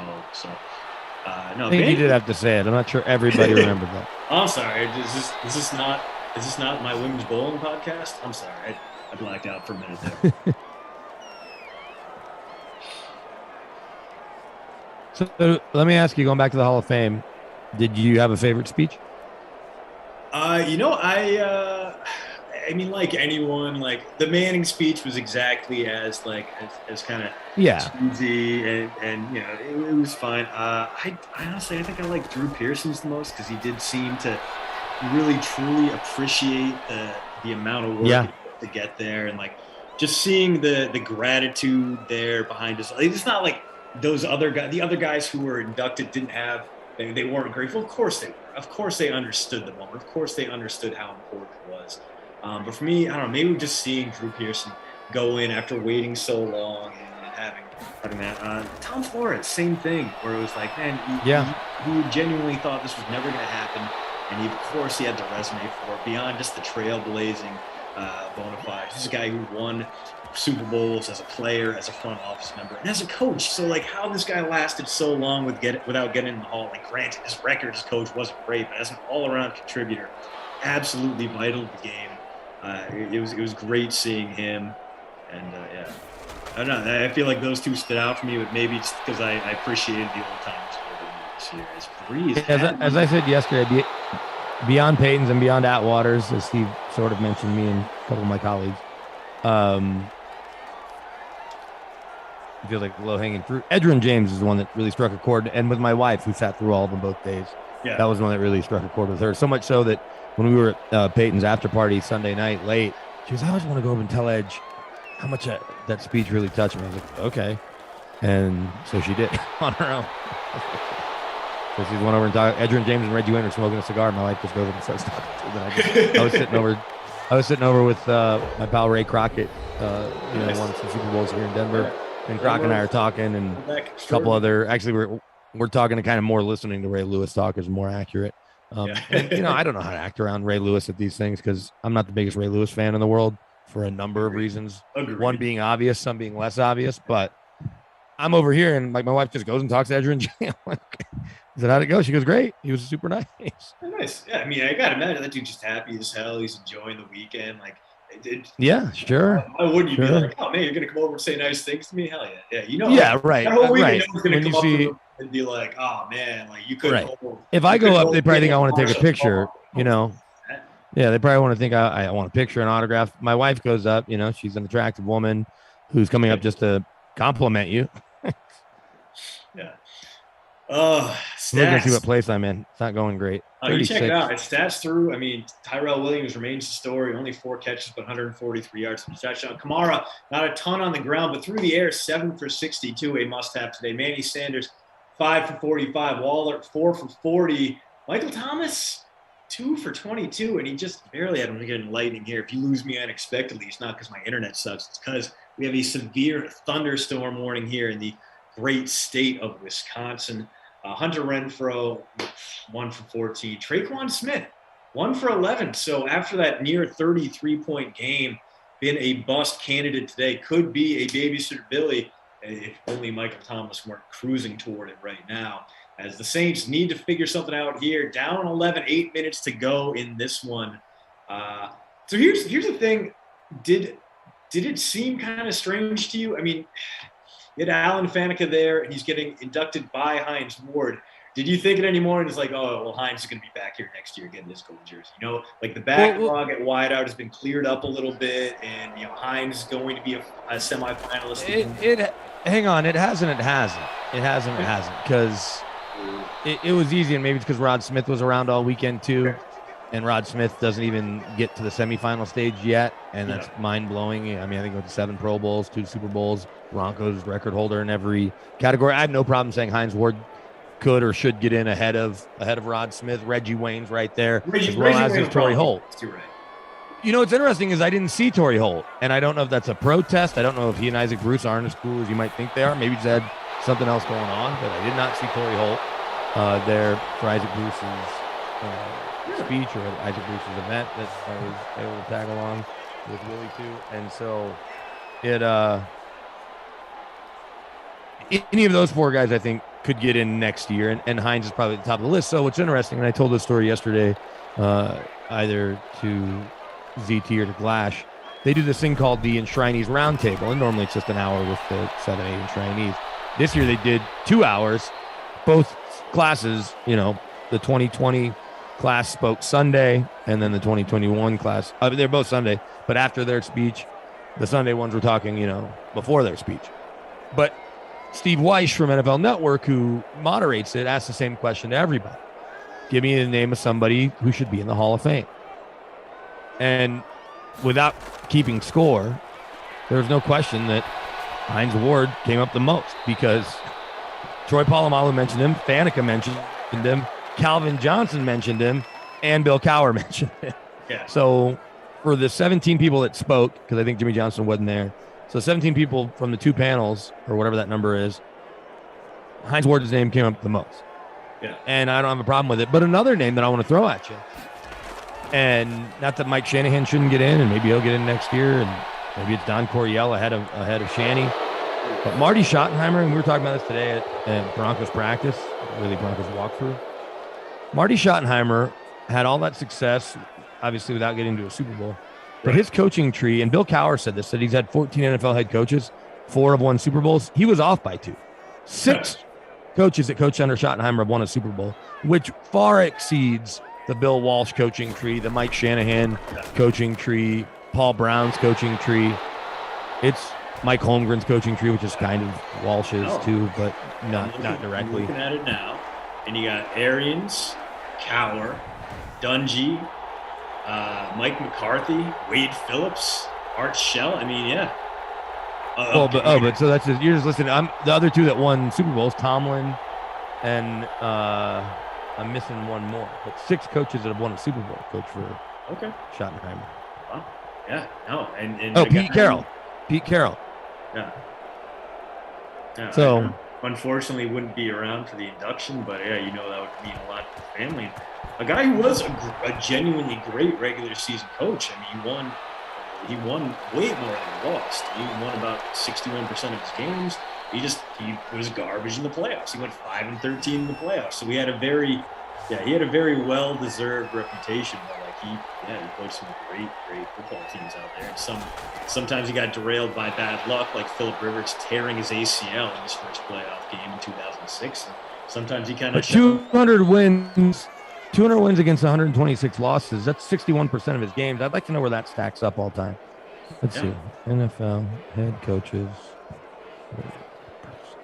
Well, you look that up. The Raiders are going to get a chance to ice this game with a scoring drive. So we had another Will Lutz field goal there to pull it to 21-13. But a big completion to the Murder Hornet there. That's going to help run some clock. Carr up to 242. So after that absolutely wild first half, he's been pretty much bottled up here by the New Orleans secondary. Waller, his 5th catch of the day there. So he's all right, let me throw this at you. Okay. And all these guys are in the Hall of Fame that are well below him. Now Parcells is Parcells. Bud Grant did go to 4 Super Bowls, but no wins. Joe Gibbs does have 3 wins. Steve Owen, I'm not sure who that is. Cower, he's 20th. How about this though? Don Shula's first in wins, 328, 677 winning percentage. I guess I need to do winning percentage next. Oh, winning percentage, I guess, drops Schottenheimer a little. Hallis Hall of Fame, Belichick will be there. Landry, Curly Lambeau, Andy Reid will very likely be there now because he's going to end up with easily 250 wins, you would think. Andy Reid's at 221. Is there any reason to think he's not going to get to 250 in the next 3 years if he keeps coaching, unless he walks away? That's 9.3 wins a year. That guy can with get 17 games now. Unless he just decides to retire and just open his own cheeseburger shop, that guy's getting some wins. Paul Brown is 7th, and then Schottenheimer's 8th, ahead of Chuck Noll, ahead of Dan Reeves, and I think you can make a case for Dan Reeves. Chuck Knox, Jeff Fisher, Parcells is 13th, Coughlin, Shanny, Holmgren, Bud Grant, Gibbs, Owen, Cower. Pete Carroll and Tomlin are right on the cusp with 145 wins each, 21-22. Sean Payton's got 143 wins. Let's go winning percentage. Let's see where that gets Marty. Maybe he'll go up because I'm not good at reading numbers. Oh, you have guys like Guy Chamberlain and John Madden. Guy Chamberlain, who coached from 22 to 27. Everybody remembers those teams. Yeah. 784 winning percentage. But how about John Madden? 69 to 78. In 10 seasons, he won a Super Bowl, won 7.759, so 76% of his games. Lombardi, George Allen are the only other 2 guys that have won over 70%. Then Jim Harbaugh. I'm sure Michigan fans love seeing this. He's won 69.5% of his games. Tommy Hewitt, Blanton Collier, sorry. Flaherty. So how far down is Marty? Marty's 613 is, it is 31st all time. But 8th in total wins, and that coaching tree has to matter. It does. No, I agree there. And I mean, look at a guy like Marv Levy. He's a Hall of Famer. And he's a guy who basically had the same winning percentage as Schottenheimer did over his whole career in that 12-year span with the Bills. So, I mean, if Marv Levy can make it without a Super Bowl win, obviously he got further in the playoffs. And there's something to be said about making the Super Bowl 4 straight years, even if Buffalo obviously didn't win it. But like if Marv Levy's in, I feel like Schottenheimer is going to be, he's got a pretty clear case there. Well, and so you mentioned the logjam at wide receiver cleared up. I'm going to throw some more names at you that are now under consideration or will be very shortly. Anquan Bolden, Andre Johnson, Steve Smith Sr. So that's 7 receivers. And I may be missing somebody. And plenty of people will say, oh, look at the eye test, Andre Johnson, he passed. Maybe. His numbers are really good. Brandon Marshall's another guy with really good numbers, but I don't know if they're good. He never played in a playoff. Not completely his fault. I think what's going to help Johnson is that he is arguably the face of a franchise that is not represented in the Hall, and you can make the case that he meant so much to Houston. Basically, it's either going to be him or J.J. Watt that get elected to the Hall of Fame first. Watt is clearly going to be a first ballot Hall of Famer. So honestly, I think the longer J.J. Watt plays, the better Andre Johnson's chances of getting elected to the Hall by the current committee are going to be. This is actually great segue, going to be the subject of tomorrow's post route, where I take a look at the upcoming class of first-year candidates. And yes, of course, those wideouts play a big role there. They're up there. For whatever reason, the Hall of Fame committee decided they're going to put out their list of the 9 guys who are first-year eligible, and they added Chad Greenway, but not Devin Hester. I was like, that seems like a pointed insult. I think Devin Hester's a Hall of Famer. I do too. It's going to take a while and probably some lobbying on his behalf. Yeah. But you talk about guys that changed the game and just were dynamic.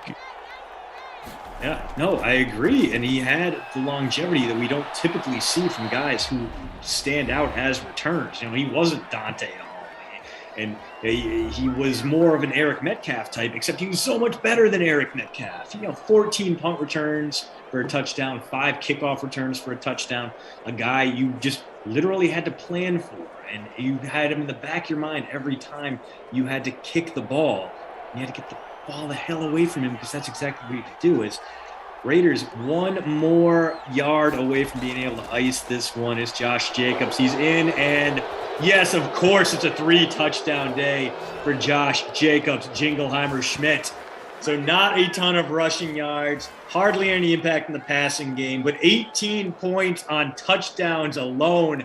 Absolutely breaking up some lineups. You had to have Jacobs, you had to have Tyrell Williams, and this is going to be a stunning upset win in New Orleans for the Las Vegas Raiders.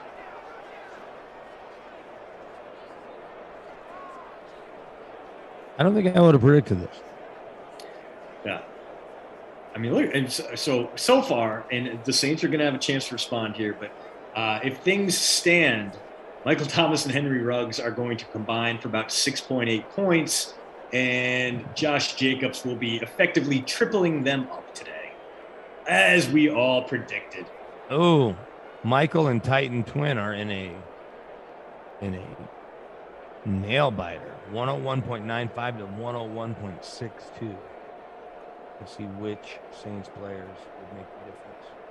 So Michael's got Sanders as his captain, so a throw or two to Sanders is huge. Kamara, Waller, Ruggs, Jacobs, and Williams. So only Sanders and Kamara can help Michael. They've got an 8-point lead on Sanders' team. And then for Titan Twin, Waller, Carr, Williams, Cook, Jacobs, Sanders. So Sanders, not a wash because he's Michael's captain. Cook versus Kamara is a wash. So in order for Michael to hold on, he doesn't want any Cook passes. Oh, there's Josh Hill. To neither. Yeah, that helps when they're going to tight end too instead. That's Hill's second catch of the day. So, I mean, a useful punt play, possibly better than my Jalen Richard punt play, although he's got 6 points on a $2,200 salary, so no complaints there. He did his job.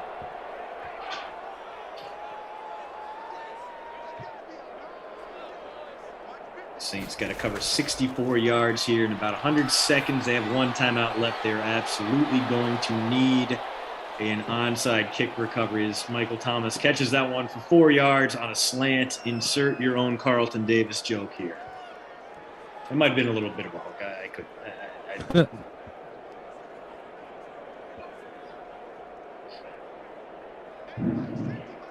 Oof. There's that thunder. Real sloppy here in Madison's Thomas. All right, Thomas at least going to dig himself out of babysitter Billy consideration. He's going to hand that off to Henry Ruggs, who just the one catch today. 2.6 points in the flex. A robust 3.9 in the captain spot. We really didn't get into this today, and that's completely fine because there wasn't a place for it. But we're kind of running out of time here. And Cook, Michael, that hurts. You need something from Emmanuel Sanders and or Kamara. But Pro Football Focus rated the Broncos secondary as the best in football.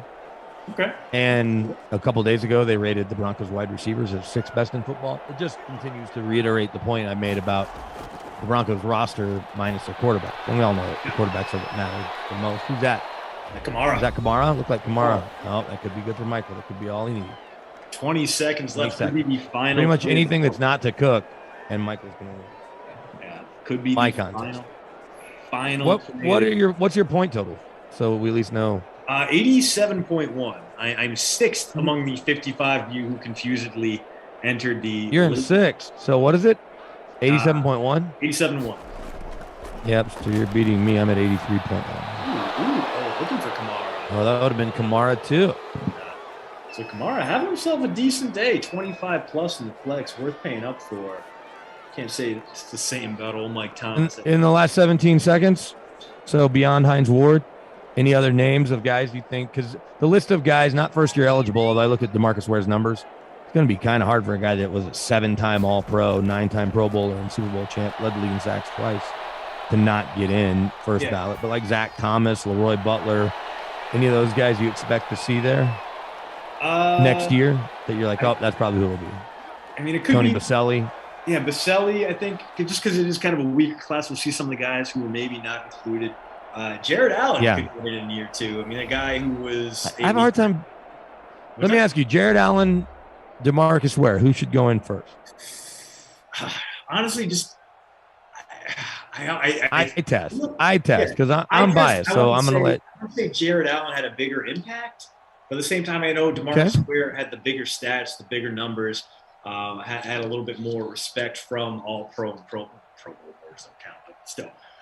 It's one of those where, like, if you're. So what was Allen's impact then? Yeah. I'm not messing with you. I'm just saying, how do you make the statement? I'm curious. Yeah, no, What's Jared Allen's it's one of impact? those things, like, raw numbers, Ware looks like the better candidate, but, like, for me. You're saying eye test. You're yeah, saying. I tell Jared Allen seemed to be more impactful. Okay. I think. All right. One of those things I can't quantify, and, like, if you gave me time to think about it, I'd probably be like, nah, I'm probably wrong about that. Like, I'll probably, you know what, I take it back. Well, look, they both led the league in sacks twice, four Pro Bowls to 9, or 5 Pro Bowls to 9, 4-time first team All Pro, never second team All Pro. Yeah. So the 4 years, that's one more first team All Pro than DeMarcus. Yeah.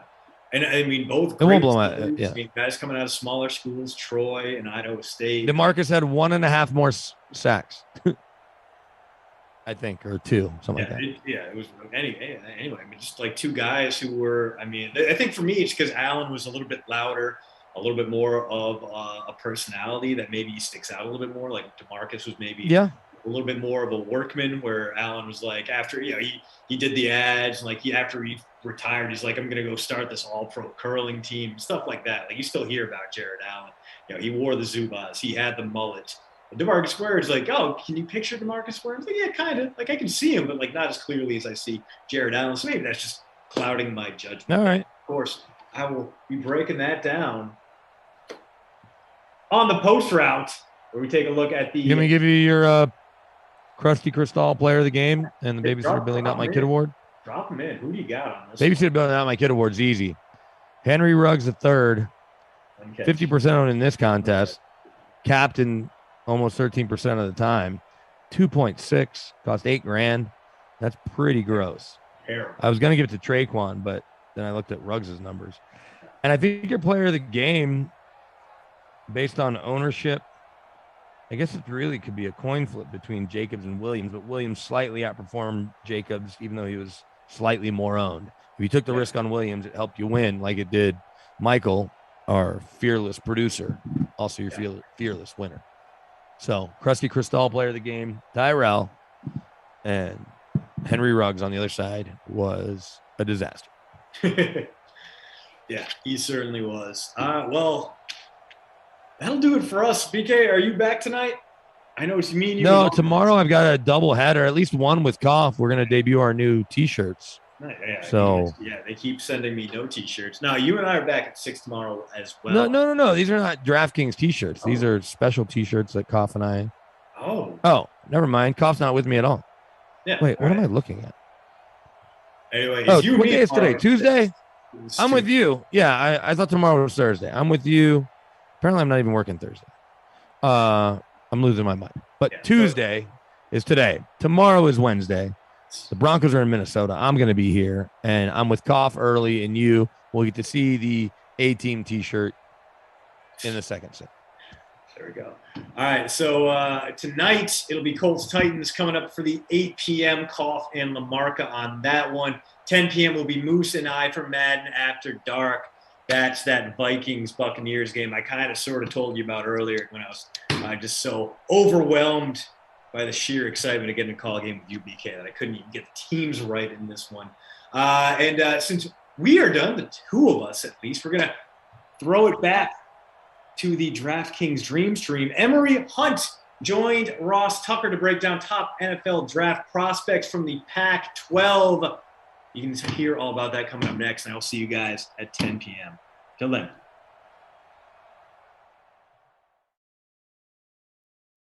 Pour yourself a cold one. Let's strike 'em, huh? And listen to Ross Tucker break down the top college prospects on another tasty edition of The College Draft.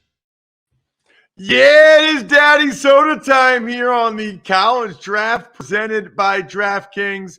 And by the way, DraftKings has a ridiculous college football betting deal that I will get to momentarily. I am Ross Tucker, former NFL offensive lineman. You can see those of you that check us out on YouTube, youtube.com/Ross Tucker NFL, all the helmets and game balls and stuff behind me. Now I've got a bunch of podcasts.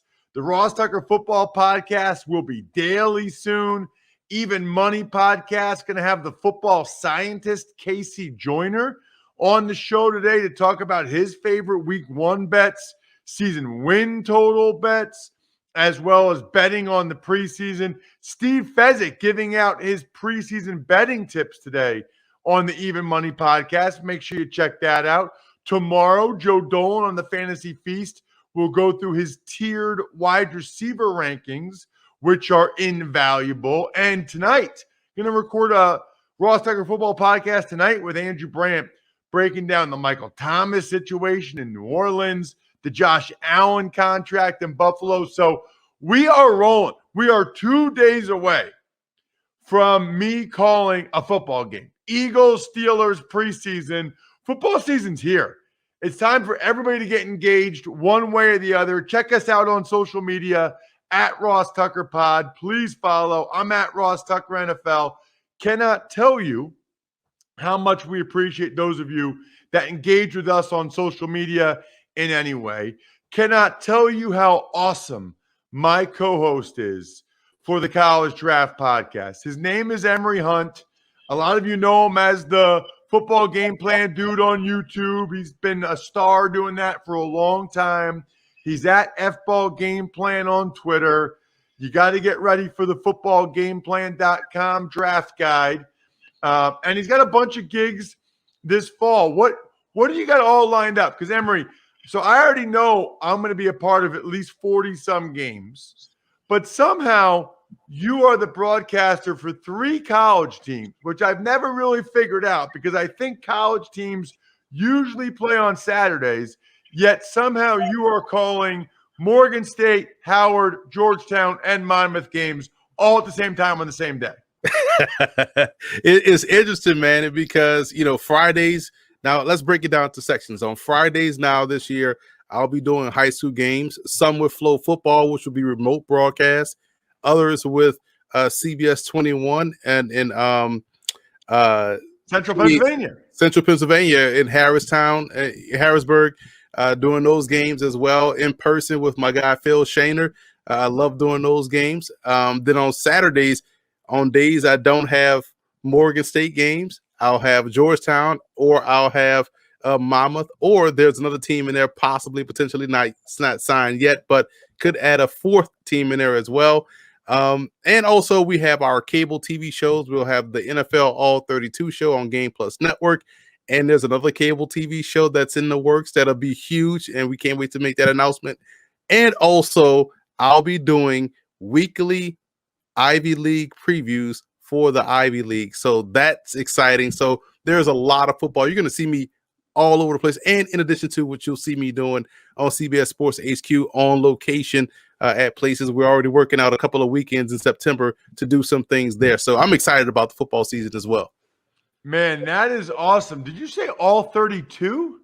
NFL All 32. That's the name. I was thinking all 22, like the all 22 camera. You mean all 32, like all 32 teams? There you go. It's Football Game Plan's NFL All 32 show every Thursday from 6:30 p.m. to 7 p.m. Eastern time on Game Plus Network, regional cable TV network, also located in Canada. So the czar is getting everywhere, man. That is awesome. I would say to you, I'm taking you out to lunch or dinner or a beer when you come to Harrisburg, but I'll probably never be here when you're here because I'll be in a college town somewhere. So we'll be 2 ships passing on the night on Route 78 or Route 81, right? Which is kind of funny. So we got to get even more people to watch or listen to this show. This is 3 podcasts in one. This is an NFL draft podcast. It's a college football podcast, and it's a college football betting podcast. And we're 2 weeks away from Emery giving you his bets, his picks for those teams that play week 0 or whatever they call it. So spread the word to all your friends and family and social media. This guy is on it. We are 3 podcasts for the price of 1. The price is nothing. Just listen. Today we're doing Pac-12. And you know what's funny? A couple years ago, looking at the Pac-12 guys, Emery, you've got number 1, Kayvon Thibodeau from Oregon. He's a Cali kid. couple years ago, I did that opening game. It's like a Sunday nighter or a Monday nighter. It was Virginia Tech at Florida State. It was Willie Taggart's first game, I think. And Florida State had some dudes, but Virginia Tech won. They had Caleb Farley and whatever. He played well in that game. Kayvon Thibodeau was, I think, a junior or senior in high school, and he was at that game. And I remember looking at this kid and be like, who is that? I mean, he was in high school. I thought it was like an NFL guy that came back for Labor Day weekend, to watch his Seminoles play. He was a high school kid. I thought he was an NFL guy, Emory. Yeah, and it's amazing how guys that look pro ready already tend to play that way when they get to college. We talked about this all throughout this podcast for different conferences, how guys like him just hit the ground running. And when you watch him play, he's good on both ends of defense. A guy that, I don't know if he's the supreme athlete that Chase Young was, but his game is just as dominant. And I'm excited to see how he closes out this year. And I know we talked about, keeping it strictly about seniors or guys that are, that super senior, but we all know this is his last year playing college football. So you might as well talk about him. I think he is the best defensive player in the country. All right. So interesting. You said not sure he's the supreme athlete Chase Young is, meaning explosiveness, meaning bend. And if he's not as good, as athletic as Chase, but he's obviously still dominant, how is he winning? Is he winning more with his hands, more with power? He's winning more with hands, power, quickness off the ball. And when I say I don't think he's as explosive as Chase. He's probably more along the lines of a Chandler Jones than he is a Chase Young, which is still pretty doggone good. And I like how his body has just continued to develop. He's got a body type that is ready for the rigors of the NFL, down in, down out. You got another edge guy, number 2. And this guy, I think, played in the U.S. Army Bowl last time I did it. That's Drake Jackson, the edge rusher from USC. Yeah, he would be this year's version of Peyton Turner in terms of how I would compare his game. He's quick off the ball. He's relentless in his pursuit of the ball carrier. He has strong hands. Like, once he gets those paws on you, he's bringing you down, and he's someone that can play with his hand in the ground or off, in a 2-point stance. So I like his versatility, and I just think that he's one of the top tier pass rushers that we'll see in this draft. But I think you're going to see the common theme here with not just in the Pac-12, but we've talked about Karlaftis, we talked about Thibodeau. Now we're talking about Drake Jackson. I think we're seeing a really good year for guys that can get off the ball. So is Drake Jackson, I in my head, I thought he was like a slender edge guy. I think a Peyton Turner is like a thick, 5 technique. Am I wrong about Drake? Is he thin or is he more of a power guy? And I'm misremembering. He's a little bit of both. He's someone that's about 260. So if you're 260, 265, I can then project you to be about 270. You can see him kick down inside at times, but I just think that he plays out on the perimeter so well and has good length to really close on the ball carrier and quarterback. You want him out there as a defensive end. Let's get to your number 3 guy, a linebacker from Colorado. Man, we don't talk a lot about Colorado NFL prospects. There just haven't been that many in recent years. Nate Landman. Yeah, he was really good in 2019, and I'm glad we get to see him again this year. His question has been the injury concerns, but man, he's a tackling machine and an impactful tackler. He's not making these, tackles 7.5 yards down the field. He's making impactful plays, and I think he's going to be an integral part to what they do defensively this year in conjunction to what they have out there on the perimeter. I thought those corners played really well last year.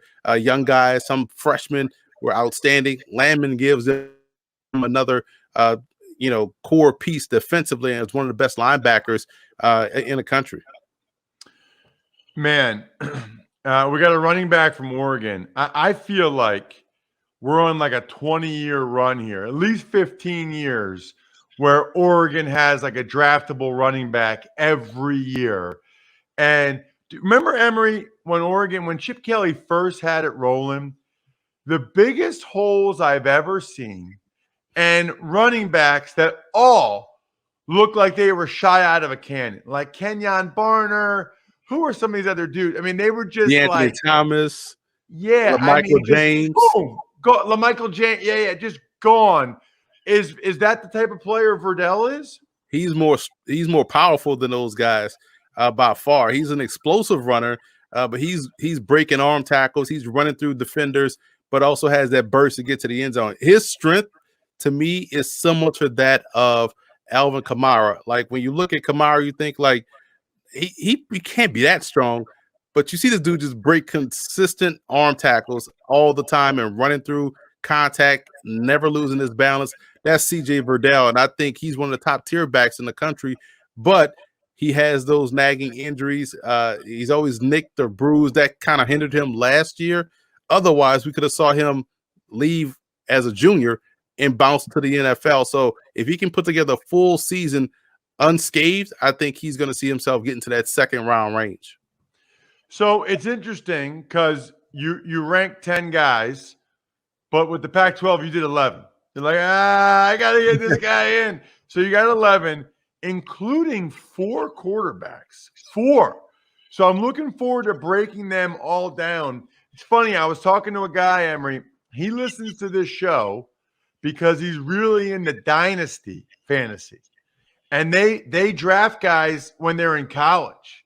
So the thing I would say is if you're one of those people that's really into fantasy in any way, you can go against me and Joe Dolan.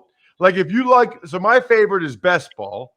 So if you like best ball, you can get in the August best ball against me and Joe Dolan just by taking advantage of any of our sponsors over at rosstucker.com.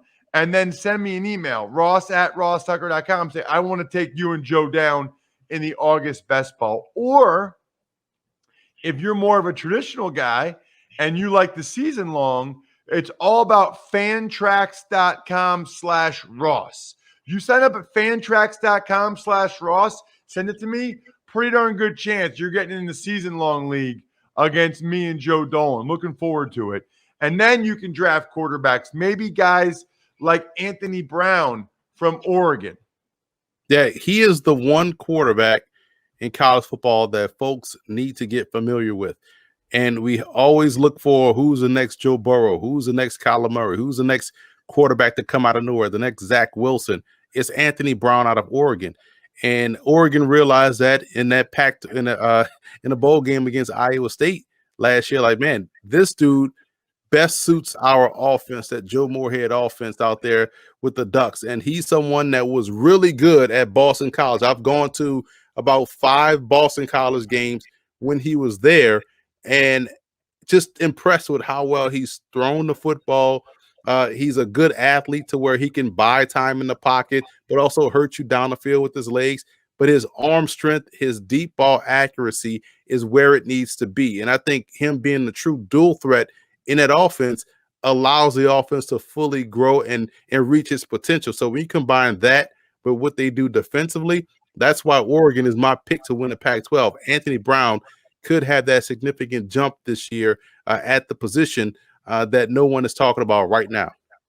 Unreal. I mean, Boston College hadn't had a quarterback really since like Matt Ryan, and they can't hold on to this guy or design an offense around him. That's brutal. What about a guy? I feel like this guy's been UCLA's quarterback for a while. Dorian Thompson-Robinson. Right. And one year he's a junior, the next year he's a senior, then the next year he's back being a junior, and now he's a senior. So I don't know how he must know someone in that compliance office that can continue to change his eligibility. But you're right, he's been there for so long. And it's funny watching him play. I was like, he has some work withable skills. Like, there's a lot to like about his game. You like his competitiveness. You like how he's going to go out there and have short memory if something goes wrong. He's a good athlete. He's operating that offense. He has gotten better over the course of his time there. You do want to see the consistency and that sustain itself. I think the best game for him was watching that game against USC last year and just watching how he competes. And if you string together a couple of his throws, like you just cut up and put his throws together in one package, you're like, wow, this dude he has the goods. Like the Colorado game, when you watch some of those throws, you're just like, man, this is just impressive.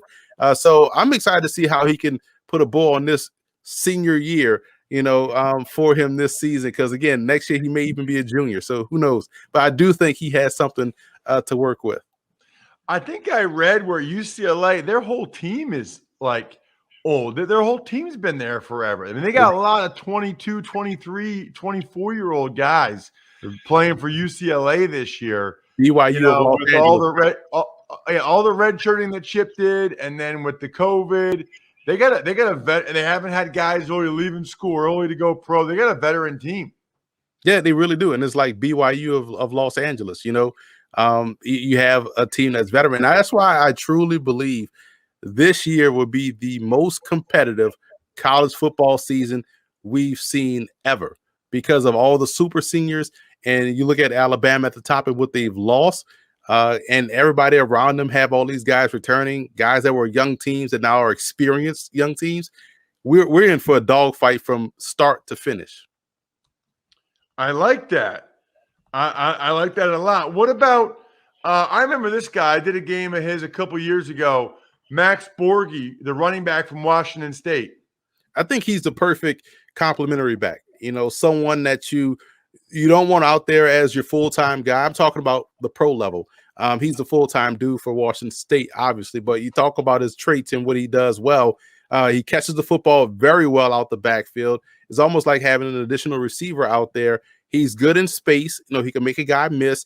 And I think he's one of those backs that you have on. You love to run specific run plays for him. You talk about inside traps, your sprint draw plays. Those type of plays, I think, are tailor-made for his skill set in addition to what he does as a receiver. Yeah, I remember him. I did the Washington State-Houston game in Houston a couple years ago. Really good out of the backfield. Really good hands. By the way, Borghi's, my favorite restaurant in Stone Harbor, New Jersey. Just so everybody knows, that place is amazing. That's always the type of thing too, Emery. It's like, why am I even saying that? It's a small place. They only have like 8 to 10 tables. It really doesn't benefit me at all to tell people it's good. Like, if anything, it just stops me from being able to get reservations. So forget what I just said. Borghi's in Stone Harbor is terrible. Don't ever go there. People love to recommend like nice restaurants or good restaurants that they enjoy, but how does that help me? If you ever have issues getting a reservation in any one of these restaurants, just let them know you know me, and you should be good to go. Let's get to Luke Wattenberg. Finally, an O-lineman, the center from UW. He's center, the left tackle, the guard. That's what I love about him, man. He is versatile, can play all positions up front. And you know better than anybody, Ross, the more you can do up front going to the NFL, the better the longer your career can be. And when you watch him play well at center, you're like, wow, this dude's dominant at center. You watch him out there last year as a left tackle, you're like, damn, he's really good as a left tackle. And you watch him as a left tackle, if you hadn't known about his background, you're like, I think he could make a pretty good guard. Well, he played guard before too and excelled there as well. So he's versatile. He's dominant in the run game, good athleticism, can climb to the second level. I love his game. I just love the versatility of what he brings. Let's get to some more quarterbacks. How about Chase Garbers from Cal? Another one of these underrated players. You talk about Anthony Brown. Garbers played really well for Cal last season. I think his arm is underrated. I love what he did in that Oregon State game. I thought he was competing and really put together some nice throws. He's a good athlete that can escape and buy time. So I think the Pac-12 has a lot of underrated quarterbacks that we're going to talk about and throughout the season, and just watching these guys develop. And I think Garbers out there in that Cal offense is just outstanding. I love his play in the red zone as well. He doesn't make many mistakes, which is crucial for a quarterback in that regard. Very curious to get your opinion on USC quarterback Keaton Slovis. But before I do, this might be, look, everybody knows my shows are sponsored by DraftKings. I say it at sort of every show, right? This might be their most ridiculous deal I've ever seen. If you bet $1 or more on any college football game, they will give you $200 in free bets instantly. Think about that.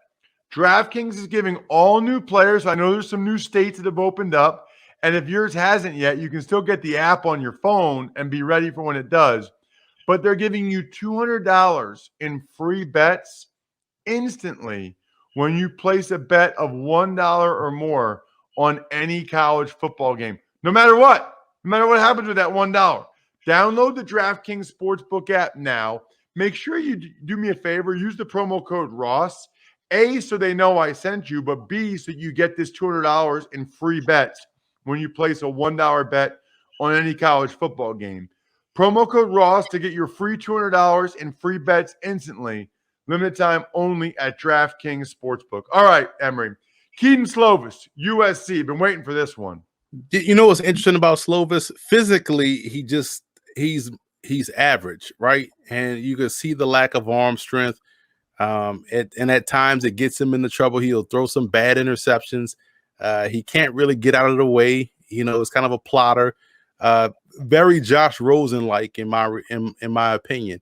But you watch Arizona State and you watch them need a drive to get down to win that game. Arizona State was dominating those dudes all throughout the game until that last drive when Slovis just found a way to get it done. You watched them against UCLA, found a way to find some completions and help get the job done. So you just like, all right, well, this dude clearly has some it to him, even though the physical attributes may not be there. But, I know some people are talking about him as a first-round guy or top, 10 type talent.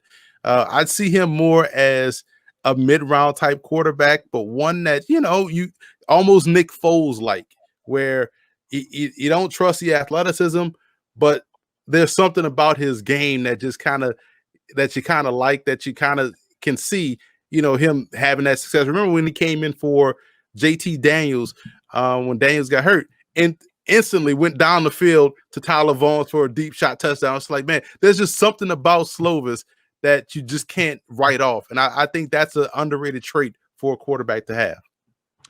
Last one is number 11. You get the tight end, Cade Otton from UW. I had to throw him in there, man, because he's such a really good option.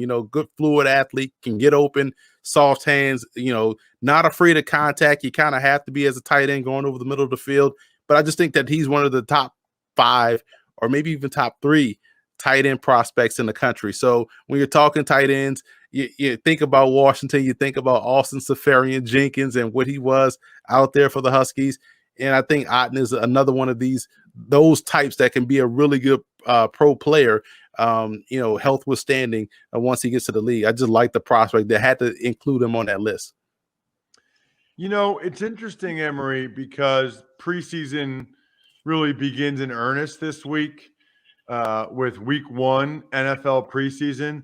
I have to imagine, as much as you cover every prospect, you have the draft guide, footballgameplan.com, 2021 draft guide. Did you change that link yet? I'll change it as soon as we're done with this podcast. All right. I don't want to give out. I don't want to. But it'll be footballgameplan.com/2022 draft guide. Footballgameplan.com/2022 draft guide. But my point is, all these guys. Even when we go through every team's draft, you point out their undrafted free agents. I feel like the preseason games for you must be like a kid in the candy store to see, especially what the small college guys that better than anybody do against the big boys in these games. Ross, this is why we're good friends. This is why you are a pro's pro, because I am so glad you brought that up, because that's one of my pet peeves with the coverage of preseason. Everyone hates preseason. Everyone says, oh, I hate the preseason. Oh, why these games, blah, blah, blah. They even got it cut down to 3 instead of 4. And then you have people that cover the draft that also echo those sentiments of, I hate the preseason. Oh, this game is useless to me. Like, bro, you just spent 4 months talking about draft prospects. This is going to be the only time you're going to see all of those prospects play extended period of time in a game. Why would you hate the preseason? And at worst, you want to see how these guys play. You want to see them go out there and actually play pro games, but you also want to be right. Like, I want to see the guy that I've been hyping up for 4 months go out there and dominate so I could be like, I told you so. This is why you need to subscribe to our podcast or buy my draft guide. This is why you need to listen to what we say about the draft. I love the preseason. And from that perspective, from a media perspective, but I also love it from a player's perspective. I've said this, before. I don't care if you build one bridge, you're a bridge builder. If you put on an NFL helmet and you get out there in the game, whether it's a preseason game, a practice or whatever, you're a pro player, in my opinion. So those dudes out there are achieving goals, reaching a dream. You know it. I don't know it. I know what it's like to put on a college football uniform, college football helmet. And I know how that felt for me, being a kid. Like, wow, I actually, reached a goal. But damn, Ross, you got to the NFL and put on a helmet and went out there and played in the game. It's like, man, I made it to the NFL. I don't care if you stayed 1 week or 11 years. So for people to knock the preseason on the fan side and also on the draft media and beat media side, I hate that part of this whole process. I absolutely love the preseason, and I watch damn near every game in its entirety. I love the preseason. I mean, it cracks me up when people like preseason games don't mean anything. Preseason is pointless. Like literally, Thursday night, I'll be doing Steelers-Eagles, right? There'll be over 40 guys in that game. I tweeted this last week at Ross Tucker NFL. There'll be over 40 guys in that game. That's like the most important game in their whole lives. And these guys have played like in the Rose Bowl. Like these guys have played in big time games. They played against Alabama. Not as important as those 28 snaps they're going to get in the second and third quarter, because that's going to go a long way towards determining whether they're active roster or, especially for these guys now, whether or not they're practice squad. Practice squad pay is legit. It's 18 weeks. And I mean, you're making, I think it's like $200,000 now. Your first year out of college on a practice squad. I got to look and see what the practice squad pay and it's is expanded rosters. It's not like it used to be. Remember, it used to be like 5 or 6 guys. Well, think about it, man. 53-man roster and then 16 on the practice squad. You got 69 dudes at a minimum that are getting paid to play on an NFL team. 69, and then there's IR and there's PUP. So, I mean, you got over 70 guys that are going to make it for each team in some capacity. You want to be one of those guys. So I can't wait. Thursday night, check out Eagles Steelers if you can. Then next week, we'll talk about it. But the Eagles Patriots game I'm doing, they're going to carry on NFL Network, which is sweet. So I'm with you. I mean, a lot of these guys, the only chance to see what we thought of all these guys, because then they'll get cut. Maybe they'll never get a chance again or whatever. Anyway, follow this man on social media at FBall Game Plan on Twitter, Football Game Plan on YouTube. We're at Ross Tucker Pod across the different platforms. At Ross Tucker NFL is me personally. And then, of course, the YouTube to watch this show, youtube.com/Ross Tucker NFL. Emery's fired up. I'm fired up. Tell everybody you know it's time to engage with the College Draft Podcast. College football season and NFL preseason are here. I'm done. The keg is kicked. We're all tapped out. Thanks for listening to the College Draft Podcast. Make sure to also subscribe to the Ross Tucker Football Podcast, Fantasy Feast, Even Money, and The Business of Sports. All available at Apple Podcasts, rosstucker.com, or wherever podcasts can be found. A lot of times on the show, I mentioned DraftKings. Here's what you need to know. You got to be 21 or older, New Jersey, Indiana, or Pennsylvania only. New customers only. Restrictions apply. See DraftKings.com/sportsbook for details. Gambling problem, call 1-800-GAMBLER, or in Indiana, 1-800-9-WITH-IT.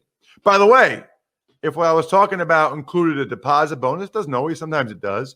Deposit bonus requires 25 times playthrough, and deposit bonuses are paid out in site credit.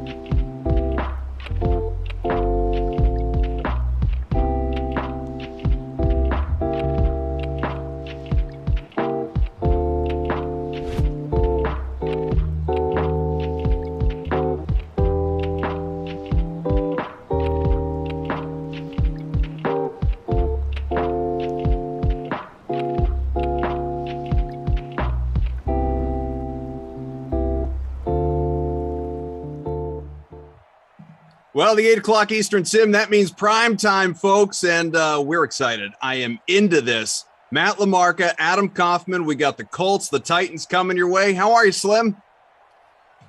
You know, I don't know.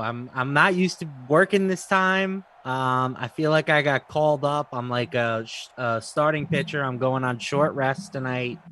Sure. So we'll see how the arm feels, you know, but I don't want you to overexert yourself. When the team needs you, you Yeah. step up. So I'm looking to deliver a CC Sabathia Brewers-like performance. Well, that is a throwback right there. That's what we're into. I mean, that was post-trade deadline expertise that we got for that half season or whatever it was. So this is He really was phenomenal. It was. It was something to behold. So It we was have like a a prime time. complete Who's going to QB the every Colts 4 week days. 1 free roll? That's true. That's a great point. We're going to get into obviously that topic, not CC Sabathia, but the Colts QB situation, because there are many, many options for that. But do tell me, my friend, out of our 124 entries, who is in your lineup? Many men. Many, many, many, many men. Or at least Wanna a half be dozen Colts anyway. QBs. How about no? I went with Trey Burton in the captain spot. I don't know. Can I just tell you? So did I. Oh, God. So did I. so I have 11% in our no contest in that slot. No chance of winning. Oh, and undercover boss Tom says he did too. Ugh, great. I did play Derrick Henry, of course, but I used him as a flex. Mm-hmm. I used Naheem Hines, Philly Rivers, Paris Campbell, and Steven Gostkowski. Ooh, the former Patriot. Much respect. So Marlon Mack, return of the Mack. Yes, it is. 2 for 14 right there. So we have 4 of the same. As I said, Trey Burton is my captain. He's about 60% owned overall in our smaller contest. Derrick Henry, super chalky. 44% the captain spot, 93% overall. So fading him, you're just trying to be different, folks. Naheem Hines, Jonnu Smith, the new Patriot. I am contractually obligated to tell you that. Corey Davis, have him in there, no longer a Titan in real life. And Paris Campbell, also have him. He is in about half of your lineups. Thank you all for being here with us. We see you, DK Sim fam. Although I got to make the move, folks. I got to make the move from the top chat into the live chat, the dark chat. It's good to be here with you. 3rd and 9 from the 39. Minute plus gone by, scoreless quarter. Phil, let's go! Completes that pass out to the 30. Nice pickup for 30 yards. Phillip Rivers, the current Alabama high school quarterback right now, and into the hands of none He's other. an Alabama high school quarterback? Did I say that? Head coach. Yeah. Well, maybe in his future, maybe if he wants to dream real young, he can turn back the clock. There's got to be some eligibility coaches will play rules. quarterback. Don't you dare correct me ever again. Imagine Phil Rivers playing a little high school ball. He could probably still So light he it is up out there. Trey Burton. There's our captain with the catch right there. Paris Campbell had that 30-yarder right before that. In truth, though, Phillip Rivers, if we're to transition this into real football talk, how dare we? I know. 1st and 10 from the 16 on the way, couple minutes in, and the Colts threatening for a touchdown. Phillip Rivers is on the short list, or maybe the very long list, of potential QB options with Carson Wentz sidelined for the first part of the year. Naheem Hines gets the ball to the 8, picks up 7. Do you put any stock in that whatsoever? No. Phillip Rivers coming back? There's zero. I mean, maybe he'll play mid-season. Like if a team loses their quarterback and they want to roll the dice, maybe. But I don't think there's any chance that he is the week 1 starting quarterback. Oh, there's no chance. I think even the article at one point said that he wouldn't be thinking about coming back until after his high school season is over. He has a commitment to the kids, LaMarca. Marlon Mack already 3 attempts, 15 yards, 3rd and 2 coming. Can the Colts just do what they're supposed to do right here? Just give it to Paris Campbell. Let him finish the job. The man had a 30-yard catch. Or give it to our guy, Ty Hilton. Give it a T.Y. There's Rivers. Over the middle, incomplete. Was looking for Burton. Well, now we're going to settle for a field goal. A little chip shot from 24. No problem. Congrats in advance to those of you out there that opted to roster the Blankenship. Cruising this one in between the uprights. Here's the 4th and 2. Infamous, if you're a Colts fan, isn't it? Field goal's good. 3-0. Tennessee will get its first touch. Infamous in a good way, though.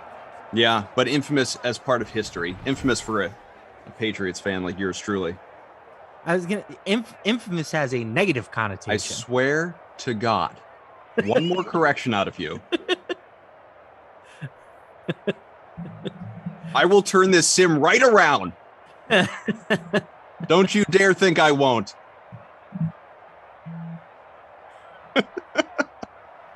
Apologies. The Derek Zoolander School for Kids Who Don't. What was that? The kids who kids who don't read well or read good. Who don't read good and want to learn to do other stuff good as well. Something like that. Hansel, so hot right now. Hansel.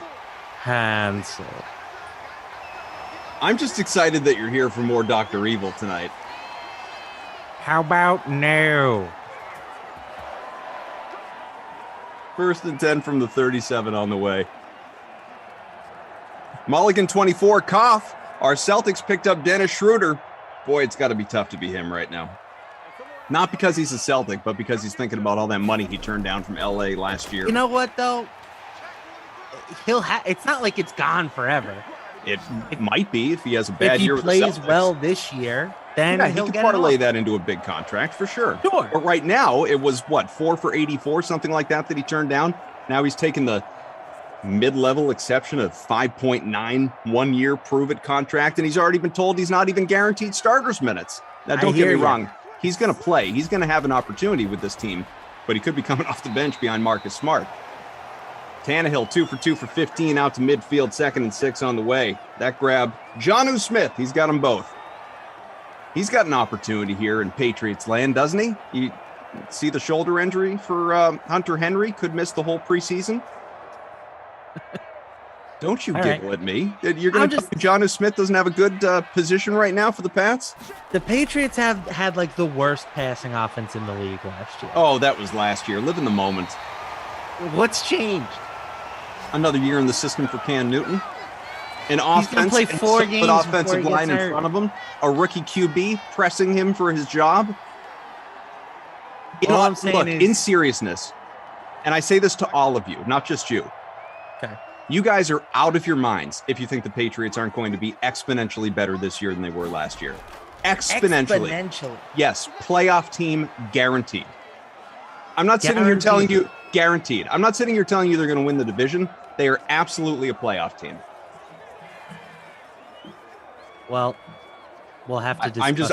I'm just waiting for your text with it. I'm waiting for your text with a side little.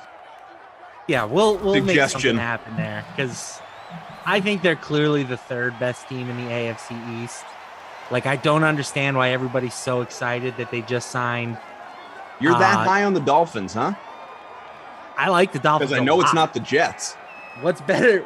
Like everything, the Dolphins are better everywhere than the Patriots, with the potential exception of quarterback, and it's only potential. It wouldn't shock me if 2 is better than whatever the Patriots end up having there this season.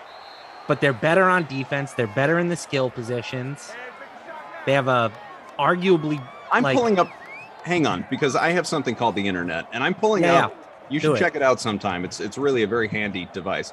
I'm pulling up the Dolphins depth chart. Okay. Because I want to see if I'm just forgetting something.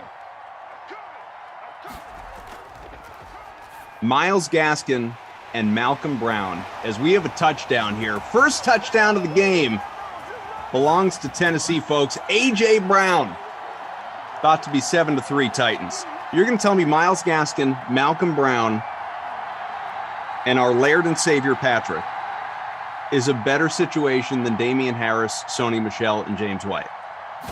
I would say that the running backs are a draw. Now let's move on to the other skill positions. Devontae Parker, Albert Wilson, Will Fuller, who's suspended, Preston Williams, who's out right now, Jalen Waddle, obviously a rookie, Jakeem Grant, Mike Gesicki. Sure, yeah. I wasn't even going to the tight ends. The tight ends are clearly the Patriots. If you're just looking purely I think if you want to lump the tight ends with the pass catchers, receivers, that's fine. That's fine. That's fine. Versus, and just because I don't want to forget anybody, my memory isn't so great these days, Lamarck. I'm getting old. Nelson Aguilar, gross. Jacoby Myers, Kendrick Bourne, good. Gross. You should.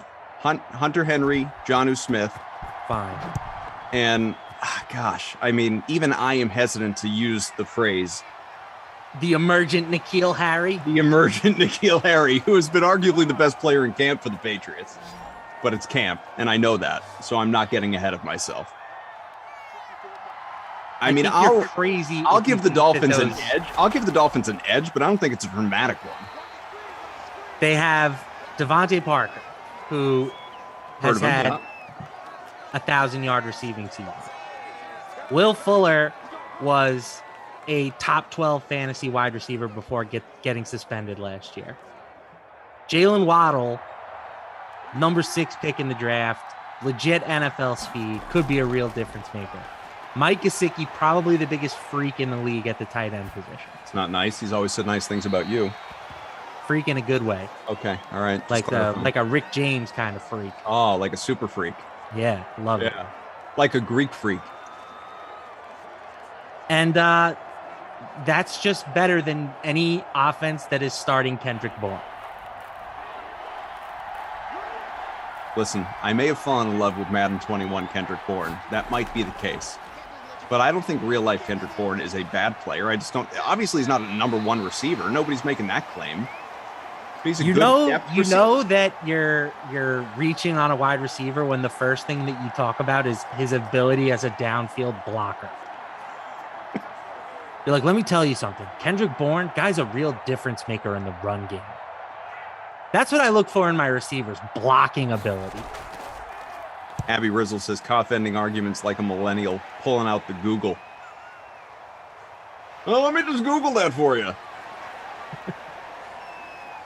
BC Emulator says, my favorite movie is The Heartbreak Kid. I actually do enjoy that movie. I think that movie's underrated. Wasn't that Ben Stiller? Yeah. I was just talking about this, I think, yesterday. Straight man's Ben Stiller does not interest me. Doesn't interest me.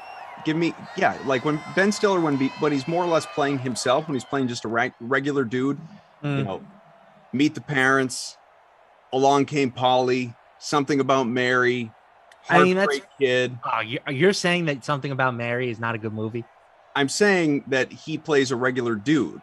I mean, I don't love that movie, but I'm saying I don't like Ben Stiller as the regular dude. Give me Ben Stiller in, Dodgeball, Tropic Thunder. He's better in those roles. Heavyweights. He's better in those roles, but clearly the man can lead a comedy. Anyway, I love that we're so feisty today. You know what?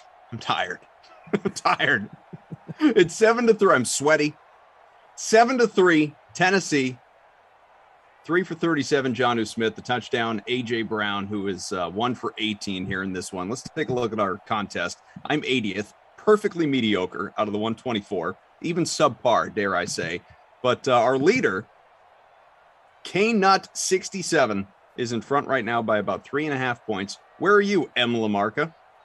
M. Lamarca is chilling in... Sorry, I don't have the contest up, so I'm. My God, I'm vamping. It's so hard to find good help. I'm in 104th place. It's not good. It's bad. It's bad, even. Yeah. 7-3, Tennessee. Producer Mike, undercover boss Tom, our technical director P. Fry, June, getting it done in ops with the manual scoring. Thank you so much for all being here with us, Brody and Wes. If you're out there listening, shouts to you. Kaufman's guy, Jonnu Smith, a.k.a. Tony Gonzalez reincarnated with the first down grab. BC Emulator says, dude, Heartbreak Kid is hilarious. Thank you, BC Emulator. Also shouts, Heavyweights, excellent. I love the movie Heavyweights. I loved it as a kid. I love it as an adult. It has aged well. Abby Rizzle says, don't challenge Big Saxy in 1, singing. 2, failed Top Shot card values.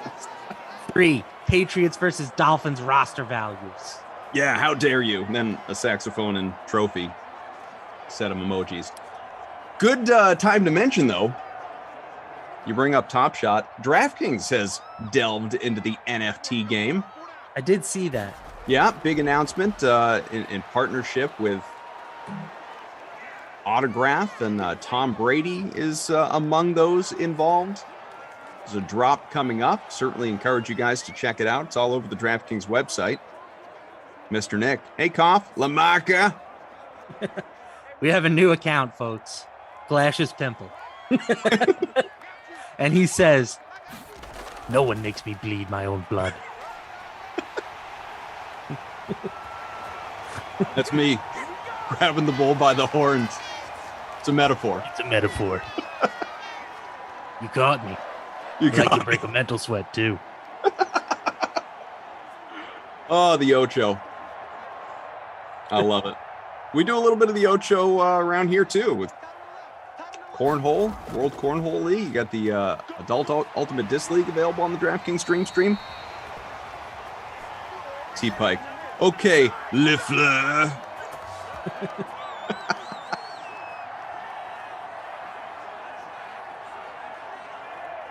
Mike, I see you. What's up, boys? Giving my kids the run around the football field today. I tell you, it's a workout. That's why I'm sweating the way I am.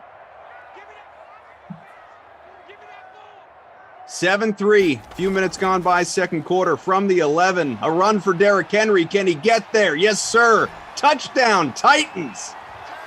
This guy's so good. He is just so good. Although, just a reminder, folks, you shouldn't be taking him number one in your fantasy leagues. That's a mistake. Don't do it. PPR, don't do it.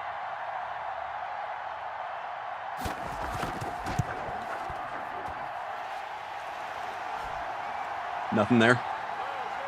Oh, I don't think anything needs to be added on to that. That's the correct take. Glash's Pimple, still quoting heavyweights. You've been here 5 days and you've gained weight. You make me sick.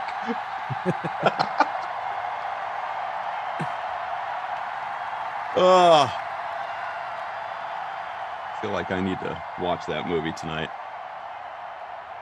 Beats doing work, right? Yeah.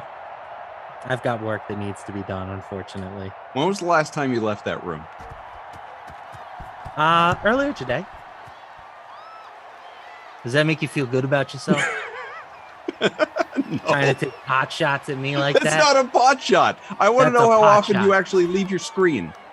I want to make sure that you're stretching out, taking off that I get blanket and up. taking a walk around the house. That's all. I actually don't have the blanket on. No blanket. You wearing your finest Lamarcas? No, shorts. For anyone that's new here, Lamarcas are when you wear like flannel pajamas. Those are your Lamarcas. That's when Matt dresses up for the Sims. I'm fine with that being my legacy, by the way. I think it's literally everyone loves them. I love it. There's no dig here. Don't interpret this as a. I didn't. I take it as a high compliment. You should. That's high praise. High praise. Oh, So Nick, I saw. you smell I like a have- cigar store Indian. I saw a trailer. Rich and full of leather. You Nicolas Cage fans. So there's a T-shirt I'm thinking about buying. I was looking at it online today. It's one of those mood shirts. Like everyone has that thing on their refrigerator of like the chimpanzee or the monkey with 9 different. Yeah. Like I'm feeling happy. I'm feeling sad. I'm whatever. So Is I it going saw to be mood one. and then Brady's face? No, it's not Brady. It's Nicolas Cage. And so it's Nicolas Cage. But what's great about it is all the faces are characters from different movies. So one of them is happy, and I think it's That's got to be the Con Air face, right? No, the Con Air face is actually carefree. Okay. Relaxed is leaving Las Vegas. Okay. Stressed is I can't think of the movie, but it's the one where he does the alphabet like an insane person. A, B, C, D, E, F, G, H, I, J, K. You know what I'm talking about. Focused. Don't, but it sounds hilarious. Focus. Oh, Google it. I'm telling you. Focused is looks like Snake Eyes, maybe. Excited could be face off. Then there's an angry one. Then there's another one that I think says meh. Yeah, I think it says meh. And then my favorite one is this head in a cage and just says bees. Says bees? Yeah. I think I need to buy the shirt. I'm not kidding. What did you think of that? What did you think of that Brady face? My wife, by the way, legitimately always says looked. she has no idea what to get me for presents around birthdays and holidays. If she even once listened to one of these broadcasts, she would have a laundry list of things that she could buy me. I'm not even sure she knows that I do these. I think she just thinks I go down to the basement. Like, I'll see you in an hour and a half.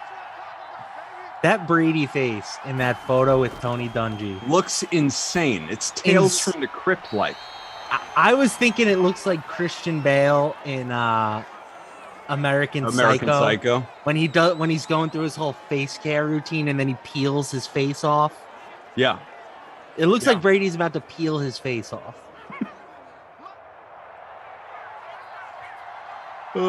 Yeah, he's a handsome man. It's not his best look. Oh, get off me. Get off me! See you later. Come. Did he step out? No, he's in. Touchdown to Naheem Hines. First of the day. 22-yard score. That'll help the people. Naheem Hines in half your lineups. Captain about 6%. Touchdown Colts narrow the gap. About to be 14-10 after the extra point. Ben, I'm sorry. You didn't get the Pascal TD. I really kind of want this shirt.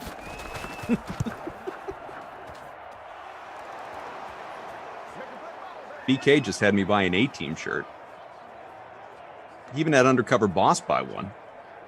Tommy over here. The A-Team? The A-Team. You remember like the show in the 80s? The A-Team? I mean, I know of it. Yeah, we've already discussed that I haven't watched any old television. Old television, like what did we say, like 1993? Yeah, pretty much pre-Friends Seinfeld.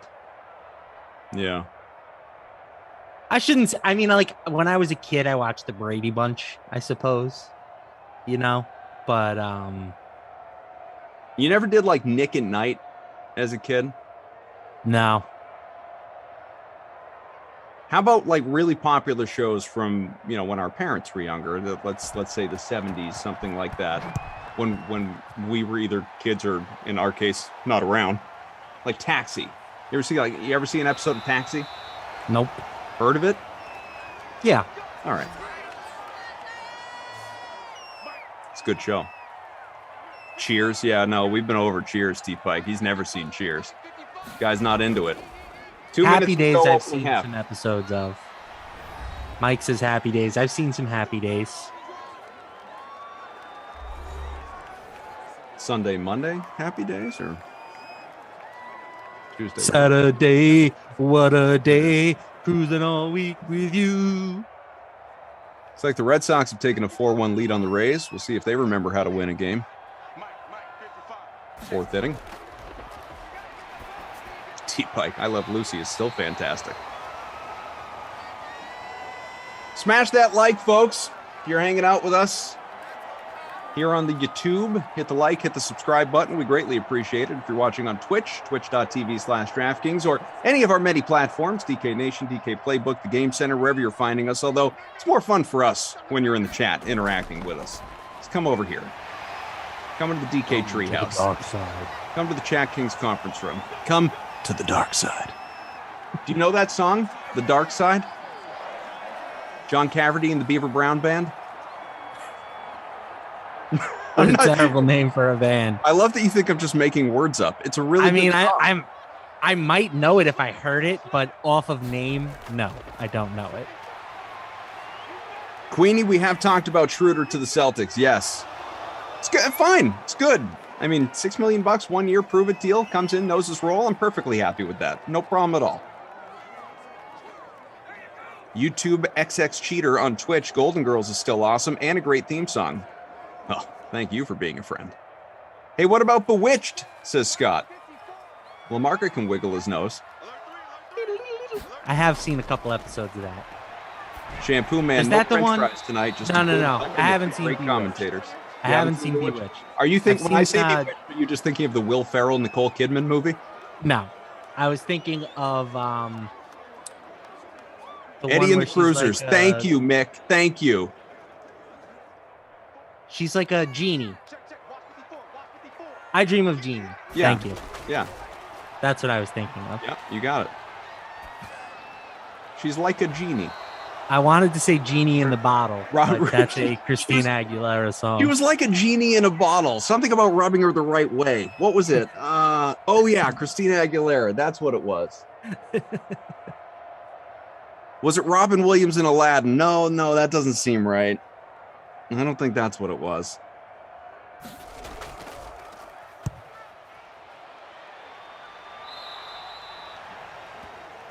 $14-10, final minute, opening half.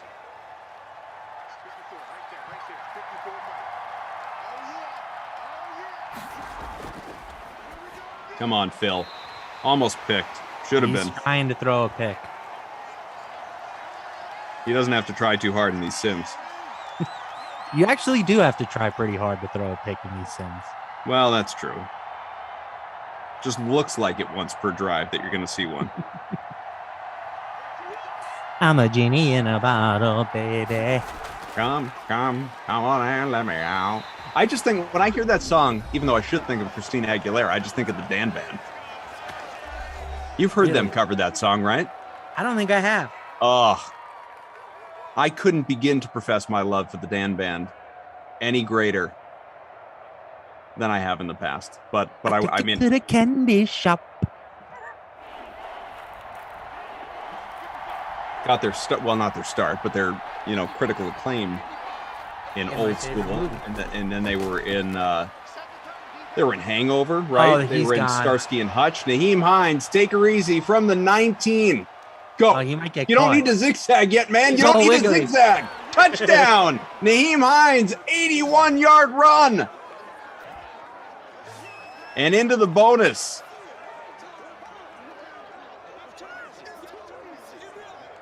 Electric. Boogie, woogie, oogie. Bad Boys of Pop, off Lamarca. How can an NFT be, quote, signed digitally? I love the Not in Living Color was a great show. I agree. Ben, yes. Robin Williams, may he rest in peace. As far as like wedding, dance songs go, that's up there for me. Electric Slide? Oh yeah. Let me tell you something right now. Tell me. If I may, Lamarca. You may. If I may. Any of you out there listening who don't enjoy a good line dance, especially in a public setting like a wedding, I mean, what's wrong with you? Do you hate fun? The electric slide, the cha-cha slide, the Cupid shuffle, for days, Matthew. I love me a good line dance. In fact, a part of me will feel like it has never lived a day on this earth for as long as I'm here until I get to participate in a flash mob. I'm just telling you right now. And I say that with all sincerity. I want to be in a flash mob. You better invent a time machine and go back to when people did them. Nope. They're making a comeback. They are making it. Just you wait. It's like Friends with Benefits with Timberlake. Mike says, do they still do that? T-Pike. Yeah, in 2009. Queenie says, line dances are for sheep. You are sorely mistaken, Queenie. Sorely. I'm with you, Koff. I like a good line dance. As long as it's not like a cowboy line dance. That I don't know how to do. Well, like a two-step? Yeah, you know how they do it at like Western bars. They do a line two-step. dance. Texas two-step. Yeah. I don't know that. 3 for 50 plus now for Brown. T-Bike. What about Cotton Eye Joe? Sure. Yeah, where'd you come from? Where'd you go? Ben says, I only dance when no one's watching. LOL.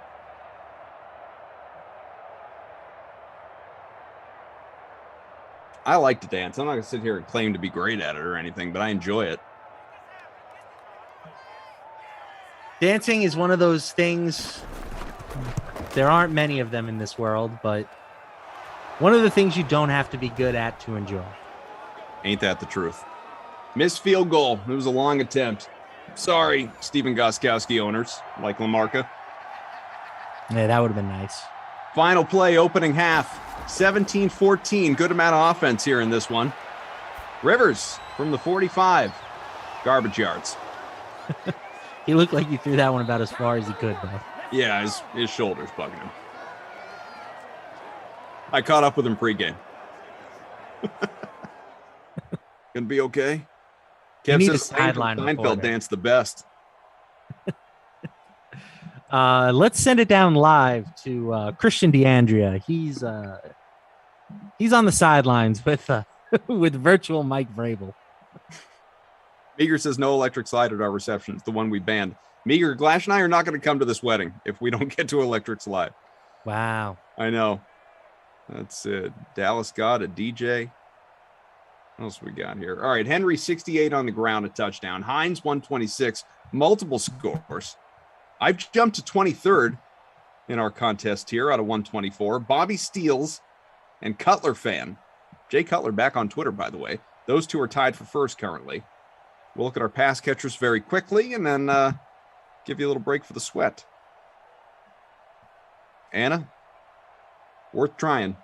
Jonnu Smith, 6 for 81. Does coffee count? I mean, 3 for 52 and a score for Brown. All right, earlier today on the sweat, which you should always check out. We tell you that all the time. Gary and Thorne, Julian Edlow, Felix, they discussed if George Kittle and Deebo Samuel can combine for 2,000 receiving yards in the Niners offense this season. I suppose a lot of that depends on who the quarterback is. Let's see what the fellas have to say. The 49ers, where Trey Lance has been impressing in camp, but despite that, Jimmy G will likely be under center to start the season, at least for the start. One team special for the 49ers focuses on their pass catchers, looks for Deebo Samuel and George Kittle to combine for over 1,999 and a half regular season receiving yards at minus 110 odds. Gary, do you like that combo? I do. I mean, when you take these bets, you're always really gambling on health more than you are statistics. So, I mean, who really knows? But if these guys are able to play, let's say even 15 or 16 games each, it's going to be pretty hard for them not to get to that number, even with San Francisco likely projecting as a very run-heavy offense, especially if they get the rookie quarterback in there at some point. Just seeing what Kyle Shanahan can do with his mobility will be very interesting. But if you look at just George Kittle, you go back to the start of 2018, this is someone averaging 80.7 receiving yards per game. So if he's able to stay healthy all season and play 17 contests, that's already almost 1,400 yards just by himself. So again, this is a bet about health, which is always hard to project, but I do think this number is relatively low considering the talent level of specifically Kittle. Julian, how do you feel about it? So I don't love it, and it's nothing necessarily against the players. But here's the thing: like I'm shy to take any player's season total over, because if they get injured, it is suddenly derailed. You generally need to play in all of, or like Gary said, 16, 15, at least 14 games if you're going to be cashing overs for a player. And now you are taking a double risk, because essentially both of those players are going to have to be healthy unless Deebo Samuel gets 500 yards and gets hurt, and Kittle just has a massive 1,500-yard season and gets you there. It's a big ask. So just risking double injury, if either one of those guys now gets hurt and the other stays healthy and has a great season, you still probably don't get there. I can't bring myself to do it. We're back. Thank you very much. Reminder, the sweat comes your way weekdays. That is Monday through Friday for those of you that never learned how weekdays work. 11 a.m. to noon Eastern time. Make sure you check it out. You can see Felix as much as humanly possible, obviously. Also part of the Unreasonable Odds podcast. You can get Gary and you can get Moose and Sweet Tea and whole collection of great contributors here at DraftKings telling you the what's what and the who's who each and every day. Make sure you check it out. Again, that is weekdays, getting you ready for the NFL season. So much before then, including, of course, Major League Baseball. But here we go. Half number 2, virtual, Nashville, Nissan Stadium, Tennessee. It is Matt LaMarca, Adam Kaufman, Undercover Boss Tom, our technical director, Mike, our producer, June and Patrick getting it done in ops with the manual scoring, and stats are updated, folks. So take a look at where you're standing here. Julian looking good after a week up at the Vineyard, or at least a weekend up at the Vineyard. You saw who we ran into, right? I did.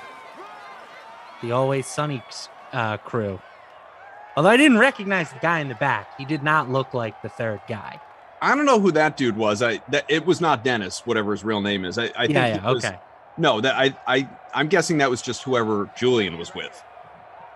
Right. It was Mac and Charlie, though. Yeah, it was Rob McElhaney and Charlie Day. Look great. You'll have to see it, Tom. It's on Edlow's Twitter. You might not recognize him because he's smiling. Just crashing around a golf. Yeah. Look good, though. I imagine you get that, Kaufman, when you're out on the streets. People are like, "Yo, Kaufman!" Oh, the autographs. Get a picture. I got to tell you, I've never turned one away. It has delayed me many a time. But I'm here for my fans, LaMarca. See? That's why you shouldn't leave the room. You see? That's what it's all about.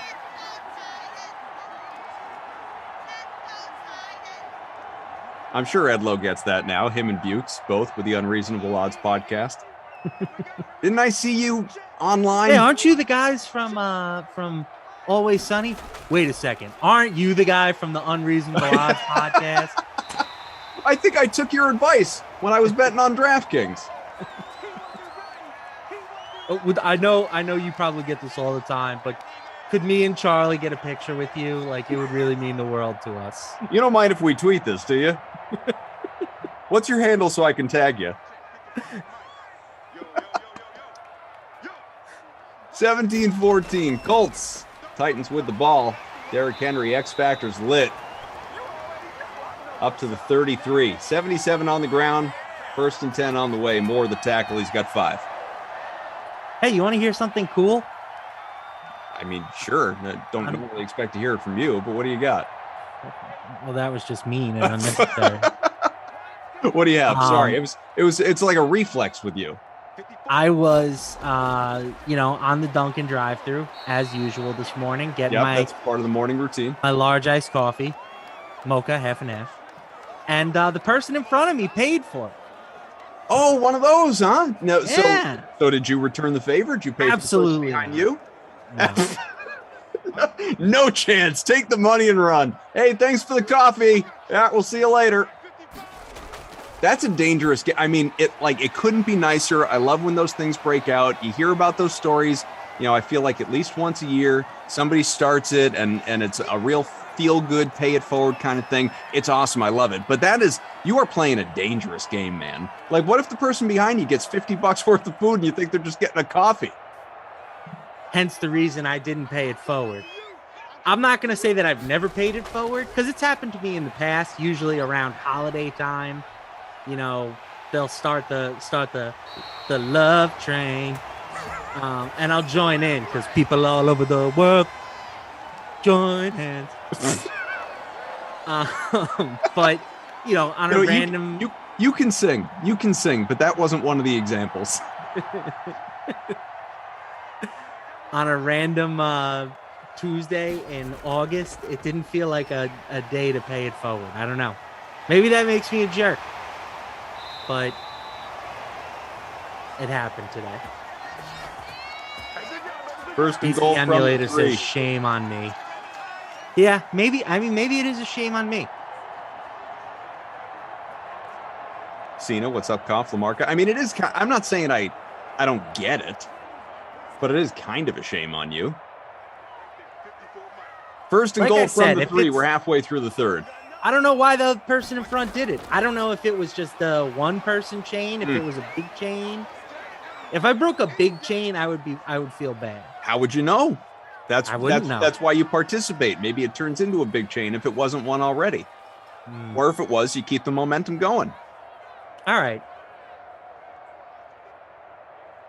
2nd and goal from the 2. Derrick Henry lined up outside this time after failing to get the touchdown. Only picked up 1 last time. How about Tannehill?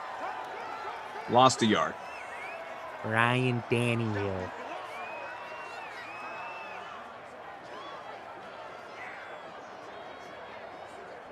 T-Pike says, I feel like it's hard to do in a drive-thru. I've feel done like it the drive-thru before. is the whole point. That's Again, where you do it. I don't want to do it. It's a lot easier to do around holiday time. But, I was shaking off the morning cobwebs. I wasn't in the right frame of mind for this. Jonnu Smith, new Patriot. Forgive me if I've mentioned that before. Touchdown, Tennessee back in front. Difference maker, Jonnu Smith. You heard that right. Let's check out Jonnu's career numbers. Woof! Had a scorching 448 receiving yards last year, Koff. Scorching! But you know what? Jokes aside, and I don't know what the Hunter Henry situation is going to be. Let's just say, for the sake of argument, he's going to be healthy. I do expect the tight ends, and this is not a hot take by any stretch. I mean, I think this is what they were signed to be. I do expect the tight ends to lead that offense. I think the guys who will receive the most targets, not necessarily the most yards, but the most targets, the guys who run that offense effectively will be the tight ends in New England. If you say to me like a Jacoby Myers is their leading receiver in terms of yardage, I have a very easy time believing that. But I do think that Jonnu Smith, Hunter Henry, they are going to get much more attention than they got in their previous stops, which is saying something because Hunter Henry was, a 600-plus yard guy. Jonnu, like you said, was not a high yardage guy by any stretch in Tennessee, but he had his moments. I'm curious to see what it looks like. It's intriguing, right? I think that if you want to rush to call it a Gronk, Aaron Hernandez type situation, it'd be crazy. It is crazy. It's absolutely crazy. Those were 2 guys that could threaten for 1,000 yards apiece. Yes. That's not what this is. But can you be a modern passing offense in 2021, 22, where your top 2 receiving options aren't threats to get 1,000 yards apiece? I mean, we just talked about the 49ers with Kittle and Samuel. Can they do 2,000? Do you think that there will be 2 players on the Patriots that can combine for 2,000 receiving yards? No. Do you need that? But no, I don't think they can have it, and I don't think you need it. Okay. Do you? Yeah, I kind of do. The days of defense. I think if you have enough, over. I think the defense won the championship last year. They got there though because of their offense. I don't 100% agree with that. I'm just saying you can't be you need an offense that can put points on the board, even if you have a great defense. Sure, but I think you can have an offense that puts points on the board without being an offense that has 2 1,000-yard guys. If you have a balanced offensive attack. I just don't know where the yardage is coming from. If you want to say you can do it and be like the Ravens, sure, I guess I buy that. But the Ravens also have a quarterback who's going to rush for over 1,000 yards. They'll have a running back who's going to rush for over 1,000 yards, you would imagine. Cam Newton, and I'm not saying he had a good year last year. He did not. Let's make that abundantly clear. He did not. He had a very good rushing year. For a quarterback? Hell, for a running back. I mean, Cam scores touchdowns, but I don't think of him as a guy who piles up yardage. How many yards did he have last year? Rushing. Rushing yards, he had it almost historically bad passing year. But rushing wise, he had 592 rushing yards in 15 games, so just under 40 yards a game. Okay, he had a good year. Yeah, that's solid. But he have 10 touchdowns? Rushing, he had 12 rushing touchdowns. Okay, even better. Naheem Hines looking for another score, gets to the 6, 1st and goal on the way. And by the way, I don't expect him to do that this year. I really don't. But I think he's going to pass the ball a lot better, assuming he's even the quarterback. I just think they're going to need somebody to move the ball to get it into the goal line for Cam to run it in. Mm-hmm. So we'll see. We'll see. We shall see. We'll see. We'll see. We'll see. We'll see. We'll see. How about no? Queenie says, or no, I'm sorry. Damon says, when Denver met Seattle in the Super Bowl, the team with the best defense beat the team with the best offense. I'm not saying that you don't need a defense to win a championship, but don't forget that Seattle scored 40 points in that game. Mm-hmm. You need to put some points on the board. Tannehill 172 passing, couple of touchdowns. Henry 96. That bonus is going to happen, folks. There's no jinx here. He's got a touchdown. He'll get there. 160 for Hines. 160. That's outrageous. 2 touchdowns for him as well. He's doing awesome. Congrats if you captained him. I have to assume he's the captain in the leading lineup. He is, with almost 50 fantasy points right now. Captain in 5.7% of your lineups in our smaller contest. Jonnu Smith with a score, 8 for 91. Bonus certainly in play for him. Brown, 3 for 52, 3 for 61 for Burton, our captain. I'm in top 20 now. I've moved up to 19 out of the 124, but it is Pfeiffer in front by point. Has Hines at captain, Henry, Smith, Brown, Burton, and Mack. Marlon Mack, the punt play. Couple of points. Where are you sitting at the moment?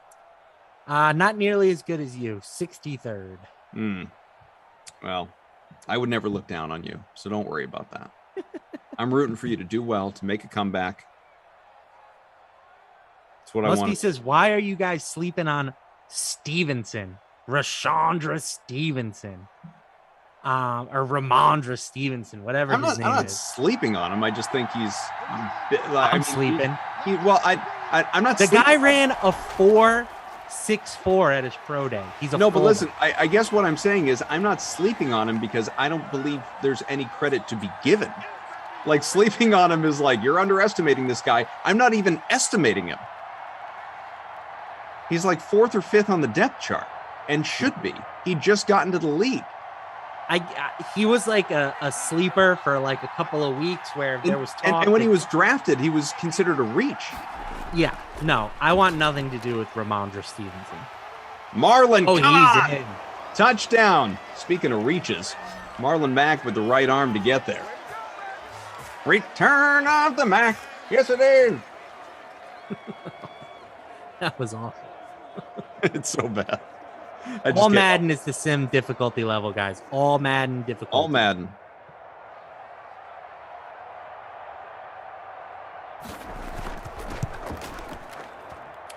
That said, for as much as we've talked about the Patriots, I am excited to see young Mac Jones during the preseason, specifically on Thursday.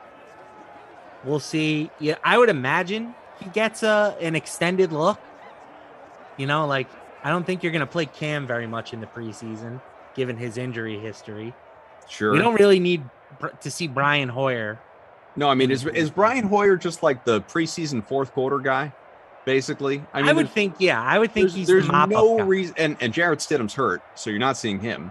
So, right. I mean, there's no, if we're not seeing Mac Jones at least half of every preseason game, there's a problem, in my mind.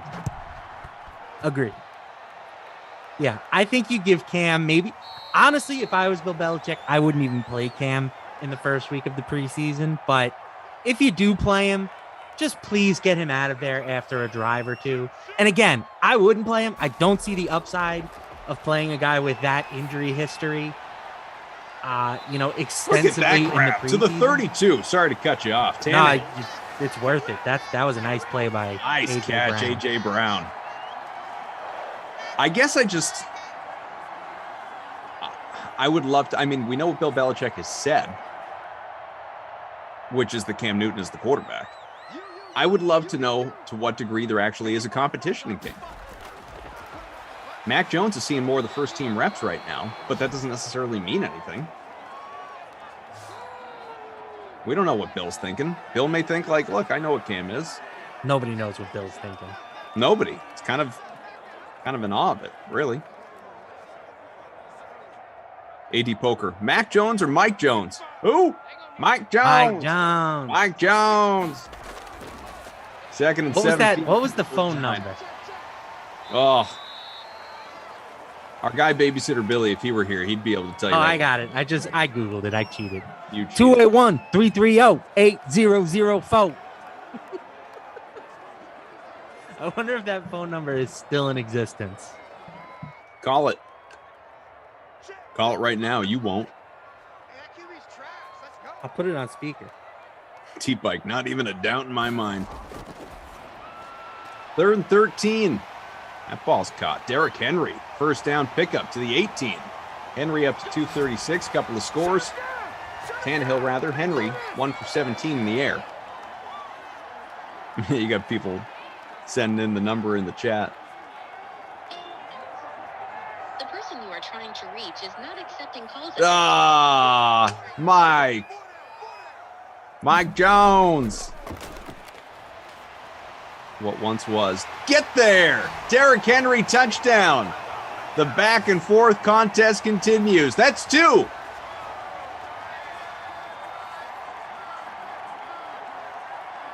Stack them running backs. Quite a day for Derrick Henry and Nyheim Hines.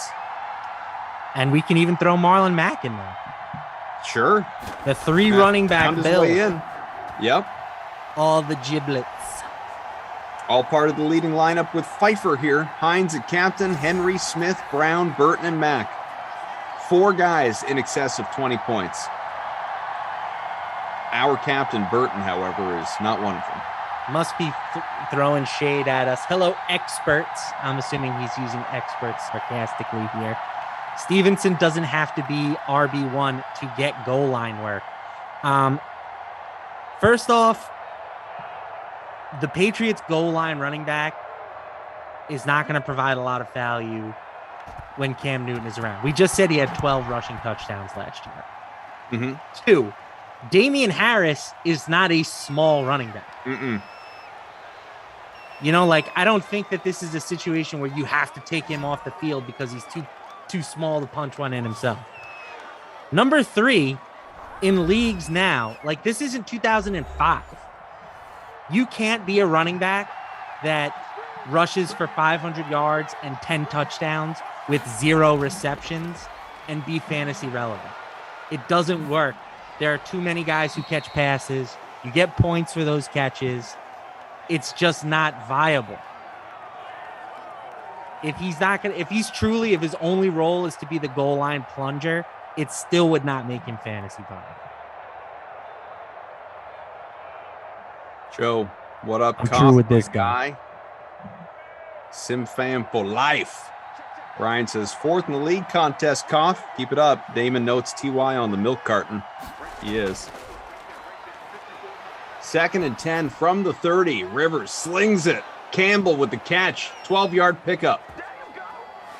1st and 10 coming. Rivers 141 passing. That's 4 for 53 for Campbell. We'll never forget Paris.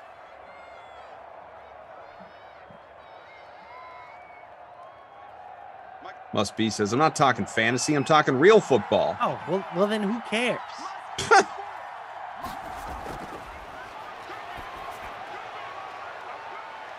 Gist says, I've never had a captain with 0 in any game I've ever played on DraftKings until tonight. Hope you're part of the free roll, at least.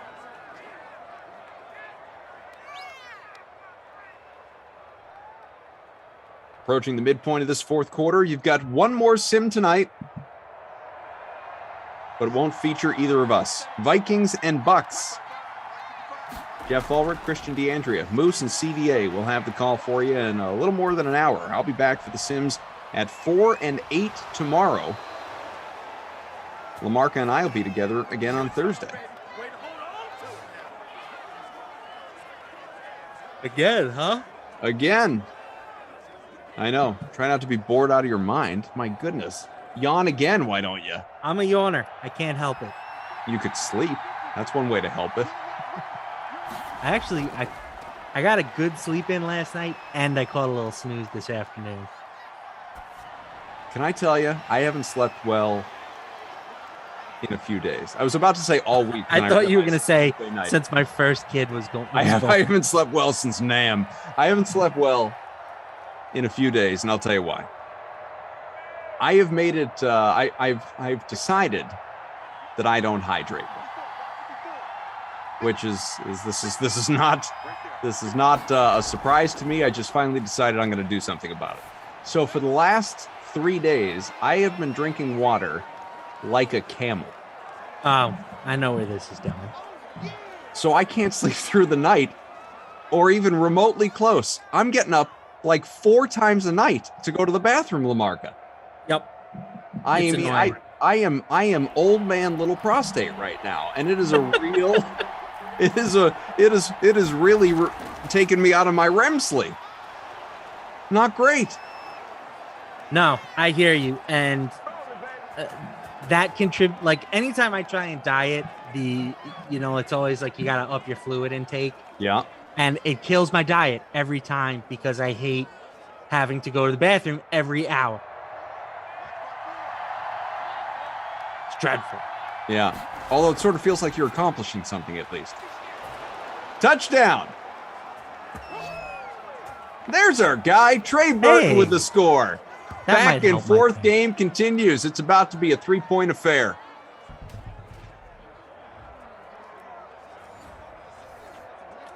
Yes, must be. I know what you're talking about. I still don't know how a goal line plotter helps them when their quarterback ran for 12 touchdowns last year.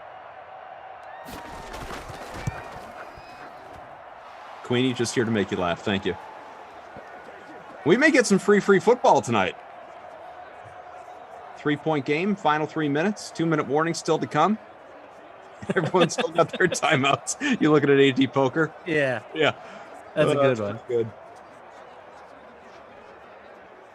Silly Sally wants to play, coming at me hard here. Cough, camels hardly drink at all. That's why they're used in the desert, because they don't need to drink. Silly Sally, listen. Don't you come correct on me. Why does everyone feel the need to correct me tonight? Maybe you're making more mistakes than usual. I guess so. Chef Duke says, I need some Pascal. Pascal Siakam? No. Different Pascal. The Pascal in this game. Speaking of Pascal Siakam, Goran Dragic has a lot of nerve now. Okay, tell me more. You know, he was traded to the Raptors as part of the deal that sent Kyle Lowry to the Heat. Uh-huh. And he basically said that playing for the Raptors was below him. Well, what has Goran Dragic ever done? He's played for the Clippers, the Heat. He's a 20-point per game guy at various stops. Yeah. I wouldn't say he's a fine player. I wouldn't say he's a scrub. He's not a scrub. But like to act like it's such a disgrace for you to be playing for a team that's rebuilding. Like, you were on a contender, and guess what? They just said we're better off with Kyle Lowry, and so they booted you. Oh, I guess Suck I made it that up. up. He never Do was your a Clipper, job. was he? I just looked. Just the Suns, Rockets, and then all those years with the Heat. The Clippers thing never happened. I feel like that was rumored a number of times.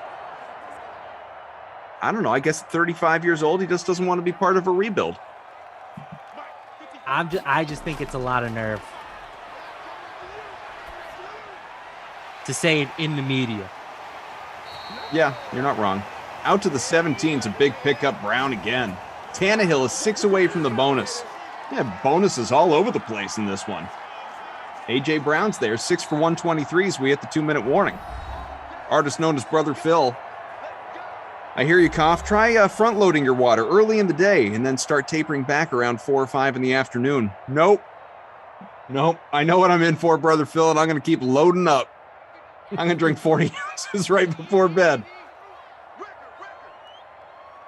Just to prove a point to myself. Sleep is for the weak. Henry. Another first to the 4. 126 on the ground for him.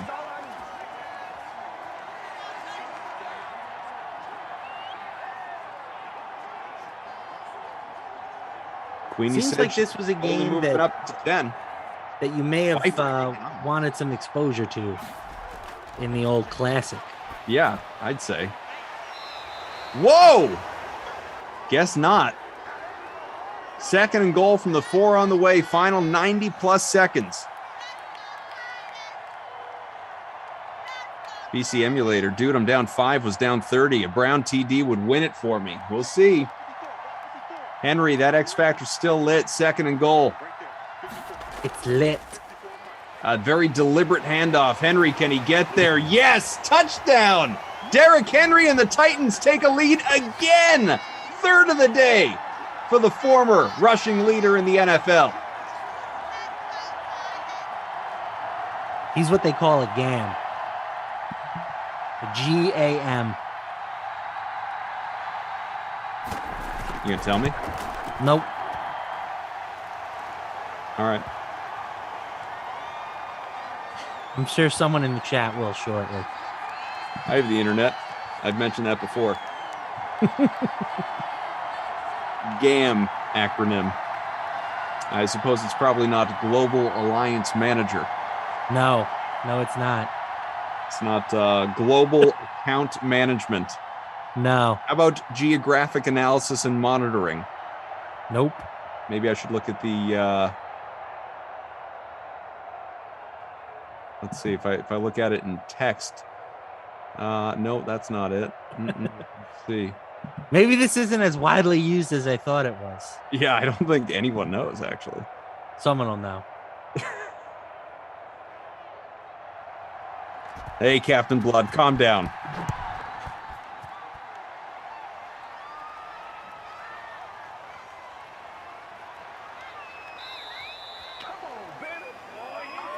See, now you got people just looking it up. Good, I like this. Yeah, nobody knows. Maybe the next time I do a trivia giveaway, the GAM acronym will be one of the questions. Apparently. Gotta ask Mike. Mike Jones. Mike Jones. Call him up. 1st and 10 from the 38 coming. 35-31. Colts down. Zach Pascal, or Pascal, 4th catch. AD Poker even says, Google's not coming through, man. God-awful mess. Meager? Did Meager get it? Where's me? I don't see. Oh, do I have to switch over to the dark chat? Get to the dark chat. Get to the dark chat. Yes, Meager has it correct. You could say that out loud, I think. It's fine that you didn't. I play it safe in these streets, Koff. A grown bottom boy, if you will. Call it a GBB. Let the people decipher it from there. 3rd and 7 from the 41 coming. All I will say is that the Titans are a GAM factory this season with Henry and A.J. Brown and Julio Jones. Julio Jones. That's a lot of GAMs right there.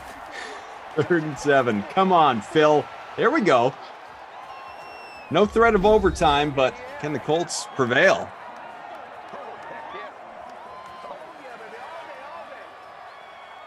Pascal again. That's 5 for 78.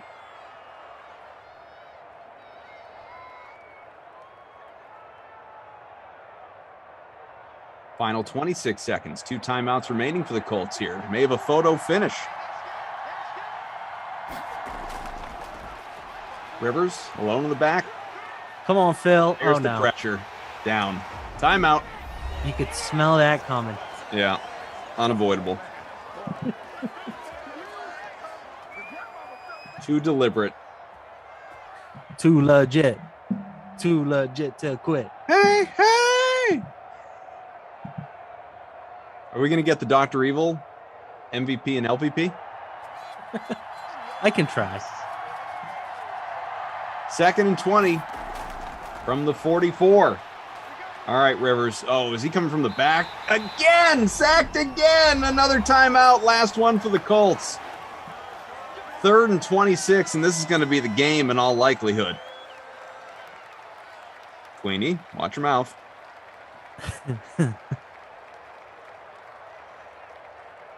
I pray that's not a real place. Imagine being a resident. Where are you from? I'm sorry, what? T-Pike says it is. Oh, dear God. It does exist. Why in the world? Why would you do that? Incomplete. He'll try again. 4th and 26 coming.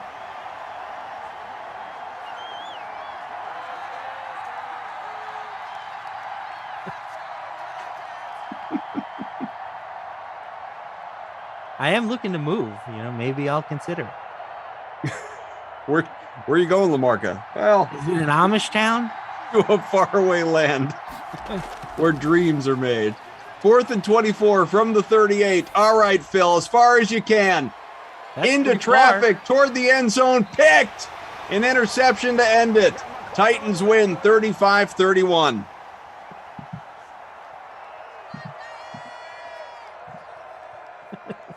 David says it's real and they sell fudge.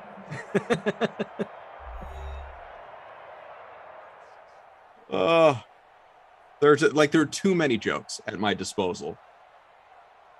The only responsible thing to do is to ignore them all. Pfeiffer looking at the win. 5-point Fife dog. Barring any stat adjustments. Of course, the manual scoring. P. Fry, June, so we'll see. 294 for Tannehill. Missed the bonus. 2 touchdowns. Rivers, 225, a score, and an interception, of course, late.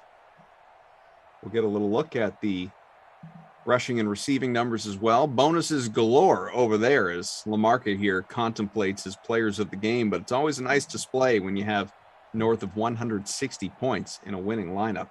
Henry goes for 130 on the ground, 3 touchdowns, 164 for Nyheim Hines and a couple of scores. Mack, 26 and a touchdown. He is a part of the projected winning lineup.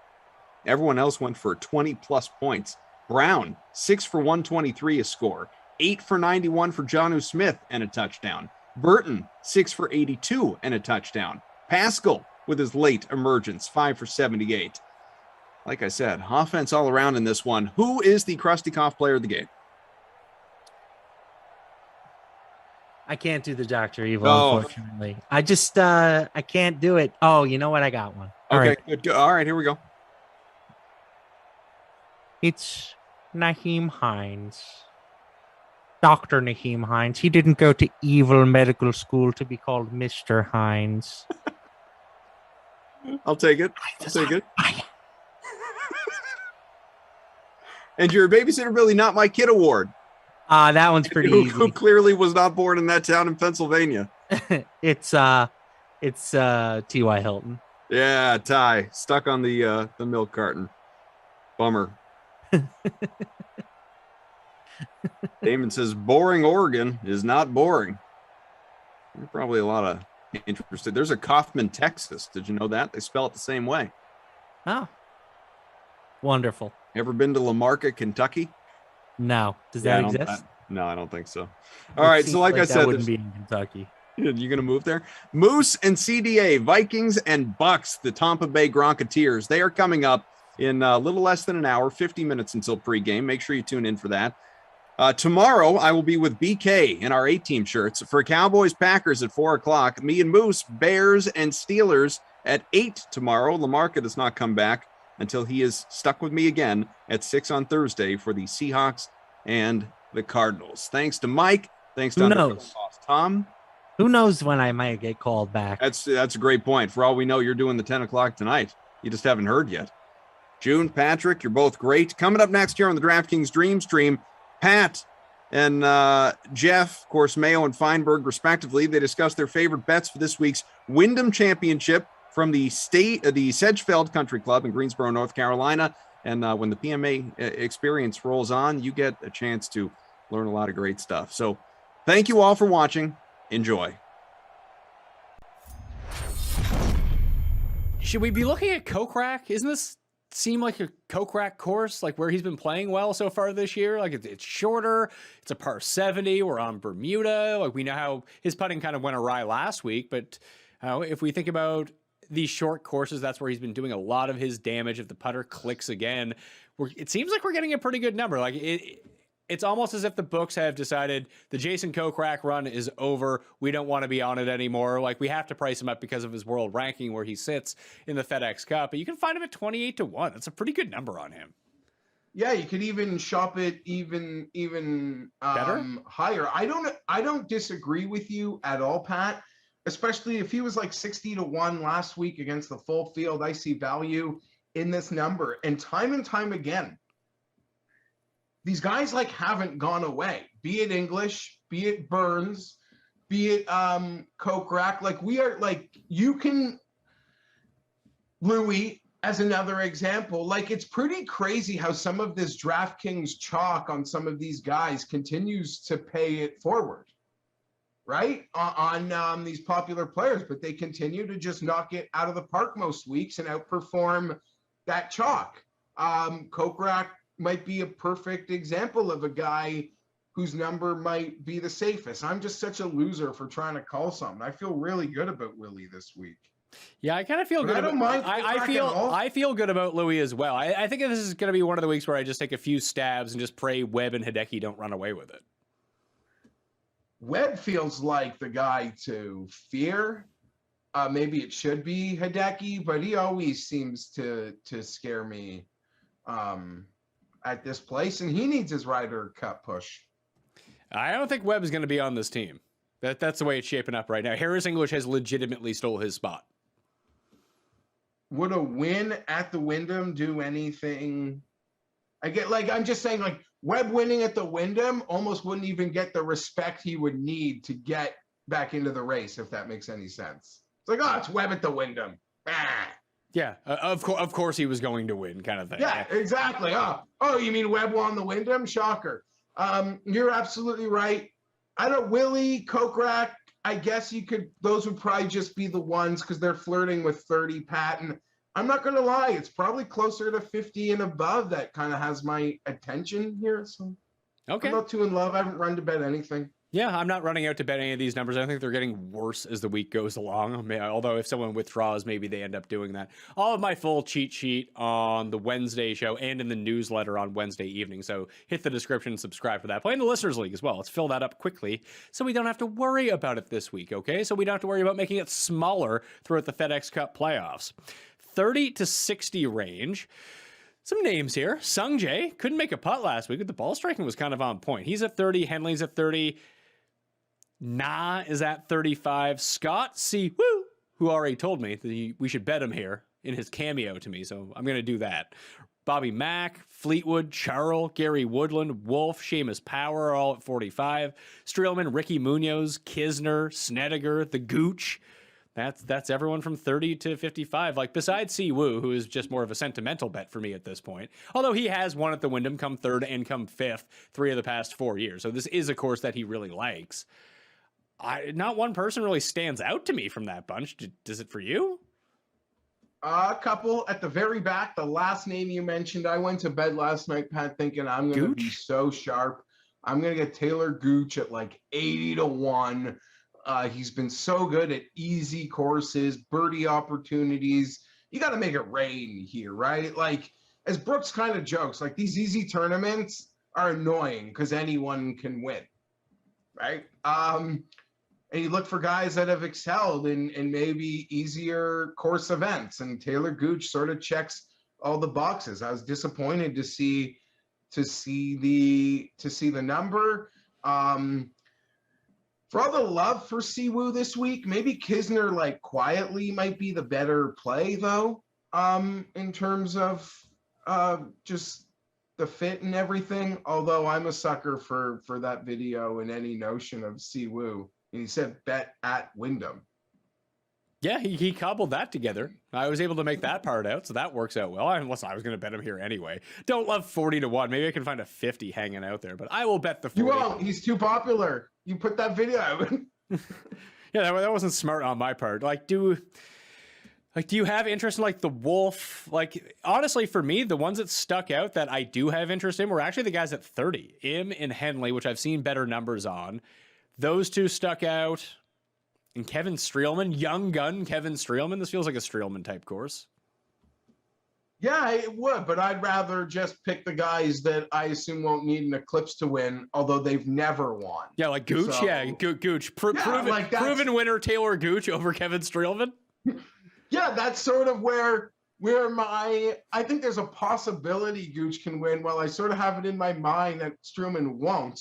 Although, yeah, I have full respect for his nice season. He's comfortably in FedEx Cup.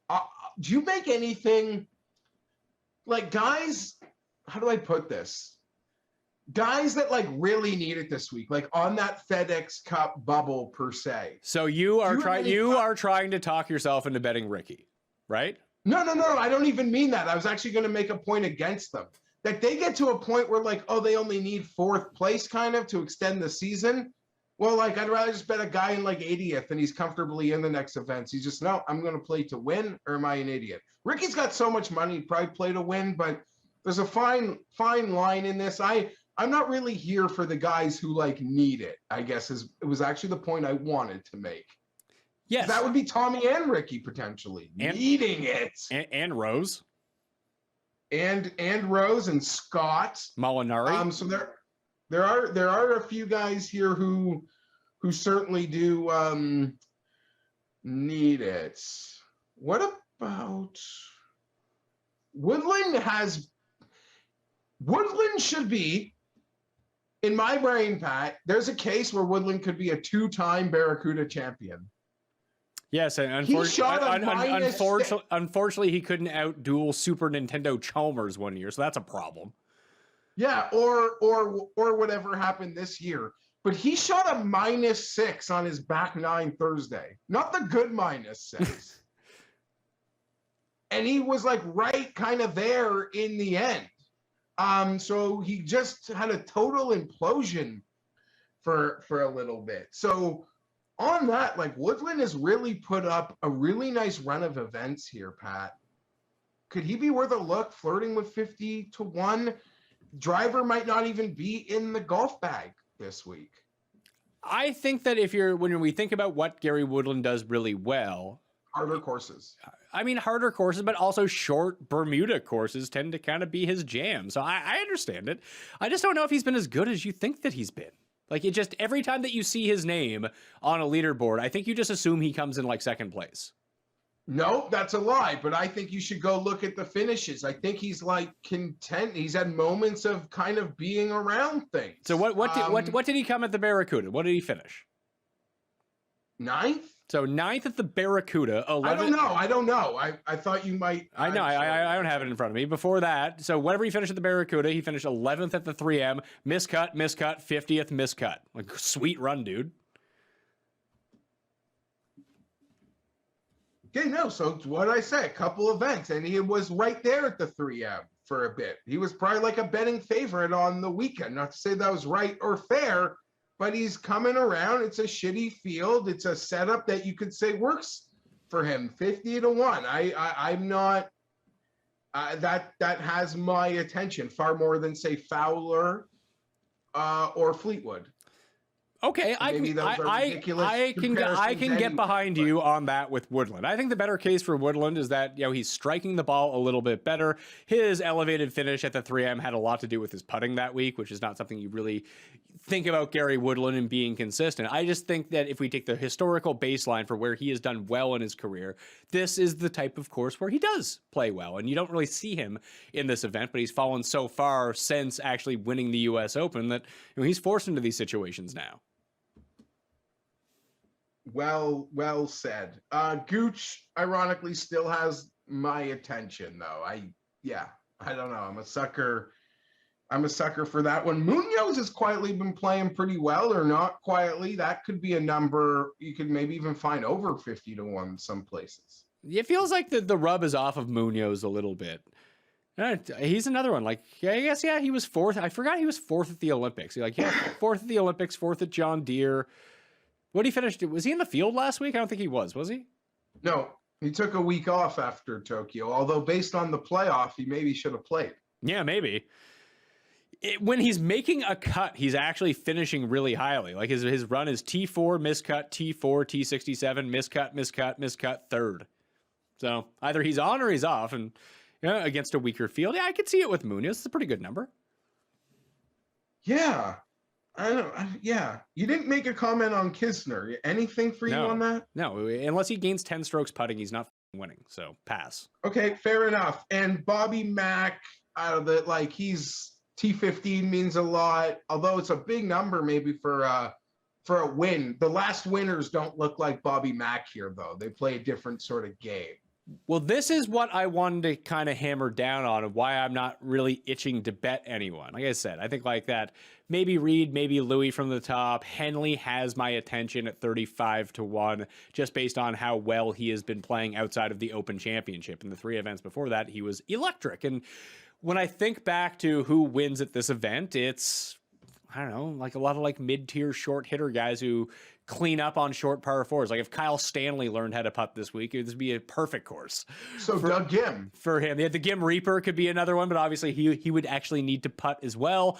And Bermuda has not been kind to him. But guys that do well at Pete Dye courses, specifically the Heritage and Sedgefield, have a lot of crossover over the years. But if you just looked at the past 2 winners, Herman won at -21, JT Poston won at -22. So you have those 2 guys. And how did they do it? Well, they surged on the weekend. There was a live betting opportunity. I think it was either Josh Perry or Eric Patterson who pointed it out, using Fantasy National, using the live stats, looking at like, oh, he just lost a bunch of strokes putting in round 1. His ball striking was off the charts. I cashed that Poston ticket post round 1 at 125-1. I think a bunch of people did, just because all of the live numbers pointed towards him. I didn't cash the Herman ticket as he made it on the number in the weekend, but a lot of people took a look at him and cashed him at like 500-1 after 2 rounds last year, because all the ball striking numbers pointed to Jim Herman, everyone's guy from last week, Jim Herman, and they just jumped on, oh my God, this ball striking is immaculate. I need to get on him. They did. Of course, it was going to be a super long shot, but he got the job done when it came down to it. I think this might be a better live betting opportunity event after round 1 or round 2 than it is like maybe make 2 or 3 spots that you want to get invested in, but just wait. Just hold yourself, wait, check out the stats after round 1, check out the stats after round 2, because that's I mean, it's been 2 years. It's such a small sample, and those could be outliers. But this is the type of tournament where you can go so low that can work out in your favor. I totally agree with everything you said, and I'm not going to lie. I'm looking forward to bringing up some names as we as we get to triple digits, to be honest.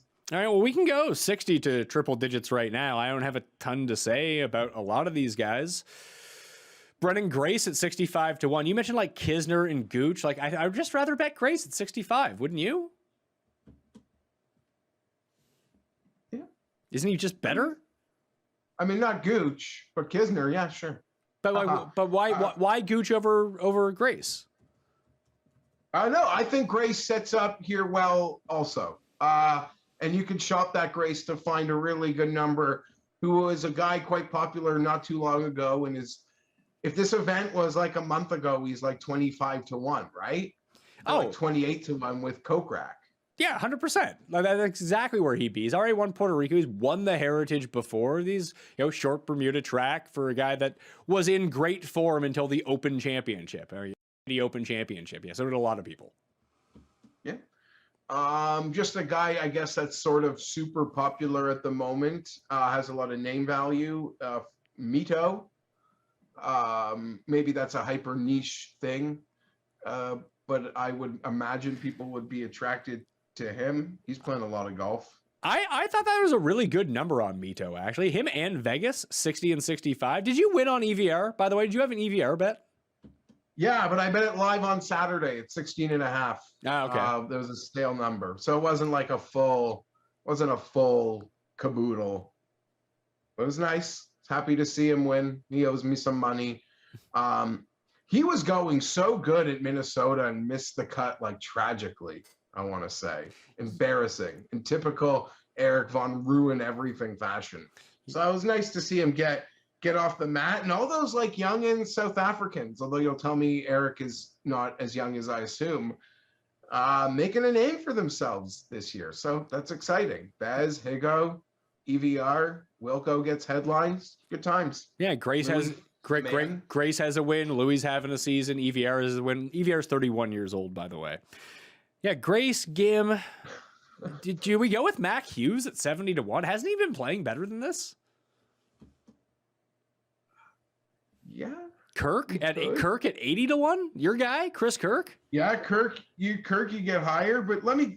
What about Shez at 100 on DK? Oh yeah, I ran the model. Shez rates out number 2 in the modeling. Can he make it? All right, so I'm gonna bet that like right now. Okay. Because that's one I was looking at.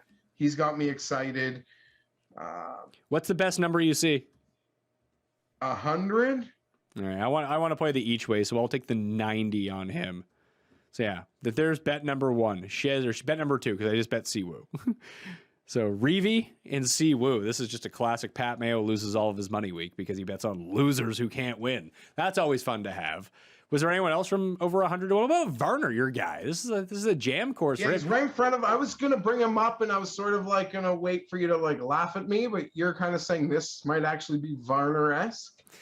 He came second at the Heritage or third at the Heritage, whatever it was. Isn't he like from this area? I feel like he's had a few good like Wyndham tracks Charlotte. before. Yeah. I mean, I don't know if I want to bet him outright. Maybe first round leader, maybe some top 10 action on him. In front of 100, you think everyone's going to be right back to Libiota, especially in like DFS? I know he had to withdraw with some family stuff, but he's been making good on people. Yeah, 70 to 1 is actually a pretty good number for him. I do worry that he's been gaining all of his strokes putting. Like, not all of his strokes, but he's been the number 1 putter over the past 24 rounds in this field. And he's not the best putter out there. So maybe he's discovered something. He's on one of these hot runs. I don't think that we can discount that. I was surprised to see him in Vegas and Mito's number as low as they were, though, honestly, with the way that people have been betting them, wanting to play them, and they've been kind of returning good results for people outside of the withdrawal from Lee Biota. I think they had a baby, didn't they? Isn't that why he left? No, I think his dad, he went to be with some sick family or something. Oh, okay. Well, I hope you're right. Sort of the opposite of what I was thinking in my mind. Either way. Yeah, I hope you're right, and I am wrong on that matter. What about Lucas Glover? He just won. I know, you're just sort of going off the like finite for him. Like he's not going to do it again, but we've seen some nice runs from a lot of guys, and this sort of sets up perfectly, and the field strength's not too hard in terms of who you might have to stare down on Sunday to get the trophy if it is a top guy.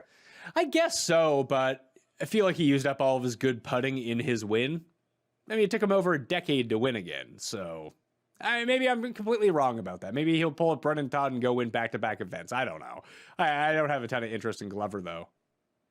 We could get 100 on Shank, who's like contending every week. Does that do anything? I'm just not there on Shank. Are you? I'm not so much there, but he seems to just keep showing up. Keep showing up. Anyone else? Herman? Yeah, go real far. There are a couple. No, where are they? Russell Knox. Okay. I mentioned like the Heritage, Sedgefield. Is he so lost? Because his number's absurd. What's his number?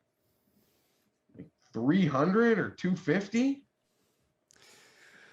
It wasn't particularly on my radar. The guys that I kind of had circled, I'm not going to bet them to win, but I'll see how they're doing after. That's the thing. I want to limit exposure, see what's going on after round 1, and make some decisions then. It would be like Molinari, who I do think, baseline skill set fits this really well. But then you have other guys who are just playing better, like Stewart, Armour. I think they set up pretty well for this course with their. They're going to need to putt, obviously, but shorter irons are very accurate off the tee. They're not going to get themselves into a ton of trouble. You see, Matt Kuchar is 200 to 1. He was like 250 in Detroit. Or no, that's a lie. It was like 150, which then dropped to 80. I don't know. He's totally somewhere else. I'm going to bet Satoshi Kodaira at 250 to 1 with an each way. I'm definitely in on that. And just hopefully Siwoo and Toshi go to a playoff like they did before, and I just win all the money, and then I'll be happy. It looks like DraftKings has KH Lee at 250. Okay, Satoshi at 350 to 1. There's a number for you. I'll bet that for sure. And this is kind of embarrassing because this player's been playing well for him. Like, even I think you would acknowledge that. And I don't think I've ever brought him up in his run. And I don't know that his run has ended, but Bo Hostler's like 250 to 1. Can you describe to me what his quote unquote run was?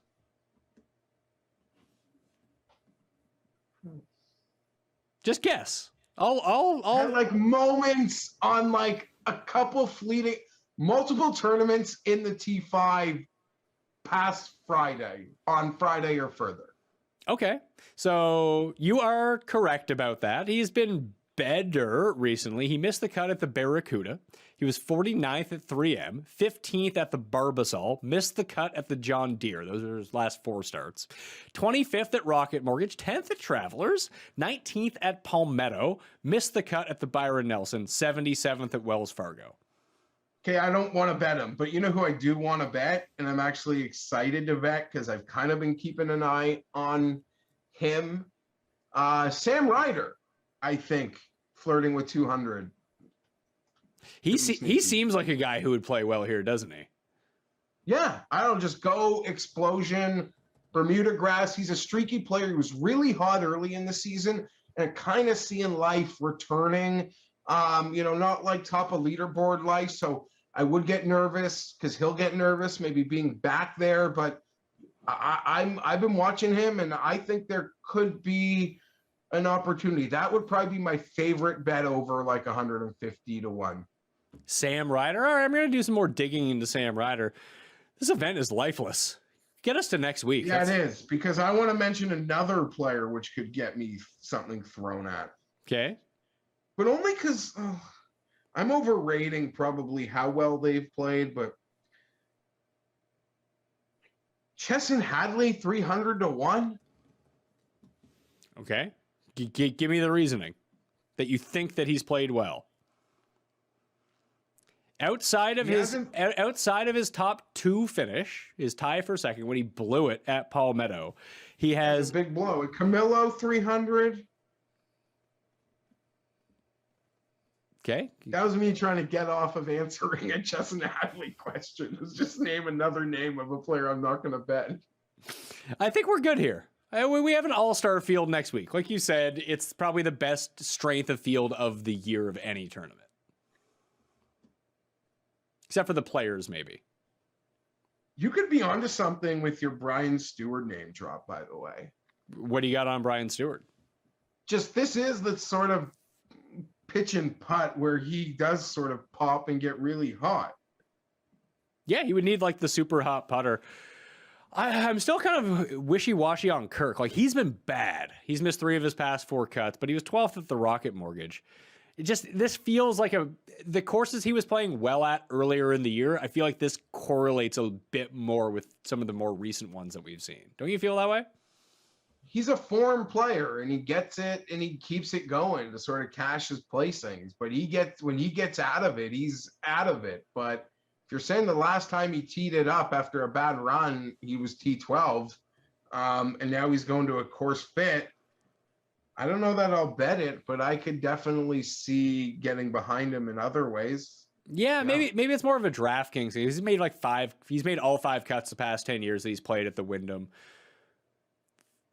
Man, I just don't have a good feel for this week. I just have usually, like, even though I'm wrong about who I'm taking, like last week I was hyper focused on Berger and Harris English, and we were both on Sergio, and 2 of those guys were good. They just didn't win. I just don't have that, like, oh, that's the guy this week that, like, I'm in on. Like Vegas, I was super in on at 3M. He came in second. Like, my guys just aren't getting to the finish line and crossing it, but the guys I felt really good about, I feel like are playing well. And then, it's a crapshoot when you get to the end of it, and hopefully they can make enough putts to win and don't fuck it up at the end. And they haven't been doing that. They have been up at the end, but I just don't see one guy that pops out to me. It's like, oh no, that's the guy. Do you have that, or are you on the same page as me?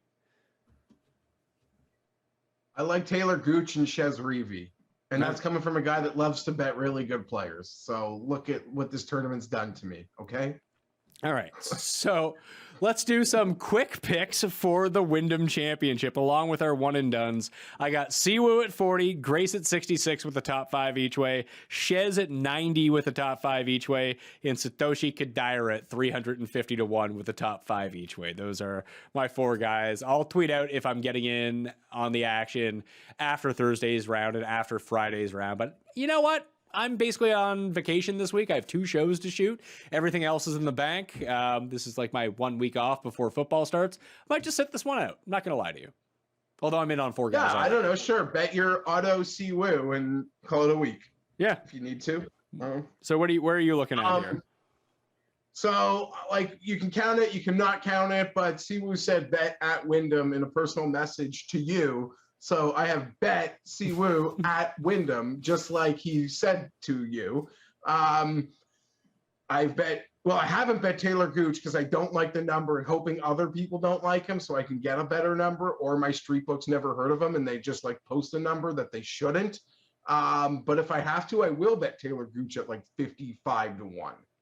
I've bet Shez Reavie at 100. I just did that, and I'm going to bet Sam Ryder. My favorite really good player this week is Will Zalatoris. Yeah, I'm between like Louis, Reed, and Kokrak, I think. And Henley. I might bet one of those guys, maybe 2 of them, and I'll say. And Ryan Armour, sort of like Stewart, does a lot of those things. I think he could be super popular this week, but at triple digits, he might be worth him and Shed is a pretty ugly pairing, but we'll get it done. Yeah. Also, in the newsletter, I'll probably have the prize picks plays for this week. By the way, if you're listening to the audio version of this, hit the description, use our link to go sign up for prize picks. You get up to a $100 deposit match on that, or just use code MMN for Mayo Media Network and you'll get that as well. Trying to figure it out a little bit on fantasy football picks and bets. I'm going to have Cody Main from Establish the Run back on. He crushed preseason last week. We won a bunch of money on prize picks with him, and I actually hit the 2-play. I finally did the 2-play over-under, so I had the under on Burger, the under on Louis, and that cash for 3 to 1. So I'm starting to figure it out a little bit, Jeff. I like these over-under finishing positions. I actually think they're better than head-to-heads in terms of like the prop market. I agree. And there's also really good opportunities if you're not stubborn from just like liking a player to, I think, take advantage of soft numbers to the over in a lot of instances. Because in a field like this, they're going to list like players that are more popular than like maybe players that are playing better because there's so few names in the field, as an example, if you kind of follow what I'm saying. Yeah, like they'll probably list Patrick Reed at like over under 13.5 finishing position. And they're probably also going to list like Fleetwood and Fowler this week. Yes. Over, say, guys that are potentially like having way better seasons, but in the same price range odds wise, but they're just not Fleetwood or Fowler, if you feel me. Yeah, no, I'm with you. Like Vegas and Mito and Grace and those guys will be well behind Ricky and Rose and exactly. And all of that. Scott. Scott. I think it's a good situation to take advantage of, especially if you're in a state like where you can't legally bet. You can get on to Prize Picks and kind of fill the need on the fantasy props that way. So prizepicks.com, use the link in the description, help us out at Mayo Media Network, code MMN on sign up, and you'll get a bonus 100 if you deposit 100 on that. You would have turned you turned your 100 into 300 last week, so that's fantastic news. And we won on football as well. One and done picks of the week. Did Cuss give us one? Did you see it? I didn't see it. No, I didn't see it either. So I'll update the cheat sheet later on in the week on Wednesday to get his in. Who are you taking this week? I'm going to take Louis because you used him last week. Are you staring at the sheet? Yep. If I use Zalatoris, he actually missed a cut for me. But I think that was Call Morikawa who I picked when he missed the cut. You have not used Will Z yet this year, so you're using. So let's rock it out. It's his last event, so let's go. So yeah, it could be his last event, or you're going to win a lot of money and take the lead in the one and done because he wins. I think we're all added up after this week because we'll need to know going into the playoffs where we stand. And I think I got some like fire end front end players left because I have such a loser strategy, but. Seems like we're still in a dog race. Yeah, but you hit Cantlay when he won at Memorial, and that really kind of vaulted you up. It was like me having Spieth coming in second at the Open. That really kind of pushed me up the leaderboard again. Yeah, against us, not in the actual like race for the Mayo Cup. Go ahead. I'll just close by saying I'm so impressed with how well he has played, like last week at like Memorial when he's gotten off to horrible starts. It's crazy. He still makes good on like my claim before events that it's starting to feel like he's course proof, that he's just going to put up a result. You know, like winning's hard, contending is a bit harder or a bit easier, still hard. And he didn't do that in these events, but like the events were like, oh my God, like I think I'm going to get ready to like laugh at him. He still figures it out and has like a great finish. Incredible. And like, he might not, sometimes I don't even feel like he's gotten enough respect for like how good the season has been in some ways. Yes and no. I think people are just fully back on board. Maybe not so much in our circles, but I think in the general golf circles, everyone's like back all in on Jordan Spieth. And I've been kind of back in all in on him as well. Like I just think he's been so good to watch. He's so fun to watch now that I'm past the point of hating his guts that it's actually kind of fun to be on that ride. Yeah, and like last week wasn't a major, and I've decided I only don't like him in majors now. I like him every other week. Fair enough. Majors. All right. So I like to see guys who never win try to win because I lose money on them.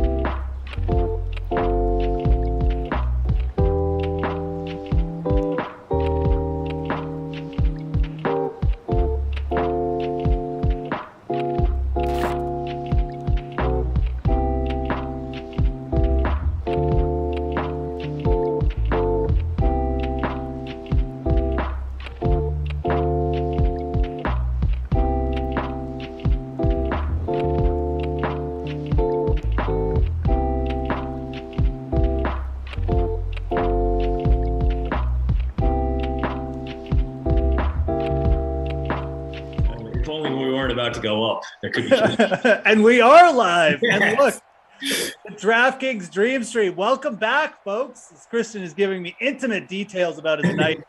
I hope everyone's doing good. We're here, Madden After Dark. It's myself, it's Chris and DeAndrea joining us, sliding in for a little Madden After Dark. I'm excited. I haven't done a sim with Christian in a while. I'm also excited. We got two decent little sim teams here in Tampa and the Vikings. I'm also excited because, we can talk golf, we can talk NFL. There's actual, like, real life NFL news floating around the ethers, whatever. So lots to do tonight. Hope everyone's having a great Tuesday night. DK Sim fam, smash that like if you could. Smash it for Christian showing up. Let's hit the 300 mark at the end of this sim. I'd appreciate it. Let's get it done. I know the wild man Christian would appreciate it as well. Yeah, it would be. I mean, we were at about 205 when BK and I signed off, and I understand it. If you guys have a like to give, you may have already used it, and that's very, very kind of you. But if you're just arriving now, maybe you got off work late, maybe you got cut from your double because there weren't enough people coming into the restaurant. And you're like, you know what? I'm gonna take in a little Madden. I'm gonna just unwind a little bit, and maybe have a beverage, sit here, watch some sim football, and Moose and Christian, I love those guys. You know what? What better way to show it than with a like? Yeah, cost you nothing too. It's the best part of a little like. Exactly. We get a flag on the opening kickoff. A great start. And Christian, we started late for Madden After Dark last night. We had people at work who were like, "You guys got to start this stream. This is the only thing that gets me through my last hour." We had a couple people complaining. So, shout out to you guys. Obviously, T Pike's producer Tom's I don't know what we call him. Technical director Tom, sorry. His power's back on, so we're all good here, folks. We're starting on time. Like I said, I told you yesterday it was going to be turnaround Tuesday. Boom. There we go. Here we go.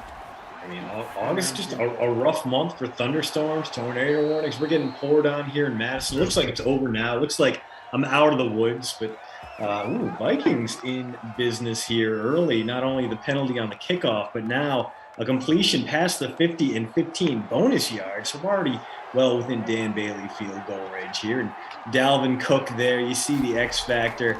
Moose, 79% owned in our free roll. Nearly a third of the teams out there captained him, and with good reason. No one else approaches his nearly 23 points per game, outscores the next closest guy in the sim by more than 5 fantasy points per sim. But speaking of, Moose, what does your lineup look like for this, the 10 p.m. Madden After Dark between the Vikings and the Bucks? Yeah, let's talk a little Madden. Ooh, that was like a drop pick right there. That was very trying to just give the ball away. I just stuffed all the Buccaneers in my lineup. So I threw Brady in the captain spot mainly because I was in a rush. And then I got Evans, Gronk, Shady. I even put Leonard Fournette in there, apparently. I don't even remember doing that. But and then I also got Justin Jefferson's the only Viking I have. So I guess I'm like the Tom Brady fanboy. Oh, wow. Oh, is that DPI? Oh, no. We are. Dalvin Cook owners salivating at the DPI in the end zone. Too. That is going to be first and goal at the 1. Wow, they're going to go shotgun. Well, look at that. What is this formation from the Buccaneers defense? Let's just put the 3 guys on the line. Looks like special teams. Unsurprisingly. Yeah, that was the let's let Dalvin Cook score a touchdown formation, and it paid off handsomely for Tampa. Well, I like having you on. I don't even look at the defensive formations. I just look at the offensive formations. But you're right. I don't know what they were doing there. The whole entire middle of the field was wide open, which is exactly where Dalvin Cook ran. And, what are we at here? 79.3% owned for Dalvin Cook, 31% the captain. If you captain him, that's how you want the sim to start. Cook and more Cook, man. Oh. Lisa Robinson's shadow. What's up? Sean Preston. Moose, does an ice-cold can of soda cool off in the heat or warm up? Is that like a trick question? I don't. Just like a riddle of Sphinx type thing? I don't. I'm afraid to answer. I mean, you leave a cool can of soda out in the heat here. I mean, He warms up. I mean, we're not like Australia. Things aren't backwards here. You know, the water doesn't flow a different way. Anyways, hope everyone's doing good. See everyone in the chat. Appreciate it. Hope you guys are having a good Tuesday, man. I've been thinking it's Wednesday all day. That's the only weird thing about me. Like I'm like, oh, I got to set my golf lineups. It's gonna lock. Then I'm like, no, I got like an entire day. There's a guy running the ball. I think it's Fournette. Had to be Lenny. He wasn't carrying the ball with like he had disdain for the ball. Like he was trying to hold it as far away from his body as possible. that Shady McCoy. Yeah, like Shady, right? Yeah. I've never. I mean, Shady got away with that a lot earlier in his career, but as he slowed down, it was like not so much. Yeah, but yeah, a current free agent coming off a pretty awful year, and there's no room for him in Tampa. They already have 4 pretty good running backs. Fournette, Ronald Jones, Keyshawn Vaughn, and now Gio Bernard. Got to think it's probably the end of the line for him, and he's got a pretty good Hall of Fame case as a guy. Does. Yeah, I mean, just a ton of yards over his career, a bunch of all-pro honors. Maybe not a first ballot guy, but a guy who will eventually get in unless something off the field derails him completely. And obviously, we've seen with LaShawn that is a distinct possibility with that guy. Yeah, it is. Close to, let's just say, yeah, it is. I agree, though. I do think he's a Hall of Fame as well. I think he eventually gets in. Yeah, not a first ballot. But I'm with you. I mean, the numbers with McCoy, people forget, man, just how productive that guy was early in his career. It wasn't like LaDainian Tomlinson numbers, but they were real good, man. Like he had some monster years. And for fantasy purposes, he used to just be a guy for 3 or 4 years there. You just plug and play, like so reliable, worked in the pass game. Yeah.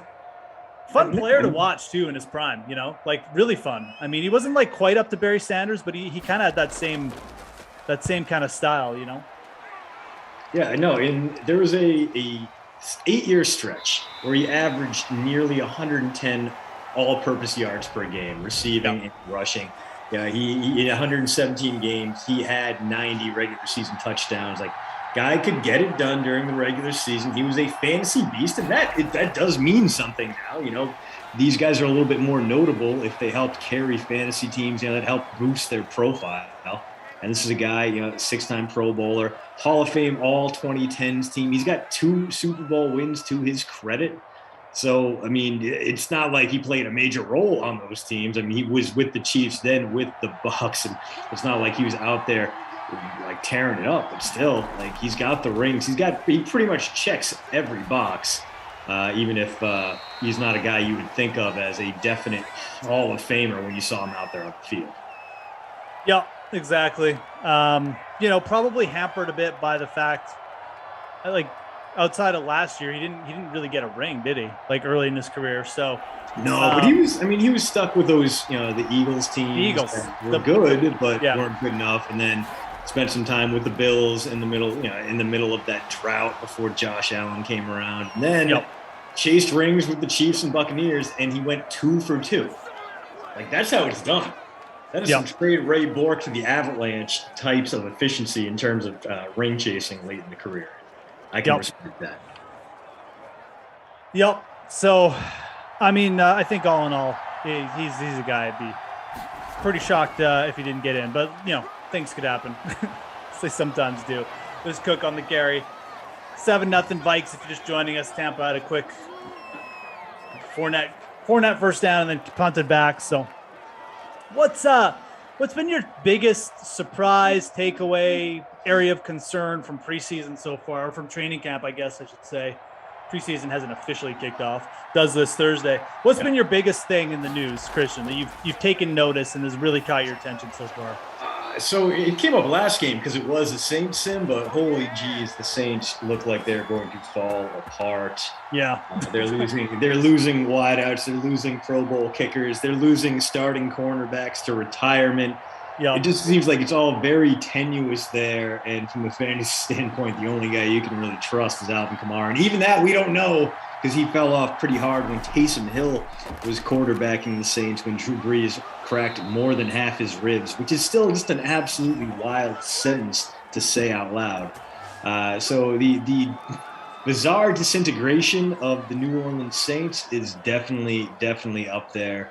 Let's see what else. I am enjoying what might be an actual quarterback battle in Denver because the head coach Vic Fangio already said, we're going to start Drew Lock game 1, then we're going to put Teddy Bridgewater in game 2, and we're going to see how it goes. And I was thinking that would be more of an open and shut case, and it might still be. Fangio might have his mind made up, and he's probably just giving one guy or the other the opportunity to prove himself. But that should be pretty interesting. Yeah, there are a few pretty solid storylines to follow. A couple great quarterback battles. Justin Fields rave reviews in Chicago, which I want so badly to believe. Like, I'm not a Bears fan at all, but like those poor fans deserve a quarterback. They've been wandering through the wilderness for 30 plus years. The closest they got was Jay Cutler or Kyle Orton or Eric Cray. It was, you know what? Just let them have a good Justin Fields. Let Justin Fields look like Ohio State Justin Fields. And so far, he has. Yeah, no, I mean, Justin Fields, the guy I was the big believer in. I just didn't know why people were. Oh, it was so weird that he even a little bit concerned about that. I mean, 4 full years of college against stiff competition.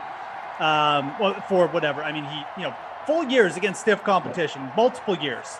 You had the progression. Was just lights out in his senior year. Very much Joe Burrow-like, if we're being honest, in terms of like what we saw. And then it's like people just got infatuated with like these kind of one-off wonders. And I think Trey Lance is every bit as good. And I'm not necessarily dissing Trey Lance. I'm more dissing Zach Wilson, if I'm being honest. But really just felt like putting Fields anywhere below like the 3rd pick was just like, you were out of your mind. Like, he should have been the 3rd overall pick at the very least, right? Like, you should have been 2nd or 3rd. So yeah, I'm with you. I want the Fields I just want that sort of satisfaction of knowing I was right, because I'm pretty sure I am right. And I'm pretty sure I'm right on Zach Wilson. That's the other bit of news. The Jets are heading towards being a steaming dumpster fire again. I really believe that. Don't let Kenny hear that. I do not know. You think his 10-win Jets are going to be a problem? What is the plan there? Like but Zach Wilson's going to come in. He's going to be fine right off the bat. Everything will be fine. There'll be no struggles, nothing. We don't need a veteran quarterback here. And I don't even think like they had to bring in someone. I don't even think it had to be like an Andy Dalton situation where it's like, yeah, he's our starter. Wilson's got to earn it. But you need like a figure in the background to take a little bit of pressure off, like a backup plan, because there's currently none. I mean, Josh Johnson isn't a backup plan, right? So, so you got James Morgan and Mike White. I mean, who needs Josh Johnson when you got those two heroes? So the thing is, I mean, it's just the Jets have been burned so many times that any time you get a quarterback to look as bad as Wilson did in one of his first, I mean, that 2 interception practice wasn't quite Christian Hackenberg blasting reporters on the sideline with terrible throws. But it was one of those where it's like, oh no. And Wilson's got great arm talent, but Fields and Wilson's, they had similar pro days where they were both lighting it up. And like you said, I mean, Fields was I think he was more than Joe Burrow because he did it 2 straight years. Granted, he backslid a little bit in 2020, but the fact that we're taking anything negative out of 2020 where no one knew what the hell was going on, everything is like 2020, take it with a grain of salt. He came out and threw 41 touchdown passes for Ohio State. Ohio State is not a team that has traditionally thrown the ball. They had to be dragged kicking and screaming to the forward pass. So for Fields to go out and do this, and yes, granted, he had some great wideouts. He had Paris Campbell. He had Terry McLaurin. He had the tight end who got drafted in the 4th round is going somewhere. Luke Fitt. Anyway, he had some very good players around, is what I'm trying to say. But the talent is still clearly there. And, for the Bears' sake. They paid big to go up and draft him, but that's what they needed to do. They needed to instill a little bit of hope. They needed to wash the Mitch era out of their mouths, and so far it's been positive returns. I'm very, very happy for the Bears fans out there. I hope it works out. Yeah, in full agreement. I think you and I kind of saw the quarter QB situation the same this year. So, and look, I mean, you don't want to write Zach Wilson off. I mean, that's dangerous too. After like one practice or something, I'm certainly not doing that. But you know, we kind of saw this coming. I mean, I just feel like with the Jets, what's the rush? Yeah. Like you're not winning with Zach Wilson this year, even if he is great. So. What's the rush? Like the team that I thought should have been rushing their QB in was the Bears because they actually have a good defense, right? Mm-hmm. So, you know, the Jets are the team that should be like, okay, Zach, you know, like just chill. You know, A, you look like you just stepped out of like a grade 12 biology class. And B, this is New York, so we're going to take a little pressure off you. We're going to maybe get like a veteran in here. Like the Jets are the one who should have been going after Andy Dalton, you know, not the Bears. So it's all weird, but there's a drop, a little hit as he caught it, tried to catch it there. I think that was Shady in the back end. Yeah. Okay. It was almost a nice play, but Vikings D breaking it up. Getting it done there. Anyways, I feel like, and I am with you on the Saints. This team is, Sean Payton feels like he's kind of maybe lost the room, you know, like we might be there. I mean, it might be one of those things where he's just been there so long, like, either you just cut everyone and give them a fresh slate, or it's like maybe it's time to move on for everyone. So interesting to see New Orleans. I would definitely be taking their under win totals right now. Well, I mean, speaking of coaches that have kind of lost the thread, this Vikings team, Mike Zimmer, doing his damnedest to trying to get his guys vaccinated, and it's just been kind of weird to see how players don't seem to grasp, not even from a public health standpoint. Just from a straight up, it's going to hurt the team, it's going to cost them game standpoint, they aren't coming on board. So obviously when the Vikings, it was a problem.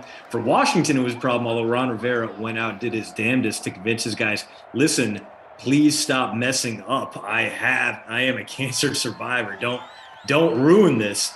But the other one that gets me is Lamar Jackson basically being like, yeah, I got COVID again. It beat the crap out of me again as we get a 4-net touchdown. I had to be quarantined for 10 days. And I slept the whole time, and he's still like, I know this can take me off the field for 10 days, but it's a personal matter. I don't know if I'm going to get vaccinated. Just one of those things where it's like, again, not from a public health standpoint, but from a getting on the field and winning game standpoint. These are guys who have been brought up their entire lives to make sacrifices for the team, and now it's one of those things that seems to be some cognitive dissonance between, and it's like, man, I don't like where this is going. It's so true. I mean, the Vikings, I said this on the streams, like they're a team from a vaccination standpoint, like it just feels like they just haven't bought in, right, to what the reality of the situation is. And I don't even care what your stance is on it. It's like, that's not even what this is about. It's just like what Christian said. It's this team isn't buying into the reality of the situation. The reality is, if a certain percentage of the team is vaccinated, they relax the rules for the team. You don't have to do testing. There's numerous reasons. Like you're at a way less chance of getting scratched like last minute, which would really hurt your team, especially if you're the QB. Like, there's so many things where if you don't do it, it hurts your team. I honestly can't believe it. And we have a stunning example of this happening in sports. It happened at the College World Series. North Carolina State was one win away from going to the finals and then was devastated by a COVID outbreak.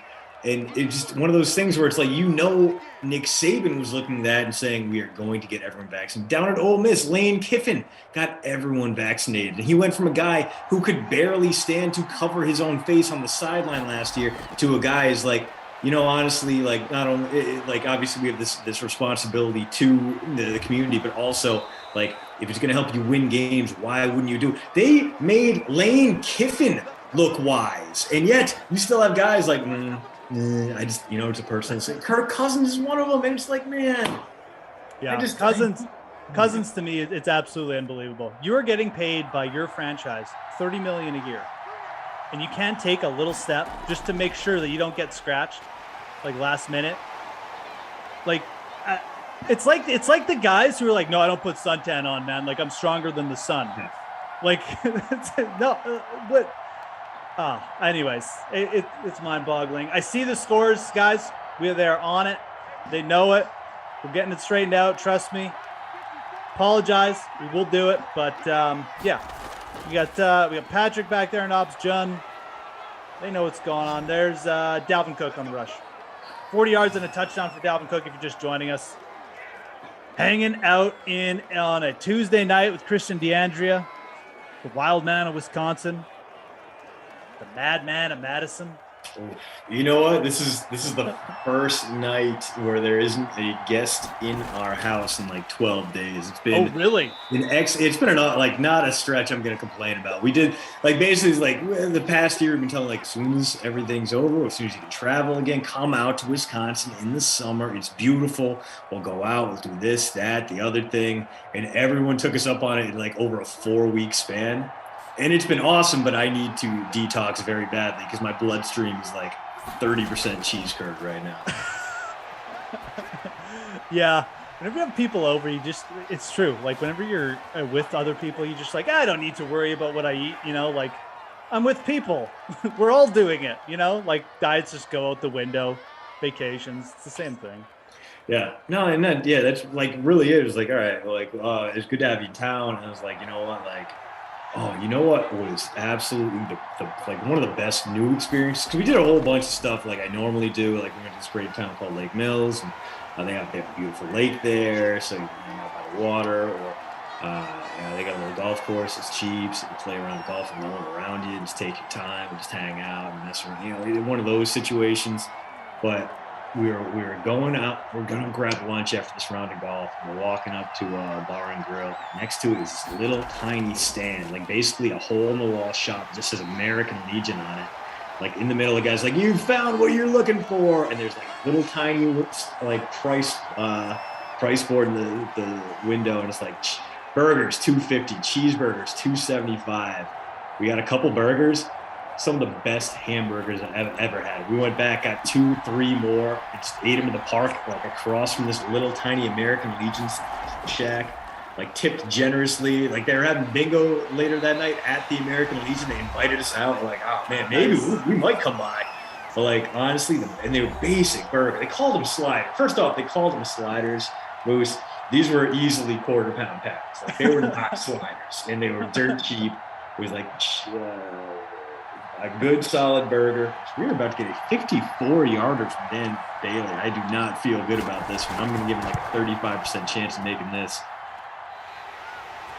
That was not. But like burger, American cheese, some griddled onions, and it was just dirt cheap, made by a whole bunch of like old veterans with solid mustaches. Like it was the most purely American experience of my life. Whenever you can find like food like that, like just basic food like hamburgers or hot dogs that are just available at like prices from like the 1990s, it just feels special. Like it doesn't even like matter what the food tastes like. It always tastes good because you paid like $1.50 for it or something, You know what the crazy thing was? The place we were going to before like we got sidetracked was like American Legion's making burgers. All right, we'll give one a try.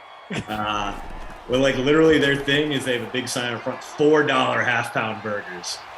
So like we somehow got sidetracked for an even cheaper hamburger than $4 burgers. Yeah, because that's not bad either. I mean, like I'll take that. I mean, geez, no kidding. Wisconsin, man, amazing. Nice. Got great little breweries nearby. People are there's like a little brewery that had an Irish band playing. It was storing out, so I was like, let's just shelter in here and get some food, like an Irish band, Belgian beers, and like nachos. That was their three. There was their big three. Like, all right, this is a weird mix, but I'm into it. You should work for Tourism Wisconsin, man. I mean, this is like making me want to come down there right now. Like, I'm gonna book my summer holiday there next year. Oh, absolutely. You're welcome. You're welcome to stay out here, man. We'll reserve one of the weeks our budding Airbnb that you guys bored people. No doubt. There's a Scotty Miller long pass there down to the 19.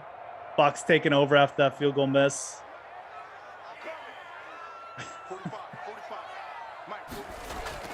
Oh, I love you, chat. I honestly don't care what your view is on the vaccine, though.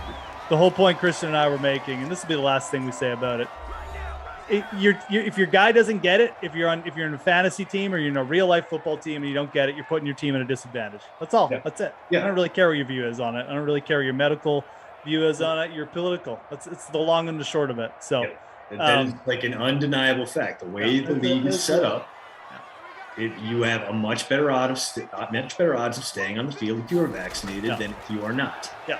That's it right there. That's it. Yeah. It's just, Kirk Cousins is putting his team at a disadvantage. So I really would be careful with the Vikings this year, just with,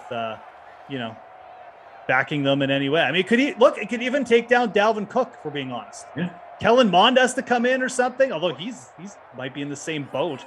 I mean, who knows? Anyways. Here's Brady trying to get in before half. He's going to get in. Got him wide open, and he stepped out. Not toe tap his way in there. Scotty Miller, you got to drag the toes, my guy. I think some would argue that Scotty, in fact, doesn't know.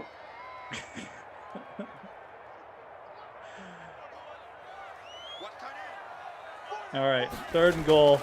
They still got one timeout, so yeah, they're going to pass, and they should. And there it is. No, please tell me. Oh my God! Again? Come on! Gotta drag these toes, Tampa Bay. Mike Evans got the feet down. That is a guy. Throw the challenge flag, Arians. Give the Lombardi back to the Chiefs. I guess you can't throw the challenge flag. It's under 2 minutes to go in the half. All right.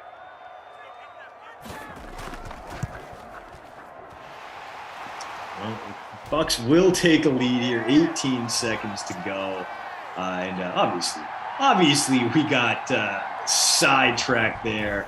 But looking at the Let's Talk Undraftable Century Club, which moves filled up. I'm currently sitting in 71st out of the 100, thanks to that 2.4-point performance from my captain, Rob Gronkowski. But what I wanted to bring up, in case this game got out of hand, was that Eric Karabell over at ESPN put out his latest version of the do not draft list, which isn't a do not draft list, obviously. It's the guys who are getting taken too high. Their ADP is too high. And BK and I talked about this before. All right, let's say you hit round 7 of your 12-team draft. So you are 84 picks in. Do you start thinking about Michael Thomas, or do you wait and see if he slides a few more rounds?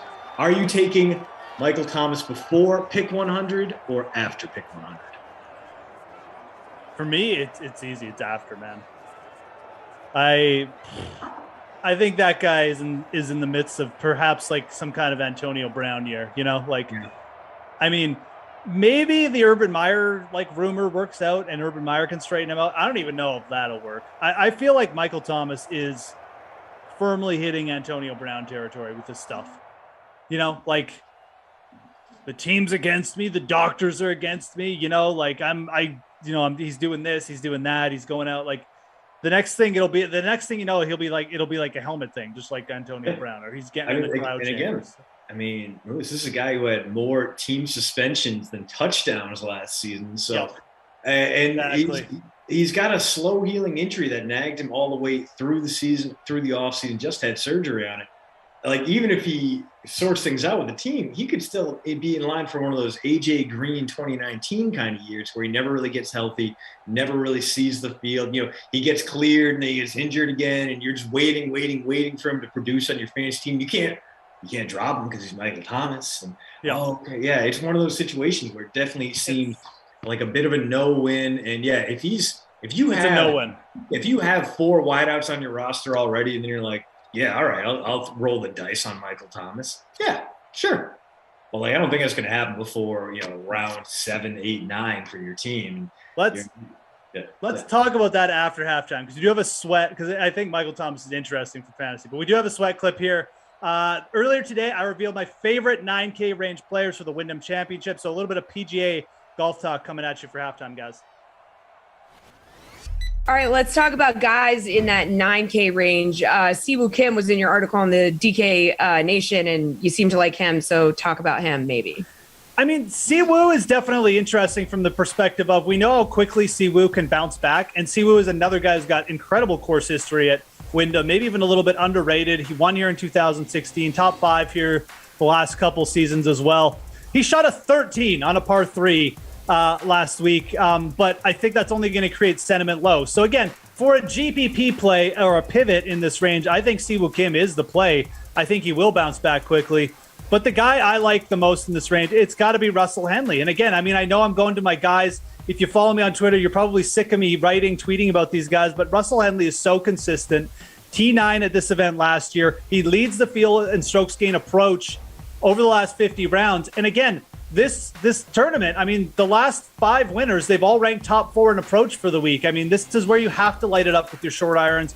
And really, nobody in this field is better at doing that than Russell Henley. Does he always bring it with the putter? No. That's going to be, that's going to be the make or break it. If he gets hot with the putter, it might be game over for the field. But I think at 9,400, he's actually being underrated. He's certainly played better than guys like Tommy Fleetwood and Sung J M over the last month. I feel like him and Brian Harmon are very comparable, and Brian Harmon is $500 more. So give me all the Russell Henley this week. Again, another player. It just feels inevitable at some point he's going to grab a win, and this is a very good course for him. What's up, guys? Welcome on back. Hopefully you enjoyed that little golf clip for the Wyndham Championship. If you are working on golf lineups like today or tomorrow, Patrick Reed is out. He was 10,100.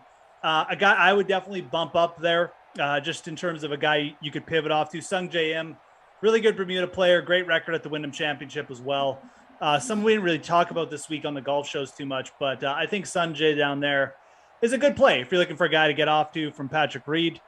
Pay down, he'll save you a little cash. But I think it's going to be a fun week in the Wyndham playoff, FedEx Cup playoff starting and next week, and tour cards on the line for a lot of guys. So if you're into it, if you know the event, or even if you're not, if you're just getting into golf now, I mean, it's a fun event, low scoring. So yeah, you ever been out to Bermuda, Jeff? Have you ever been up to which, sorry? To Bermuda. Have you ever been out there? Oh, like the island of Bermuda? Yeah. No, I have not, actually. It's actually funny. I have not been out there, but my father has been out there multiple times, but it was like a work thing back in the day. But no, yeah. I myself have never been there. It's very small. Yeah, no, it's like a nation of 70,000 people, and it's just, a tiny string of islands shaped like a J, and yep. Housing there is ludicrously expensive, and they have to limit who can actually buy homes to only native islanders. But I was out there. I had a work trip where basically I got an email from Airbus. They were doing a press junket, and it was like, "Hey, we saw you wrote about the America's Cup. Do you want to come to Bermuda? We'll pay for your flight and put you up in this hotel, and you get to do all this and that." And it's like, yeah, I guess I could spend 4 days in Bermuda and watching boats sail. Like, it was absolutely wild, out of this world. And like we had to have like dinner with like former America's Cup captains and ask them questions. It was really cool, and the food was great. And oh no, Gronk with the catch and puts it on the turf. A very un-Gronk-like move. Marlon Hill jumps on it. So that'll be a first down Vikings, as the Buccaneers vacating some of that momentum that they gained at the end of the first half. Yeah, man. They got absolutely hammered there. So you were writing about the America's Cup before that? Like, had you done some coverage for them?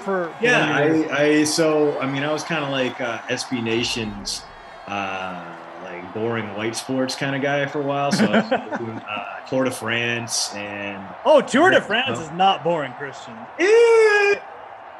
Come on now, no way. I enjoy it, but I can also appreciate if you're flipping through the channels and you're watching it. You get 2 minutes of Tour de France coverage, and you kind of like set your watch, and it's like, all right, I'll come back after that. My wife and I used to watch every second of the Tour de France, like legitimately. That used to be like one of our favorite things to watch.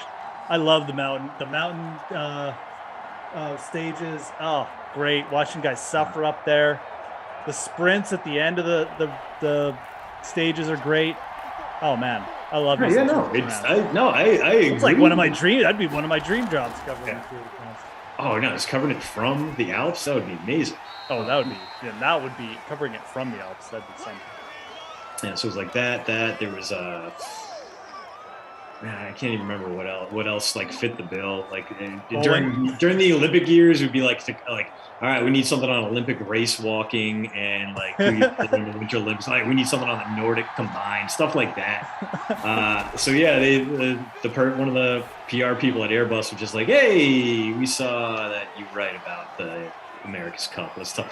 Like, you want to pop in here and then come down and see how Airbus technology is powering the U.S. team, and we did that. And then the U.S. team promptly got the crap beaten out of it by New Zealand in the final.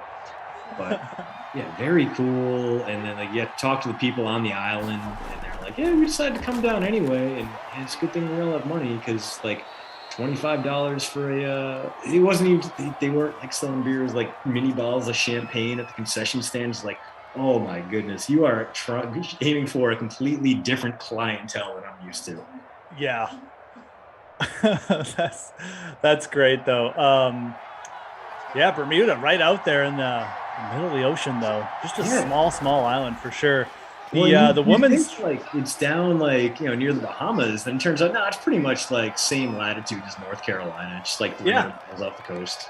Yeah, it's not that far south. I know when you really like look at it on the map, it's kind of just in line with like southern United States. Yeah, for sure. So what I'm trying to say, Jeff, is that it's no Lake Mills, Wisconsin, home of the American Legion burger, where for only $2.75. Yeah. America's war heroes make you the best damn burger. Visit Lake Mills. Lake Mills, Legion burgers versus the America's Cup, like champagne, whatever, and whatever, caviar probably they were serving. Yeah, it's as far a big a difference as you can get for sure. Yeah. There's Dalvin Cook. Ooh, he's gonna make it 2. No. Ooh, wow. Very close. You gotta figure he's gonna get the chance to hammer it home here, Jeff.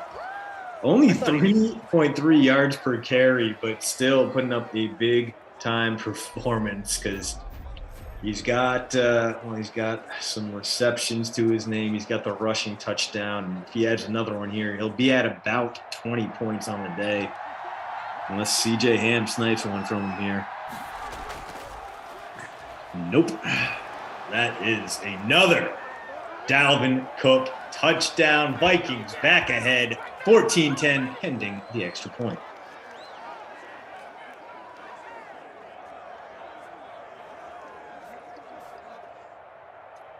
All right. Vikes taking back the lead. Here we go. Everyone's doing good.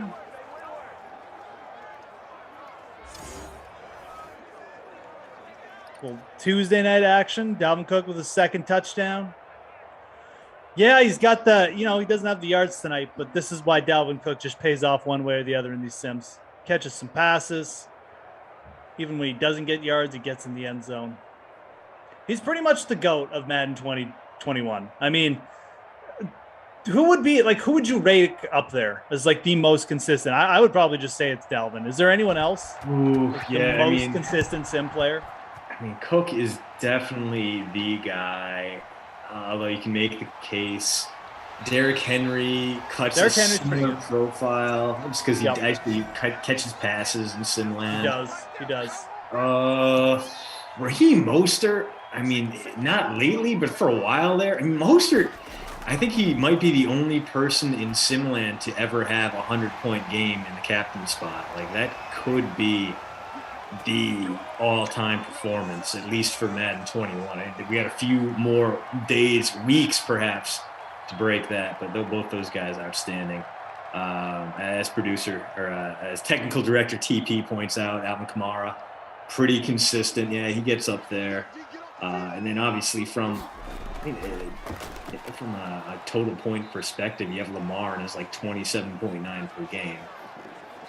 Yeah, those 4 or 5 guys, I'd say. Of them, Mostert has the lowest floor, but somehow also the highest ceiling.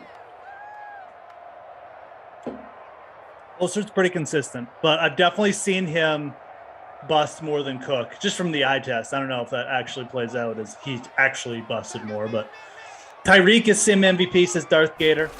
Yeah, I agree. Tyreek's up there. He's like is Lisa Robinson, Chef. McCaffrey, I feel like, has gone bust too many times for me to put him in the Hall of Madden Immortals.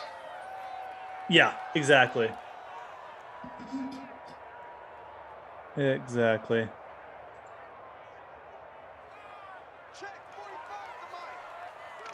Oh, here we go. Tom Brady, a couple minutes left. Got to answer down the field. Chris Godwin. Folks, to Antonio Brown. I don't mind Antonio Brown as a late round fantasy flyer this year. You got any thoughts on him? You know what? I don't know what he's going to be capable of, but you can pretty much guess that Tom Brady's going to try to get him the ball more than any other quarterback would. I mean, that's what we've seen time and time again from him. That one game with the Patriots, he forced him 8 targets in his first appearance. Towards the end of the series, this end of the regular season last year, fed Brown. Even got him a touchdown catch in the Super Bowl. So I do like that more. For me, it's just there's so much talent in Tampa. Like no one left. So he still has to compete with with Chris Godwin, with Scotty Miller, with Mike Evans, with O.J. Howard somehow, even though Bruce Arians possibly hates him, but with Gronk, with Cameron Brate. There's too many guys there. I like Antonio as more of a DFS flyer than a season one. Yeah. But I think at the same time, I think Antonio's name value is going to put his price up a little bit higher, where you can get a guy with Scotty Miller receiver, even though they play 2 very different positions. You know, Miller is more of an outside guy and a deep threat, whereas Antonio is kind of settled in at the slot now. I think, I think I would rather have Scotty Miller for a little bit cheaper than worry about AB. But I mean, we know what Tom Brady thinks about Antonio Brown, and we know how that's going to reflect on his target share. So there is at least that. I feel like too, Brown is almost like a good handcuff. Yeah. You know, like if Godwin or Evans went down, Antonio Brown's stepping into that role. So something to think about. He's always interesting. I just feel like he never really got going in that offense last year. Like he looked good in spurts, but it was never like they never used him as much as you might think. Yeah. But I feel like his usage could go up a bit. But he also might need that injury to really see that consistent. So I just a guy I kind of thought about. Don't forget about him. If he falls deep in drafts, it's a guy who, if he falls deeper than he should, that's a name I'm perfectly fine picking up, because I think there's a lot of upside there if things broke his way. Yeah. For whatever reason. Okay. Third QE over. We had another Dalvin Cook in that touchdown in that quarter, guys. No passing touchdowns so far in this game. It's been all on the ground. Who is it? Fournette for the Bucks? Fournette, yes. I think it was Fournette.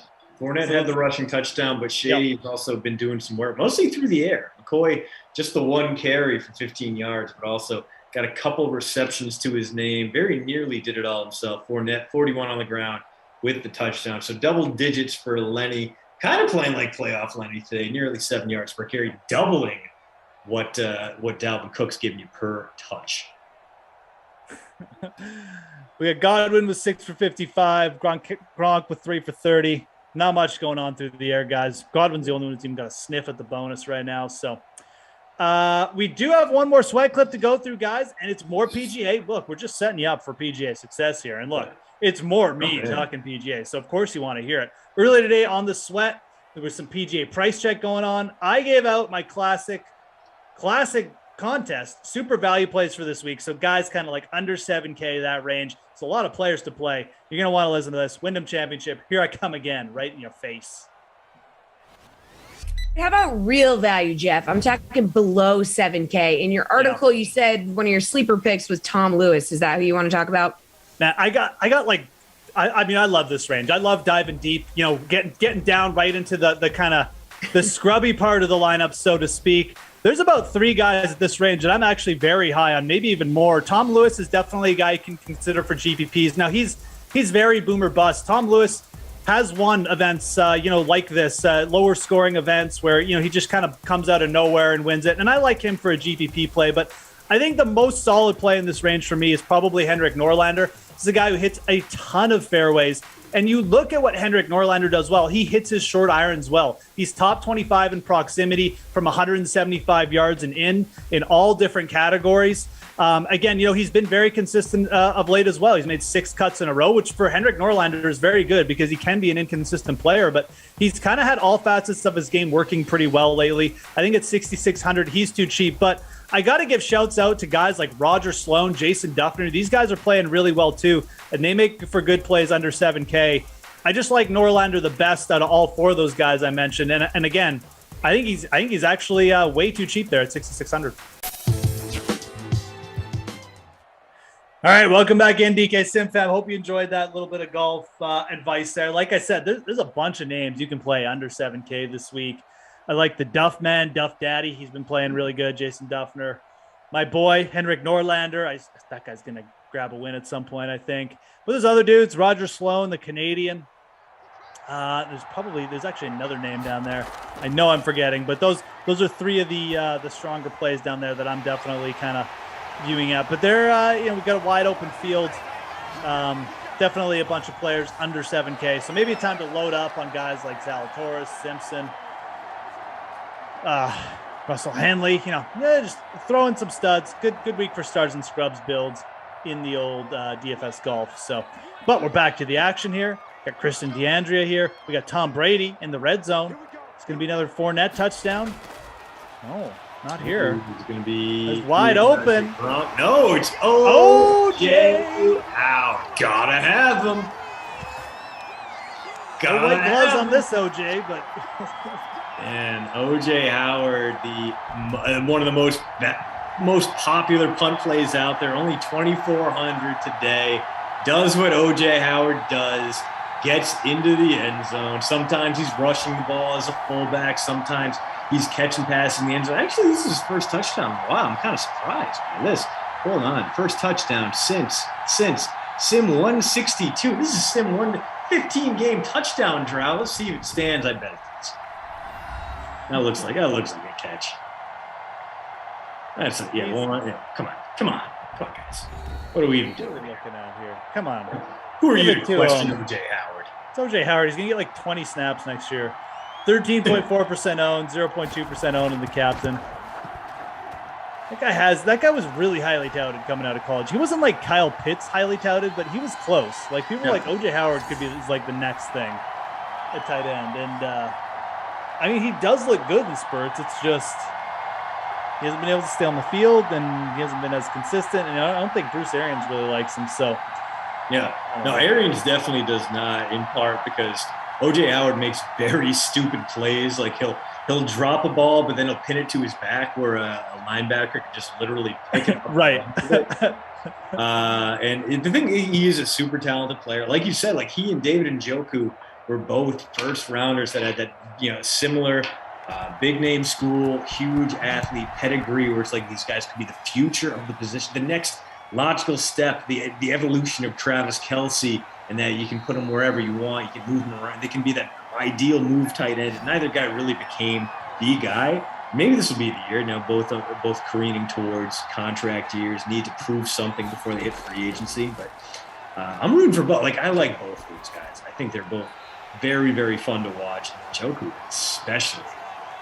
It's kind of wild that not everyone's put it together. For a while, I was like, you know what? If Howard stays healthy, the Patriots need a tight end. Belichick ship a fifth rounder and fifth rounder for Njoku and a seventh rounder, get it done, or a Howard and a seventh rounder, get it done. And then both those guys got hurt. It's like, all right, never mind, moot point. Yeah. Yeah, Howard was definitely on some people's list for a while as like a breakout, but I feel like this guy is like on people's list. Irv Smith Jr. Let's talk about Irv Smith. Kyle Rudolph. Yeah.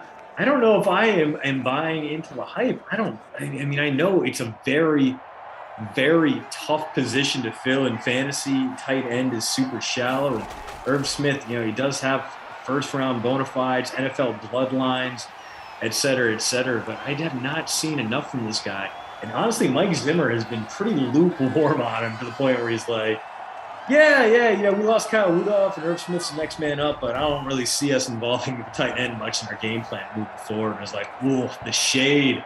And I honestly have not checked in on Vikings training camp, but I haven't heard much about Irv Smith just kind of in general. It does worry me a little bit.